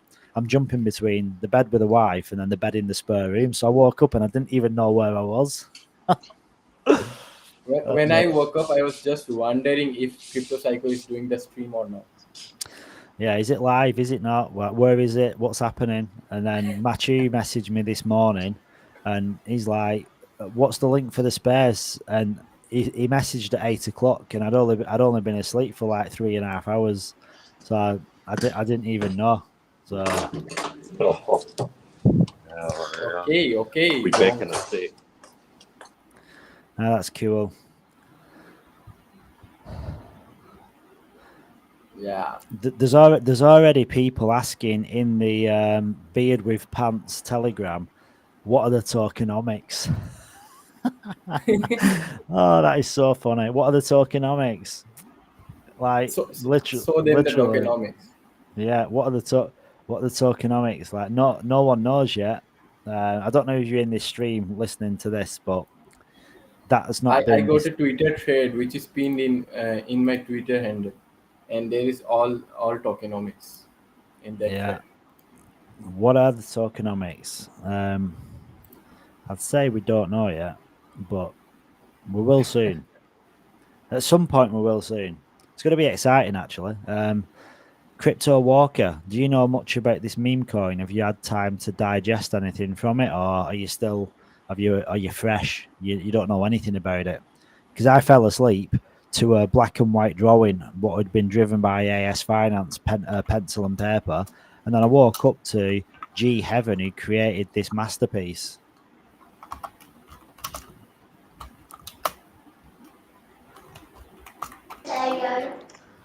Yeah, I saw the picture, and yeah, I'll be awaiting when it goes on the launch pad. Do you think you'll be degenning? Do you think you're going to degen into it? Anything on Layer 1X, I'll be on board. Walker, you sort out what you're doing with the kiddies. Just catch you after when you're ready. Yeah, no worries, bud. See you in a bit. Yeah. This has actually been. Do you know what? Right, I've really enjoyed this because although there's probably been, I don't know, a rotation of 10. What do you reckon? How many people do you reckon we've actually had on? You know, like different people. Probably like 10 to 15 people. After its end, I'll be missing this one. Yeah, it's good fun, isn't it? How old are you, Rodak? Yes. How old are you? 23. All right. So have you got any do you live with your parents, or have you got like family, and have you got any kids, or? I'm living with my parents. I'm bachelor. Bachelor, dude. Bachelor. You're living the good life. So you're gonna be a bachelor and you're gonna be a millionaire. Like, don't get any better than that. Ronak, the L1X stud. Oh my god. Yeah. No, that's cool. So your life is going to change. You've got such a big advantage as well, because like you're 23, dude. Like all those guys, like, well, I'm referring to myself. I mean, you look at LMFG and like Skippy and even Bronx and Walker. We're all like older. Like you're going to become a millionaire in your 20s, dude. You're going to be living the MFing life. Oh my god. Are you gonna do your mum and dad know, like, what do your mum and dad understand what it is that you're in? Do they realise how big of an opportunity you've got? No. Did they know anything? My parents, right? Yeah. No, they don't know about that too much. Oh they my know god! that I'm in crypto. They know that. So they don't know anything, and then all of a sudden you're going to be turning up in Rolls Royce. When I got the Layer 1X t-shirt, they were shocked. Why have you been ordering this t-shirt? I told it was a gift from Australia. They wouldn't believe. They thought you'd bought it. Oh man, it's gonna be good. Oh, sorry, I just muted. It's gonna be so fun. It's gonna be so fun for you, Ronak. Then, so when your parents find out, I just talking to Ronak for, and his parents don't really know anything about Layer 1X. They just know that he does crypto. So can you imagine, like, Ronak in India and his mum and dad, and all of a sudden he rocks up in like a Rolls Royce or something, or hey mum, picking him up in a limo. uh, that's, I think that's a relatable situation for most of us, right? Like even you were mentioning, like your wife says, coin, coin people. So it's like, I Yeah. guess most, it's a how do I put it in words? I think it's a degen dilemma, right? Yeah. where you're doing something in your room on your computer all day, and everyone thinks, I don't know, you're just dealing with some sort of cryptic things. Yeah. And Yeah. all it is, we're just on live stream, talking about stuff that even we don't probably understand fully, but we're trying to make sense of it. Yeah, you're like wondering, sitting down, thinking, how has this got any value at all? But because that it doesn't appear like anything does have any value, does it? I mean, to like my missus, it just looks like I'm in these chats just talking to weirdos. That's what she just thinks. I'm just talking to weirdos all the time, and she's just like, Yeah.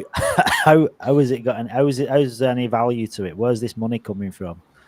And it's not, the problem is when someone's, without obviously sounding horrible, when somebody's so ignorant on a subject, it's hard to explain because they're not educated to a degree where they know what they don't understand what you're talking about. But then they don't even want to know what you're talking about. So it's hard to explain something to someone when they don't really care in the first place. It's just Yeah, good. my wife. It's just Right. like, show me the money. Again, I'll just say it. She's like Jerry Maguire. Yeah. Show me the money. Show the money. Yeah. One of the best films ever. That I love that film. Show me the money when he's going crazy. And I think, I mean, I look at like 20 like this year. I mean, even this year, like I think there's going to be ridiculous gains made this year. Never mind next year. And I'm not even just talking about Layer 1X, because the thing is, everyone that's here, we're not just in Layer 1X, are we? Layer 1X is like something that we're lucky enough to find, but we've got a lot of, well, I'm presuming a lot of us have got a hell of a lot of investments in other cryptos as well. This is just one aspect of it. Yeah.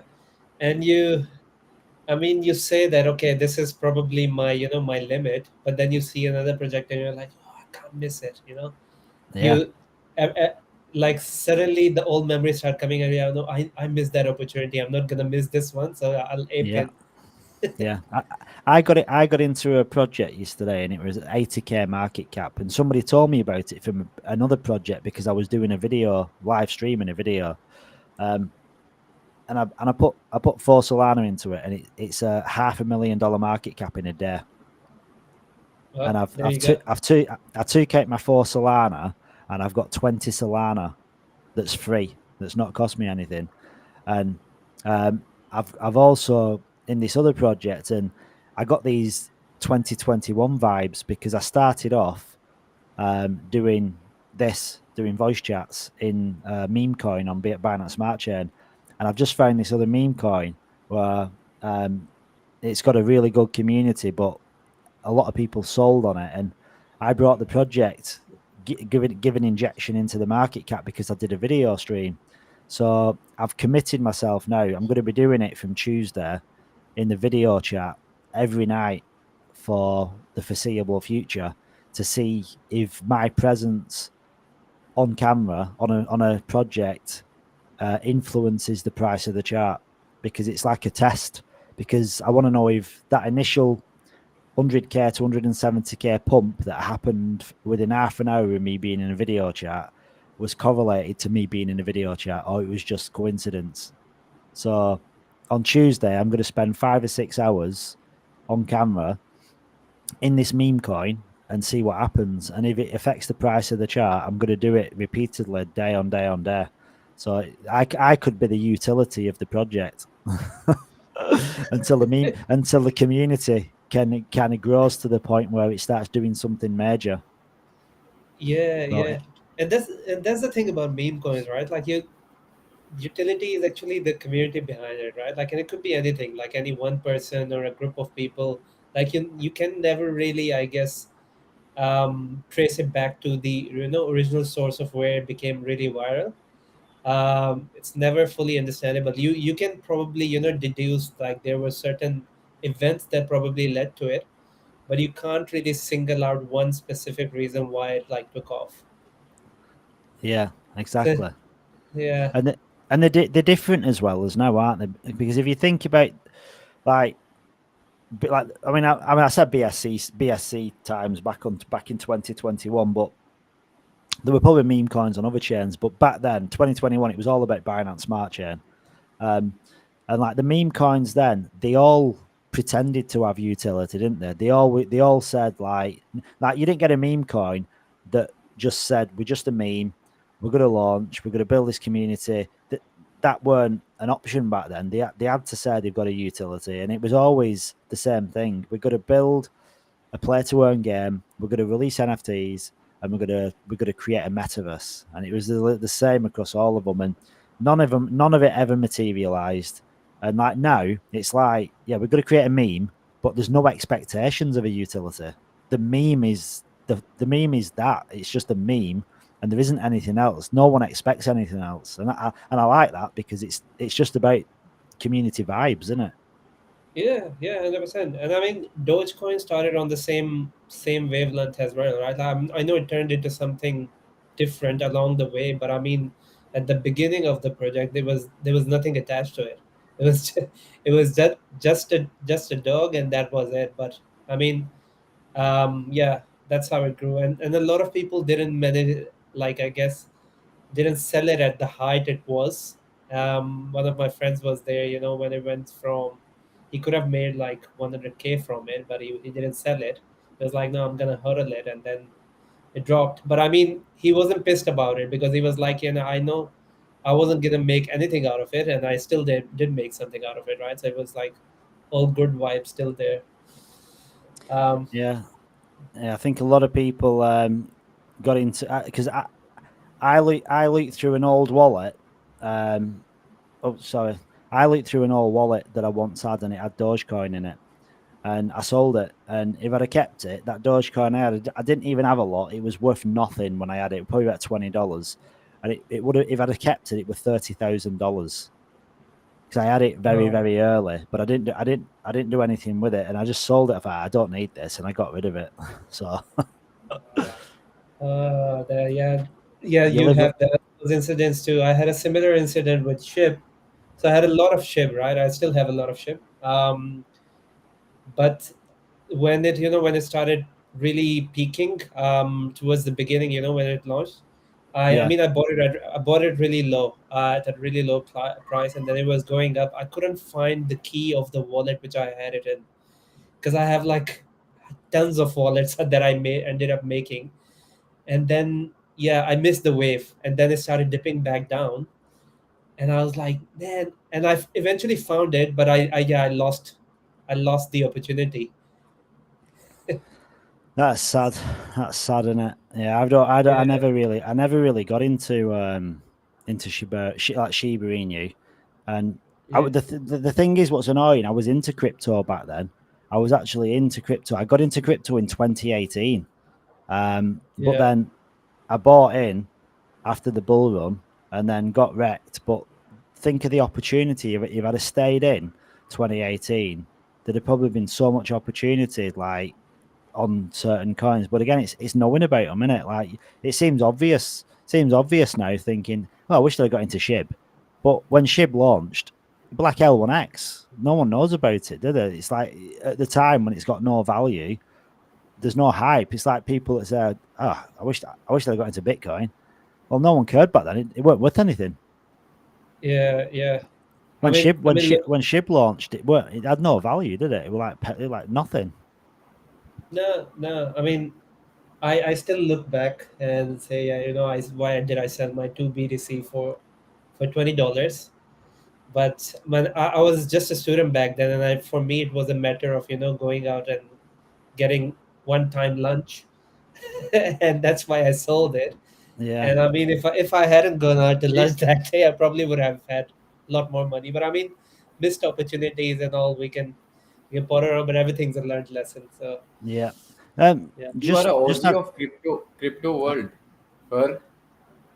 Sorry. Which year you first get into the crypto? So I bought into Bitcoin like in the very early onset. So like 20. When I'm saying like 2 Bitcoins for $20, it was like really early. It was like I believe it was late 2013 or something. Yeah, I mean that's like because after 2015 its price started going up, and then has been going up since. Like I know every year we've been hitting at, especially apart from the last 2 years when there was obviously a bear market. But I mean it was around What that time, trauma? and I was using the old bloody Bitcoin wallet, what it's called, Bitcoin Core, right? Which I still hate, and I still have it, but I mean I've got nothing in it. But yeah, I used to use that, and then I didn't really dabble in crypto much for the remaining years until Ethereum really started hitting, and I started like seeing a lot of the advertisements around Ethereum when advertisements were still allowed. So I used to see these advertisements. ETH is going to be the next Bitcoin. ETH is never happened. Like never it happened, but I mean, like ETH did really take off, but I never like bought into it. That's what I'm trying to say. Missed that opportunity. So I think that's what really got me into crypto. The curiosity, missed opportunities, and other stuff. But yeah, I've made a lot of, I guess, mistakes, but that's where you learn lessons.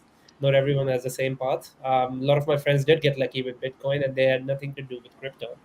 Like I Yeah. know, You heard about the story that a person forgot his hardware wallet password.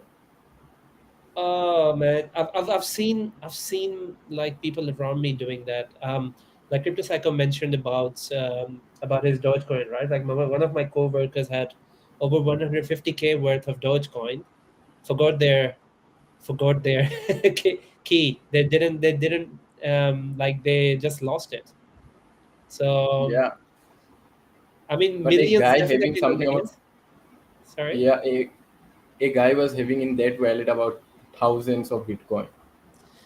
Yeah. I mean, it's you have a better chance of winning a lottery than you have of guessing your mnemonic keys.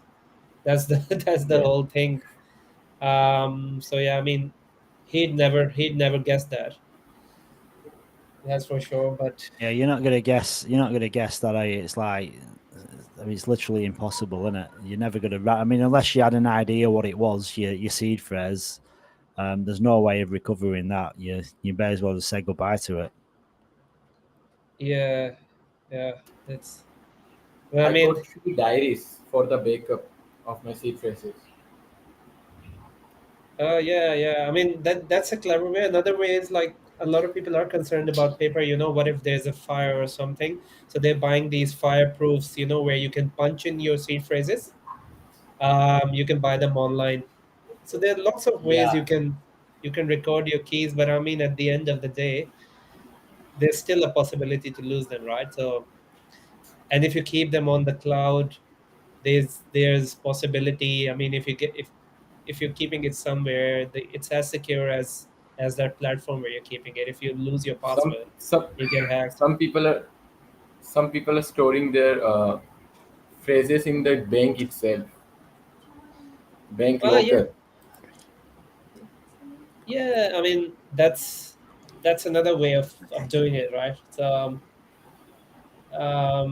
it's yeah, it's great, but I mean, you have to pay for the locker. I mean, I don't know obviously about India, but I mean, here you have to pay a decent amount of money just to have a locker, and you every time you need to open it, you have to pay for it.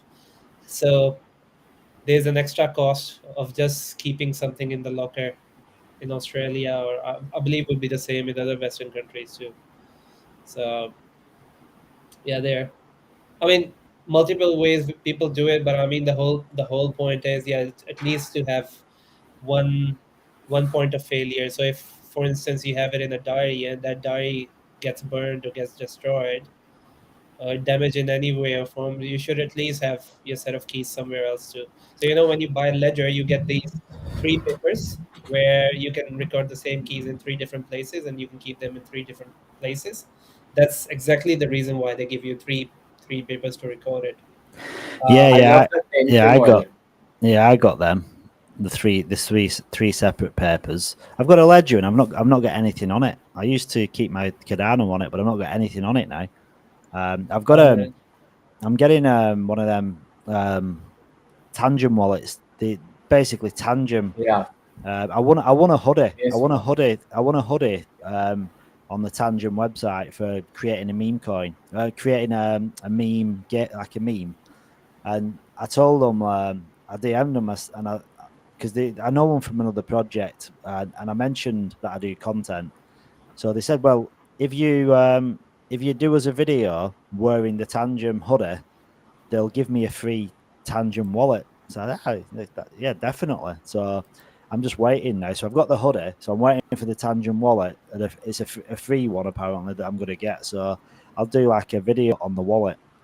But apparently, like I've had a lot of people have got good things to say about them because they're weird. But you don't have there's no seed phrase.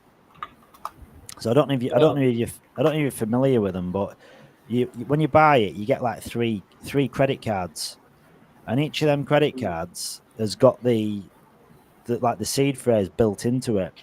But to access the credit card, you've got to tap it on your phone, and it's got an NFC chip in it. So that like it's like a payment. So you tap it, and then it opens a wallet, like it's got its own wallet built in, and then you put in a PIN code. So without that PIN code, nobody can access. Well, without your phone, like 2FA, if you will, and the PIN code, no one can access it.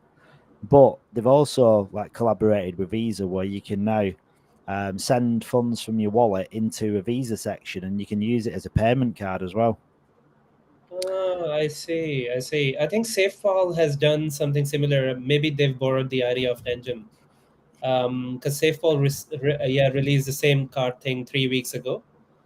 So I think they may have borrowed that idea of Tangent. I don't know. So they don't have seed phrases either. The wallet is the wallet. Like this, there is no seed phrase. You get wallets that replace seed phrases. Yeah, and I think that's the future, right? Like, it's very hard to keep your seed phrases safe. So you need to, if something like a hardware, essentially at the end of the day, it's a 2FA, right? Like, you just need to protect from like a malicious actor from getting in. Yeah, definitely. Yeah. So I've got some alpha to share that Cody was previously saying in the chat. I don't know if I should just shell it out. Oh, alpha. Yeah, rip out the alpha. Shano's here for the alpha too. Shano. This isn't fair. This is Shano's first time in this stream, and he's getting alpha. I've been here 72 hours slogging, and alpha's only coming because Shano's in the chat. Yeah. He might not know how it works. Yeah, I'm not really sure if it really qualifies as alpha, but it's like really good news. So Kevin shared it, and it's a screenshot of Kevin's social, but it says like the results are out, 120 million staked in less than 72 hours. So we've smashed it, L1X fam. Like, those are really good numbers, right? 120 million. That's really, really good. Less than 72 hours. So do we know if we're actually launching tomorrow? We are going ahead with the launch, yes. And the thing is, obviously, I don't know how we will carry it. Like, that's a good question, Crypto Walker, because what was, I guess, the plan is just before the launch, because we're going to the end of this 72 hours is going to coincide with the commencement of the AMA. That's the launch day AMA.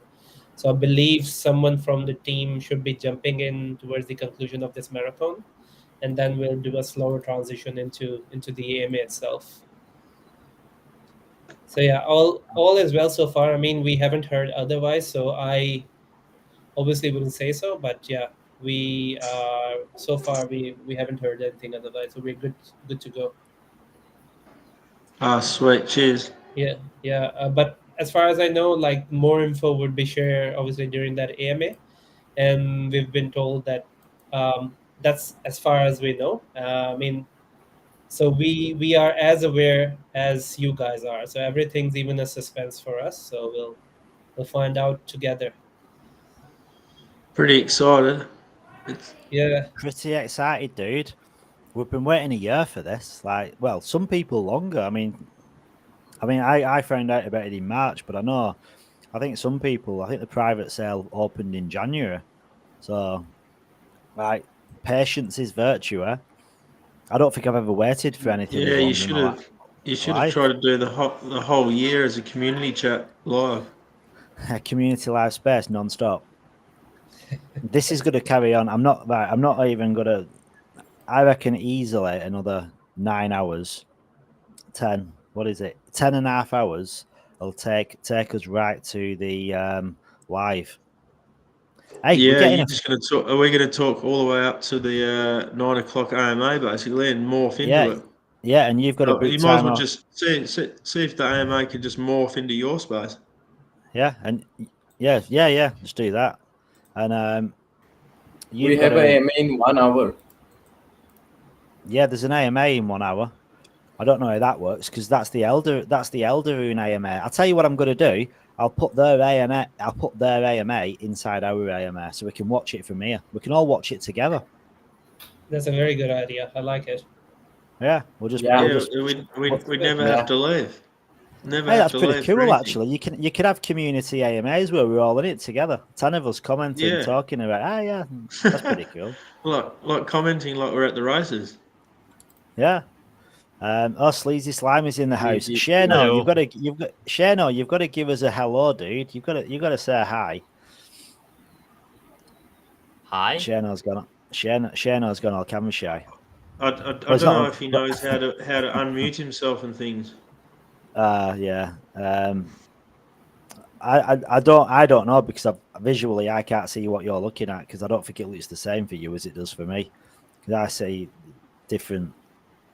I'm just trying to see if we can get someone in from the team maybe. You never know. Yeah, have a look. Yeah. Someone might jump in. Hey, Sleazy, how are you? So did I miss any alpha?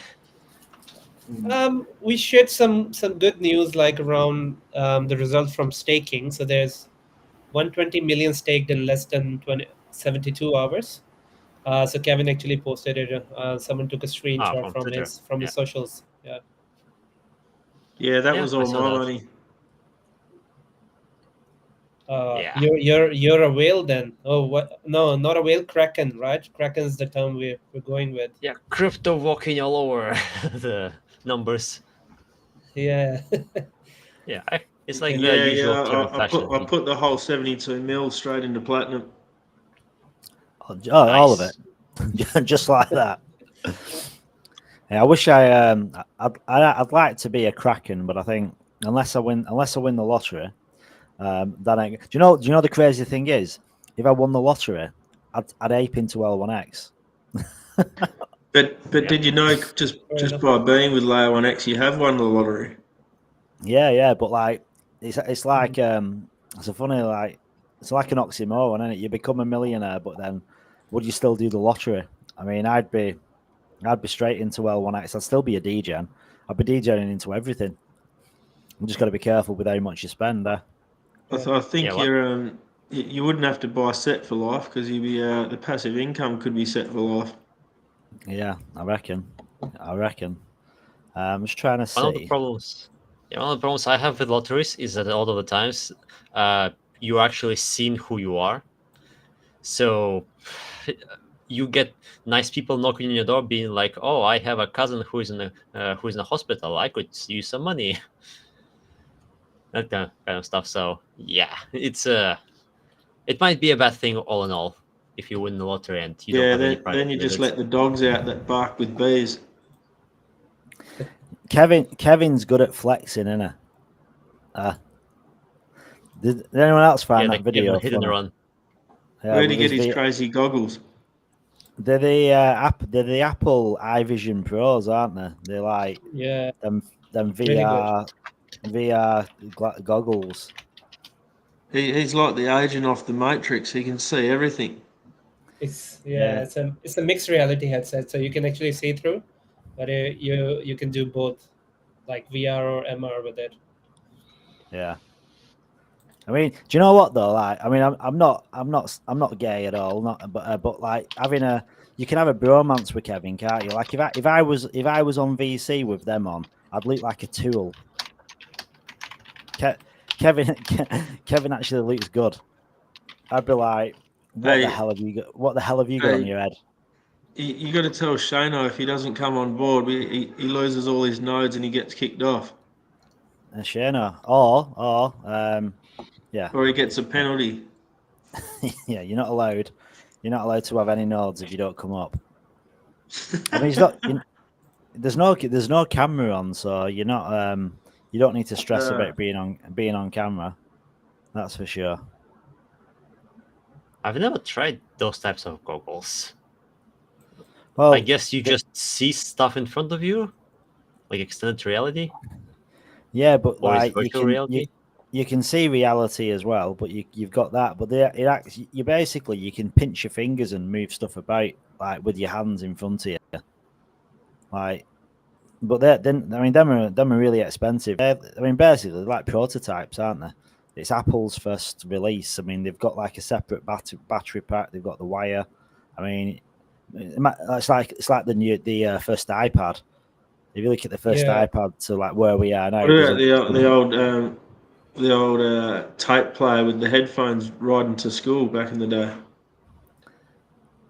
It's like, when I was learning how to use some development environments, I was learning how to use just the keyboard while avoiding using the mouse as much as possible. This way, I wouldn't have to move my hands. It would just be fingers, maybe a very slight wrist movement. And now we go to the point where you actually are meant to be doing this with the hands. That's funny. Like we've come full circle. Yeah, a lot of these like VR, MR, XR technologies are often thought to be like gimmicky as well, but the point is they're not really made for retail, right? Like for an everyday user. Yep. Yeah, I used to actually work for a company which was the top XR company here in Australia, and I used to work with the Queensland government as well for the under the XR hub. So I saw a lot of the stuff that happened like behind the scenes, mining companies using them for training, like training oil riggers, all of the things, excavator drivers and all of, I mean, it's the thing that's going behind the scenes, like with simulators and stuff, just using VR, XR. It's amazing, and we don't get to see that much as normal users, which is unfortunate. But I mean, the whole point is that those softwares can't be released commercially, right? Like, I mean, by commercially, I mean not into the as to be consumable by a normal day user, because it wouldn't make sense for those companies to release them. And often the products that are being developed are under NDAs as well. So for instance, if a mining company has developer training, they don't want others to see it. So I mean, it always stays indoors. But I can tell you, like, I have few videos as well I can probably share in the chat where I'm like driving train driver simulators. So and it's actually being used to replace actual training, because the whole point of training, like if you're sending users, you need to do shortlisting, right? Like, how do you determine if someone's fit to be a train driver? You can't put them on the field first, because that might be too dangerous. So you put them in simulators first and do a first check from there. And it's realistic as well, because everything, the environments are realistic and everything. And then you're determining if they're good enough to go. So I mean, I used to do a lot of that testing, and I found out like a lot of how to drive trains and stuff as well. So I don't know if there's ever will be a situation. I hope not, but I know how to brake a train and how long it actually takes to come to a stop as well. Like, it takes almost 500 meters, right? So that's why The L1X train. the L1X train. Oh, we don't want that to stop, right? We want it to keep going. Yeah, but I was watching watching a program yesterday, and it was showing remote operations, and not necessarily for training, but for actually real world use. Like it were crane driving, and they ended up using like remote crane driving. So you had some guy remotely with basically a setup like you and Kevin, like 1,500 screens, and just operating a crane on a site without having a driver. Like the driver was just a remote driver. Pretty insane, really. Is the train operator something like it goes by itself, but you are there just in case of emergencies, like it's with planes, like they have autopilot? I don't know. Like this was just replacing someone's job, so a bit of a shame for the guy on the ground. But it's technology, yeah. And like if you think about, like a lot of this stuff is going to be built on blockchains as well, isn't it? Like that's the thing. Like you think about where blockchain tech's going, and it can come in from so many different places. Has everyone just dropped out? Did the connection go off? Well, I wouldn't be surprised. No, I'm here.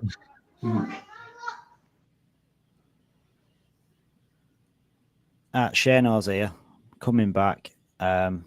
Is he going to say a big hello? Shano. Is that him coughing? Always coughing.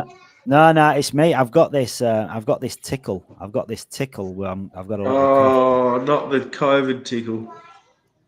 Yeah, I think that's what it is. I've got this tickle, and it's not going away. So I'm just trying to get someone from the team, and I don't want to say who it is, because we've got quite a few people in the chat. I'm hoping we've got like one of the OGs, the original gangsters, the original, like one of the potential Power Rangers. Yeah, I'm here. Yeah, you're here. You ready? You ready to rock? Crypto Walker. So, would his name start with K? Oh, we have Shona. We've got Shona. So, who do you think is going to be the right Power Ranger in the middle? Probably Kevin, right? I don't know. I'm kind of. I think 100% they're going to wear them, but it's going to be a good PR stunt, isn't it?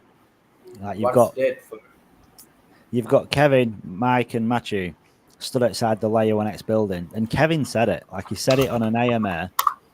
He said it with conviction, and he said it at a $10 billion market cap. That's what they're going to do.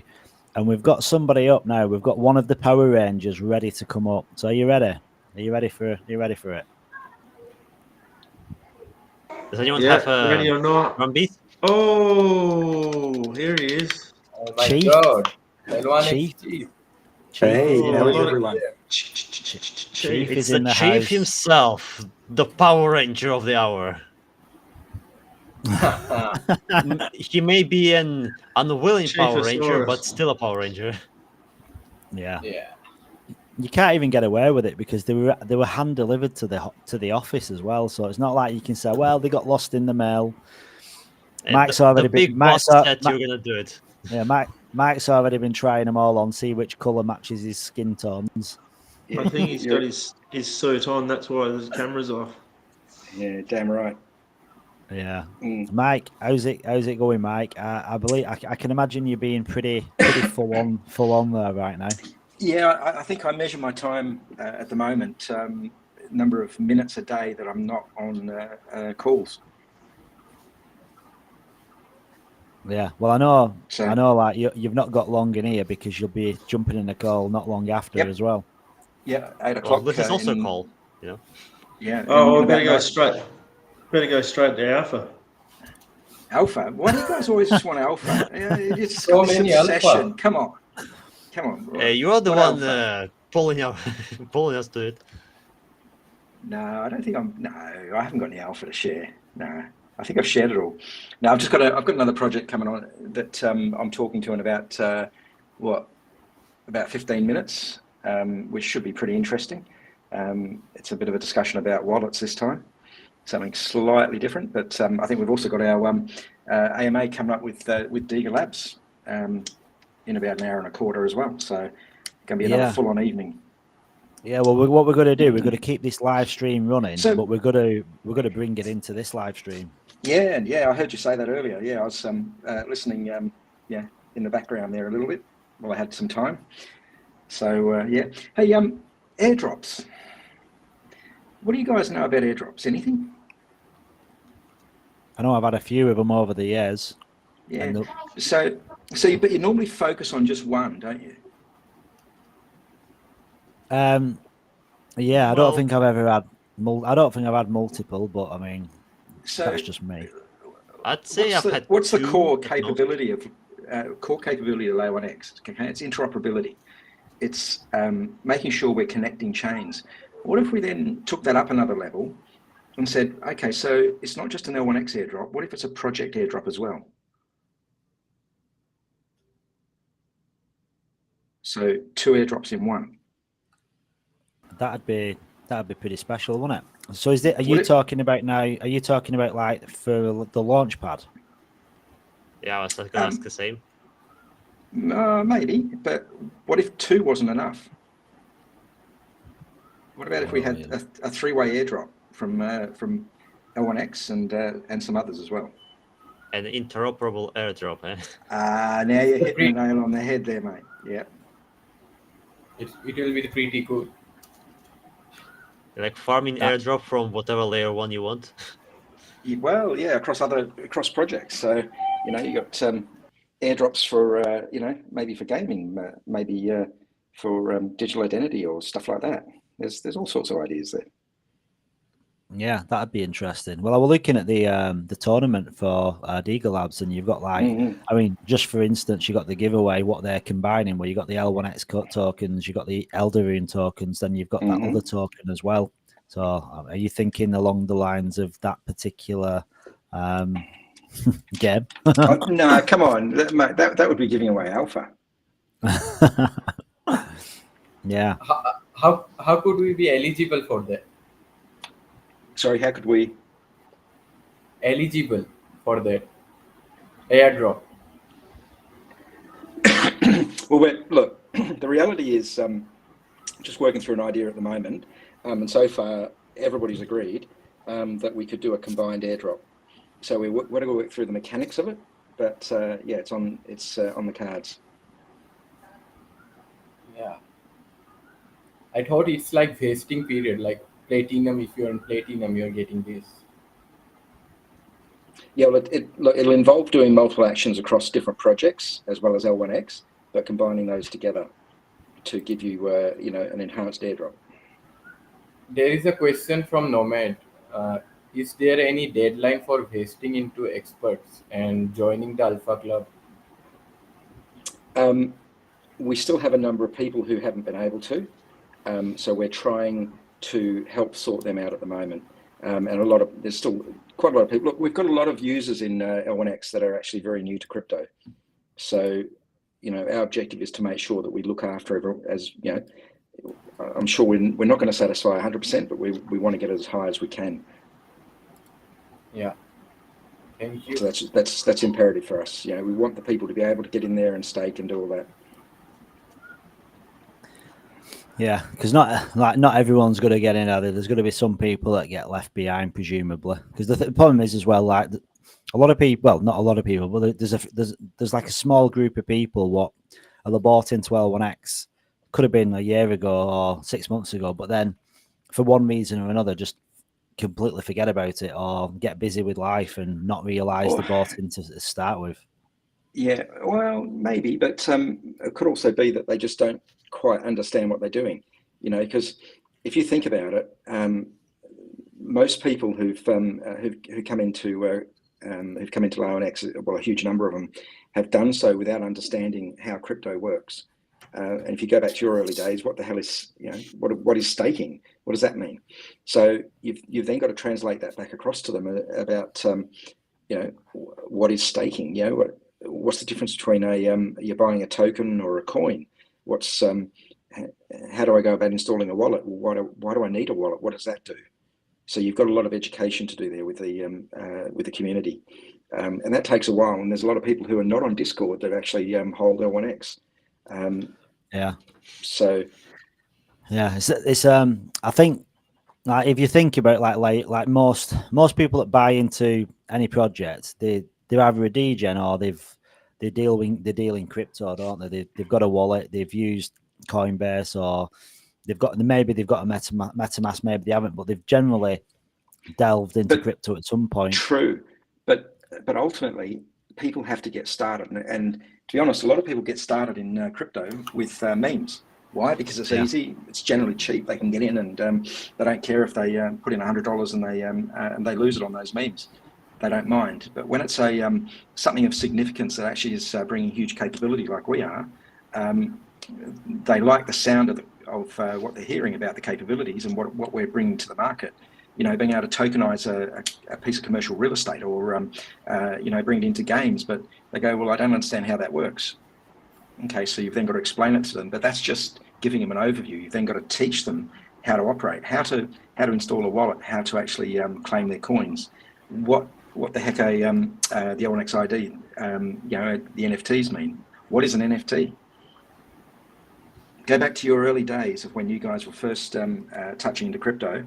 I know, for me that was a very long time ago. That was, I think Noah was still a carpenter back then, but.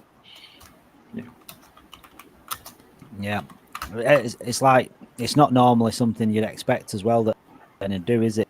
Educate, and that's what makes kind of layer 1X different, because it's not just one of these blockchains that you have to get used to and adapt to Web3 and learn yourself, because let's be honest, that's how all current models work. At the minute, you learn yourself. You've got to figure it out.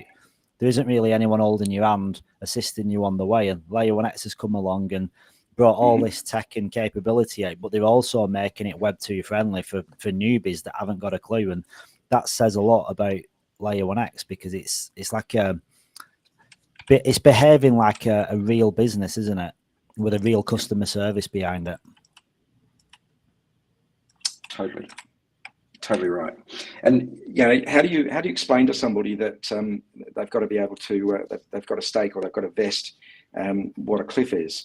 They've got a basic understanding, but most of that is based on stock markets. So you've got to equate it across to that, or to traditional banking.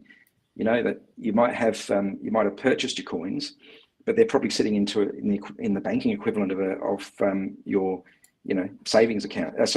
Like a what do you call it, an everyday account. Yeah. But you've then got to teach them that actually to do the equivalent of earning interest, they've got to stake it, and that's the equivalent in traditional banking of going across to a savings account and then earning interest on it. Yeah. So that's effectively something that you're describing. And that's what I try and use with people, something that they can relate to. Yeah. And we've got a lot of people, you're quite right, a lot of people do get in who are degens, but what about all those that are not? And we've got thousands of them. Yeah. Yeah, that's good, because we've got real believers. Like they're not the degenerate gamblers. So in reality, a lot of people that haven't got a clue, it's kind of good, because generally speaking, they'll be the diamond handers. They'll be the one that'll hold, because they've not got that degenerate behavior behind them. Yeah, well, that, and a lot of degens, all they're interested in is buying in and then dumping. When moon and all that. Christ, you said that you say when moon to somebody who's not been involved in crypto before, and they're going to go, okay, well, why are you talking about full moons? And you go, oh, shit, here we go.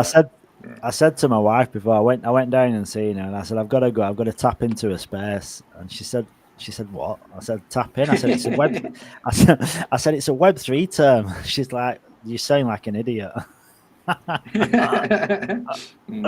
But it's something that I picked up recently. I never used to say it, but it's kind of, you learn the lingo, don't you? Like what works and what doesn't, and you end up kind of jumping onto the bandwagon and saying that you talk the same language because it's what everyone else talks.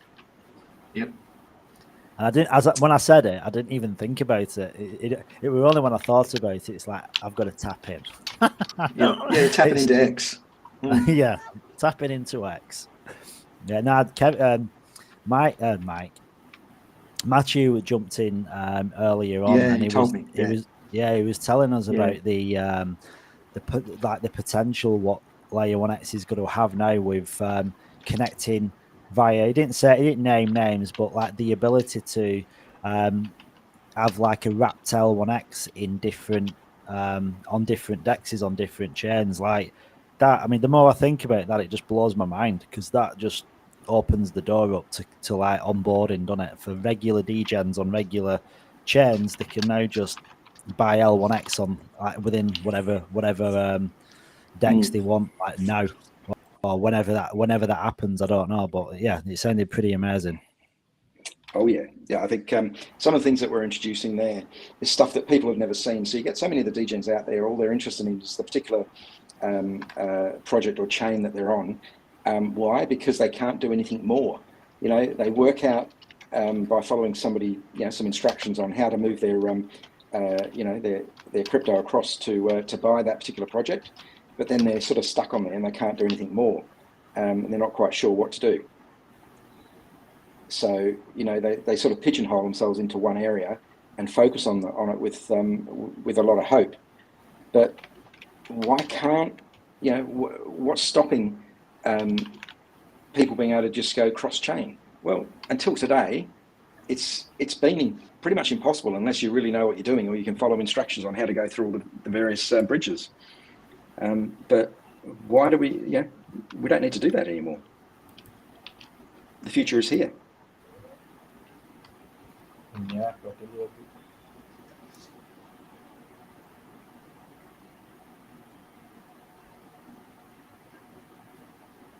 So what have you got up on the screen there, mate?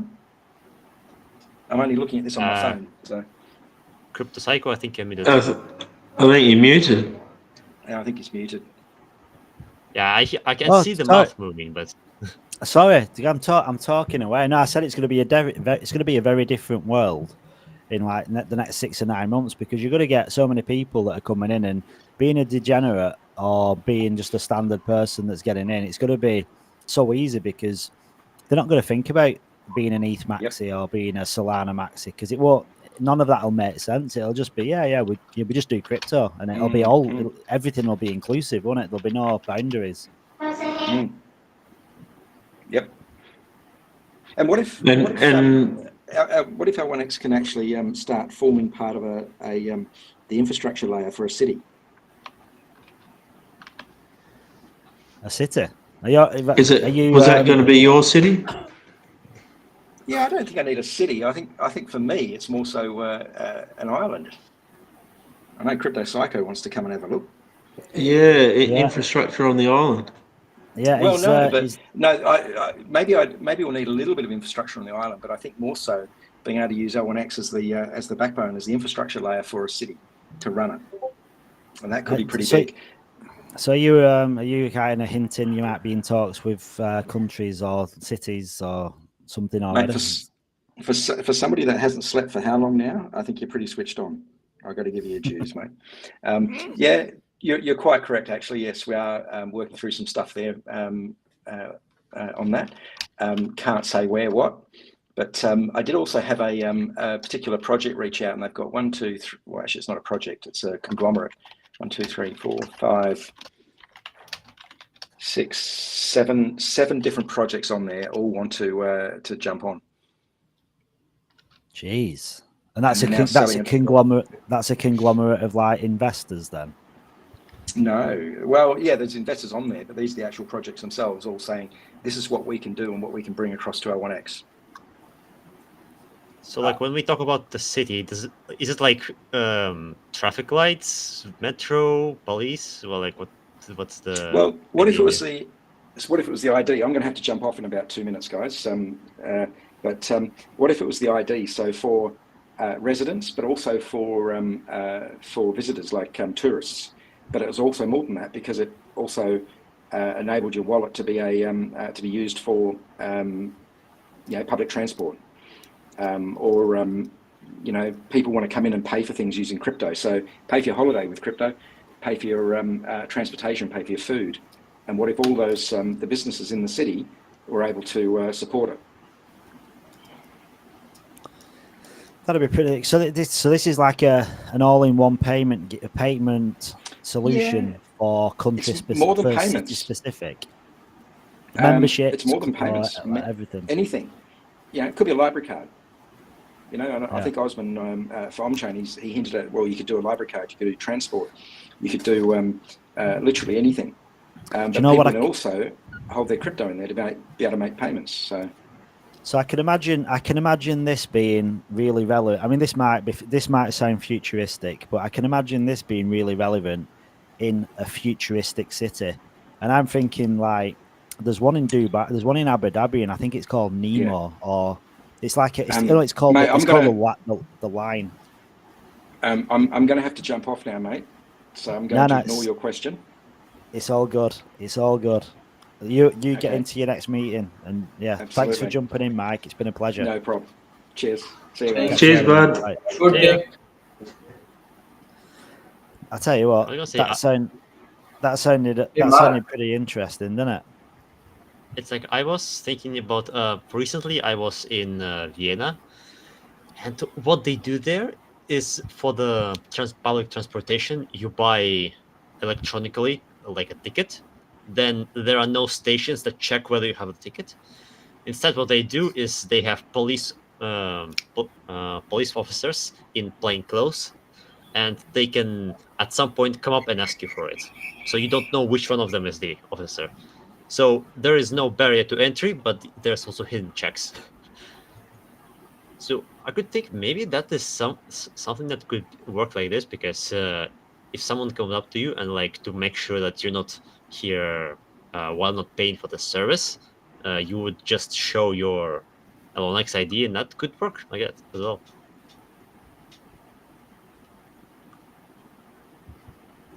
Let's see. The bus could also do something similar. I don't know. Hey, Mark. Yeah? Have you heard about the Cosmos airdrop campaign? Like, stake their tokens and you will get the airdrop. I've not took part in it. I think Sam is the airdrop king. I think Sleazer, do you do airdrop, Sleazer? No, but I should. It would be a great way to actually get acquainted with the project. Yeah, Lots of the times I'm just too lazy to go to another chain. You know, I would have to go to the exchange, get the coins, set up a wallet. That's Sleazy, I saw you joined many of the Discord channels. Yeah. Well, I'll just gotta be 1 minute. I'll be 1 minute, guys. Yeah. Yeah. So I join. I ask them to share info. If I'm interested, I stay. Although not many. I'm like in 2 projects. The other ones I kind of give it a read and then abandon it. Yeah. Like I there thought was you were one. airdrop. Sorry, I thought you were hunting the airdrop too. I should. I was looking at one on Ethereum, but I was like, I really don't want to touch Ethereum, and the airdrop is on Ethereum. I was like, the amount of airdrop I'm gonna get is pretty much equivalent to how much I'm gonna pay in fees. So, but I mean, if it's Cosmos, I'm gonna look at it, I guess. There are a few projects there that are interesting. Yeah. Have you ever bought a meme coin? Any of the meme coin? One. Like I'm in a metaverse project that, well, I own some assets, but I'm not really as much in it. One of the active members started a meme coin. I decided to throw like a couple $100 in it. It didn't go anywhere, so yeah, it's just sitting there. I'm just hoping that at some point it's gonna go up again. Like I don't want to waste my time selling for like. Is this a Dogecoin? Sorry, what? Is this a Dogecoin? Is it a Dogecoin? Yeah. No, it's Cardano meme coin. Cardano has quite a few meme coins as well.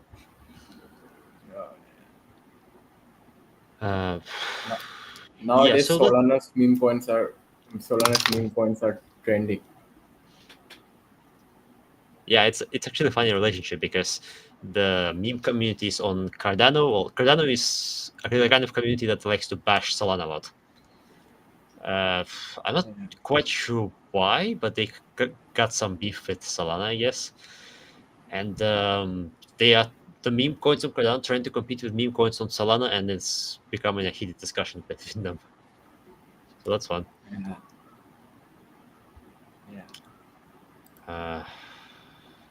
I've been wondering what's going to happen with our airdrop, because I don't think we've had much news. Like, They we have a know about, launch pad. yeah, I mean, I'm not sure. Yeah, please continue.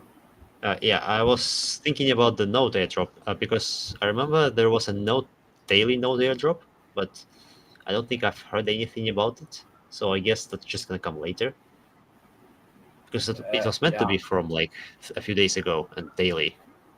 But oh well. Well, there was something in the airdrop section, in the vesting section, I think, like they gave something like if you vest in gold, you get airdrop tier 3, and in platinum there is airdrop tier 4. So I thought it's for launch pad. Do you have any info? No, I don't think I've heard that. Let's see. I don't remember anything about tier 3 or anything. That is mostly for whitelist allocations. That's the only thing I remember. Yeah, platinum have the whitelisted A+.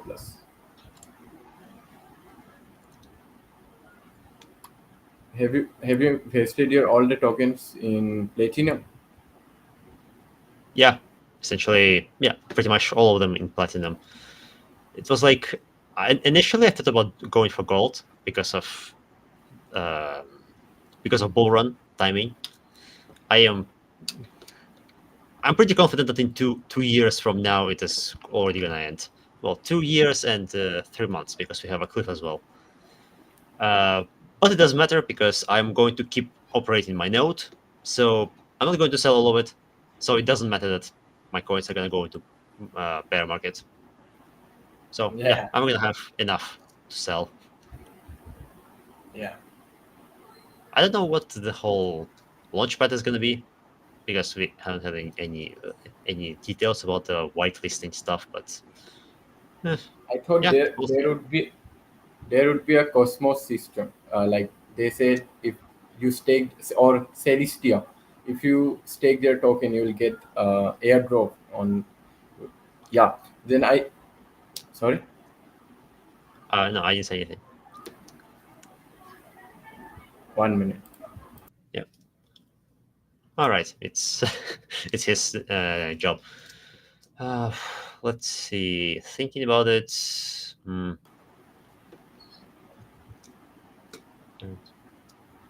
Yeah. So I was saying that I thought that we'll get the same thing. Like if we vested in platinum, we'll be getting other launch pads airdrop for vesting.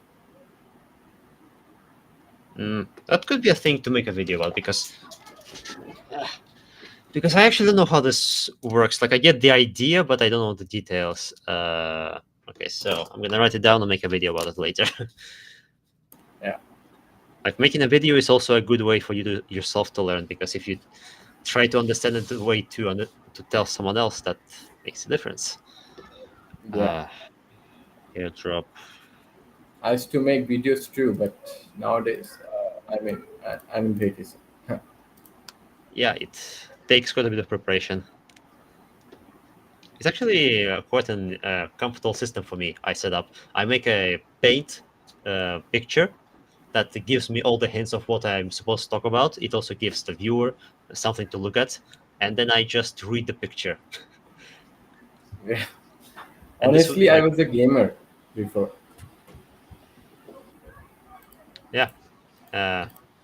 It's actually quite funny, because you can sometimes tell who's a gamer or not by how people behave in front of a camera. Really Yeah. comfortable with talking, because we do it all the time when we are in groups. You are a gamer. Yeah, I spend a few. I don't know, maybe some 10 hours per week gaming. It's mostly in groups. Like I don't do single player. It's I don't know. If I can choose between playing with someone else and playing by myself, I would rather play with someone else. Well, it's like a community thing, isn't it? You've probably got like really good friendships online with the people you play with. Depends on how you define friendship. Some people just like to talk, but not help anyone else with anything. Other people prefer more helping and less talking. Other people prefer doing both. So It's like really depends on people. it's like crypto. Then you've got people that are willing to help. You've got complete scammers, and then you've got people that just like talking and like hanging out in chats. You got a plethora of different type of people. I've been in a few games. I've been in a few gaming environments. I've been in Grand Theft Auto, like in like That's an amazing game. I played GTA 1, GTA Vice City, San Andreas 3. I didn't play GTA 4, but yeah, GTA 5 too. And in Battleground, my favorite games are Battleground games. I like them, but I don't know what it is. I get proper motion sick. So if you're in them games where you're like behind first person, especially like first person shooters, I can't handle it. Like the movement what goes on, I just feel so bad. I get like I feel like I'm seasick. You like to play third person? No, it makes me feel seasick. Oh. No, Okay. sorry, third person. Yeah, I can't really. I'm like behind the wheel kind of guy. If I'm in a I mean even something like lame like Tony Hawk skateboarding, I used to love that back in the day. That's fine, but like these first person shooters, no, they're not for me. When I joined Hot Knife, like the founder said, you've got to play this certain game, and it was what's the game called now? But anyway, I had to download this game, and I downloaded it, and it only cost me $10. It's like it's like a really popular game, and I started playing it, and after about half an hour, I had to just send it back. I went back where I bought it and just got a refund on it. It was a digital download, but they just gave me a refund on it. I couldn't play it. It was shocking. Not my forte. And I'm not really a gamer anymore. I mean, I'm too much of a degen. I'm too deep in crypto and projects. I don't have time for anything. It's all about being in stuff like this, being in Twitter Spaces, degenning into projects, representing projects. Like I don't have like free time for much else. I don't know if that's. Have you ever played Minecraft? Have you ever played Minecraft? My daughter plays it. In fact, right. I'm going to share a link. My nephew, he's got a massive following on YouTube for Minecraft. He's got like thousands of people that follow him on Minecraft. So I'm gonna share it. I'm gonna actually share his link. I'm gonna do a bit of shilling. Let me find it. Is that a live stream in your videos? No, he live streams. Live stream. Minecraft players used to live stream. But he's got a ridiculous following. Like he started off when he was like 16, and he's 20. I think he's 21 now, and he's got thousands and thousands of people, and he's got so many subs. And I keep telling him, I keep telling him, you've got to go on to Kick, because on Kick you get paid 95% of all royalties from your subs, but he's too much into YouTube because he's built up like quite a reputation on there, and he's got like a really good following. But I said, like, all you need to do is use like something like Restream, where you can then broadcast it across multiple platforms at the same time, so you don't need to. So I'm going to do you know what, I've never done this before, but I'm going to shill this, and this is my nephew. In fact, do I want to shill my nephew? Because I don't want to. Oh no, it's all right. He's got anonymity. He's not really him. So what's the YouTube channel name? It's on here. I'm just sharing my screen now. Nitroach. Let me check. So like he's got 65,000 subscribers. Ah, my God. I tried my best to get subscribers from gaming, but that never comes. Yeah, that's a lot of work. Like you gotta be consistently streaming, Oh my like God. every week, I several times a week for years to build up something like that. Yeah, he's put a lot of time, effort, and energy into building this up. And I mean, if you look at like his views, like his watches, like some of them popular videos, they've got like 250,000 views. But like his daily views have got between 5 and 15,000. Yes, he got 859 videos. Yeah. Impressive. Yeah, he's a good lad. He's a good lad. It's like my nephew. I mean, I'm a YouTube influencer, which I don't like using.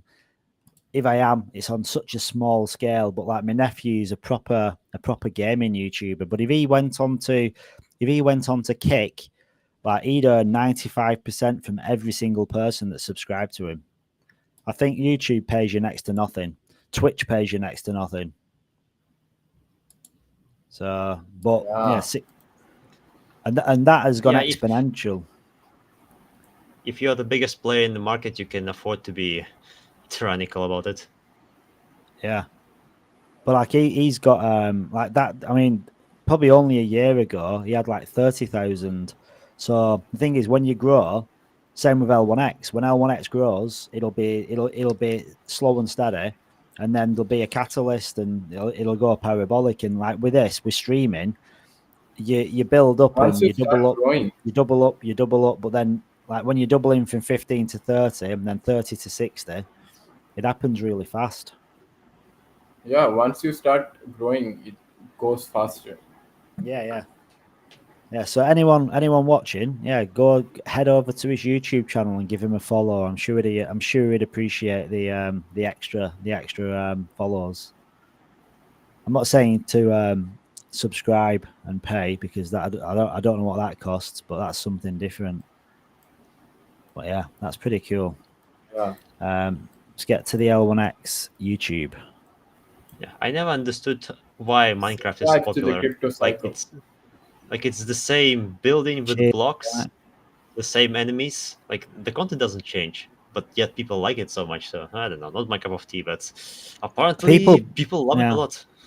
I think people build worlds in it and stuff, don't they? And people buy, like, I don't know, they like making stuff, and it's like I mean, think about it. It's like similar to Sims, really, isn't it? To a degree, but Sims is more Unity, more real life looking, but same kind of thing. You're just creating stuff, and because my daughter loves Minecraft and she still plays Sims. Like my daughter's 18 now, and she still plays Sims. She might still play Minecraft, to be honest, but yeah, she grew up on it. And these are like Minecraft. You didn't even pay for that. But like my daughter buys Sims, and she's like buying skins and stuff, and like you say a lot of time in here, like people, the amount of money that is spent on skins and in-game assets, or what? Not in-game skins. They're in-game assets with no value, but what regular games, you're buying all these skins and you're just throwing money away, really, aren't you? Because you don't own them. You've got them in that game, but you can't take them with you. Web3 games are just opposite. You get money for the ASICs. Well, something like the thing is, right, if you've got, I mean, I know a couple of friends that have got into games early, like certain Web3 games, and they've got in early and they've bought these assets, and as that game gets popular, them assets just have been increasing in value over time, and it's a bit like they go up and down in value depending on popularity and stuff, but you could literally buy. You could have it as like some kind of like income generator, where you just go into all these games early on when they first launch, and just invest and just buy a load of skins on the off chance that these games pop off and get the network effect. And because you don't know, do you? You never know what games are going to get that kind of community behind them. You can have a really good game that's got really bad law. Well, I won't say a really good game, but you could get someone coming in buying assets in a game that looks good, but it's got like the worst storyline. It's got no lore behind it. But then you don't know that, do you, until you start playing. That's what determines what games are successful or not. It's when you get a good the storytelling's good, the world building's good, there's a lore around it, and that's what gives the in-game assets value. So you could just like people going in ape into meme coins. You could just go and ape into every game and just buy all the assets in game and just hold them.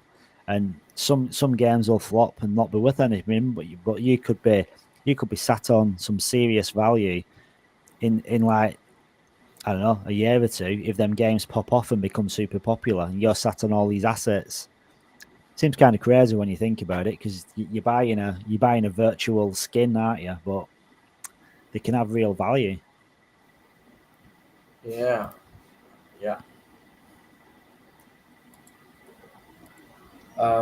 Somebody PK is saying, have a look at Reds meme coin, the BRC20.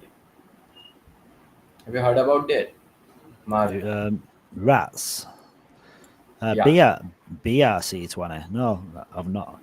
I've never heard of it. Yeah. Bats. Where is BRC from? Is that Bitcoin? BRC20. BRC network. Binance chain. All right. BRC20. Never heard of it.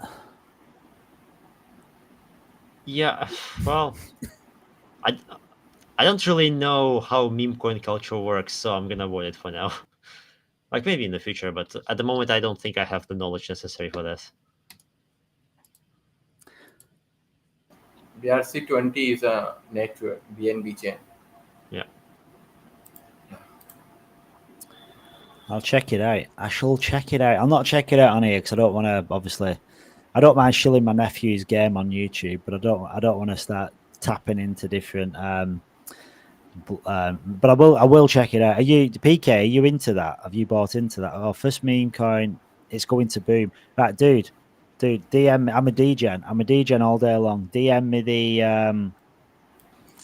Can you do? It's not launched yet, has it? What? Send me the I don't know, the Telegram or the website or something. Because I ape into anything. I aped into Roost.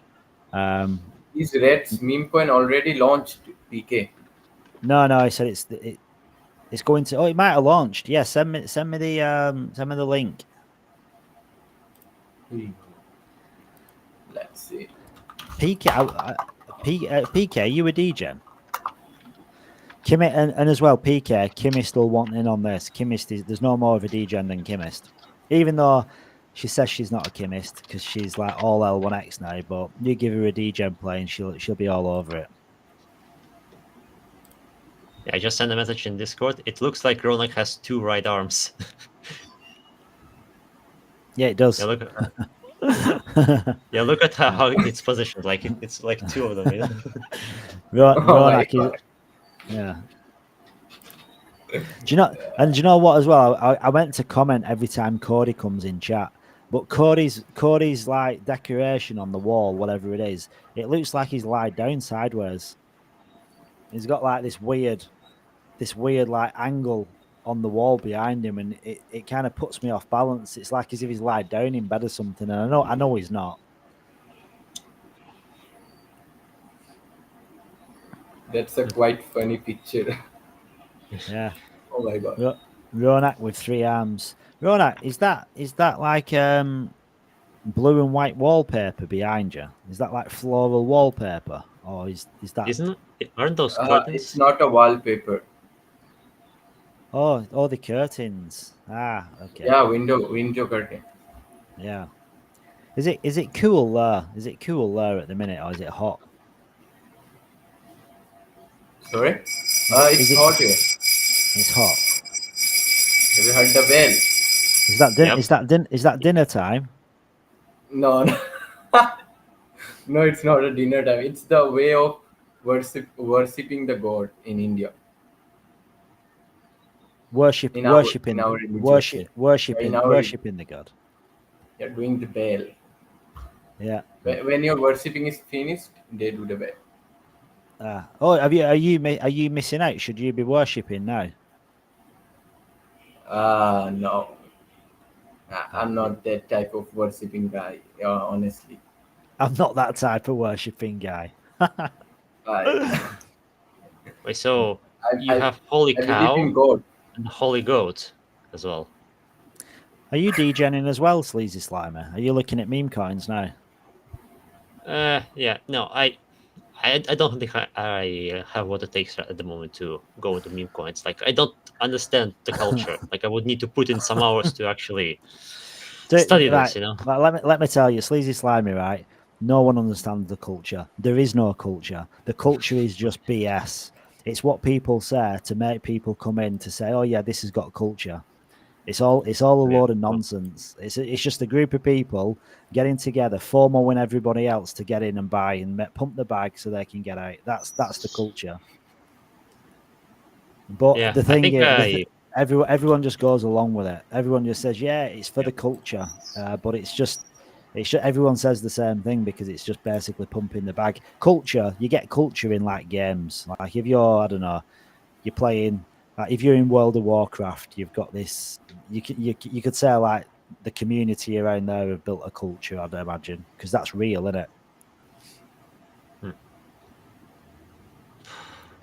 It's for the culture. Well, looking at my other MMO game, it's not so much.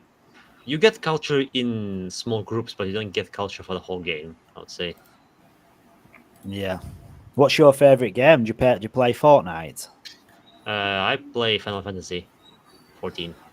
Oh my god! Do you know I used to play Final Fantasy? I used to play Final Fantasy when I was little, when I was younger. Like really, it's a popular series.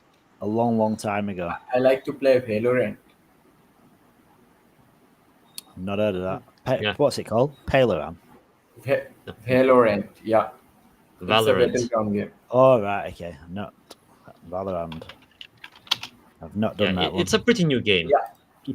It has some elements. Well, it's mostly a shooter game, but it has some fantasy elements. Let's say some like special abilities. Like you get one guy who can create a wall, the other guy who can teleport, make smokes. Yeah. There's a girl who can ride with the wind, but that's mostly a shooter. Yeah. My favorite one is the teleport guy. I like it. There's one creepy guy as well who like talks in very low voice and like, he looks like a grim reaper. I think you're talking about that teleport guy. I don't know, maybe. Like I played Valorant for like one day. It's a quite big game, 30 GB, but not like GTA games. I have played the RDR2 also, Red Redemption 2 of Rockstar. Like it looks like you took Counter-Strike and then added some what's called some League elements, League of Legends elements. Not too much, but yeah, pretty much. Yeah. Because like you also had to defuse the bomb there. Although it's not called the bomb, it's called the spike, I think. Spike.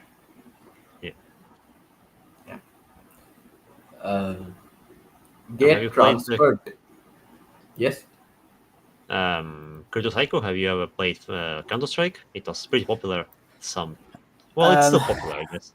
I've not played Counter-Strike. I'm very limited on the games that I've played. I'm really boring. Like literally, like I don't know, like Grand Theft Auto, Need for Speed, Tony Hawk's. The skating ones, and there's a few different shooter games as well, like first person. Call of Duty. Like this is showing how old I am, right? One of my favorite games, and I've not played any after this game, was Call of Duty Black Ops. I loved it. I love Call of Duty Black Ops. But we have a Twitter space in 3 minutes. Yeah. Is So it we'll. the? It's it the the elder, Elder the elder room one. So I said what we'll do is bring it in here and stream it in here, so we can watch it together if you want.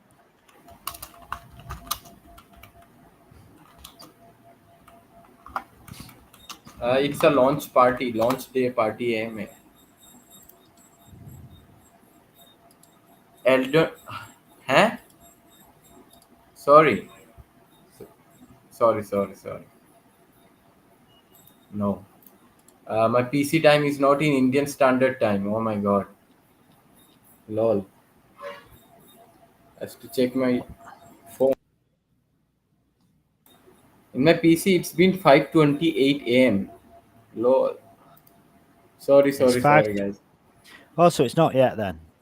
Oh. Yeah. Yeah. I was thinking like it's supposed to be in like half hour, not now. Yeah, Elden is in half an hour. In my PC, it's showing 6 p.m. and currently in my PC it's 6 a.m. But it's not true. Lol. I was thinking that we have a launch party AM now. It is today, though, isn't it? I know it is today. Yeah, I was. Yeah, I've been neglecting looking at Elderun updates. Yeah, no, I mean I've been participating in it a few months ago, but now it's, I don't know, not my thing, I guess. Yeah, I mean it's one of them. I don't know, like I don't know how much of a Web 2 game Elderun is. Is it?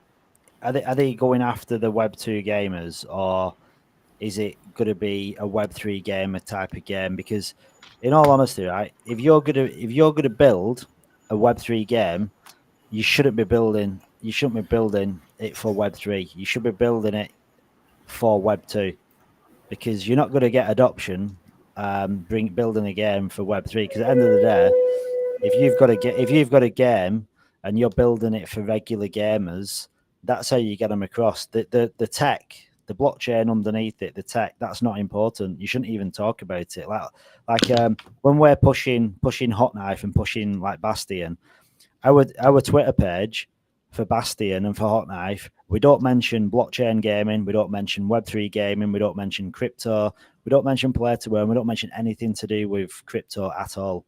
We talk about like indie games, like dev gaming, and like if you want to start getting probably close to crypto, then you might mention you've got in-game assets, and at some point like it's built on the blockchain, but you start shilling Web3 gaming and blockchain gaming. It all that is going to do is put a gamer off, because a gamer's playing a game because it's fun. They're not playing a game for any other reason. And if you can own in-game assets as well, that's a bonus. But there's nowhere Sleazy Slimy is playing a game because he doesn't enjoy it.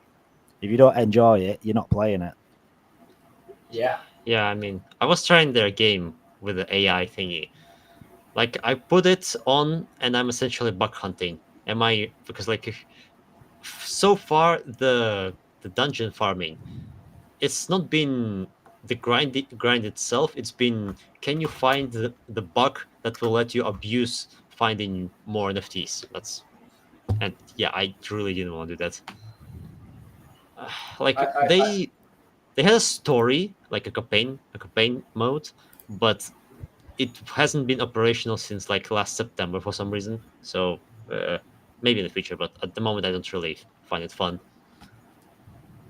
I saw Mark is on Block Games too, right? Yeah. Oh, block. Yeah, Block Games, Yeah, the new one. Yeah, Which is running the social game. Yeah, you see me on Block Games. Yeah.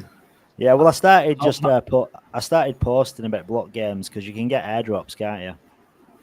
Yeah, how much you got the social points there? I got the 46k. Do you know what? I've never even checked. Huh.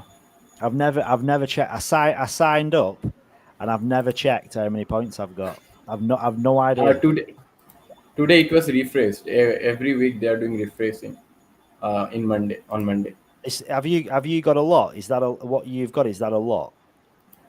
I think so because I've engaged with many of the social platforms.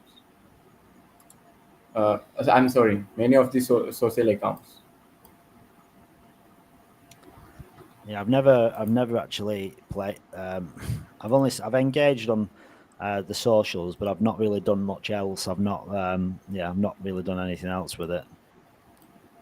I see some of the Twitter handles getting 100k, 200k, as because of their followers, views. Yeah, I mean, I need to step up the game. Really, I should be pushing it more, but I don't want to shill too much. But I should be doing more on it, definitely. Yeah, I mean, block games and Gemini IO. It's the largest GPU deep in. I thought that's deep in. Oh, you're in, what is it? What do you say? You're in gaming. I'm in gaming. Yeah, Gemini is also the largest GPU. Yeah. Yeah, the biggest deep in the world, isn't it? That I think gaming. Yeah. Yeah. I love gaming projects here. Yeah, I'm not even familiar with it. I should give more time, to be honest, but I don't really give enough time to check anything out. So I kind of joined Block just for the sake of just for the same of joining it, but only really done a little bit of engagement like with different Block accounts, but I've done some posts, just nothing major.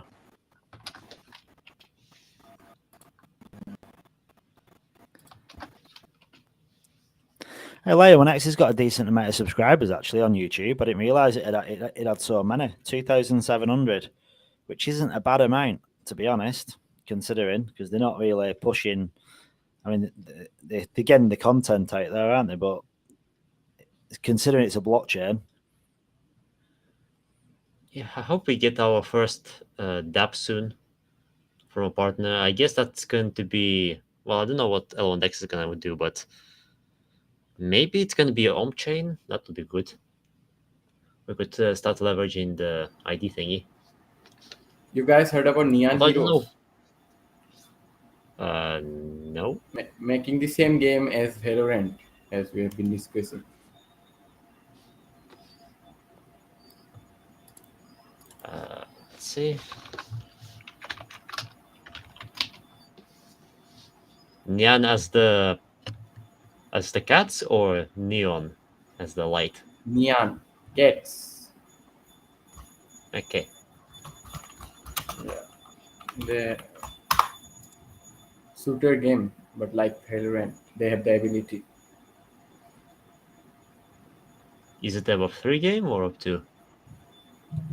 There's only one game, Neon Heroes. Yeah, but is it Web3? Sorry? Is it Web3? Yeah. Oh, okay, I'm looking at the graphics. It's pretty impressive. Like, yeah, it looks pretty good, and the cat theme is also great. Oh yeah, I'll look at it. Worth diving into it. Look at that, you've got Sleazy Slimy's interest. Yeah, I mean, there aren't many games that are interesting, but this There's one going actually looks airdrop. something good. There's going airdrop. The much you play their game, you get the points. Yeah. I have not played actually till now. Because like I said, I'm in one of the project which is a metaverse game, but the thing is there's nothing to do there at the moment. So yeah. Like you can just run around and that's it. What game is that, Sleazy Slimer? It's on Cardano, it's called Chronocopias. So oh yeah, I've seen Cornucopia. I've seen that. I think I've played something similar to that. Yeah, so I don't know right, they released a footage. Well, one of them is a racing game. They actually made a pretty decent anti-gravity racing game. I'm not though myself much into racing games. Like I would play it sometimes, but I'm not much. But I wouldn't degen into it. And they have a PvP, which apparently only the OGs currently have the access to. I'm not an OG, unfortunately, so I have nothing to do at the moment until they release more stuff. Oh, so is the OG kind of like beta testing and stuff in early access? Yep, I wasn't there from the beginning, so yeah. Like you can become an OG, but for them to become an OG, you gotta like spend several hours a day chatting there. So yeah, I wasn't willing to do that. Although I do that in L1X, so yeah. Yeah, same. So yeah, I just wait for more stuff there to happen.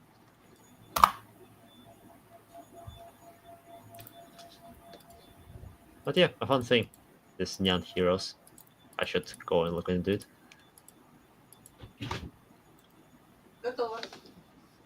Right, well, I'm gonna go away for a bit. You should do.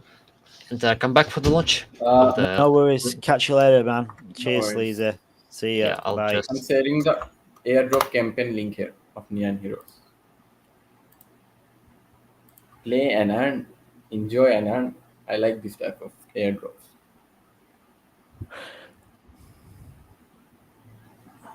But I have not participated. If anyone actually wants to jump up, feel free to click on the link in the chat, in the OG chat. Well, to be honest, right, if anyone wants to jump up at all, so anyone that's in the community, like it doesn't matter like where you are, what you're doing, either send a message in the comments, or send a message in the general chat in the Discord, and then I'll DM you a link if you want to come up. So I don't mind if anyone, whoever wants to chat, feel free.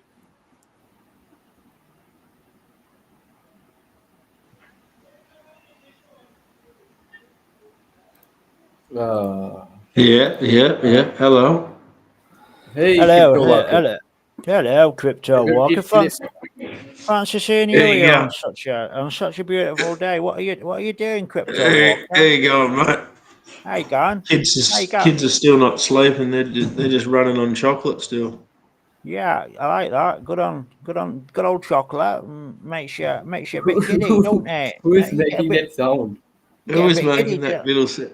You get a bit giddy, Yeah. don't you, when you're on the chocolate? Like too much sugar. It's Mark. Really Yeah, they're gets running to you. through That. the. Yeah. They're running through the cornfield. Yeah, I had Easter egg earlier on, and like, I'm really off my head now. It's really got onto me. The sugar in there. Oh, bloody hell! Bit of glucose syrup. You're talking like someone guy. I'm not sure what was his name. An idiot. He's a L1X core member. Oh, I don't know who was speaking then. Yeah, who was that? It wasn't me. It wasn't me. That was Crypto No. Walker putting on his like crazy Who was accent. There you go. I can do accents, but like in short bursts, and I can't really pick an accent. I do an accent, but I can't. There you go. I can, mate. I can. Could you do my one? Could I do Hello. your one? Hello. Yeah. Yeah. Could I do? Yeah, good attempt, Walker. Hello. Yeah. Yeah. I watch these YouTube shorts. I watch these. I watch these one YouTube. samosas. I'll get one samosas. What are you trying to say? I don't know. Ronak likes a good samosa. Do you like a good samosa, Ronak? He might do. What? Do you like a good samosa? It's my favorite for breakfast. Oh, how did I know? During evening. Yeah, do you know what? That's what I find weird, because because I've not been to India, but I've been to like Egypt, and the breakfasts, some of the Egyptian breakfasts, they're strange because they're savoury. It's like an afternoon. It's like a lunch, like dal. Like I've had dal for breakfast and samosas, and it's like Dal sounds like a piece of wood. I think you went to Indian restaurant. Have you been to India? I've not. My father-in-law. Oh, get that India.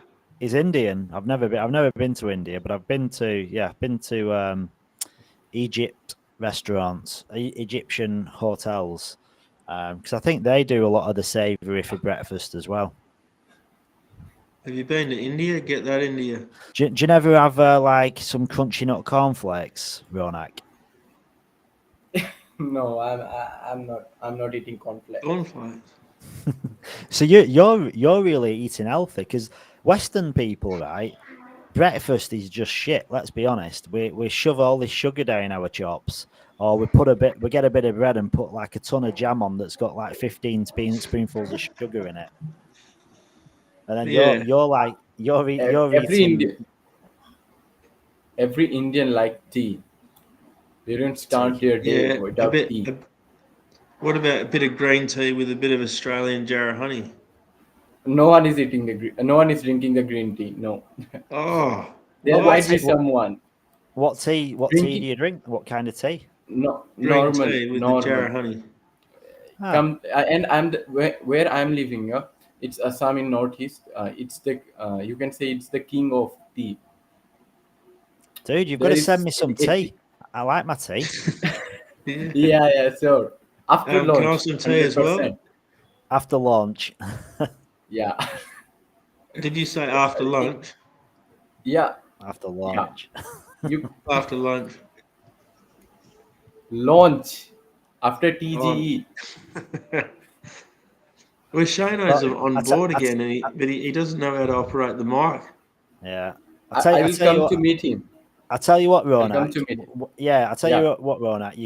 You can hand deliver the tea, so you can fly over with the tea, but make sure to declare it. Yeah. So when you come to Australia, you have to write down that you're declaring tea. Otherwise, they'll drag you through customs.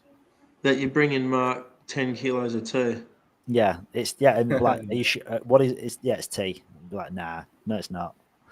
And then there's only 2% of India's land, but it produces 80% of India's tea.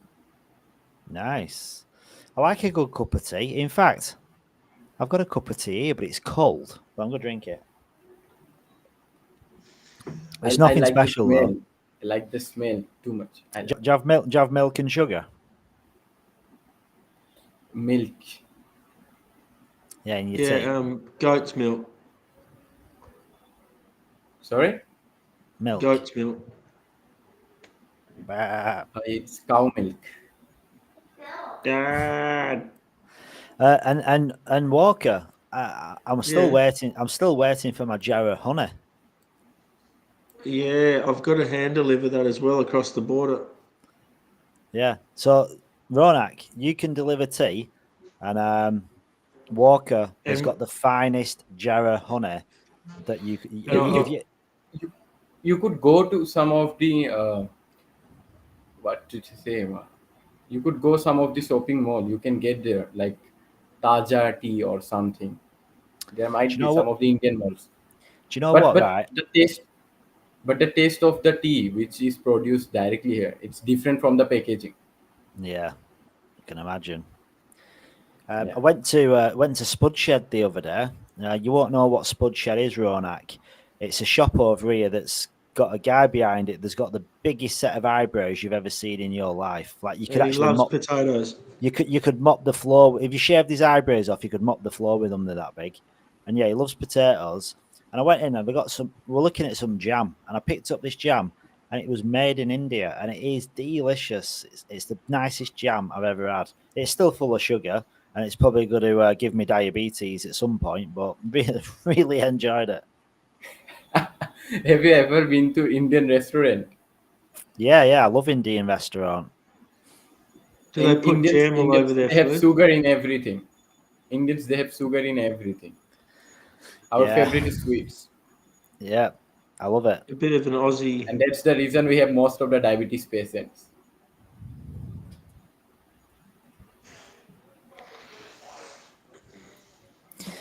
I love it. So, Joe, Walker, when do I get me honor? Do I have to come to you? No, we could probably meet halfway again. Varsity Bar, burgers. Yeah, that's a little bit 3/4, but that's all good. Is that 3/4 for you? You mean? It's like a quarter for me. 3/4 of me. Where's halfway for you? Like how far? Like yeah, like what about like Midland? Oh, we don't want to swear around here. Do you not like Midland? No, I don't like taking me honey into Midland. Might get robbed. You got to keep it out away. Keep it away from there. Yeah, might have to go around Midland. Yeah, we might have to. So I'm gonna. When's this? Yeah, sorry, soon. Soon. I'm gonna find when's this AMA start. I wanna know when the Elderine AMA is. In 13 minutes. You haven't actually tried that honey, have you? Nah, I'm really looking forward to it. I like a bit of honey. Crypto Walker, have you done You the guys- daily competition? No, I might have missed the whole time. What are you gonna do? I did share. I did share and do all the stuff that like before. Make sure you take part because you could win it. And Ronak, have you taken part? What am I going to do again? Where is it? Sorry. You gotta go here. So, What race is it now? Sorry, I can't understand it. So you gotta go here. There's 800 L1X. You don't have to just do what it says here. Where? We can't see. Oh, what are you looking at? I've done it again. I'm not even sharing the right screen. Because right, there's something wrong. There's something wrong with my restream, right? And when I share the screen, all I see is a black screen, so I don't actually see what you're seeing, but I know you do. So, Lee, get. Yeah. So just go to my pinned messages, and we're giving away 800 L1X. So just do all this stuff and tag Mr. David Gockstein. We can get David Gockstein up on stage. It'd be a special one. If he wants to join, all he needs to do is put his hand up. In fact, do you know what I might do? Do you reckon he's actually seen it?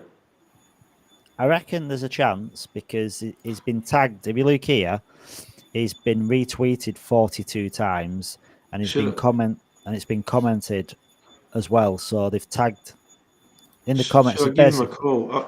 I got his number. I'll give him a call. Yeah, give him a call. So David, like L1X, do you want to come on board? Like, yeah, come on. Get him in. Do you know what, right? If you come on, I don't mind talking to anybody, but sometimes, like, when you're talking to somebody that's on a completely other level, you kind of feel a bit intimidated. You get that, I forgot what the word is again, but that complex. Do you know where you don't feel adequate? Like you've not got the imposter syndrome. That's it. You feel like you've got imposter syndrome because I know enough about Layer 1X, but I don't know enough to explain anything too deep. So I can basically scratch the surface. But if you're speaking to someone on a really high level, it'd be like, yeah, I'm just going to step down. I've got to go and get a drink. Leave Shano in charge, or leave Ronak, or you. Yeah, Crypto Walker, you've got the stage. Take it. Guys, if anyone wants to jump up, anyone's right. So anyone that's listening, right? I would directing this at Walker and Ronak. I see Fur adding Gili Quest. Oh my god.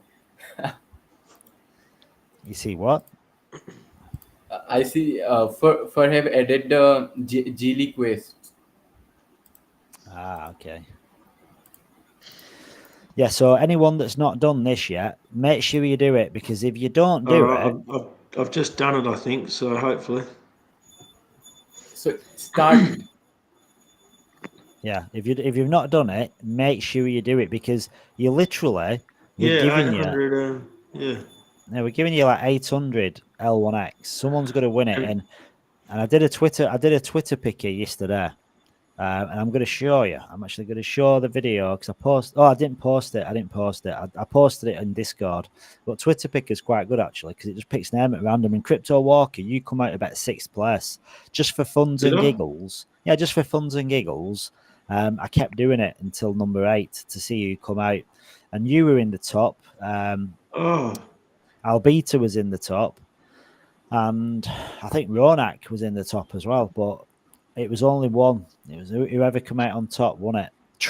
J Trade X won it, but he's acknowledged the tweet, but I don't know if he's messaged in Discord or anything yet. And just for I want to shill something as well. Nothing for me, but Ran tweeted this out.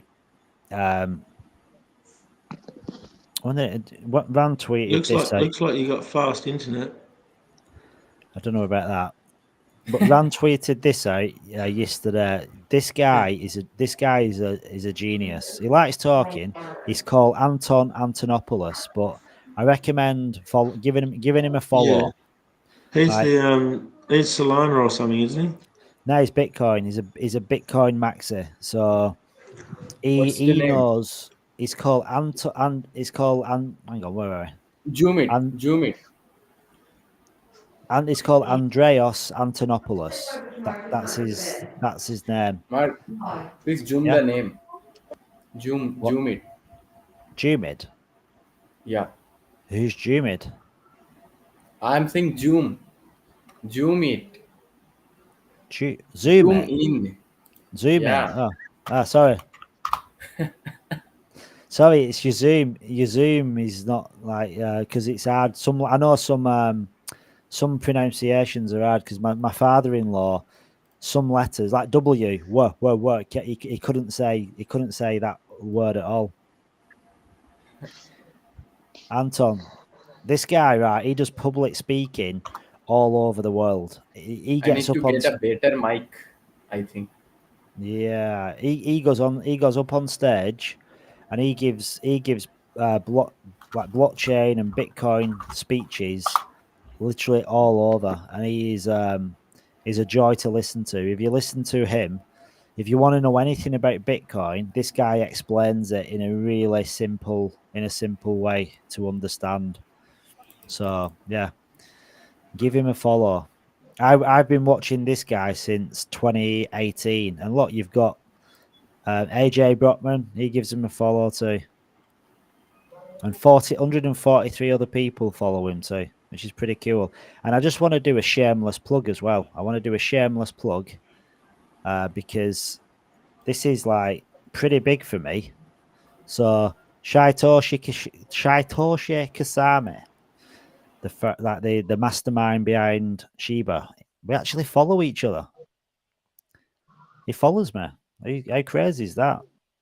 Because I do the odd SHIB video, and just, do you know what? Right, I've been asked. This is how busy I am.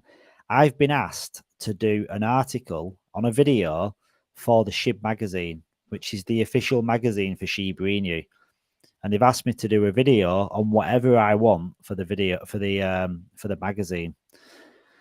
And yeah, you're the master. Yeah, but I've not done it. I haven't done it because I don't have time. Honestly, doing a video on no something, time. I don't have time. And then I'm doing this for like 3 hours. Shano hasn't seen the calculator when we've moved on to. We can show him the calculator. Shano, mate. I don't think his laptop's. I don't think he's got a new enough laptop with a microphone in it. He's still running an Atari. Dude, he's on an Atari. Right, I'm going to change his name. Shano. Yeah, can you? What shall I call him? Shano. The clone. The clone. Yeah. Who is that? Yeah, Who is the clone? That? Sano. Yeah, Sano. That's his Indian name, Sano. Hey, can you guys hear me? Yeah, here he is. Shano the clone. Look at that. Oh, Shano it's the clone. There we go. It's cloned. It's only took it's the clone. It's only took you 2 hours.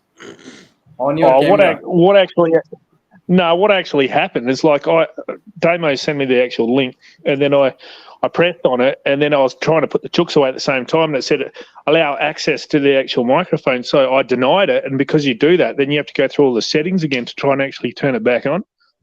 So trying to put the chooks away, and I didn't want to. I was trying to get the stupid rooster in the actual pen. So Yeah, so that was a bit of a fault there. Those damn roosters. So Who else has got that famous rooster? Grover or something? Grover's Yeah, got I'm not chickens, sure. hasn't he? He did talk about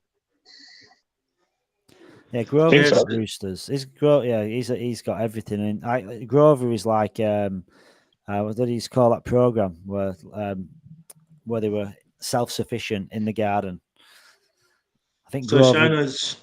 Shano's just been practicing how to go on holidays. And he's just came back. Practicing how to go on just holidays. came back. So where did you practice? Where did you practice for a holiday? The back garden. I wasn't really at practice. I'll tell you what, we went up to Lehman. It takes me like 3 days to get ready for 3 days and then 3 days to unpack. Sometimes it doesn't feel like it's worth it. Lehman. I've never been there. Where's Lehman? I've heard of it. I've never been there. Have you north? Have you heard Jurien Bay? Yeah, north. Have you heard Jurien Bay? Well, I've been to Jurien Bay.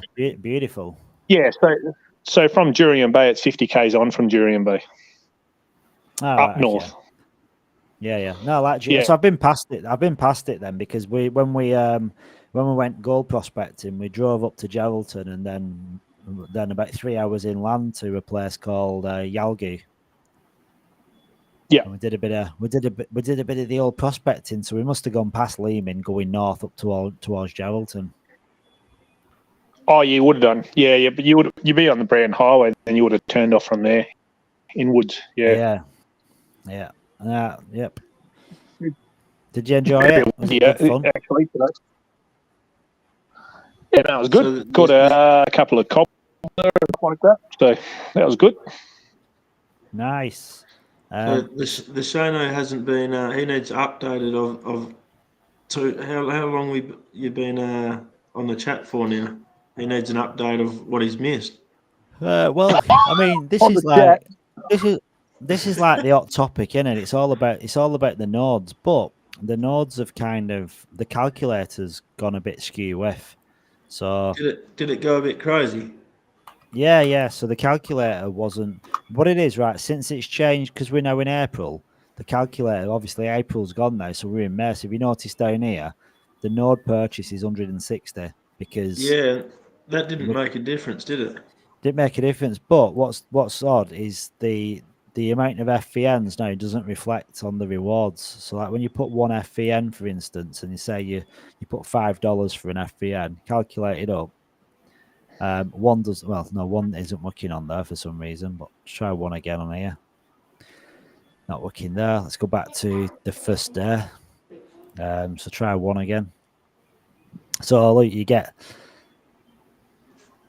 full validator node, and you've got see the rewards. Bit closer. Yeah, I'm on a mobile. I can't even see it. Oh, look at that! Hang on. Jeez, you might need your telescope. Hang on, let me change the screen. 13,498 L1X. Yeah, so that oh, hang on, I've not got the right pricing. Oh God, I had $5. So $5. Let's reward. Right, okay. So you've got 13,500 at $67. What were we doing it on yesterday? It's hard to see. It's a bit blurry. What amount though were we doing it on? Were we doing it at $10? I think it was $5. Oh, hang on. Let's do 10. Ooh. So $10. It's coming up at 134K. That's just for one. Geez, that's a lot. Full validator. Yeah, I'm okay with that. Yeah, that's how much is it a day? As more nodes. It's more nodes get actually added. Yeah, but one thing that weren't actually adding up though is watch what happens up here. Like you got 13,000 L1X, 134K, but then if I add, Hey, Mark. Yeah. I think Twitter Space is already started. Oh, the Twitter Space. All right. Are you sure? Is it? Yeah. Yeah, I could see in Geely. Right, give me a sec. I'll bring it up. Layer 1X not in it then?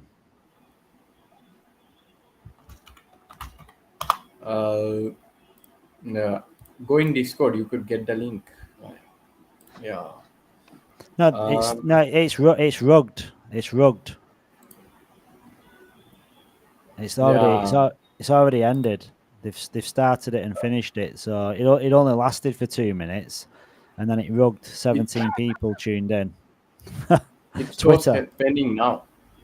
It shows You what? happening now. Play recording. What was Oh the my God. No, they'd have started it. They'd have started it 2 minutes ago, but Twitter's rugged, so it's ended it. So they'll probably be starting another one. I hope they give the link. They can't have just done a Twitter space for 2 minutes. They wouldn't have got anybody in.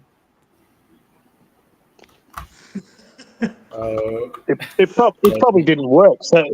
So they started and stopped it. Maybe going to reload it.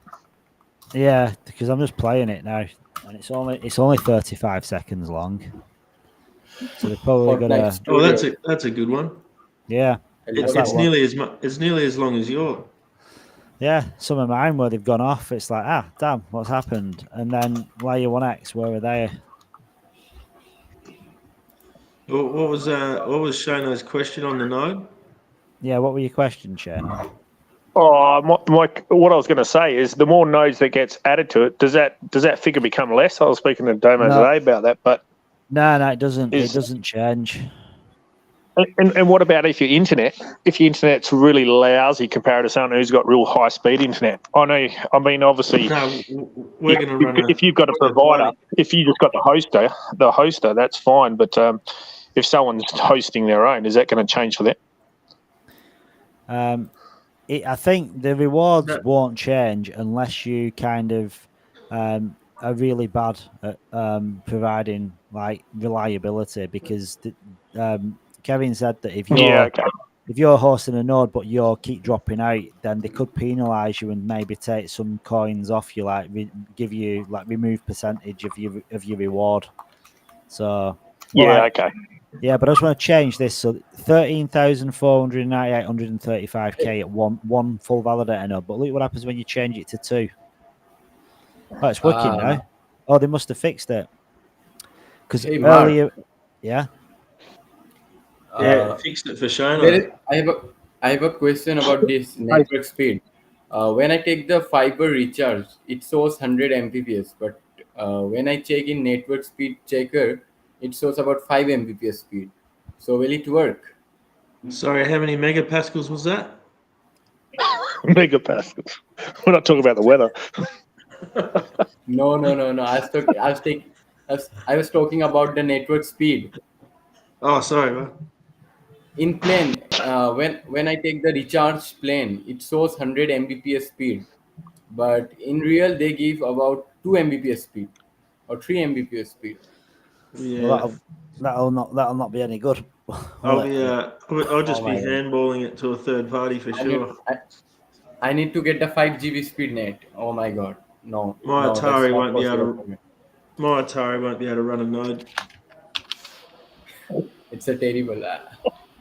Right, okay, we've got the live stream. Are we ready?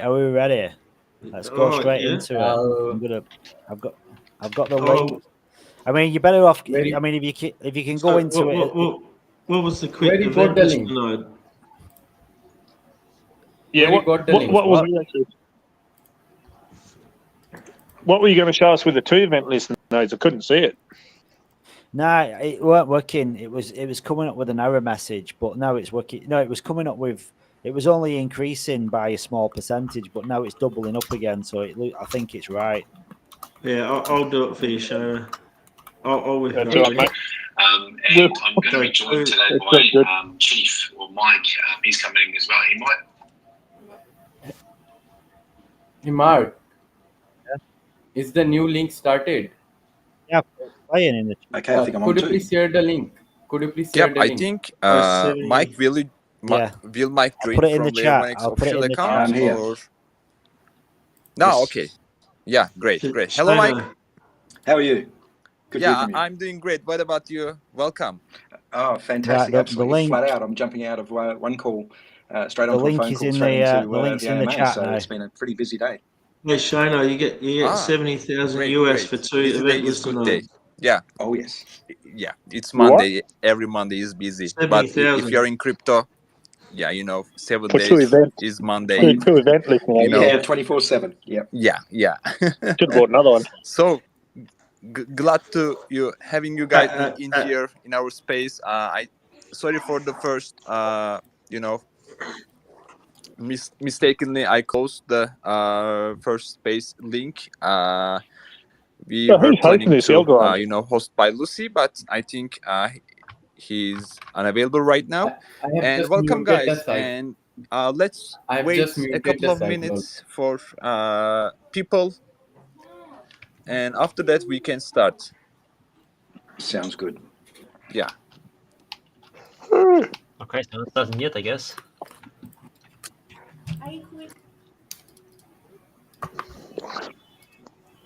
Man, I'll fall asleep through this. Is Eldoran hosting this? Yeah, it's on Yeah. their X I think account. It's on while there, we're eh? waiting, I might actually just let everybody know that we've got one of our another guest sitting in the audience at the moment, and he's been running a 72-hour effectively a Spaces. So you're a it's been celebrity, man. fantastic. We've all been jumping in Crazy and out of Mark. that to have a bit of a chat and talk. How they keep going for 72 hours is beyond me. I think I might probably crash way before then. But it's been really good that our community and people are getting right behind everything that Laonex is doing, and especially our projects like you guys with Eldorium and Diga Labs.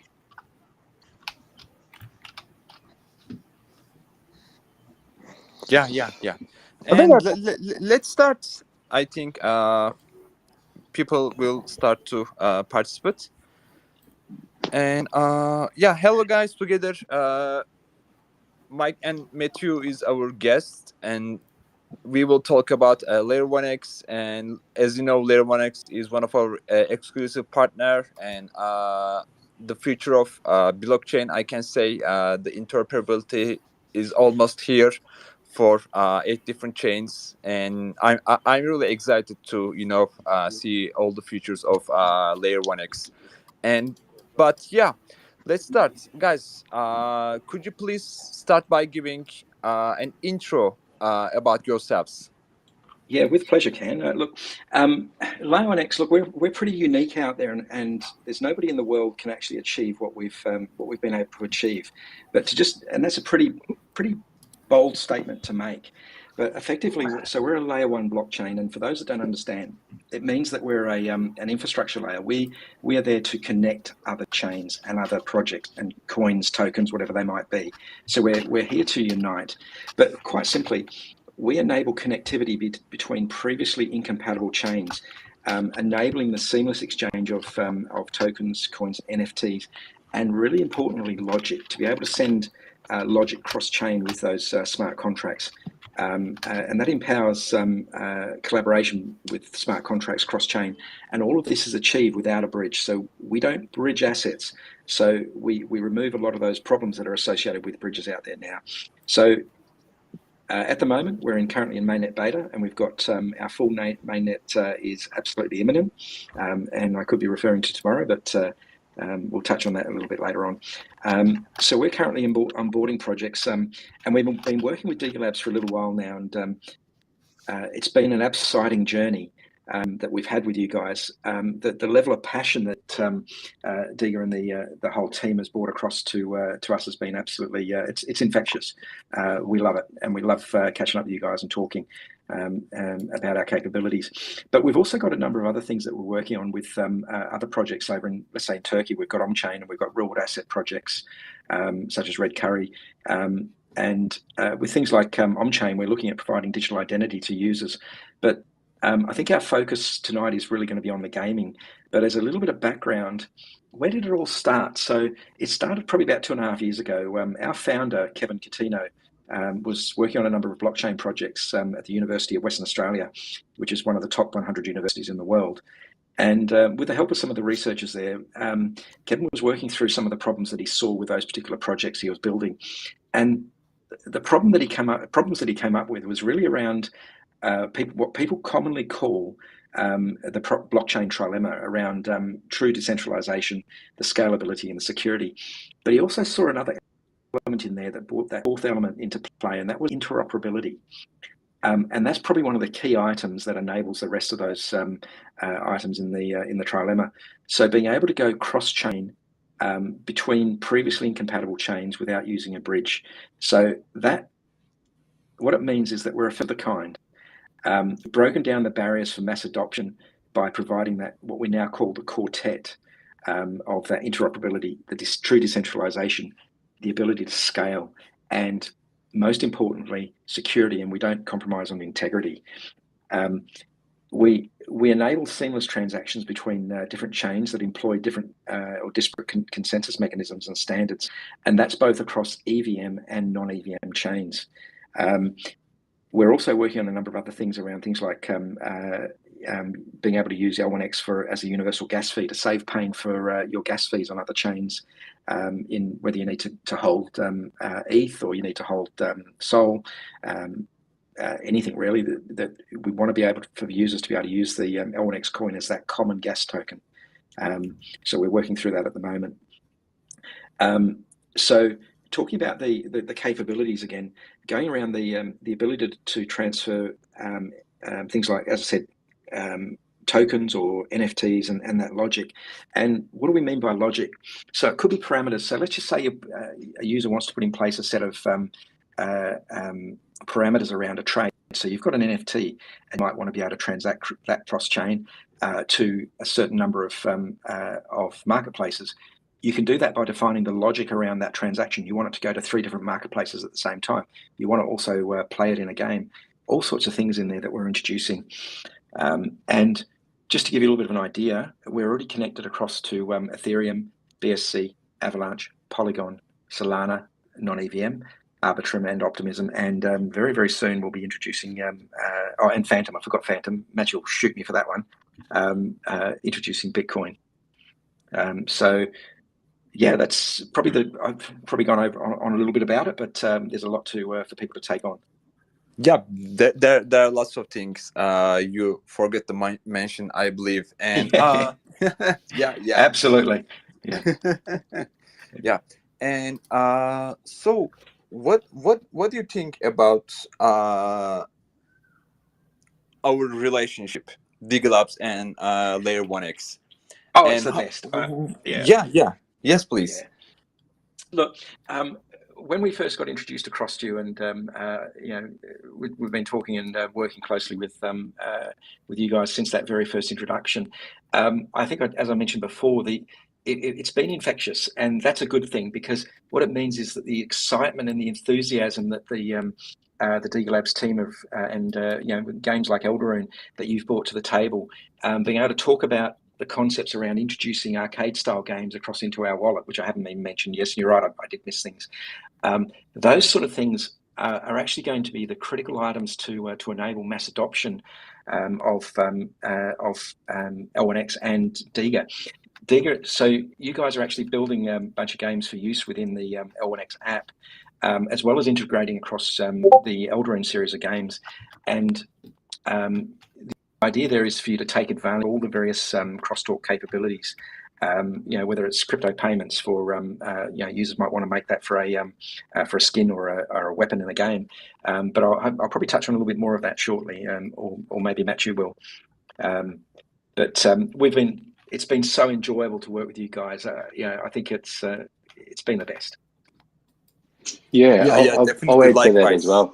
Yeah. Yep. So, sorry, Matthew. Thank you so much for kind words, Mike. Yeah, Matthew, please continue. Yeah, I'll just add something on, and especially for all the existing Eldaroon community members, and Mike will attest to this as well. Like the guys at Diga Labs, like John, Lucy, all the guys, we've talked to pretty much everyone. they are extremely passionate about what they do. Right? They want to build amazing games, and they're extremely passionate about their community as well, the user. Right? It's been a pleasure to work with them because of their passion for their craft, but also their passion to build something that people want to play.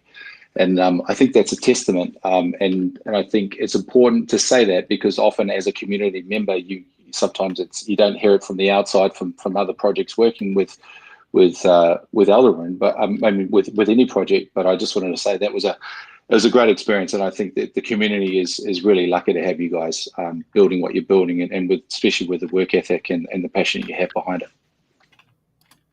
Yeah. Thanks so much. Thanks so much, Mike. I think you will say something. Oh, quite possibly, yeah. Look, Matthew actually hit the nail on the head. It's not just about the people, the project itself and the project team. It is about the community. And I've got to take my hat off to the entire citizens of Turkey, because they're probably one of the largest adopters of crypto in the world.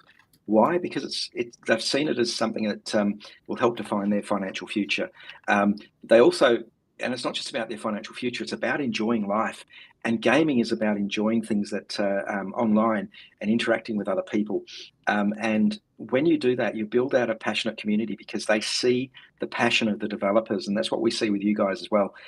We've got the passion there, but when we see it coming from another team, and we combine those together, it really opens up what we can achieve. And the end user, the players of the games, are the ones that are going to benefit. Yeah. That's great. That's great. And so we are, as Elderun, we are integrating our 4 games into Layer 1x, and with all of our smart contracts. And so we have a chance to experience the Layer 1x technology. But what do you think about other games? How will Layer 1x Layer 1x X-Talk will benefit Digalabs and games like Elderun? So we know, but would you like to guys share with this our community? Oh, for sure, yeah. I'll touch on a little bit of it, and then maybe Matthew will jump in as well.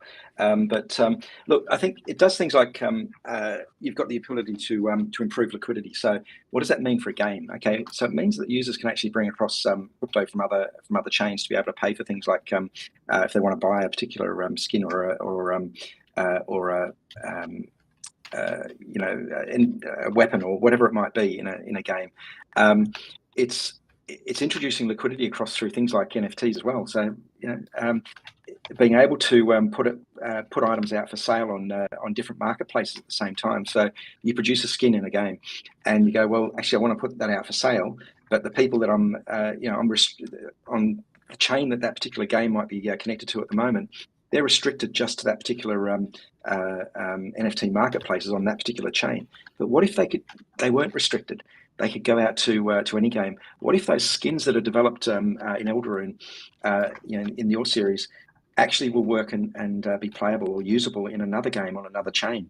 Being able to put it for sale out there on multiple marketplaces is absolutely fantastic. I think it's a big capability that can enhance not just the usability, but also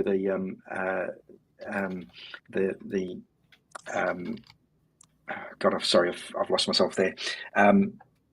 It enhances the capabilities that developers have. So, and it could be a skin developer all the way through to a particular game developer, being able to launch those solutions into a single app, onto the L1X app itself.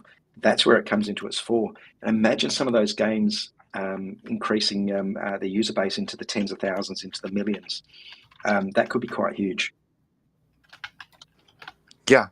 This is really revolutionary. And so I have another question actually. When we have a chance to, when our community will have a chance to experience this awesomeness, I'd like to say this. I'd like to ask this. I'll pass that one over. Matthew, are you? Yeah. Well, basically, we are right now on the verge of our TGE. So basically, we'll be launching our blockchain, and then you'll be able to basically interact with the blockchain with Alderun and Diga. Your integration is happening currently as well, and so you guys will be coming on board, and that all starts from. And probably it's a good point to make now is that we've got our launch day AMA tomorrow, which is at 9 a.m. Our time, which is 1 a.m. UTC. But yeah, please join us for that. But yeah, we'll be kicking off and launching, and yeah, looking forward to all the projects that are coming on board. And I'll just add to that as well that one of the things that you're asking for about the benefit for not just for Diga but also other games. One of the big things it does is actually increase the access to users. And that's really, really important in that those other games out there, it shouldn't be about competing and taking over and being the only one running on L1X, but it's also increasing access to users of other games and encouraging, that interoperability of those users between them to introduce new games, to introduce new capabilities. One of the big things that I've found about crypto is that the willingness of projects to work together. We've seen that working with the Diga guys and all the devs and Can and Lucy and the entire team. So that's probably one of the key things is just increasing the number of users out there. Yeah, definitely. And so, Matthew, you mentioned that tomorrow it will be at 1 p.m. UTC.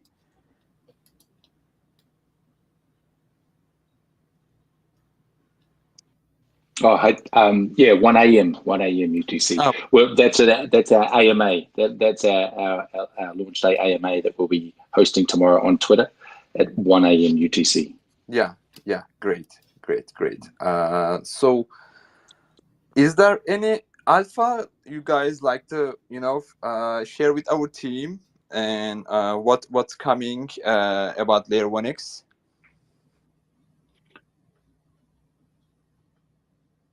Ooh, we have to. Yeah, go for it, Matthew. I'm sitting there going, "Oh, which alpha should we share?" Go for it. I would look. I think just to be a party pooper, but I think we'll save all the alpha for tomorrow's AMA. And so, look, I'll add a little one in there. As I said before, I just got off another call before this one, and it was actually a project based over in the US. And I'm not going to give too much away.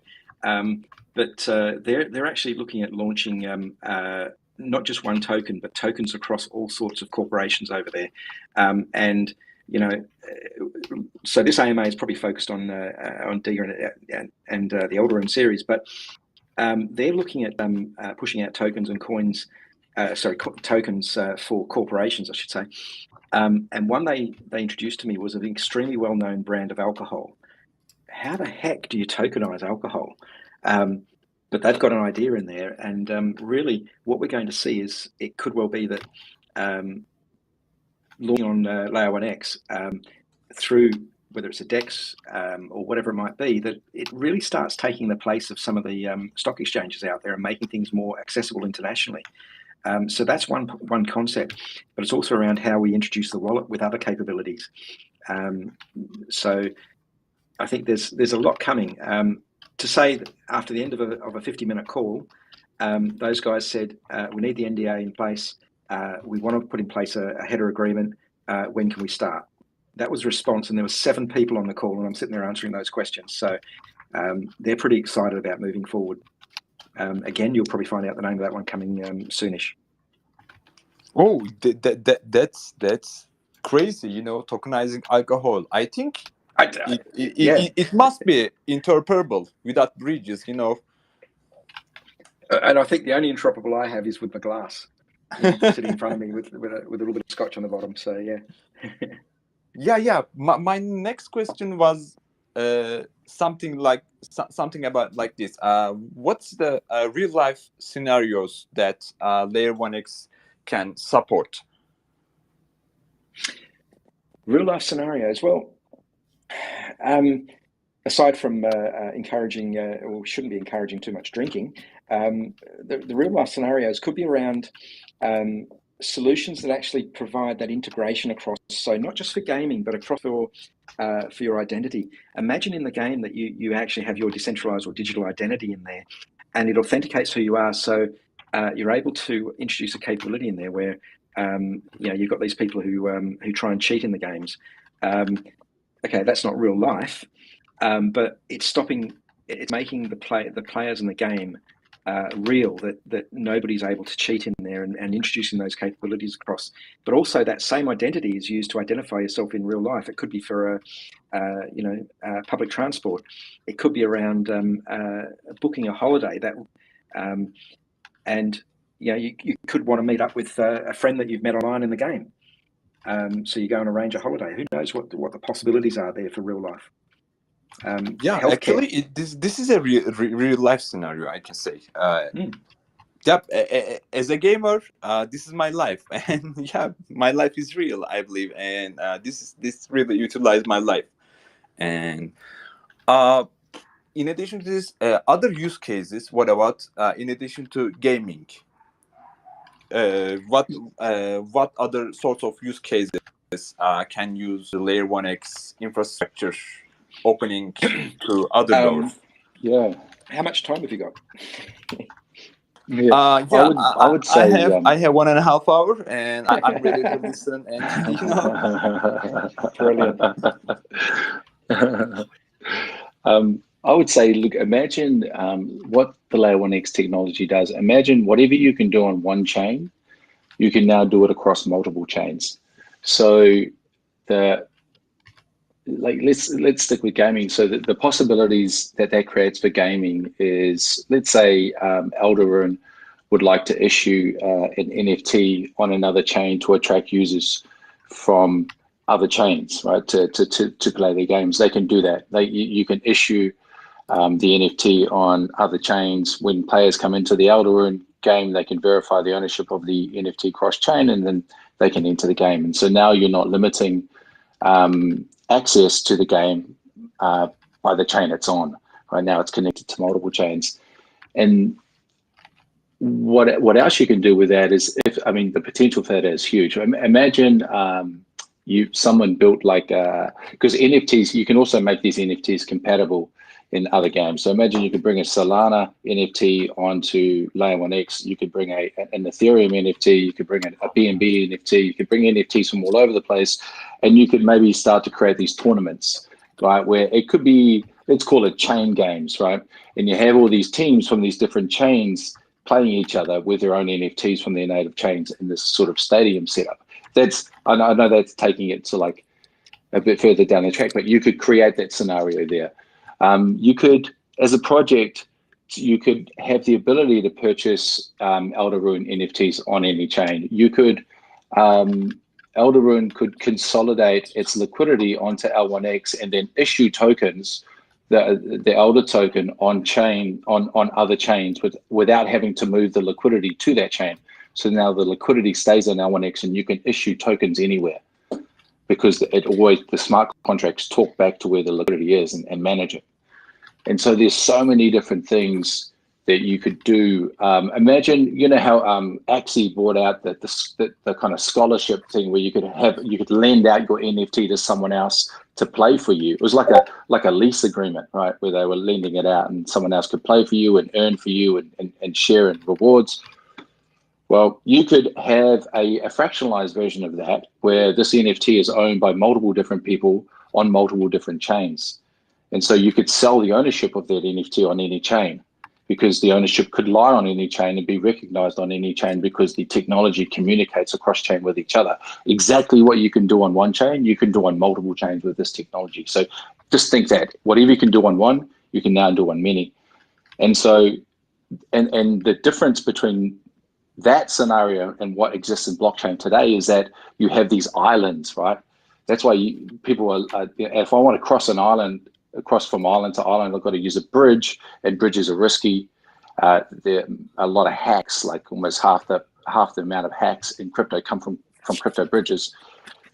But when you connect them all up, and now there's one ecosystem that you can flow freely in between, it's getting very much a lot closer to an internet experience of what we can experience today. So because at the moment it's, if you're on the internet today, and if I compare that to how, if I took blockchain and how it would look on the internet, it'd be like this. If I wanted to send, I had to log into my Gmail account to send people an email who are on Gmail, and I could only send emails to people that are on Gmail.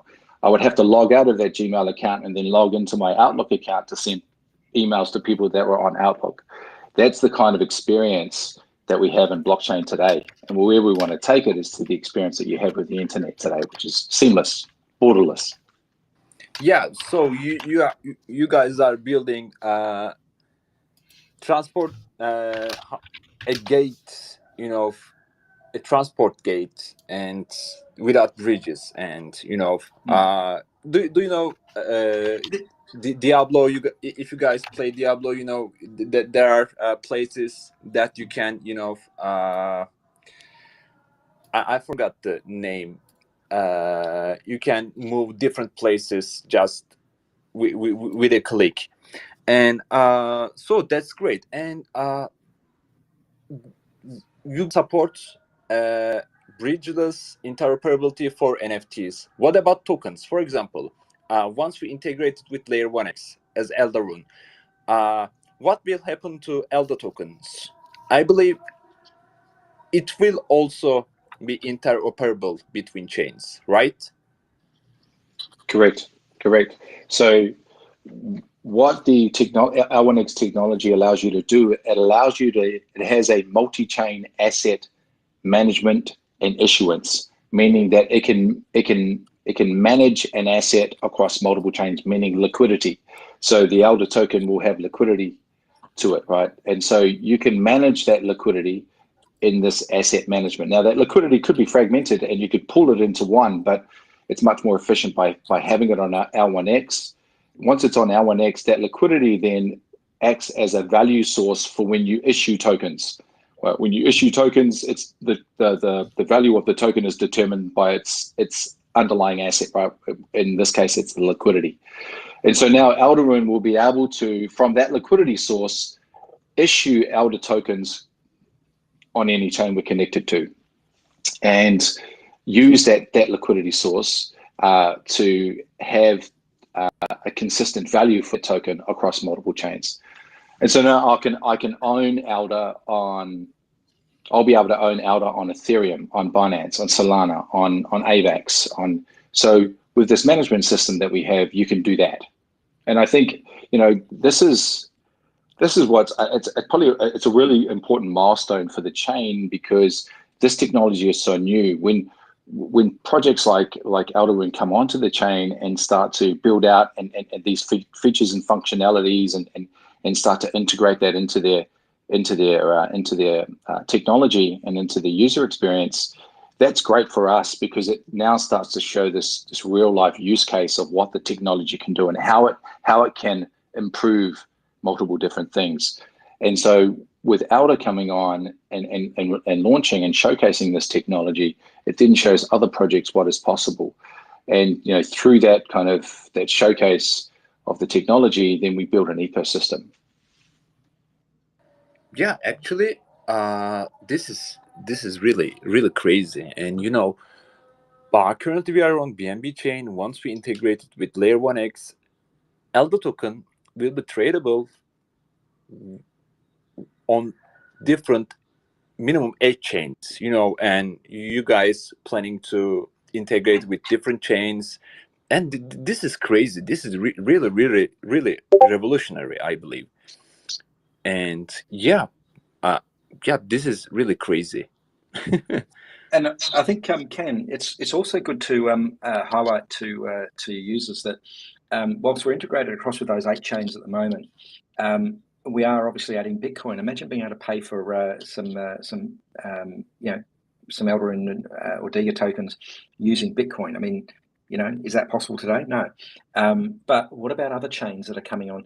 We've got a number of chains that we're looking at about onboarding them into Layer 1x network. And really, for an EVM-based chain, it really only takes us probably a few hours worth of actual work, then some testing, so that, you know, the testing can take a little while. and that's all with the EVMs. So the actual coding work isn't that great, isn't that long at all. For non-EVMs, it does take a little bit longer, but that means that we're starting to unite all those chains and bringing that capability across to give you access to users on all those other chains as well, and for people to go cross-chain. Yeah, and that's actually an important point, because with the Xtalk technology, when we add a chain, then if you're using the technology, that chain automatically becomes an option for you.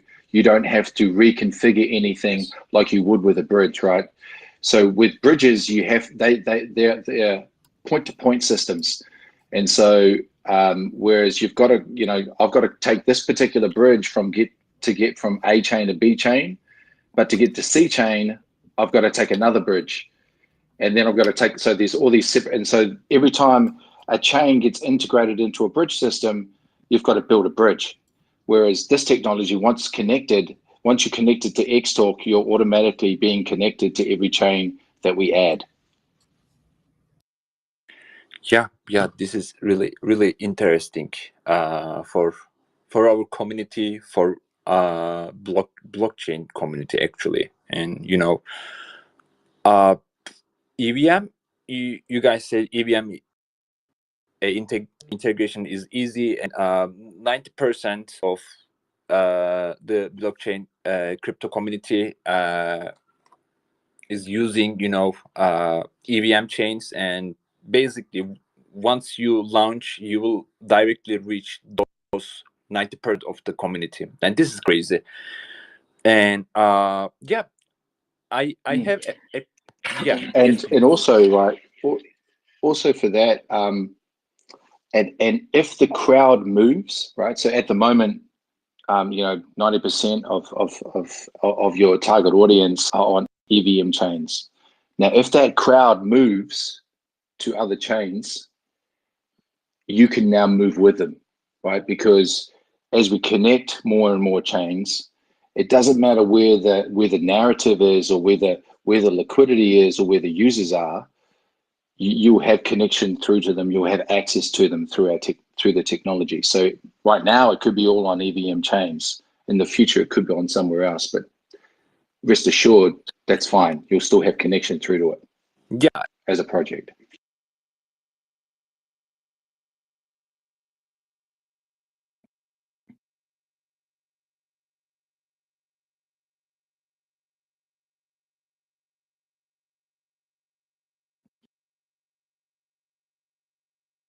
Ken, I'm not sure if you're on mute.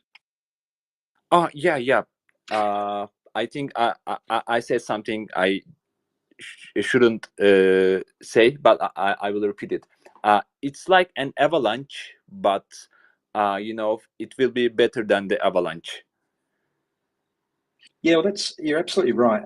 You want to have there's a lot of smart people out there who've been developing in blockchain. We don't want to take away from their efforts.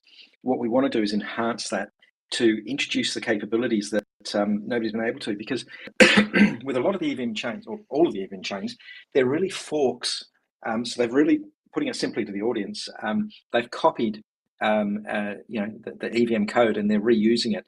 But what they haven't done is they're using it for maybe a different use case, but they've not enhanced it. They've not looked at the problems associated with that, with that particular chain, which is things like the interoperability and the decentralization, and they're just going with it. People use bridges because there's no other option, so therefore they accept the risk of going across chain using bridges.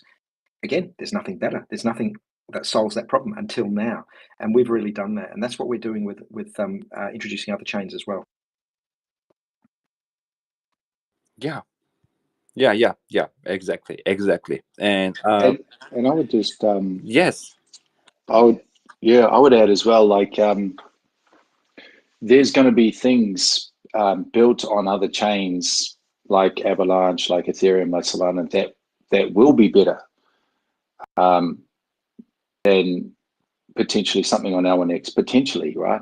Even if it is better, you'll still have access to it. Users will still have access to it because it's on a connected chain. So, but the benefit of actually building on L1X is that you get to tap into all the technology from the source.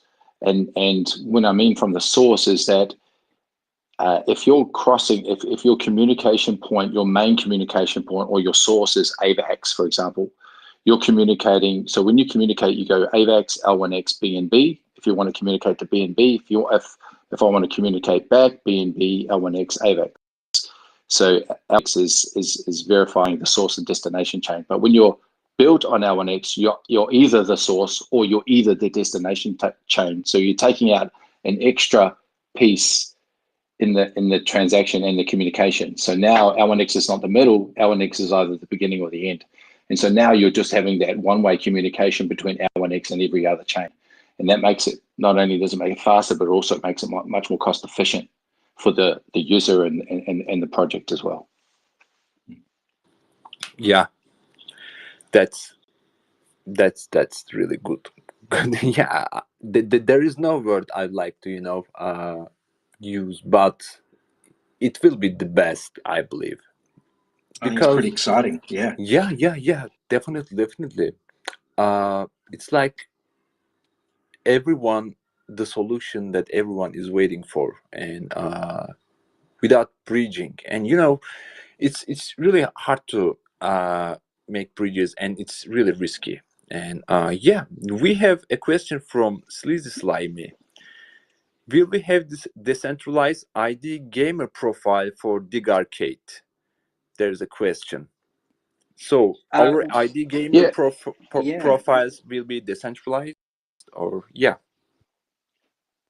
Yeah, I would say, look, to maybe that answer the question in a broader point is that what you'll see with the development, kind of how it evolves on L1X is that you'll have great projects like Alderune and Digger Labs building on L1X, and then what will happen there is that they'll have this access to this technology and these features and functions, and some of them will already be built in. But as they continue to evolve and as they continue to wanting to use additional parts of the technology to improve, then they can develop out things like a decentralized ID gamer profile and all these different things that they have access to. And even things that we probably can't even think of now, right? That will come because someone will work out that I can use this piece of the technology and this piece to create something that no one else has thought of. But with Alderune, it's absolutely possible. Is that something that you guys are planning on doing, Karen? Yep. Sorry. Would you guys ever think of doing a decentralized ID, like a gamer profile? Yeah. Actually, the question was for both of us, and you are better tech guys than me. Because of this, I asked the question to you. I think, Ken, I can probably add a little bit to that. In the work that we're doing with on-chain around decentralized identity for the citizens of Istanbul, what we've the other benefit that's coming into it is to be able to take that ID and move it across, or to merge it across with your L1X ID within the L1X app itself. So things like space cards, and within there to be able to create specific cards that could be a simple contact card that you share with a friend. A second one could be a health card. The third one could be a game specific one. So one, let's just say you could even have multiple potentially in there as well. One that you use for RPG games or massive multiplayer online games, whatever they might be. And you can build out your identity and then link across your NFTs within that game through that card as well. So they're the sort of things that we're looking at introducing, and that is something that games like that you guys are developing here in the Alderune series and others. I think that's where it comes into its fore, that you should be able to leverage that base capability within the games. So yes.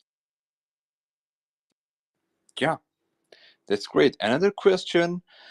Will it be possible to monitor the activity of your master contracts, something the same as Etherscan, SolScan functionality? So there will be a Xscan or layer 1 Xscan. Simple answer on that one is yes. a lot of that out there is that we don't necessarily have to reinvent the wheel because of how Layer 1x is built with that interoperability. It's a matter of being able to provide that. So we've got a base explorer within the L1x app at the moment. We'll be enhancing that and building out the capability. We've already been asked to do that. So we will be adding to that and making it, people should be able to have it so that it looks familiar to them, but easy to understand. Our first version of it was to try and make it nice and easy, very easy for people to understand, but others come back and said, but we want more information. We want it to look like this. So maybe the option there is that we make it changeable so that it almost like flick a switch and it looks like, say, eScan or BSC scan. That's an option. Or a simple view that only provides information that users understand. Because it's pretty complex. When you look at eScan, there's a lot to take in on those pages. Yeah, thank you so much. And Albita asked, we all know that partnership is in place, but according to schedule, when will we see the integration of the games into our Layer 1x app? Yep. So I know that you guys are Ken and your team. You're actually working really, really hard on doing that integration. we are I on know it. that. And I know sometimes when you go a bit quiet, you guys are obviously working through that. To give you an idea that as we're onboarding the first few projects, those major projects into L1x, we do spend quite a bit of time, our core developers and your team as well, Ken, to work on that. But our objective is to get it to a point where we have that full software development environment available. So it's really a self-onboarding process. Now, you can't just develop that out up front and then all of a sudden it's out there working perfectly. You've got to work that through with the first few major projects. And the work that we're doing with Diga Labs will reinforce some of the work with other projects. Not necessarily games. It could be across DeFi. It could be across NFTs. But what we'll also do is we also assess the capabilities of some of these other projects, and it could be around tokenizing a physical asset with an NFT. Let's just say a jersey from a game manufacturer, to then incorporate that across as an NFT into the game itself. So, you might want to award a player with a winner with that special jersey that you've got, and they want to be able to authenticate that using NFTs, and they can then display that in the game, in moving forward, that they've earned that NFT itself. So it gives people some fairly specific things, and not just virtual NFTs, NFTs on within a game. It could also be linked across to physical products.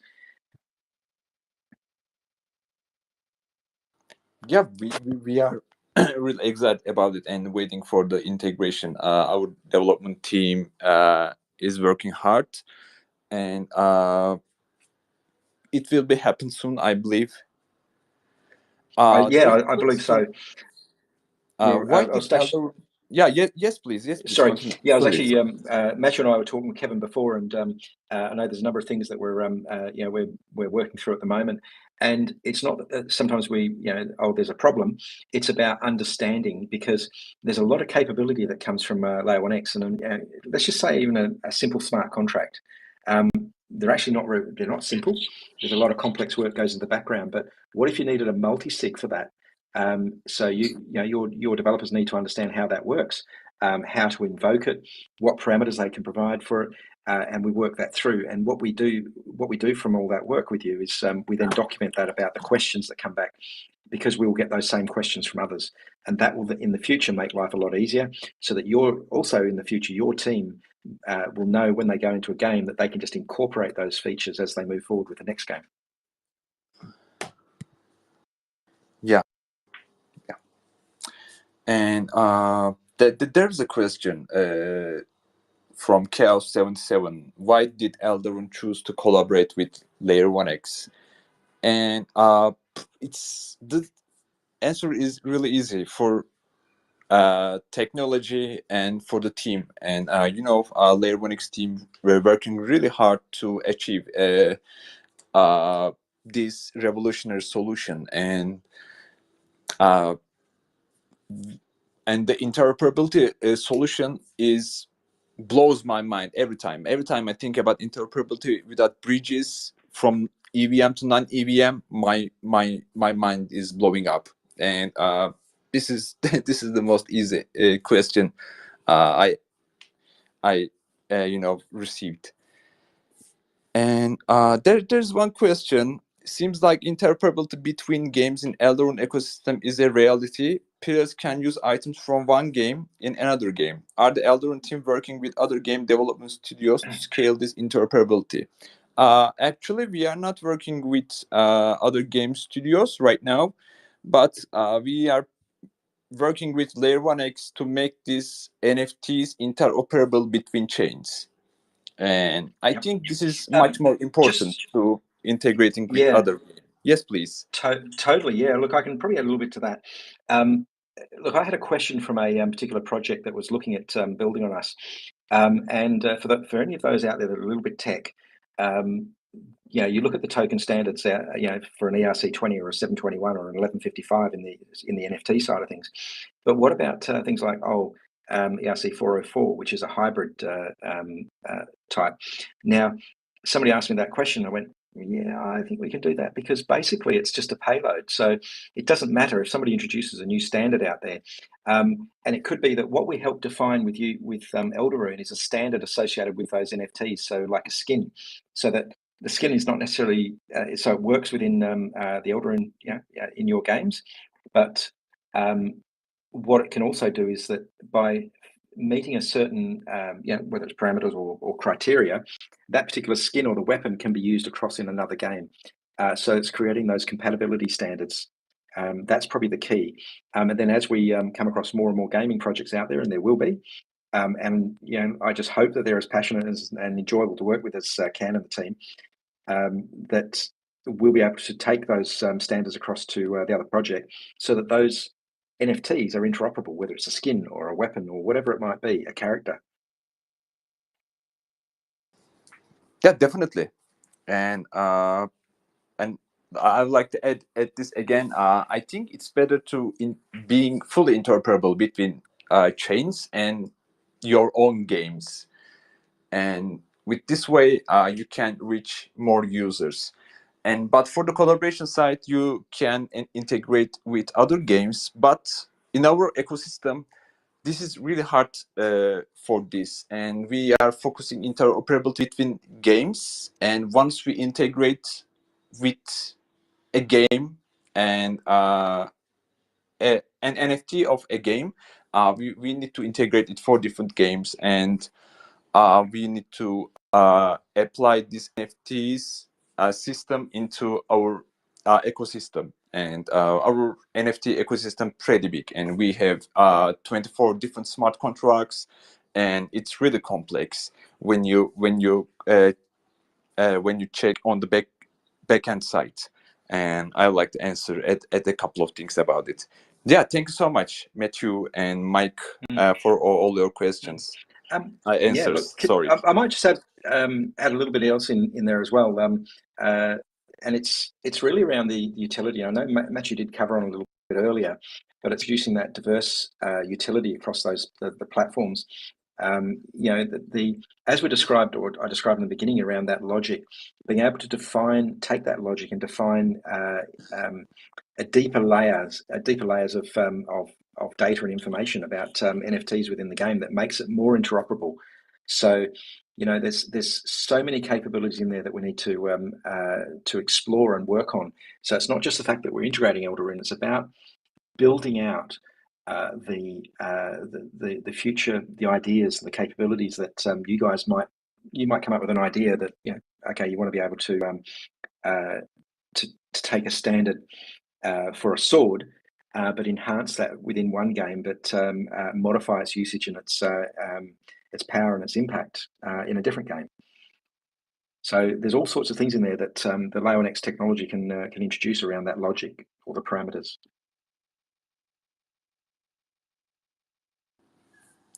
Yeah, this should be the last words of this AMA. And yeah, excellent. Yeah.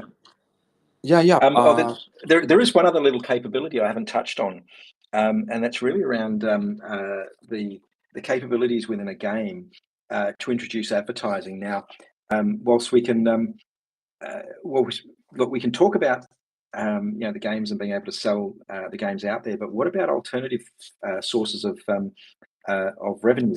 And that could be around advertising. So it could be a product placement in the game. So you're working through, and the character's getting tired, or running out of energy, or has been injured.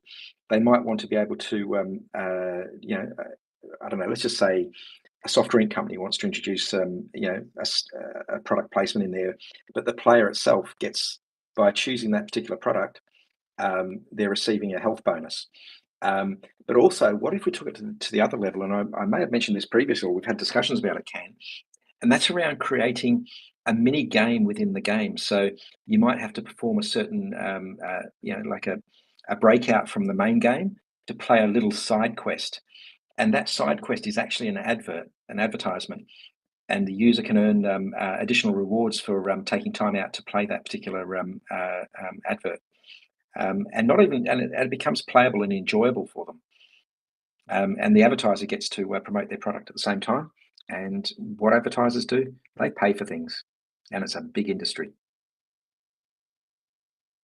This is also pretty good, and you are talking about integrating advertising into all games in the layer 1x, and or the games that like to integrate this solution. And you guys also developing like Google Ads like solution for games and for the developers who develops on and it's layer 1x.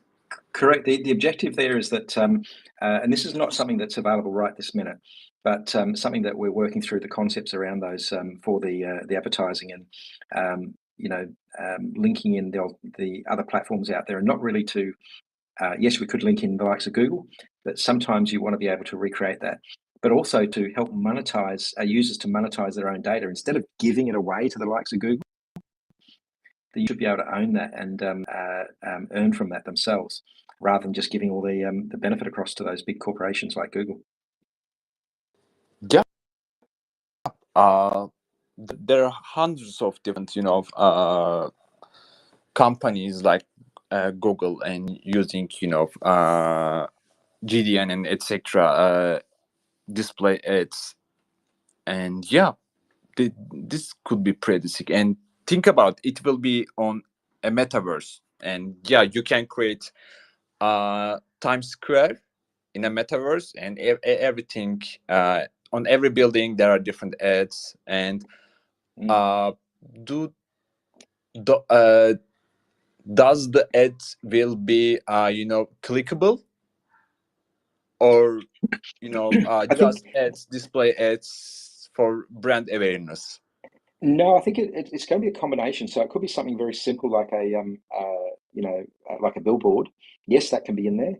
But then, as I mentioned before, where those products become, it could be some biscuits from a biscuit company, and the user comes across those biscuits. They see it. They get that quick little ad flash up in their on their screen as they consume and restore their health. Or that, as I said before, about playing it. So you could be playing that ad to earn rewards. It could be to earn health, or it could be to actually earn rewards towards products. And maybe I'll describe it probably a simple way, where maybe it's a driving game, and a user loves Ferrari or some other brand. And if they keep playing using that particular type of car, they could earn rewards, which could earn them a physical product like a cap or something else in there. I understand. This is also, so you guys like preparing the Web3 technology for real life, and with the Layer 1x app, you are guys planning to create one gate to access whole blockchain, and to games, to chains, and everything. And on the other hand, you guys integrating the advertising system. This is also pretty sick. And what else left you guys like to, you know, integrate from real life scenarios? Because there's nothing left, I believe. And I think there's still a lot left to do. You know, being able to tokenize things like property.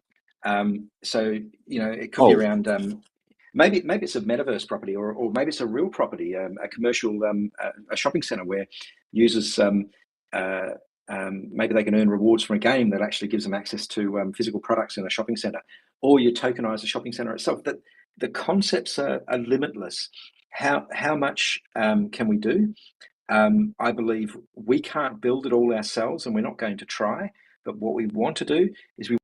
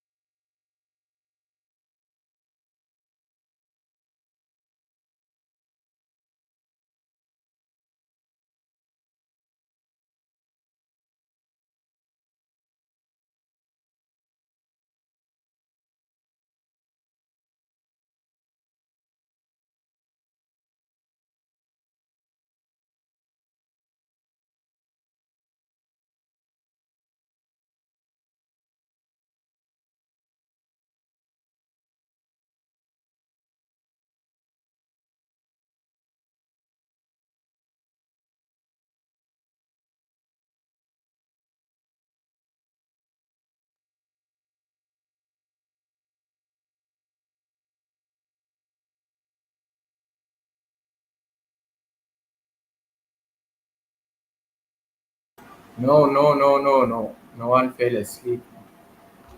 I think we got some error. Hey, Crypto Walker, could you hear me? Crypto Walker.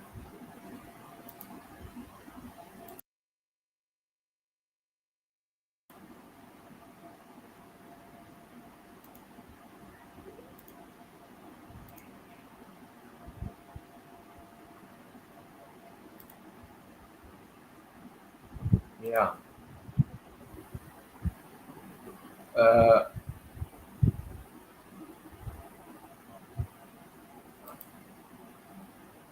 is Crypto Psycho sharing the screen?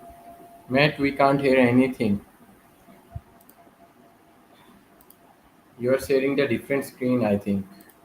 You are not on the AMA. If you could hear me, Crypto Psycho.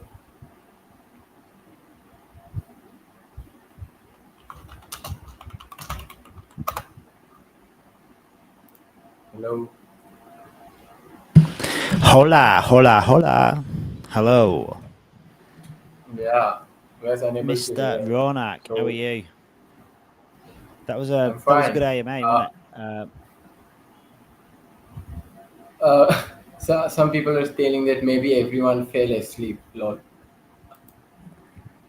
Nah, well, no. Were you not watching the AMA?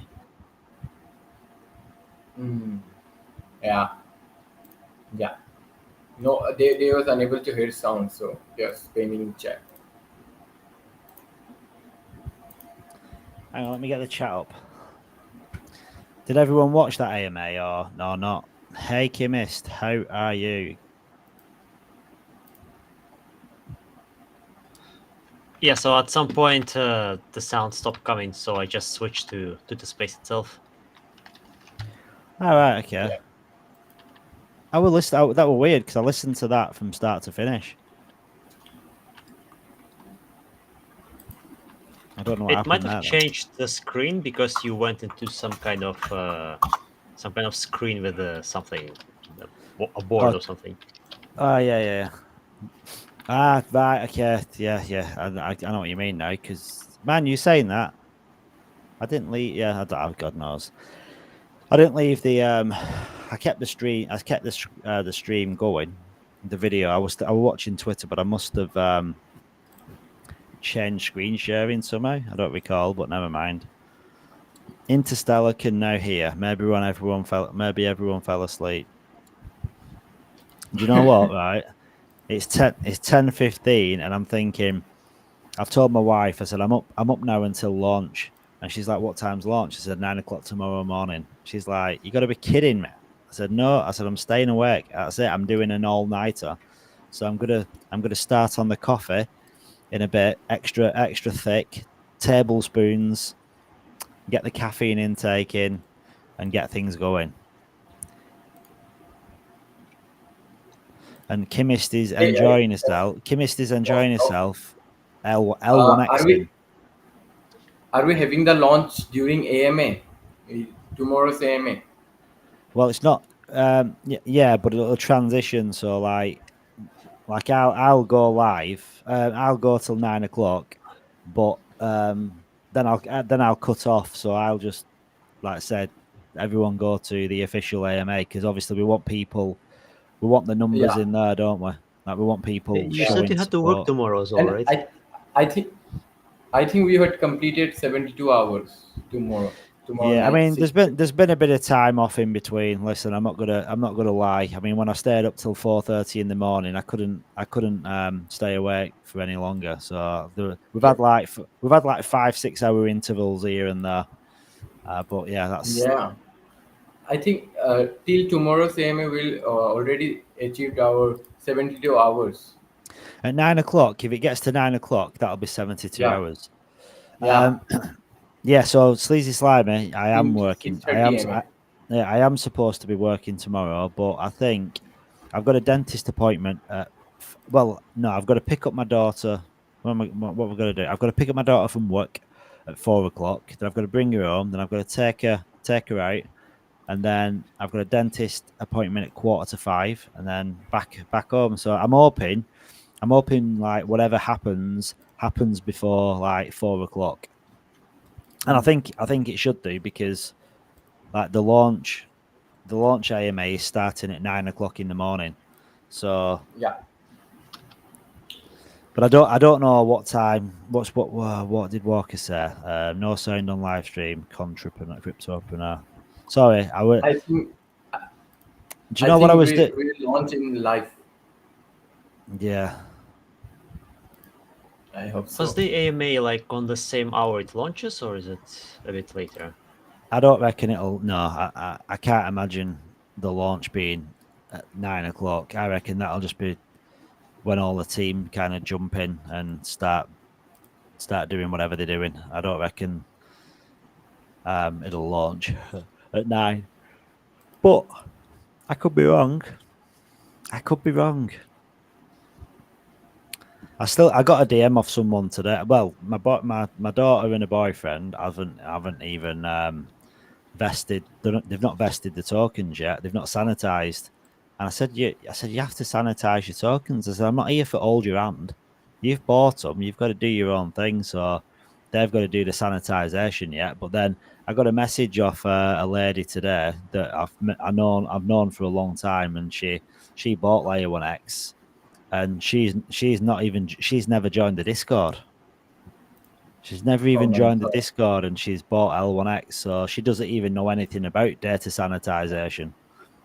So I've just sent her a link now and said, listen, you need to go in there and then open a ticket, and they'll show you how to get your tokens, because she doesn't even know where her tokens are. She bought them, and she doesn't have a clue where her tokens are, or coins, I should say. So yeah, there's a lot of people. I mean, I only did mine. When did you do yours, Sleazy Slimer? When did you do your sanitization? I'm not sure if I was in the end included in the first 100, because it's essentially about the time when after first 100 was opened. I went there, opened my ticket. After about a day, it got sorted. So yeah, pretty much that. Yeah, when will be able to waste our rest of the tokens, Mark? Invest what? Sorry. Rest of the tokens. Well, we don't know. Like all we can do so for all the data sanitization is private sale and public sale that we've bought.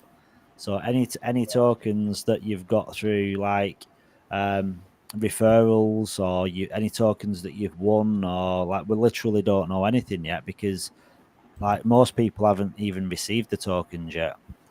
I think some people have, but some haven't.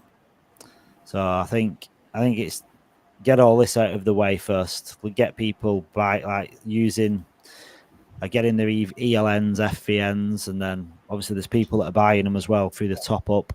I mean, I'm hoping soon, but I mean, because I want to use them for eventually. I want to be able to get some more EVNs, or maybe an FVN. I've kind of got like about I don't know when all the hype, when the NFT usernames launched, our FOMO went into them big time, like, because obviously the ELNs weren't available, so I started FOMO in, getting excited about getting the usernames. But like now I kind of know what the reward structure is, or kind of what it's going to be. I've got serious FOMO now. I want like 50 ELNs and 50 FVNs. And obviously that's not, I'm never going to get them, because you can't, for one, and I don't have the funds. But I want at least, I'd love to have two FVNs, but I'll probably never get two. I reckon I'll probably get one if I'm lucky, and maybe get 2 more ELNs. I'd like to have another 2 ELNs as well, because like that vesting, sorry, the node, like the rewards on the nodes, it looks really good. So that's my plan. So you're saying you're going to have 4 of them? like you would like to have? I'd like to have, because I can't afford two full validator nodes. I don't have the.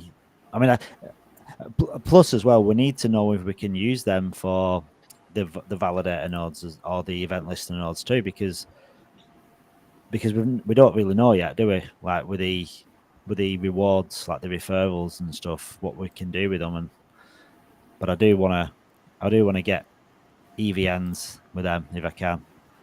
But I also want to keep some. I want to keep some L1X free as well, because I want to take part of the launchpad, and you're gonna need L1X for the launchpad too, because like the launchpad will be so like lucrative, because like when a project launches, but think about it, right? If L1X, if layer 1X becomes this like really successful blockchain, and it might not happen straight away, but I mean, I don't know, 6 months, 9 months from now, and layer 1X is doing really, really well, there's going to be so many projects coming onto the launchpad, and the only people that can get into the whitelists are silver, gold, and platinum. So the only people that can get into the whitelist are private sale and public sale, because it's not available to anybody else. So there's only us that are here now that can really get the cream of the crop, because everyone else that wants to get into the private sale, I don't even know if they can do. It's just going to be us, and then everyone else will be able to buy it at launch. So we'll be basically front running everyone else to get into these projects, because we've got the special access. And even if you've got silver, it depends on how much interest there are in the projects that are launching. I think most people will probably want to get into most of them, but like if you're in silver, you'll have a chance of getting in, and the same with the gold.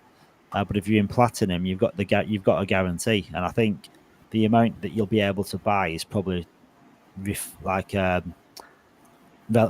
to the amount of L1X you've actually got in that platinum tier staked. But yeah, that's going to be lucrative. I don't know if anyone's used launchpads before, and I don't mean like Pink Sale. I mean like your proper like MakerDAO, which is probably, I think MakerDAO is the biggest launchpad in the world for crypto. But like typically to get into them, you need to own the token, and that token then gives you rights to the launchpad. So like having layer 1X, it's like an added feature. Yeah, I haven't participated in airdrops, but I remember something about you gotta own the native coin of the network plus the token of the launchpad itself, and then you do something to buy it, something like that. Yeah, I mean they're normally pretty straightforward. I mean, pretty much like I don't know, paired network, for instance. Like you own the token, and they have tiers. So some of them will have like 10 tiers, and you'll get like lotteries, then you'll get guaranteed spots, and then you'll get like certain maybe like a certain allocation. Then the more tokens you've got, you'll get a bigger allocation, and yeah. So the ones that hold the most, and they normally as well have to stake them. That's one of the conditions. So if you buy into a launchpad token, to take part in the launchpad, you've got to stake the tokens, and for basically every month that your tokens are staked, you get allocation to projects that launch. And if you unstake them tokens, you don't get any access to the launchpad. So it's a way of getting you to hold the token without selling it. That's pretty much what layer 1X are doing, which is pretty. Yeah, I remember Kevin said something about all the projects he's spoken to, he has like 95% success rate. So yeah, I guess we got a lot of arsenal to go with. Yeah, I think Kevin, when he gets in a meeting with somebody, is pretty well. It's convincing, articulate, and it makes it easier, doesn't it? If you've got a good product, you don't really need to sell it, do you? Like it sells itself. So I think that's one of the benefits to having having layer 1x. Kevin can walk in a room and show them the tech, and I mean basically show them the swap, and then just go through and like articulate himself about what it can do. And I think that's why the success rate is so high, I reckon. Hey Dean, how you doing? Hope everything's good. I don't think we've spoke before. I don't recognise your name anyway, but then could be different than Discord. You could be called bloody. I mean, I'm called Crypto Psycho in well, I am in here, but real names don't always get used.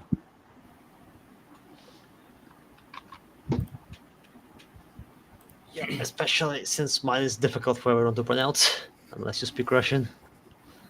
Do you have like do you like it for your names, Lazy Slimy? Do you have like an English name as well, or No. like an English pronounced like a short name for your name? The short name is just taking away the last two letters. That's all. So it's not that short. No. No. Mine is a very easy name because it's literally one syllable. You don't even need to think about it. Yeah, also quite international. Like it's easy for everyone to pronounce. Yeah. So, hey, we've got 14 people watching in YouTube. I like the YouTube statistics because they're like live followers because they don't drop off. If they disappear, the count goes down. So they don't like if 12 people were watching it, it'd go down. With Twitter Spaces, I've not figured out. How many in my Twitter space? 108 people are watching. In your Twitter Space, that's really good.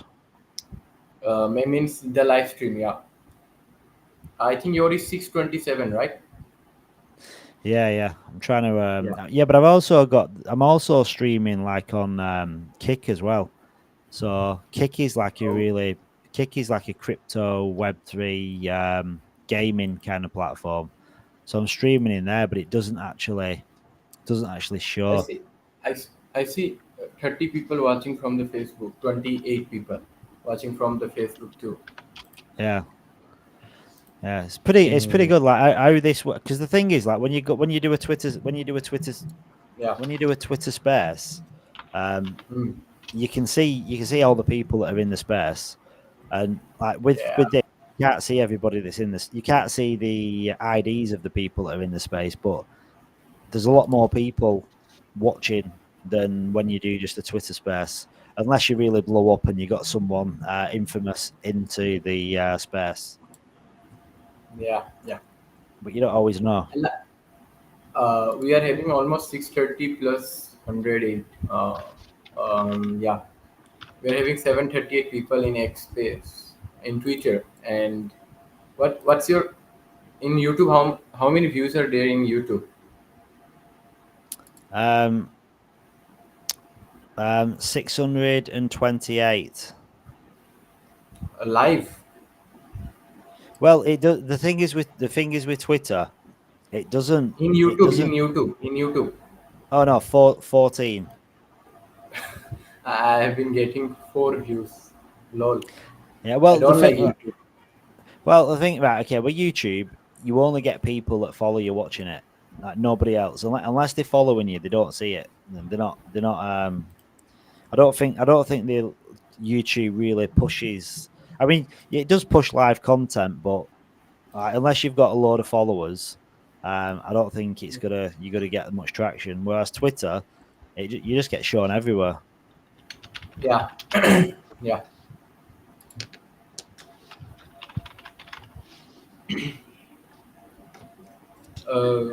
Yeah. Yeah, we don't have currently many chaos going, except maybe Xdocs and I guess Cody going on different Twitter spaces. So I guess that's for now just our existing community.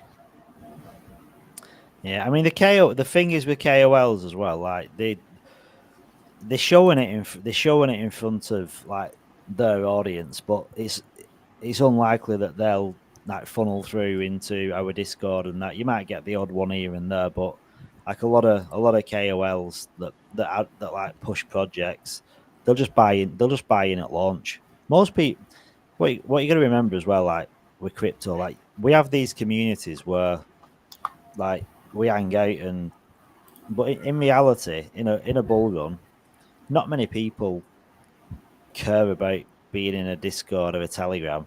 They just buy a token and just sit on it and then sell it. Or most people don't bother looking like doing research. I mean, I never used to do. I was literally just ape into anything. Someone would say, "Oh, you want to buy this? Okay, I'll buy it." I used to watch crypto banter. You want to buy this this new project? It's going to do well. And I bought Mango Markets because of crypto banter. I bought Radium because of crypto banter.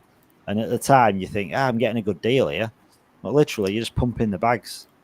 The second they open their mouth and tell you to buy something, they've already bought it. You're one step behind. But that's the name of the game, isn't it?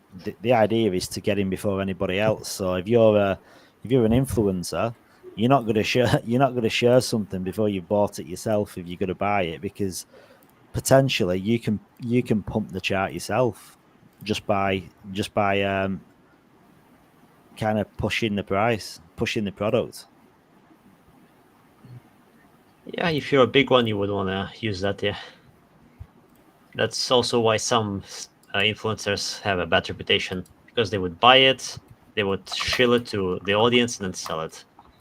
I think. I mean, in all honesty, if you look deep at all influencers, and it doesn't matter who they are. I mean, you can look at like Ran Newer, you can look at Guy from Coin Bureau, them two brothers from Altcoin Daily, George, like every single influencer, if they're talking about a product in a positive light, they've already bought it. Guaranteed. There's no way on earth they're opening the mouth talking positive about a project without buying it first. So they're all pumping their own bags, every single one of them. But that's the name of the game, isn't it? It's the nature of the beast. It's why wouldn't you do that? You're not gonna shill a project, are you, that you believe in, that you think is going to do well, and then not buy it yourself. And you know what? I'm gonna wait until I'm like 5x down. It's not gonna happen. It's an easy way to make money, I tell you that. I mean, I follow an influencer, right? And I'm not going to name his name, but he's got 200,000 followers, and he calls Solana and Ethereum projects. And every project I've bought, I've made money. I've never lost every single one. Some of them I've made 50%, 100% gains. I've never made less than 20% gains. But I know he's making money because he's bought it and then he's called it. But I mean, does it matter really if you've made money? Does anyone care? I mean, I guess the people start having problems when the influencer that does it doesn't actually believe in the project and only does it just to pump and dump it. Even if he himself thinks that the project is actually going to go down. Yeah, there's plenty of them about. I mean, most of them they'll say, won't they? I'm talking about this project. Just full disclosure, I've bought into it. It's not financial advice. Do your own research. Blah de blah de blah. They've covered themselves, and then they can sell it. I mean, 'cause at the end of the day, we're all adults, aren't we? We're not talking to babies or kids. Like, everyone's old enough to make their own mind up. So when you listen to someone talking about a project, you're the one that's buying it. It's up to you. If you buy it and you get wrecked, it's your own fault. Like, you're an adult. You're not a sheep following people blind. You've just got to kind of do your due diligence, haven't you? And like, look at like I got told about a project today, and my mate said he's an influencer, and he said, "Listen, you've got to get in this. It's going to pump hard." And I'm looking at it, and it's $3.3 million market cap on Solana, and it's a meme coin, and I'm like, you know what? I don't even think I'm going to bother, because despite what he's a good friend, and he believes it's going to do what it's going to do, and it might do what it does, but it's $3 million market cap. I mean, that needs $3 million just to double it. Yeah. Your voice is cut out. Yeah, you're frozen. Mark, I think you're frozen. Yeah. Yeah, I was gonna say something about this. Network error. I don't like this network type of things. It's very bad.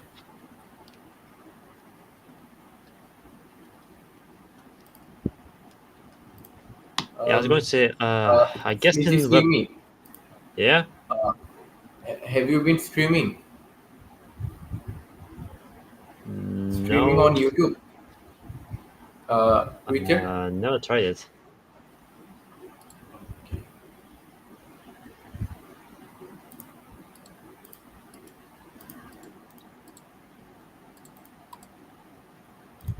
I see many of the Twitter handle, many of the person's Twitter handle, they are booming.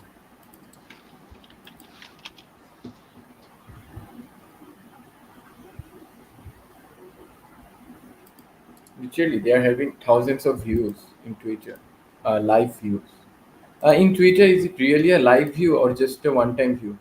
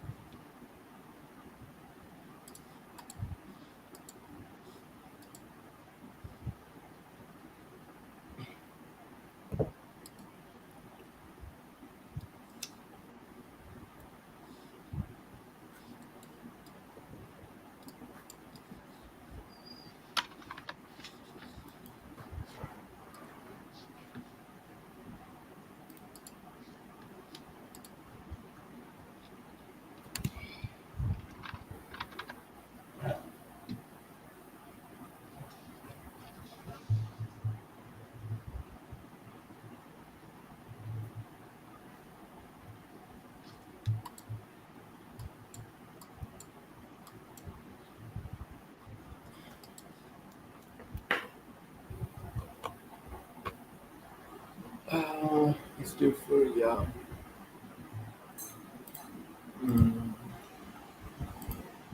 Oh my God.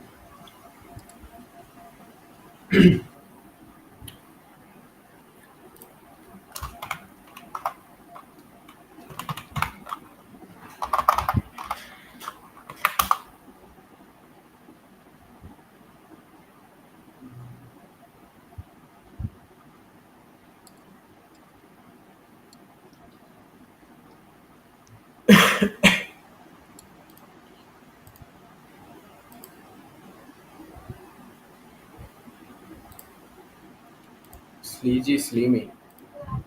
Yeah. Are you doing any type of DMs or engaging with the community? What? DMs? Yeah.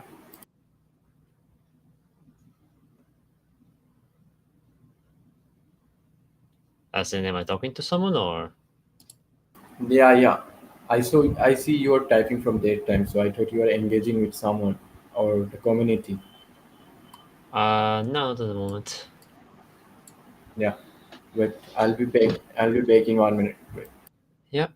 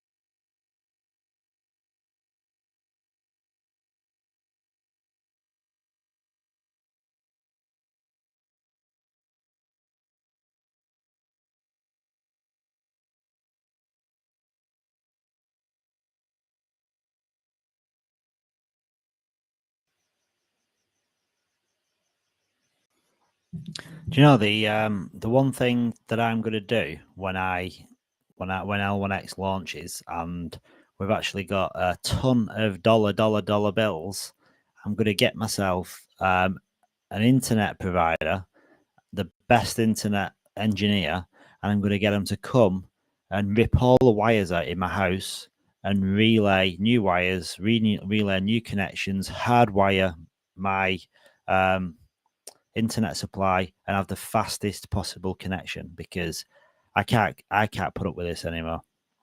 Like having no internet or having really poor internet is just like ridiculous. I've got a mobile router in my room, which is hardwired to the fiber to the home. So I've literally got fiber to the home, and the internet connection is shocking.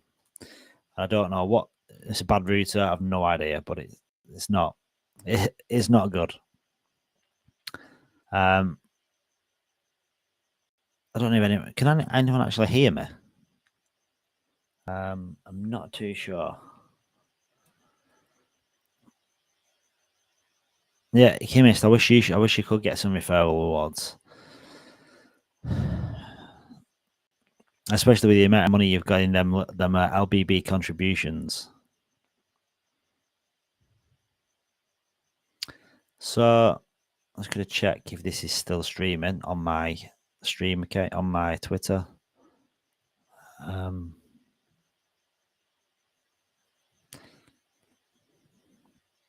So guys, I want to encourage everyone as well. I want to encourage everyone to go to this post. Like, really, I want you to have a chance of winning some L1X coins. Like, literally, you can win 800 coins. Like, this is not something to be sniffed at. Like, even it's, I mean, this is a blockchain that's not launched yet at a $22 million market cap, and you can win 800 L1X.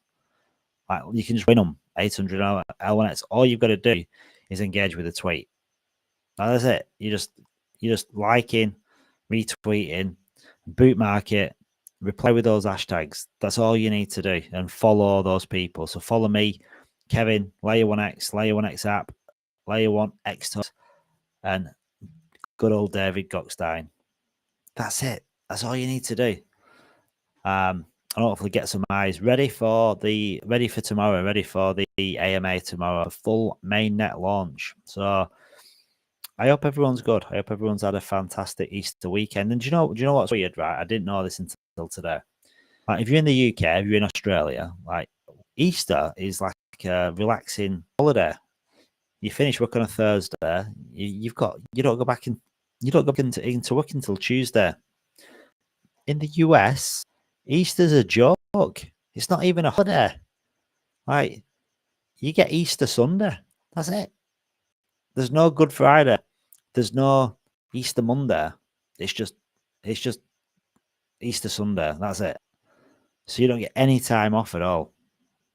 They can stick there. If that were me, I'd boycott Easter. There'd be no Easter eggs because you don't get anything for it. Holidays aren't good. I don't think holidays are too good in America. I mean, to be honest, I kind of wish I'd gone to work, because finishing work on Thursday, and I'm not getting it. I'm not getting any sleep tonight. Oh, I don't think I am. And I'm supposed to be back at work tomorrow, but I can't work tomorrow because of the launch. But I've got the dentist. I'll be so tired tomorrow. I'll probably just end up passing out at some point tomorrow, I reckon.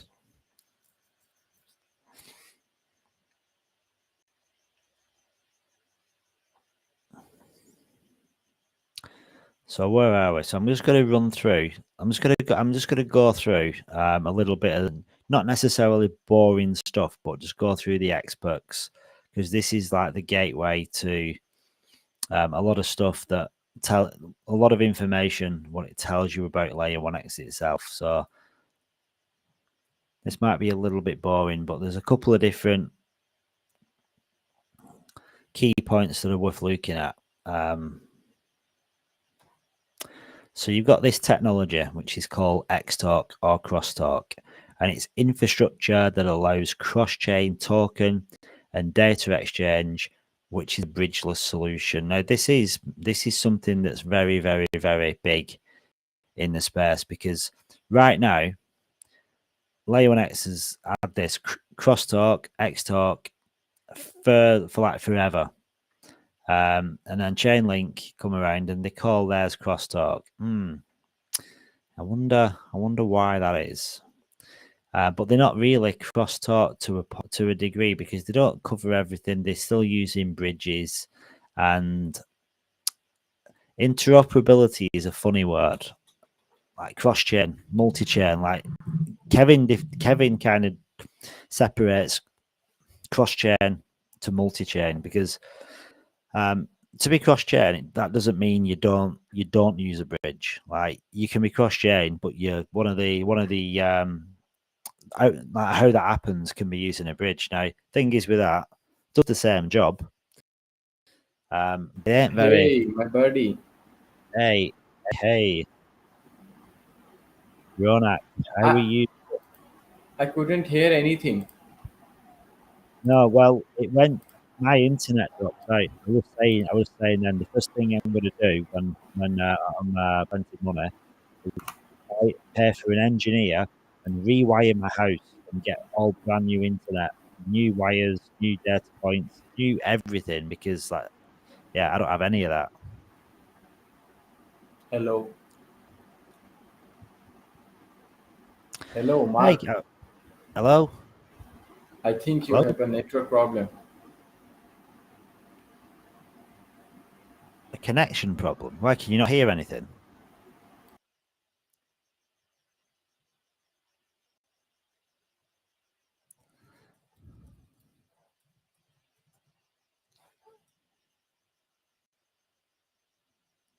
Am I audible now? Hey, Ronak. Yeah, I was saying that you have a network problem, I think. An echo problem? Echo. You was disconnected that time. You was frozen.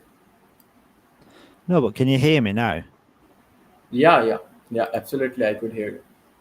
Oh, no, I was saying I had no internet. My internet went off.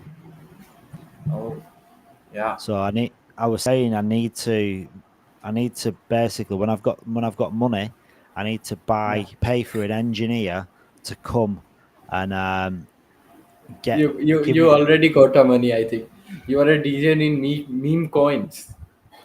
No, yeah, but I've not made it. I mean, I have made some money in meme coins, but I've not made a lot of money yet. So I need an engineer to come and fix my internet. I need new internet. I need new wires. I want new everything. I want everything to work. It's so annoying. It's so annoying. You will need a new home also, I think. Yeah, I mean, we've got fiber optic. We've got fiber optic. New home, new car. Yeah, well, new car, yeah. new home, new setup. Yeah, absolutely. Hey, have you seen the chat? We've got the first message from Kick. Fox Warrior Gaming. Yeah. Awesome. Fox Warrior Gaming. I appreciate you, guy. I appreciate you showing the love. Because I didn't actually know. I haven't checked Kick to see what the stream is doing, to see if it works. So to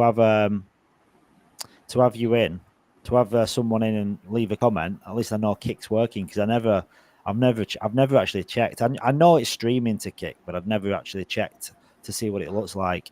And Albita says, sleep a bit tonight and be ready and fresh for tomorrow. Yeah, but Albita, the plan was to go all the way through till 9 o'clock in the morning.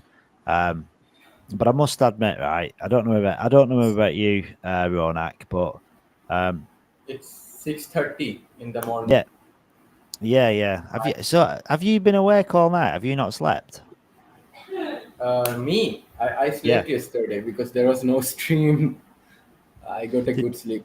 Did you sleep when I slept then? Oh, you didn't. Oh, you didn't come in the Twitter space. Yeah. Yeah. I forgot. My network was getting issue. Whenever you make me the speaker, I got disconnected. Yeah. Because you kept jumping up, but then you kept jumping back down again, and you wouldn't stay up. I remember now. Yeah. So Albita, I mean, I might have a sleep. It depends.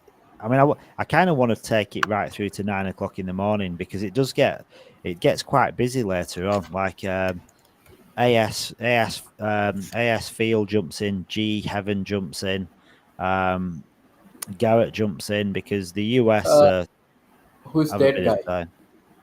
Who's that guy? Dion, Brian, Dini, B176. Oh my God, so long name with the numericals. Where you looking? Yeah, just upon you, there is one guy in the stream, Dean Brian, Dini 176. Oh You yeah, couldn't Dean. see him?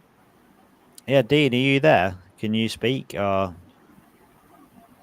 I wonder, because I was wondering who that was in the OG chat. You know him? No, he must be in the OG chat, but he might have a different. The thing is, Yeah. he might have a different name. You see, in the. I'm just hoping that it's not the boss. It's not the boss. I don't think he'd call himself Dean. And the other guy that was in Merc. Can you hear me? Hi. Hey, Dean, please open the mic. Chemist, how are you? Kratos, hope everything's good. I see Kim is always chatting here. Really cool dude. Chemist is good. Chemist is one of my best friends in the entire Web3 space. I've known Chemist for like it seems like forever, but I think it was like sometime in 2021, and I could probably go back if you went on to history on some of the projects we've been in. Is he neighborhood? Is he your neighbor? No. He's a she, and she's in she's Sorry, been in wait. He's a she, she's a he. I got your no name. she. Chemist is a she. She. Okay. She, a female, a woman. Chemist is a woman. Yeah. I got it. Yeah. Well, it'd be. I mean, I think Sleazy Slime is gone. I was speaking to. Well, Mike popped in before. I don't know if you were here when Mike was in. He was having a chat about some things, and then I don't know if Matthew's gonna have chance to jump in because I know I spoke to him earlier on, and he only got home at like 8 o'clock. There we go, mermaid. Yeah. Hi, mermaid. Albita is a mermaid. Queen of mermaid. Yeah. Albita needs to go to. I can't believe Albita. You've not heard of Hillary's either. Like Hillary's Boat Harbour. It's the premier location on the west coast. It's about 15 minutes drive north of Scarborough.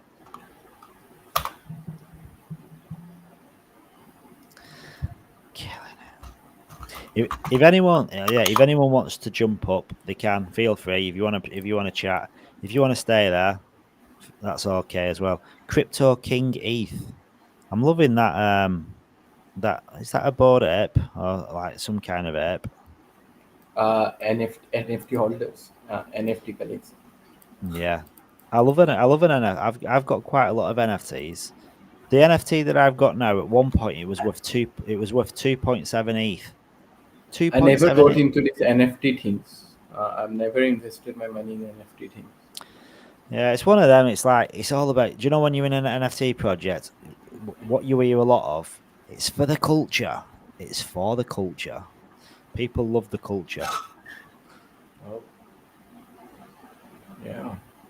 But NFTs are like really, they to be honest, they're good because they create really strong communities. So when you have a good NFT project, and typically if you're launching an NFT project, a lot of these guys they'll start a Discord up, and that Discord could be going for like 6 months before they even get going.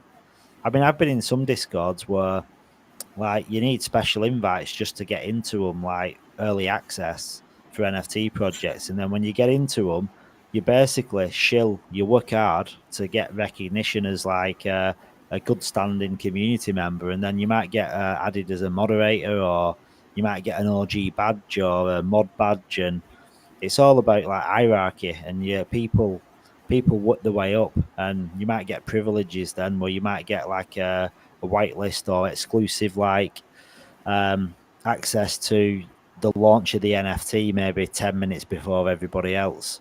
A mate of mine did that, and yeah, they got allocation to the top 200 tier NFTs and got to buy before everyone else. And I think the one I was in took about, I think it was before it went live, it was about 12 months to the mint date from creating the Telegram, and they built they're very good at community building to the point where you can't even see the chat in Discord because it's just ding ding ding ding ding. You gotta go on slow mode. Have you booked a good amount of profit from any of the NFTs? Well, the first one, I mean, if I'd have only bought one, I would have, because I minted my AKCB for 0.08 ETH, which at the time was around, I think, about $180 when I minted, and it's never gone before 0.25 ETH. So a lot of them, if you get to mint an NFT, you can generally make decent money on it if it's the right collection. And it's kind of it's like NFTs are like a clique. You've got a group of people. They kind of all connect, bit like Polkadot and Parachains. Like you've got NFT communities, and they all kind of know each other, and all the founders know each other. Very close. Yeah. Dean's dropped out without speaking, without even saying hello. I think he is shy.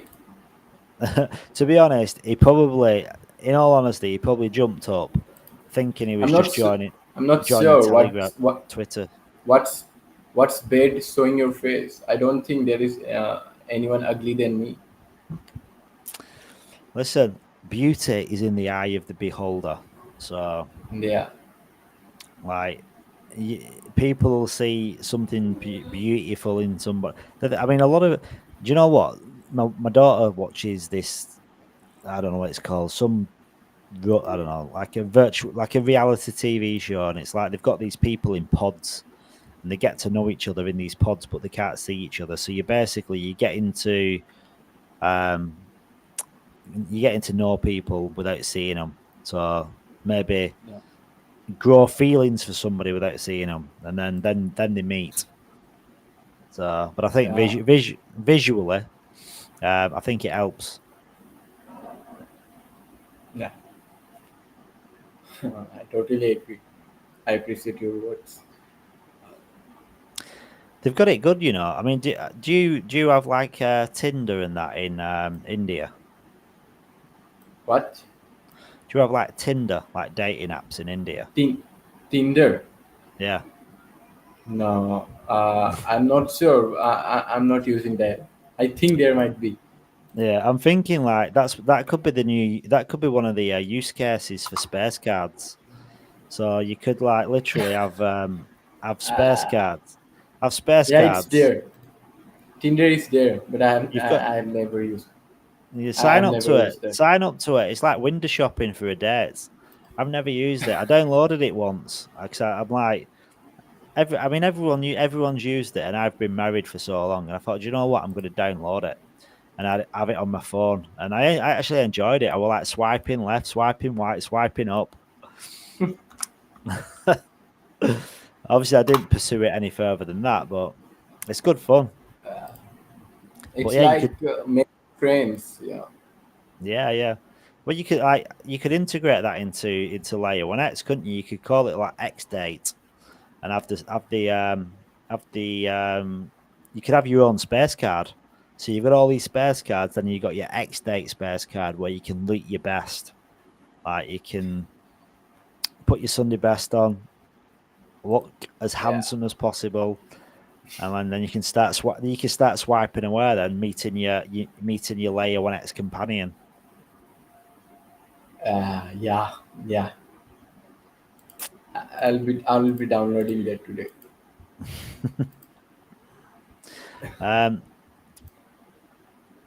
I thought I actually messages. Yeah.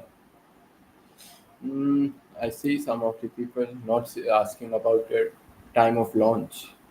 Honestly, we are not sure about the launch. Yeah. There's no official announcement. I think we are going to get a live launch. No, just a prediction. Yeah, well, I think if it was live, yeah, I mean, I reckon if you got to launch, you got to launch live, aren't you? Yeah, because they are the name of the AM is Launch Day Party AMA.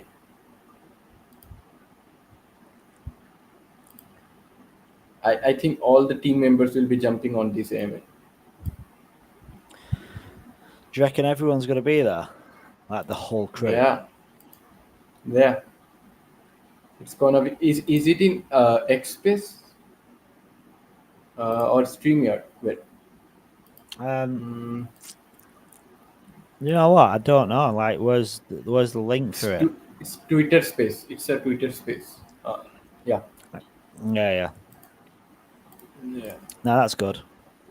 I mean, it's a funny one, isn't it? Because I like this because you've got a visual, you've got something to look at. You can screen share, you can talk about something like on camera if you want to do, and you don't have to. You don't have to go full on blown chatting 24/7. You can play stuff and show like Kevin's videos. I mean, I'm gonna do one in a minute anyhow, or maybe not just quite yet, but in a little bit. So I'm just gonna flick back to here, and then I'm gonna jump up to. Sorry. Have you got the today's winner? Have you got today's winner? Well, they've not. But it's not what. It's not yet though. Like I'll do it in an hour. So in fact, I'll share my screen. I'll go back to this just to give everyone a heads up what they need to do, and then I'm going to jump across. Finger crossed. Yeah. I'm gonna do one of Kevin's videos in a little bit. Not right now, but in a little bit. But for now, I mean, I've shared this a few times. But guys, make sure you enter this. No, not that. That's old. Where's the new one? Yeah, make sure you enter this. So there's been a good. So far, we've had like 55 people do it. So just to give you a heads up, day one there was about 35. Yesterday there was 53. Today there's 55. So you've got a 1 in 55 chance of winning. Now, if you're clever about it, and you've got more than one Twitter account, it's much better than lottery. Got a higher chances of winning.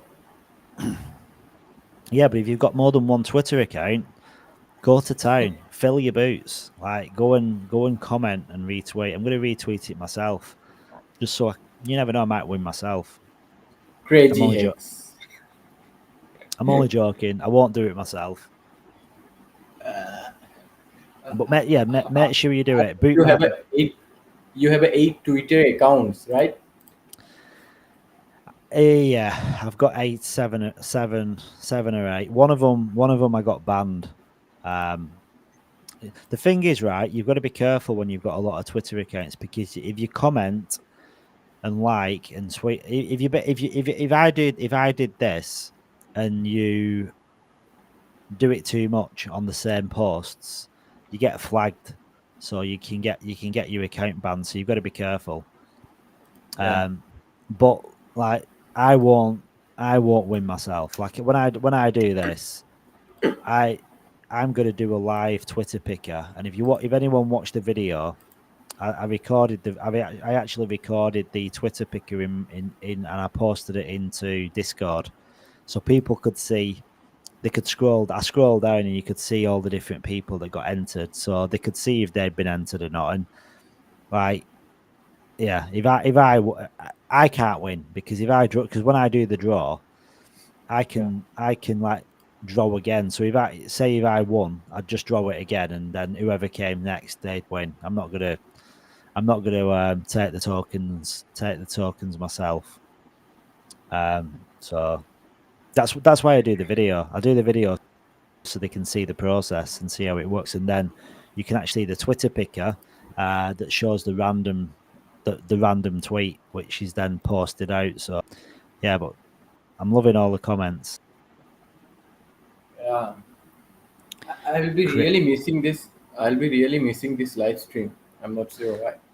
Yeah.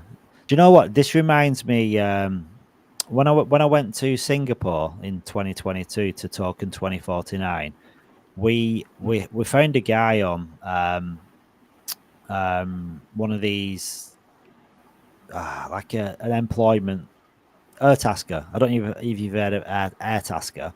And it's got you can post jobs and stuff. And we found this young boy, young boy. He was like 18 years old, and we asked him like what would he charge to do what we wanted him to do, and it was basically a mascot. It was a mascot for. In fact, I'm gonna share my screen. You know what? I'm gonna share my screen. Just give me a second. Yeah, we hired him to be a mascot at Token 2049, and he came out. He was 18 years old, and he got access to Token 2049, which to get access, it was $1,500 US.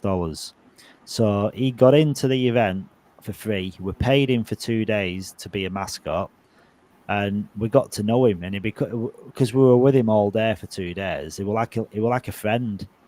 And when he was when he was going at the end, he stayed with us while we got in the taxi, and he actually got upset because he enjoyed being with us so much for the 2 days. He didn't because he was only 8. He was only 18, and he was just about to do national service for the army.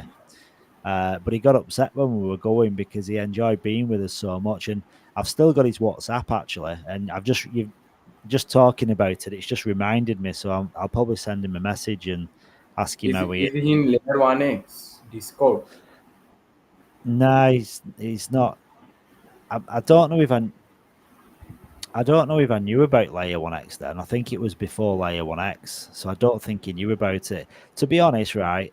I'll say it on camera, but if he's still got his same number on WhatsApp, when it launches and I've got some tokens, I'll send him some free tokens because he was a nice guy. I'll probably send him like 500 L1X or something. Because he was a really nice guy, and I said if we come back again to the event, we'll get in touch with him again and ask him to do it again. But yeah, I don't know if that's going to happen now because I don't work with the project anymore. I hope I'll be joining the next Layer 1X event, wherever it would be. Yeah, I want to. I'd love to go to. I'd love to go to the next one. To be honest. Yeah. I'm just gonna find Singapore. I'm just gonna find the. I want to share what the event, like the event itself, because these events, you can't believe what these events are like. They're like nothing you've experienced before. They're crazy.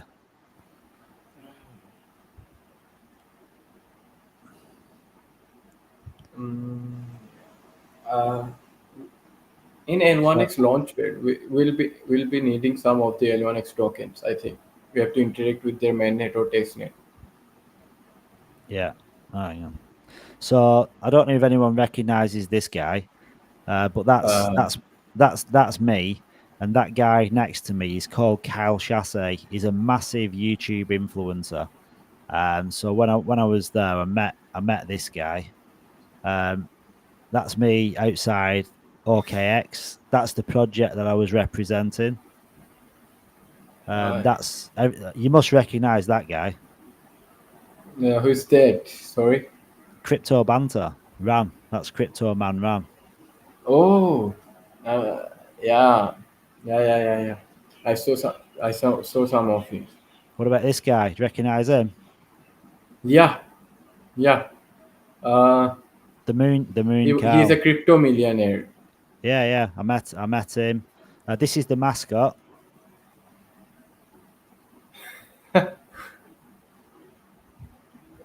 Everyone loved that guy. Everybody wanted a photo. Everyone wanted a photo with that guy. He was like, look at. Yeah. And what about this? What about this guy? I bet no one recognizes this. I mean, look at this here. We had the Cardano team wanting photos. Yeah. And then we've Who's got this dead? guy.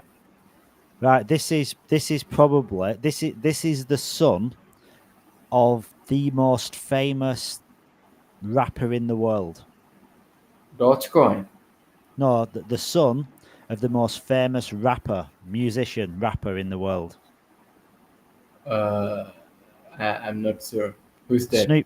Snoop Dogg. I Yes, really didn't heard about it. Have you heard No. of Snoop Dogg?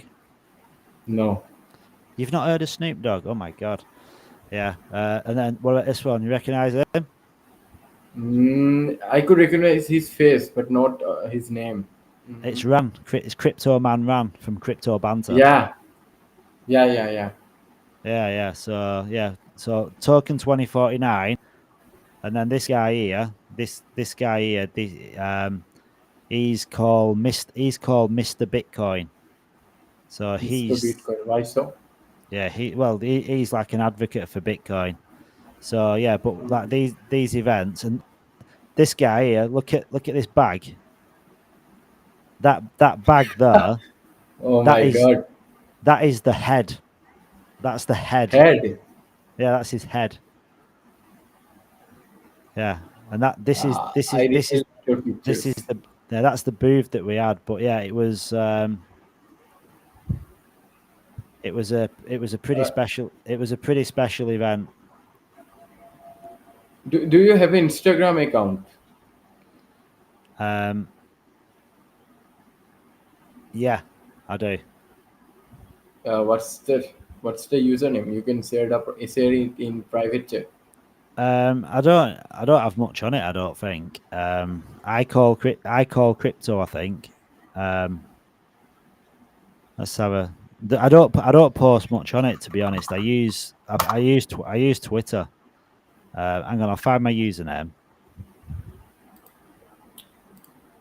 Yeah, I have Elvita in my Instagram. Yeah, so my username is web3 psycho. Oh my god. So web3 then psycho. That's my yeah. I mean, there's nothing on there really. I don't really use Instagram. I should do, but I don't use it too often. So my point is though, with that layer 1x and showing token 2049, like if you've got a booth at one of them events, the eyes on the project, the foot traffic that you get, it's like nothing you've experienced. If you've to describe what going to a crypto event is like, imagine going to Glastonbury or like a music festival, but there's thousands and thousands and thousands of people there and everyone's enjoying the music.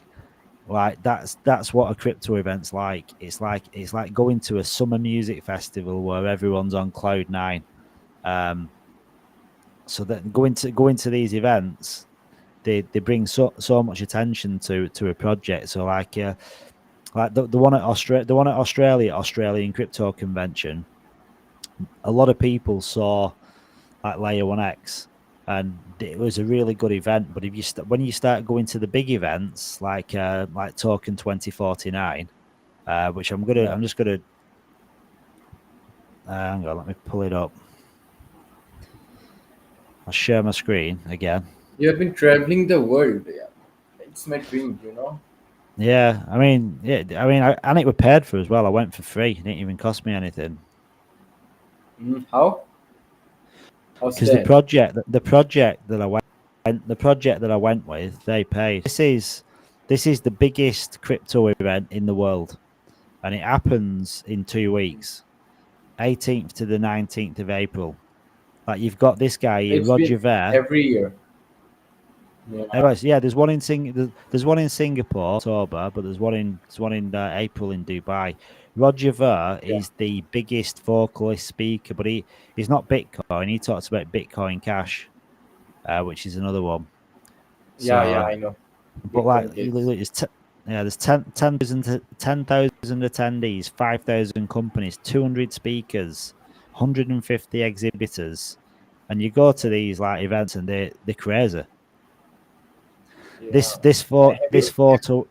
Sorry. Have you gone to the? Have you went to this event as a speaker for your project? No, not as a speaker, but as a brand and a project. Ambassador. So, yeah, so we've had a booth, but we've not been on. Yeah, I've not been on a speaker, but yeah, this is like the stage. Like if you look at these people here, so this is the attendees by industry. So when you start looking here, like you got Binance, OKX, Coinbase, Circle, Bybit, Bitmain, Aave. I mean, literally the biggest names in the space: Polkadot, Tron, Chainlink, Ripple, like BlackRock. I mean, yeah, Galaxy Digital. I mean, when you're at this event, Tether, it's literally got every single influencer every single influencer in crypto is at this event, and every single like top projects that you've heard of is at this event as well. So like when you're here, it basically gives you so much attention, and it'd be good, wouldn't it, if you had like a layer 1x like there. You've got layer 0. It's in Dubai, right? It's in Dubai. It's very near to the Mumbai, the city of India. Have you ever thought to migrate to Dubai when you earn lots of money from L1X or other projects? To be honest, I think I'm going to move to Dubai and like it's a tax-free country. Yeah, I think I'm going to live there, like move, like get away from paying all that stupid tax. No one likes to pay the tax, really. Everyone would like to go to business hub, Dubai. Yeah. Desert Eagle is asking what time is launch. Honestly, we don't know in which time we have the launch. We are not sure about it. But don't forget to join the AMA. You'll get the link in Discord. Yeah, Desert Eagle. Sometime tomorrow. The AMA starts at 9 o'clock. So just so if you're not obviously in Australia, so you don't need to work out time. The AMA starts in 9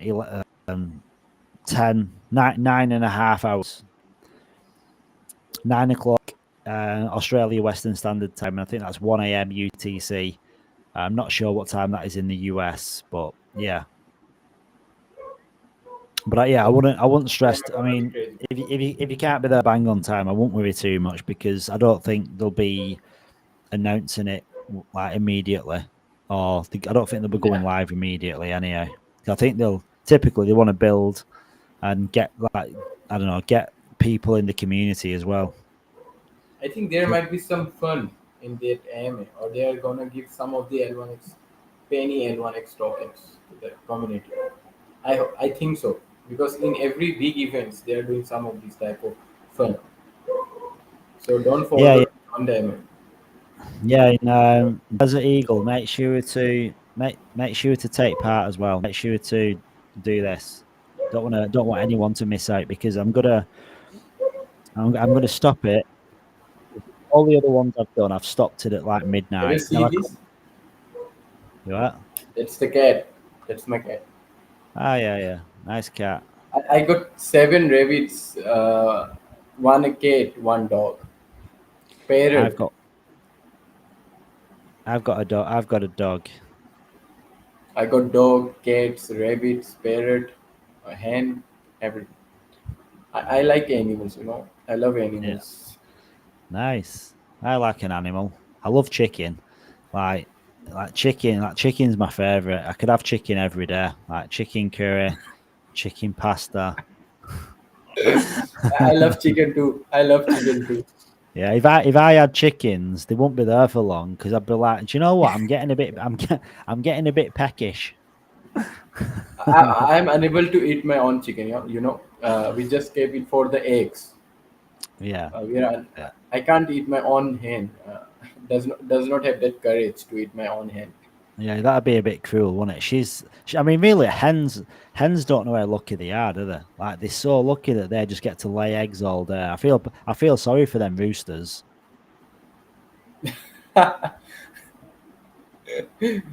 Poor little roosters. So make sure. So Crypto Trent, Desert Eagle, who else? Albita, I'm sure you've already done it. Crypto King Eve. Make sure you take part in this. Just want everyone to have a chance of winning 800 L1X because let's do. In fact, so you got 800 L1X. It's worth $400. So if layer 1X 10Xs, that's 4,000. That's 222 million. If it goes to 2.2 billion, which is 100X, that goes to $40,000.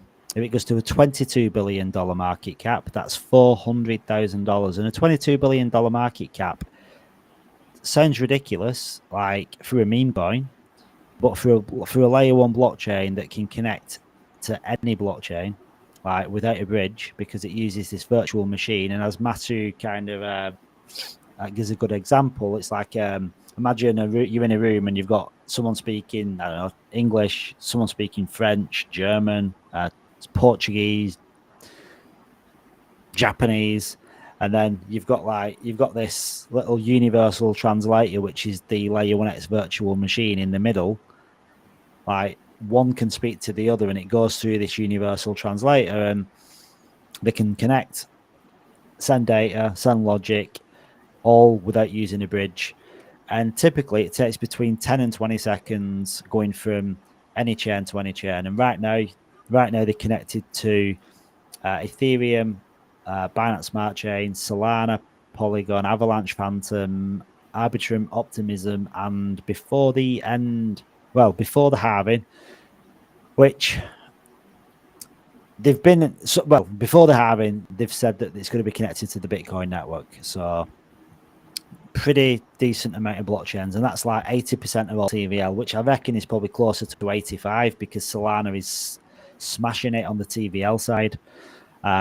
So because of all of that, and the way when you start understanding, it makes sense for projects to put the liquidity on layer 1X to then have access to all these chains, then the TVL should increase on layer 1X day by day, week by week, month by month, to the point where layer 1X is a dominant blockchain in the ecosystem. And Kevin was in an AMA the other day, last week on Discord, and he was kind of hinting at the fact that he's got goals where layer 1X is up there with Bitcoin, Ethereum, like layer 1X. Well, if that happened, that'd be pushing up to the hundreds of millions of the hundreds of billions of dollar market cap, which then could make your $400 layer 1X investment quite substantial. Because if you look on, I'm just going to flick across. I keep changing my screens, but I'm spitting feathers as well. I want to ask my wife for a cup of tea, but I think she's done enough of me today. The L1X token going $100, which is possible in the near future. It would be $80,000. It's too high. Yeah, I mean, if you look on here, right, Kevin was talking about, and again, this is nothing's obviously you can't say this is 100% going to happen, but Kevin's got like I think his goal is to take it to these take it to these kind of places, and if Layer 1X got to like number 3 on coin market cap, like right now that's somewhere in between 104 and 420 billion dollars. But if that happened, that'd happen in a bull run, and in a bull run, Ethereum won't be that price, Bitcoin won't be that price, so that could easily Yeah, I'm not sure if it could go top 3, but I'm pretty sure it would kill BNB and Solana's market cap. No, I'm not talking. Top 5. I'm not talking about this cycle. Like, if Layer 1X got in, if Layer 1X got into the top 3 in this cycle, I can't. Not in this season. It's a long time ago. I can't imagine that being possible. But in the next cycle, that's easily possible, because that's a cycle away. But like, if it got to like a $22 billion market cap, you've literally turned 800 L1X into potentially like $400,000, which is quite a lot of money for something that's free. Yeah, still the money of crypto didn't came into the altcoins. Still, it's in the large cap cryptos like Bitcoin, Ethereum, Solana, VN. So still, we didn't saw the bull run of altcoins still now. Yeah, well, the $22 billion is 1,000x, and it's not that much. Avalanche is like 19 billion. Cardano's they're going to be inflation, you know. Like Cardano's 22 billion. So like in this bull run, if Layer 1X got to $20 billion market cap, it isn't number 9 or 10. It'd probably be down down near number 50. I think till 5 we will unlock about 500 million L1X. Sorry, till 2026. Your audio. Ronak, don't let your internet go. Don't let your internet go.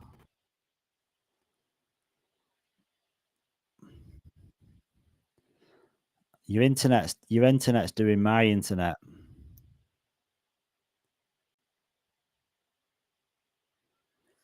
I was looking forward to what you were saying. Sorry, what did you say again, Ronak? Oh, I think you're muted. Yeah. Am I audible now? Yeah, I can hear you now. Yeah, I was just saying that till 2026, first quarter, we will be launching about 500 million L1X token. Right? Yeah. So our in $20 billion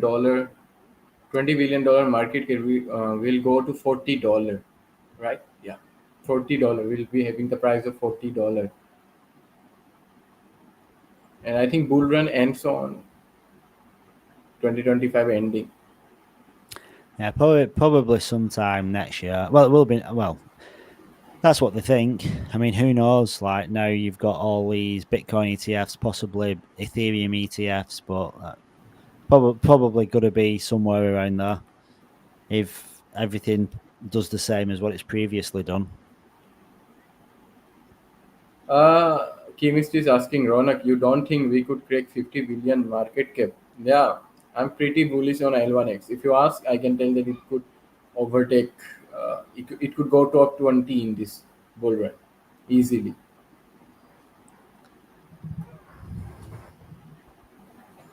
If it gets a nice attention.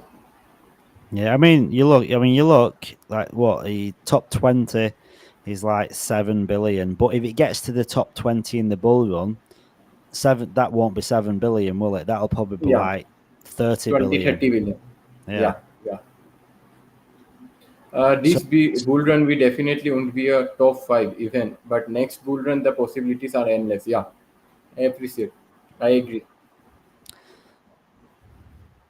We're all going to be set. Kimis is saying top 10 for sure this bull run. No, is she saying top 10 or 10 billion? 10 for 10 sure. for sure this. 10 billion, 10 billion. or 10 top 10. I'm not sure what she's saying. In all honesty, like 10 billion market cap. I mean, I'm happy with that. Are you happy with that? You happy with that, Ronak? $10 billion market cap. Yeah, would you be happy with a $10 billion market cap? Very easily. What would you do? In this bull run? Yeah, what you got to do? What's the first thing you got to buy, Ronak? What's your luxury good? Not just normal boring stuff. What's the wish list? Like if you something you don't need, but then you'd buy. First of all, I'll try my best to not sell any of L1X tokens. If I sell any of L1X tokens, I'm definitely gonna buy another crypto. Well, don't forget as well. You don't need to sell your initial investment. You're going to be getting your rewards and referrals. Yeah, I'll be never until 2030. I'll never sell my 50% of L1X token until 2030. Well, you're at a good age though. You're 23, so in 2030 you've only got to wait another 6 years. You're going to be 29. You'll be one of them Forbes 30 of 30. You know, they have like the Forbes under 30, and you'll be like a Forbes 30 under 30 billionaire. You'll be on like the Forbes India magazine and be Ronak billionaire. You'll be on that list, the 30-year-old billionaire. No. Yeah. You got a very high 23. I wish smart man. 23. I wish smart man, Ronak. I'm not sure what I am, but billionaire, that's quite high. You could tell millionaire. I could believe that, but you're saying billionaire. Do you know what, Kim? Do you know what, Ronak? If any of the L1X fam come to India to see you, you'll probably have an entourage. You'll have security. You'll have let them in. That's Mark. Let him in. Oh my god. If any L1X fam would come here, he would be coming with security for sure. Especially you, Mark. Especially you. Nah, no one will know who I am in India. Like no one. I doubt it anyway. But they'll know who you are because you'll be like the Forbes 30 billionaire. And like, you'll be walking around with like a big gold L1X bullion. OG. If I'd be billionaire, you'd be trillionaire for sure. Yeah, we'll have to go to these crypto events, like walking around in like pajamas with like a gold hat on, as they do. That's what they do. These influencers, right? Some of them walk around and they look ridiculous. They literally look ridiculous. 23 though, Ronak, you are one lucky dude. You've got the world ahead of you, and you're 23, and you're gonna be a millionaire before you're 25, probably. If you say any real world asset, if I would like to get after I earn money, honestly, I would like to travel. Travel will be my first choice. I love traveling. First class, yeah, first class. Yeah. Definitely. Traveling style. I'll try. We'll go on Ronak. We'll have an holiday together. We'll go on a tour. We'll meet up. I tell you what we'll do. Right. We'll meet up in 100%. Dubai. We'll meet up in Dubai, and then we'll go on a world tour and go and meet some L1X family. Yeah. I'll be visiting Ospert too. Get a visit. Listen, everyone, right, everyone here, the 723, or well, there might not be because it might not be live. It might just be people that have come and gone. But anyone here that's into L1X, that's bought into L1X, that makes you an L1X millionaire, you've got to come to Perth. You've got to pay homage to Kevin in person at the L1X HQ, and Matthew and Mike and all those guys. They're a nice family. Hey Mark, Yeah. what do you think staking in nodes? How much a person could earn if he don't have nodes and he's staking on others' node?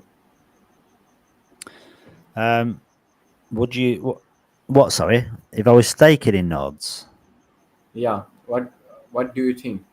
Is it will be rewarded with high rewards? Well, the rewards are set by the node operators. So, like, if you've got an event listener node or a full validator node, it's up to you to set the rewards what the staker actually receives. So, this is how like people attract people to the nodes, because like if you've got, I mean, it goes off uptime as well. So if you've got like a node that's been running for weeks and weeks and it's 100% uptime or like 99.9% uptime, and people look at the uptime. So say you've got like 800 nodes, they're going to look at all these nodes and see which ones are coming out on top. So after that, they're going to look at the node, the percentages you're going to get. And then the next factor is to choose the node, is to see which one's paying the highest APR. So you'll have like different node operators that'll have different returns. So the ones that are going to get filled up quickest are the ones that have got the highest uptime, but also the highest APR. So the ones that are giving the most back. So yeah, I don't know what that number will look like. I mean, I'd probably imagine. I reckon it'll be pretty lucrative, because I think Kevin said I'm sure he mentioned around 40% for validating. The returns are going to be around 40%. So I don't know how that reflects to what you'd offer people that are staking against your node. I mean, I don't know. No idea really. It could be 10% maybe for staking, but again, the number could be anything, because it's how competitive people want to be, and also as well, another thing to factor in. 10% is also quite high if you have a large number of L1S token. Yeah, I mean, I don't really know. I'm just plucking numbers out of thin air there, but like if you think about it, like for a full validator node, right? If you need 25,000 coins in that node, somebody could like think, right, well, I wanna take all my 25,000 out of that node, and I wanna use it to, I don't know, sell, stake, farm, I don't know, whatever you want to do with it. So they've got to get people staking on their node, because they've taken the L1X out of that node. So if that's the case, they might offer maximum APR, like really, really high number, to make sure that their node is getting all the attention. So it's going to be like a strategy. There's going to be different ways to attract people to your node, but it'd be interesting to see. I don't really know what the numbers are going to be, but I think it'll be lucrative. I think a lot of people will be able to earn a lot of L1X coins just through staking. But for me, I'm going to get the node, and as I get as the vesting starts releasing and I start getting the L1X, I'm going to then stake into my own node with the tokens that come out, because I'm also earning rewards from staking too. So you're earning even more. That's what I think I'll do. So Kratos has put, would you choose ELN over FVM? I think that's got to be clarified in the next space from Matthew or Kevin, because that calculator makes out that it's more lucrative to have an ELN, because it was like 140k yearly returns. I think for $10 L1X on a full validator node. It's like that. If you have 3 ELN nodes, then the 3 ELN nodes rewards are equal to the 1 full validator node, according to the calculator. Yeah, you got to have you got to be. I mean, if that calculator's right, you got to be way better off having an ELN. Yeah.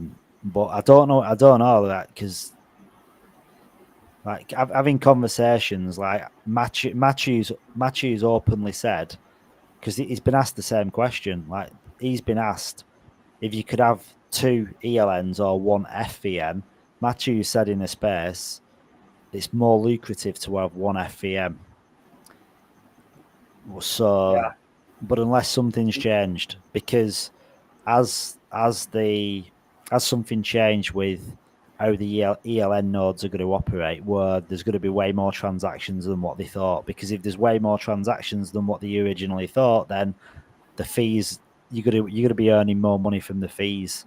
So it may be more lucrative for the event listener nodes. Who knows? And the thing, what you've got to remember too, with the event listener nodes, the more blockchains that they onboard, the more transactions they're going to do. So, like, say for instance, like right now they've got 80% of TVL. They're about to bring on Bitcoin, but then imagine if they bring on Tron, that's got another 8% TVL. Then imagine if they bring on Base Chain, and then it keeps going, and all these transactions that are happening. That may be why, because the full validator nodes aren't doing the same as the ELNs. The ELNs are the ones that are going out to all these different chains. So it's possible that if I were you, like, And I think if you get an ELN, you have to listen to every event. It's quite tough. Yeah, I mean, in an ideal situation, right, I'd have one full validator node and 2 ELNs, because I think just to cover bases, because if you just got ELNs and then FVNs for some reason outperformed, you'd be kicking yourself. So if you could afford, say, I don't know, 5 ELNs or 4 ELNs, well, if you could afford, I'm just lagging behind by couple of L1X tokens for my first for my another ELN node. But the problem is that the other L1X tokens which I have in my wallet are not able to be vested. yeah, because the rewards, referrals or rewards. Yeah, it shows me to top up $2,000, but honestly, I need only $300 to top up to get another ELN. Yeah, but Kratos, like, I'd personally, I'd have like an ELN. I'd have an FVN and as many ELNs as I can buy. I'd only have one. I'd only have one full validator node, but I'd have as many. Yeah, I'd have like 2 or 3, 4 ELNs. That's what I'm aiming to do. If I get there, I don't know. Have you got a good internet connection? No. I'm not using a computer. I just think that's too much risk. Cloud. There's too much risk. Like, why risk having internet outages? Why risk having power outages? Like, why risk having your laptop breaking on you? It's just easier to use a data center. Like, you got to have 100% uptime. You're paying a set fee, and the money it's not even costing you anything, because you're making the money from the returns on the ELNs anyhow. So you're just making less money than what you would by doing it at home. But don't forget, you've got costs at home as well. You got electricity costs for running it 24/7. But then you've got the stress and the worry about if you had a power outage or your internet went offline, because that can happen. And then if you go offline and you drop the reliability a little bit compared to other nodes, people are going to leave and move to others. So for me, because this is the business. Like, if you think about it, it's replacing your income. You don't even need to sell your L1X. Like, the income generated from the nodes is basically going to pay you a ridiculous amount of money.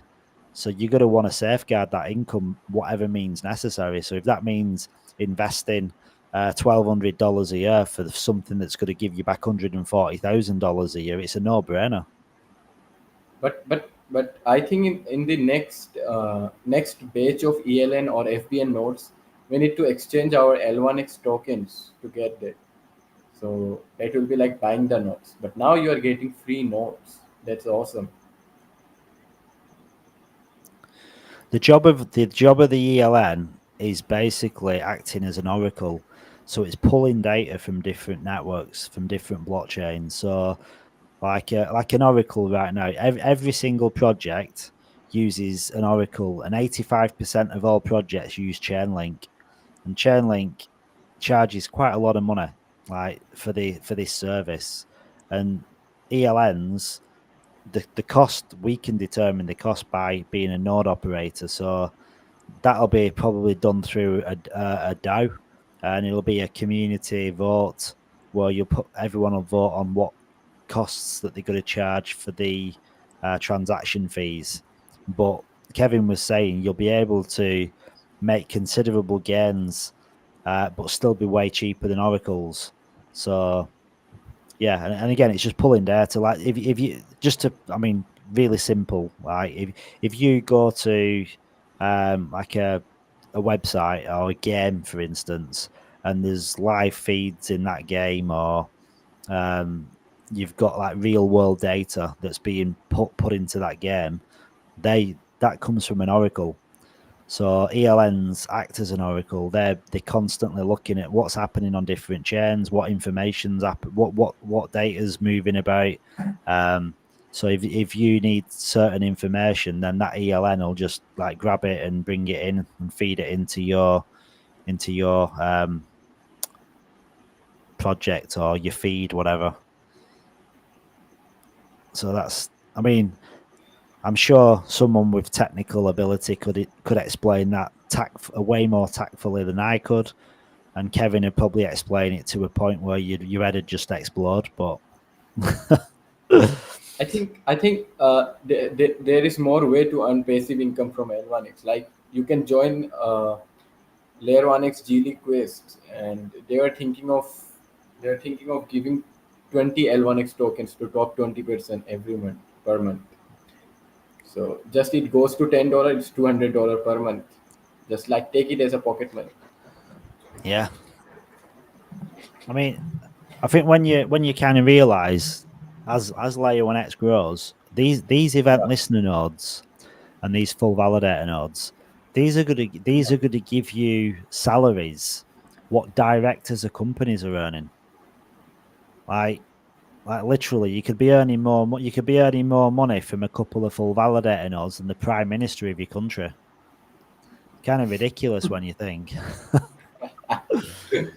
You've literally got these you've got these validator nodes working for you, replacing your job without touching your coins. Your L1X coins are tucked away, vested, or just in a wallet, just doing nothing. And you've got these validator nodes which are out there in the ether because you can't, and they're working their ass off 7 days a week, 365 days a year, generating you L1X, what you can then exchange for USDT, USDC, or you could use it for like creating liquidity pairs if you wanted to. And there's other ways. Like if you look at DeFi, this money you get, there'll be ways to like wrap it into a liquidity pair, get out another token, and yeah, there's so much opportunity to increase your gains. I think a good person to speak to, I don't want to put too much pressure on the guy, but AS Yield is making income from yield farming using like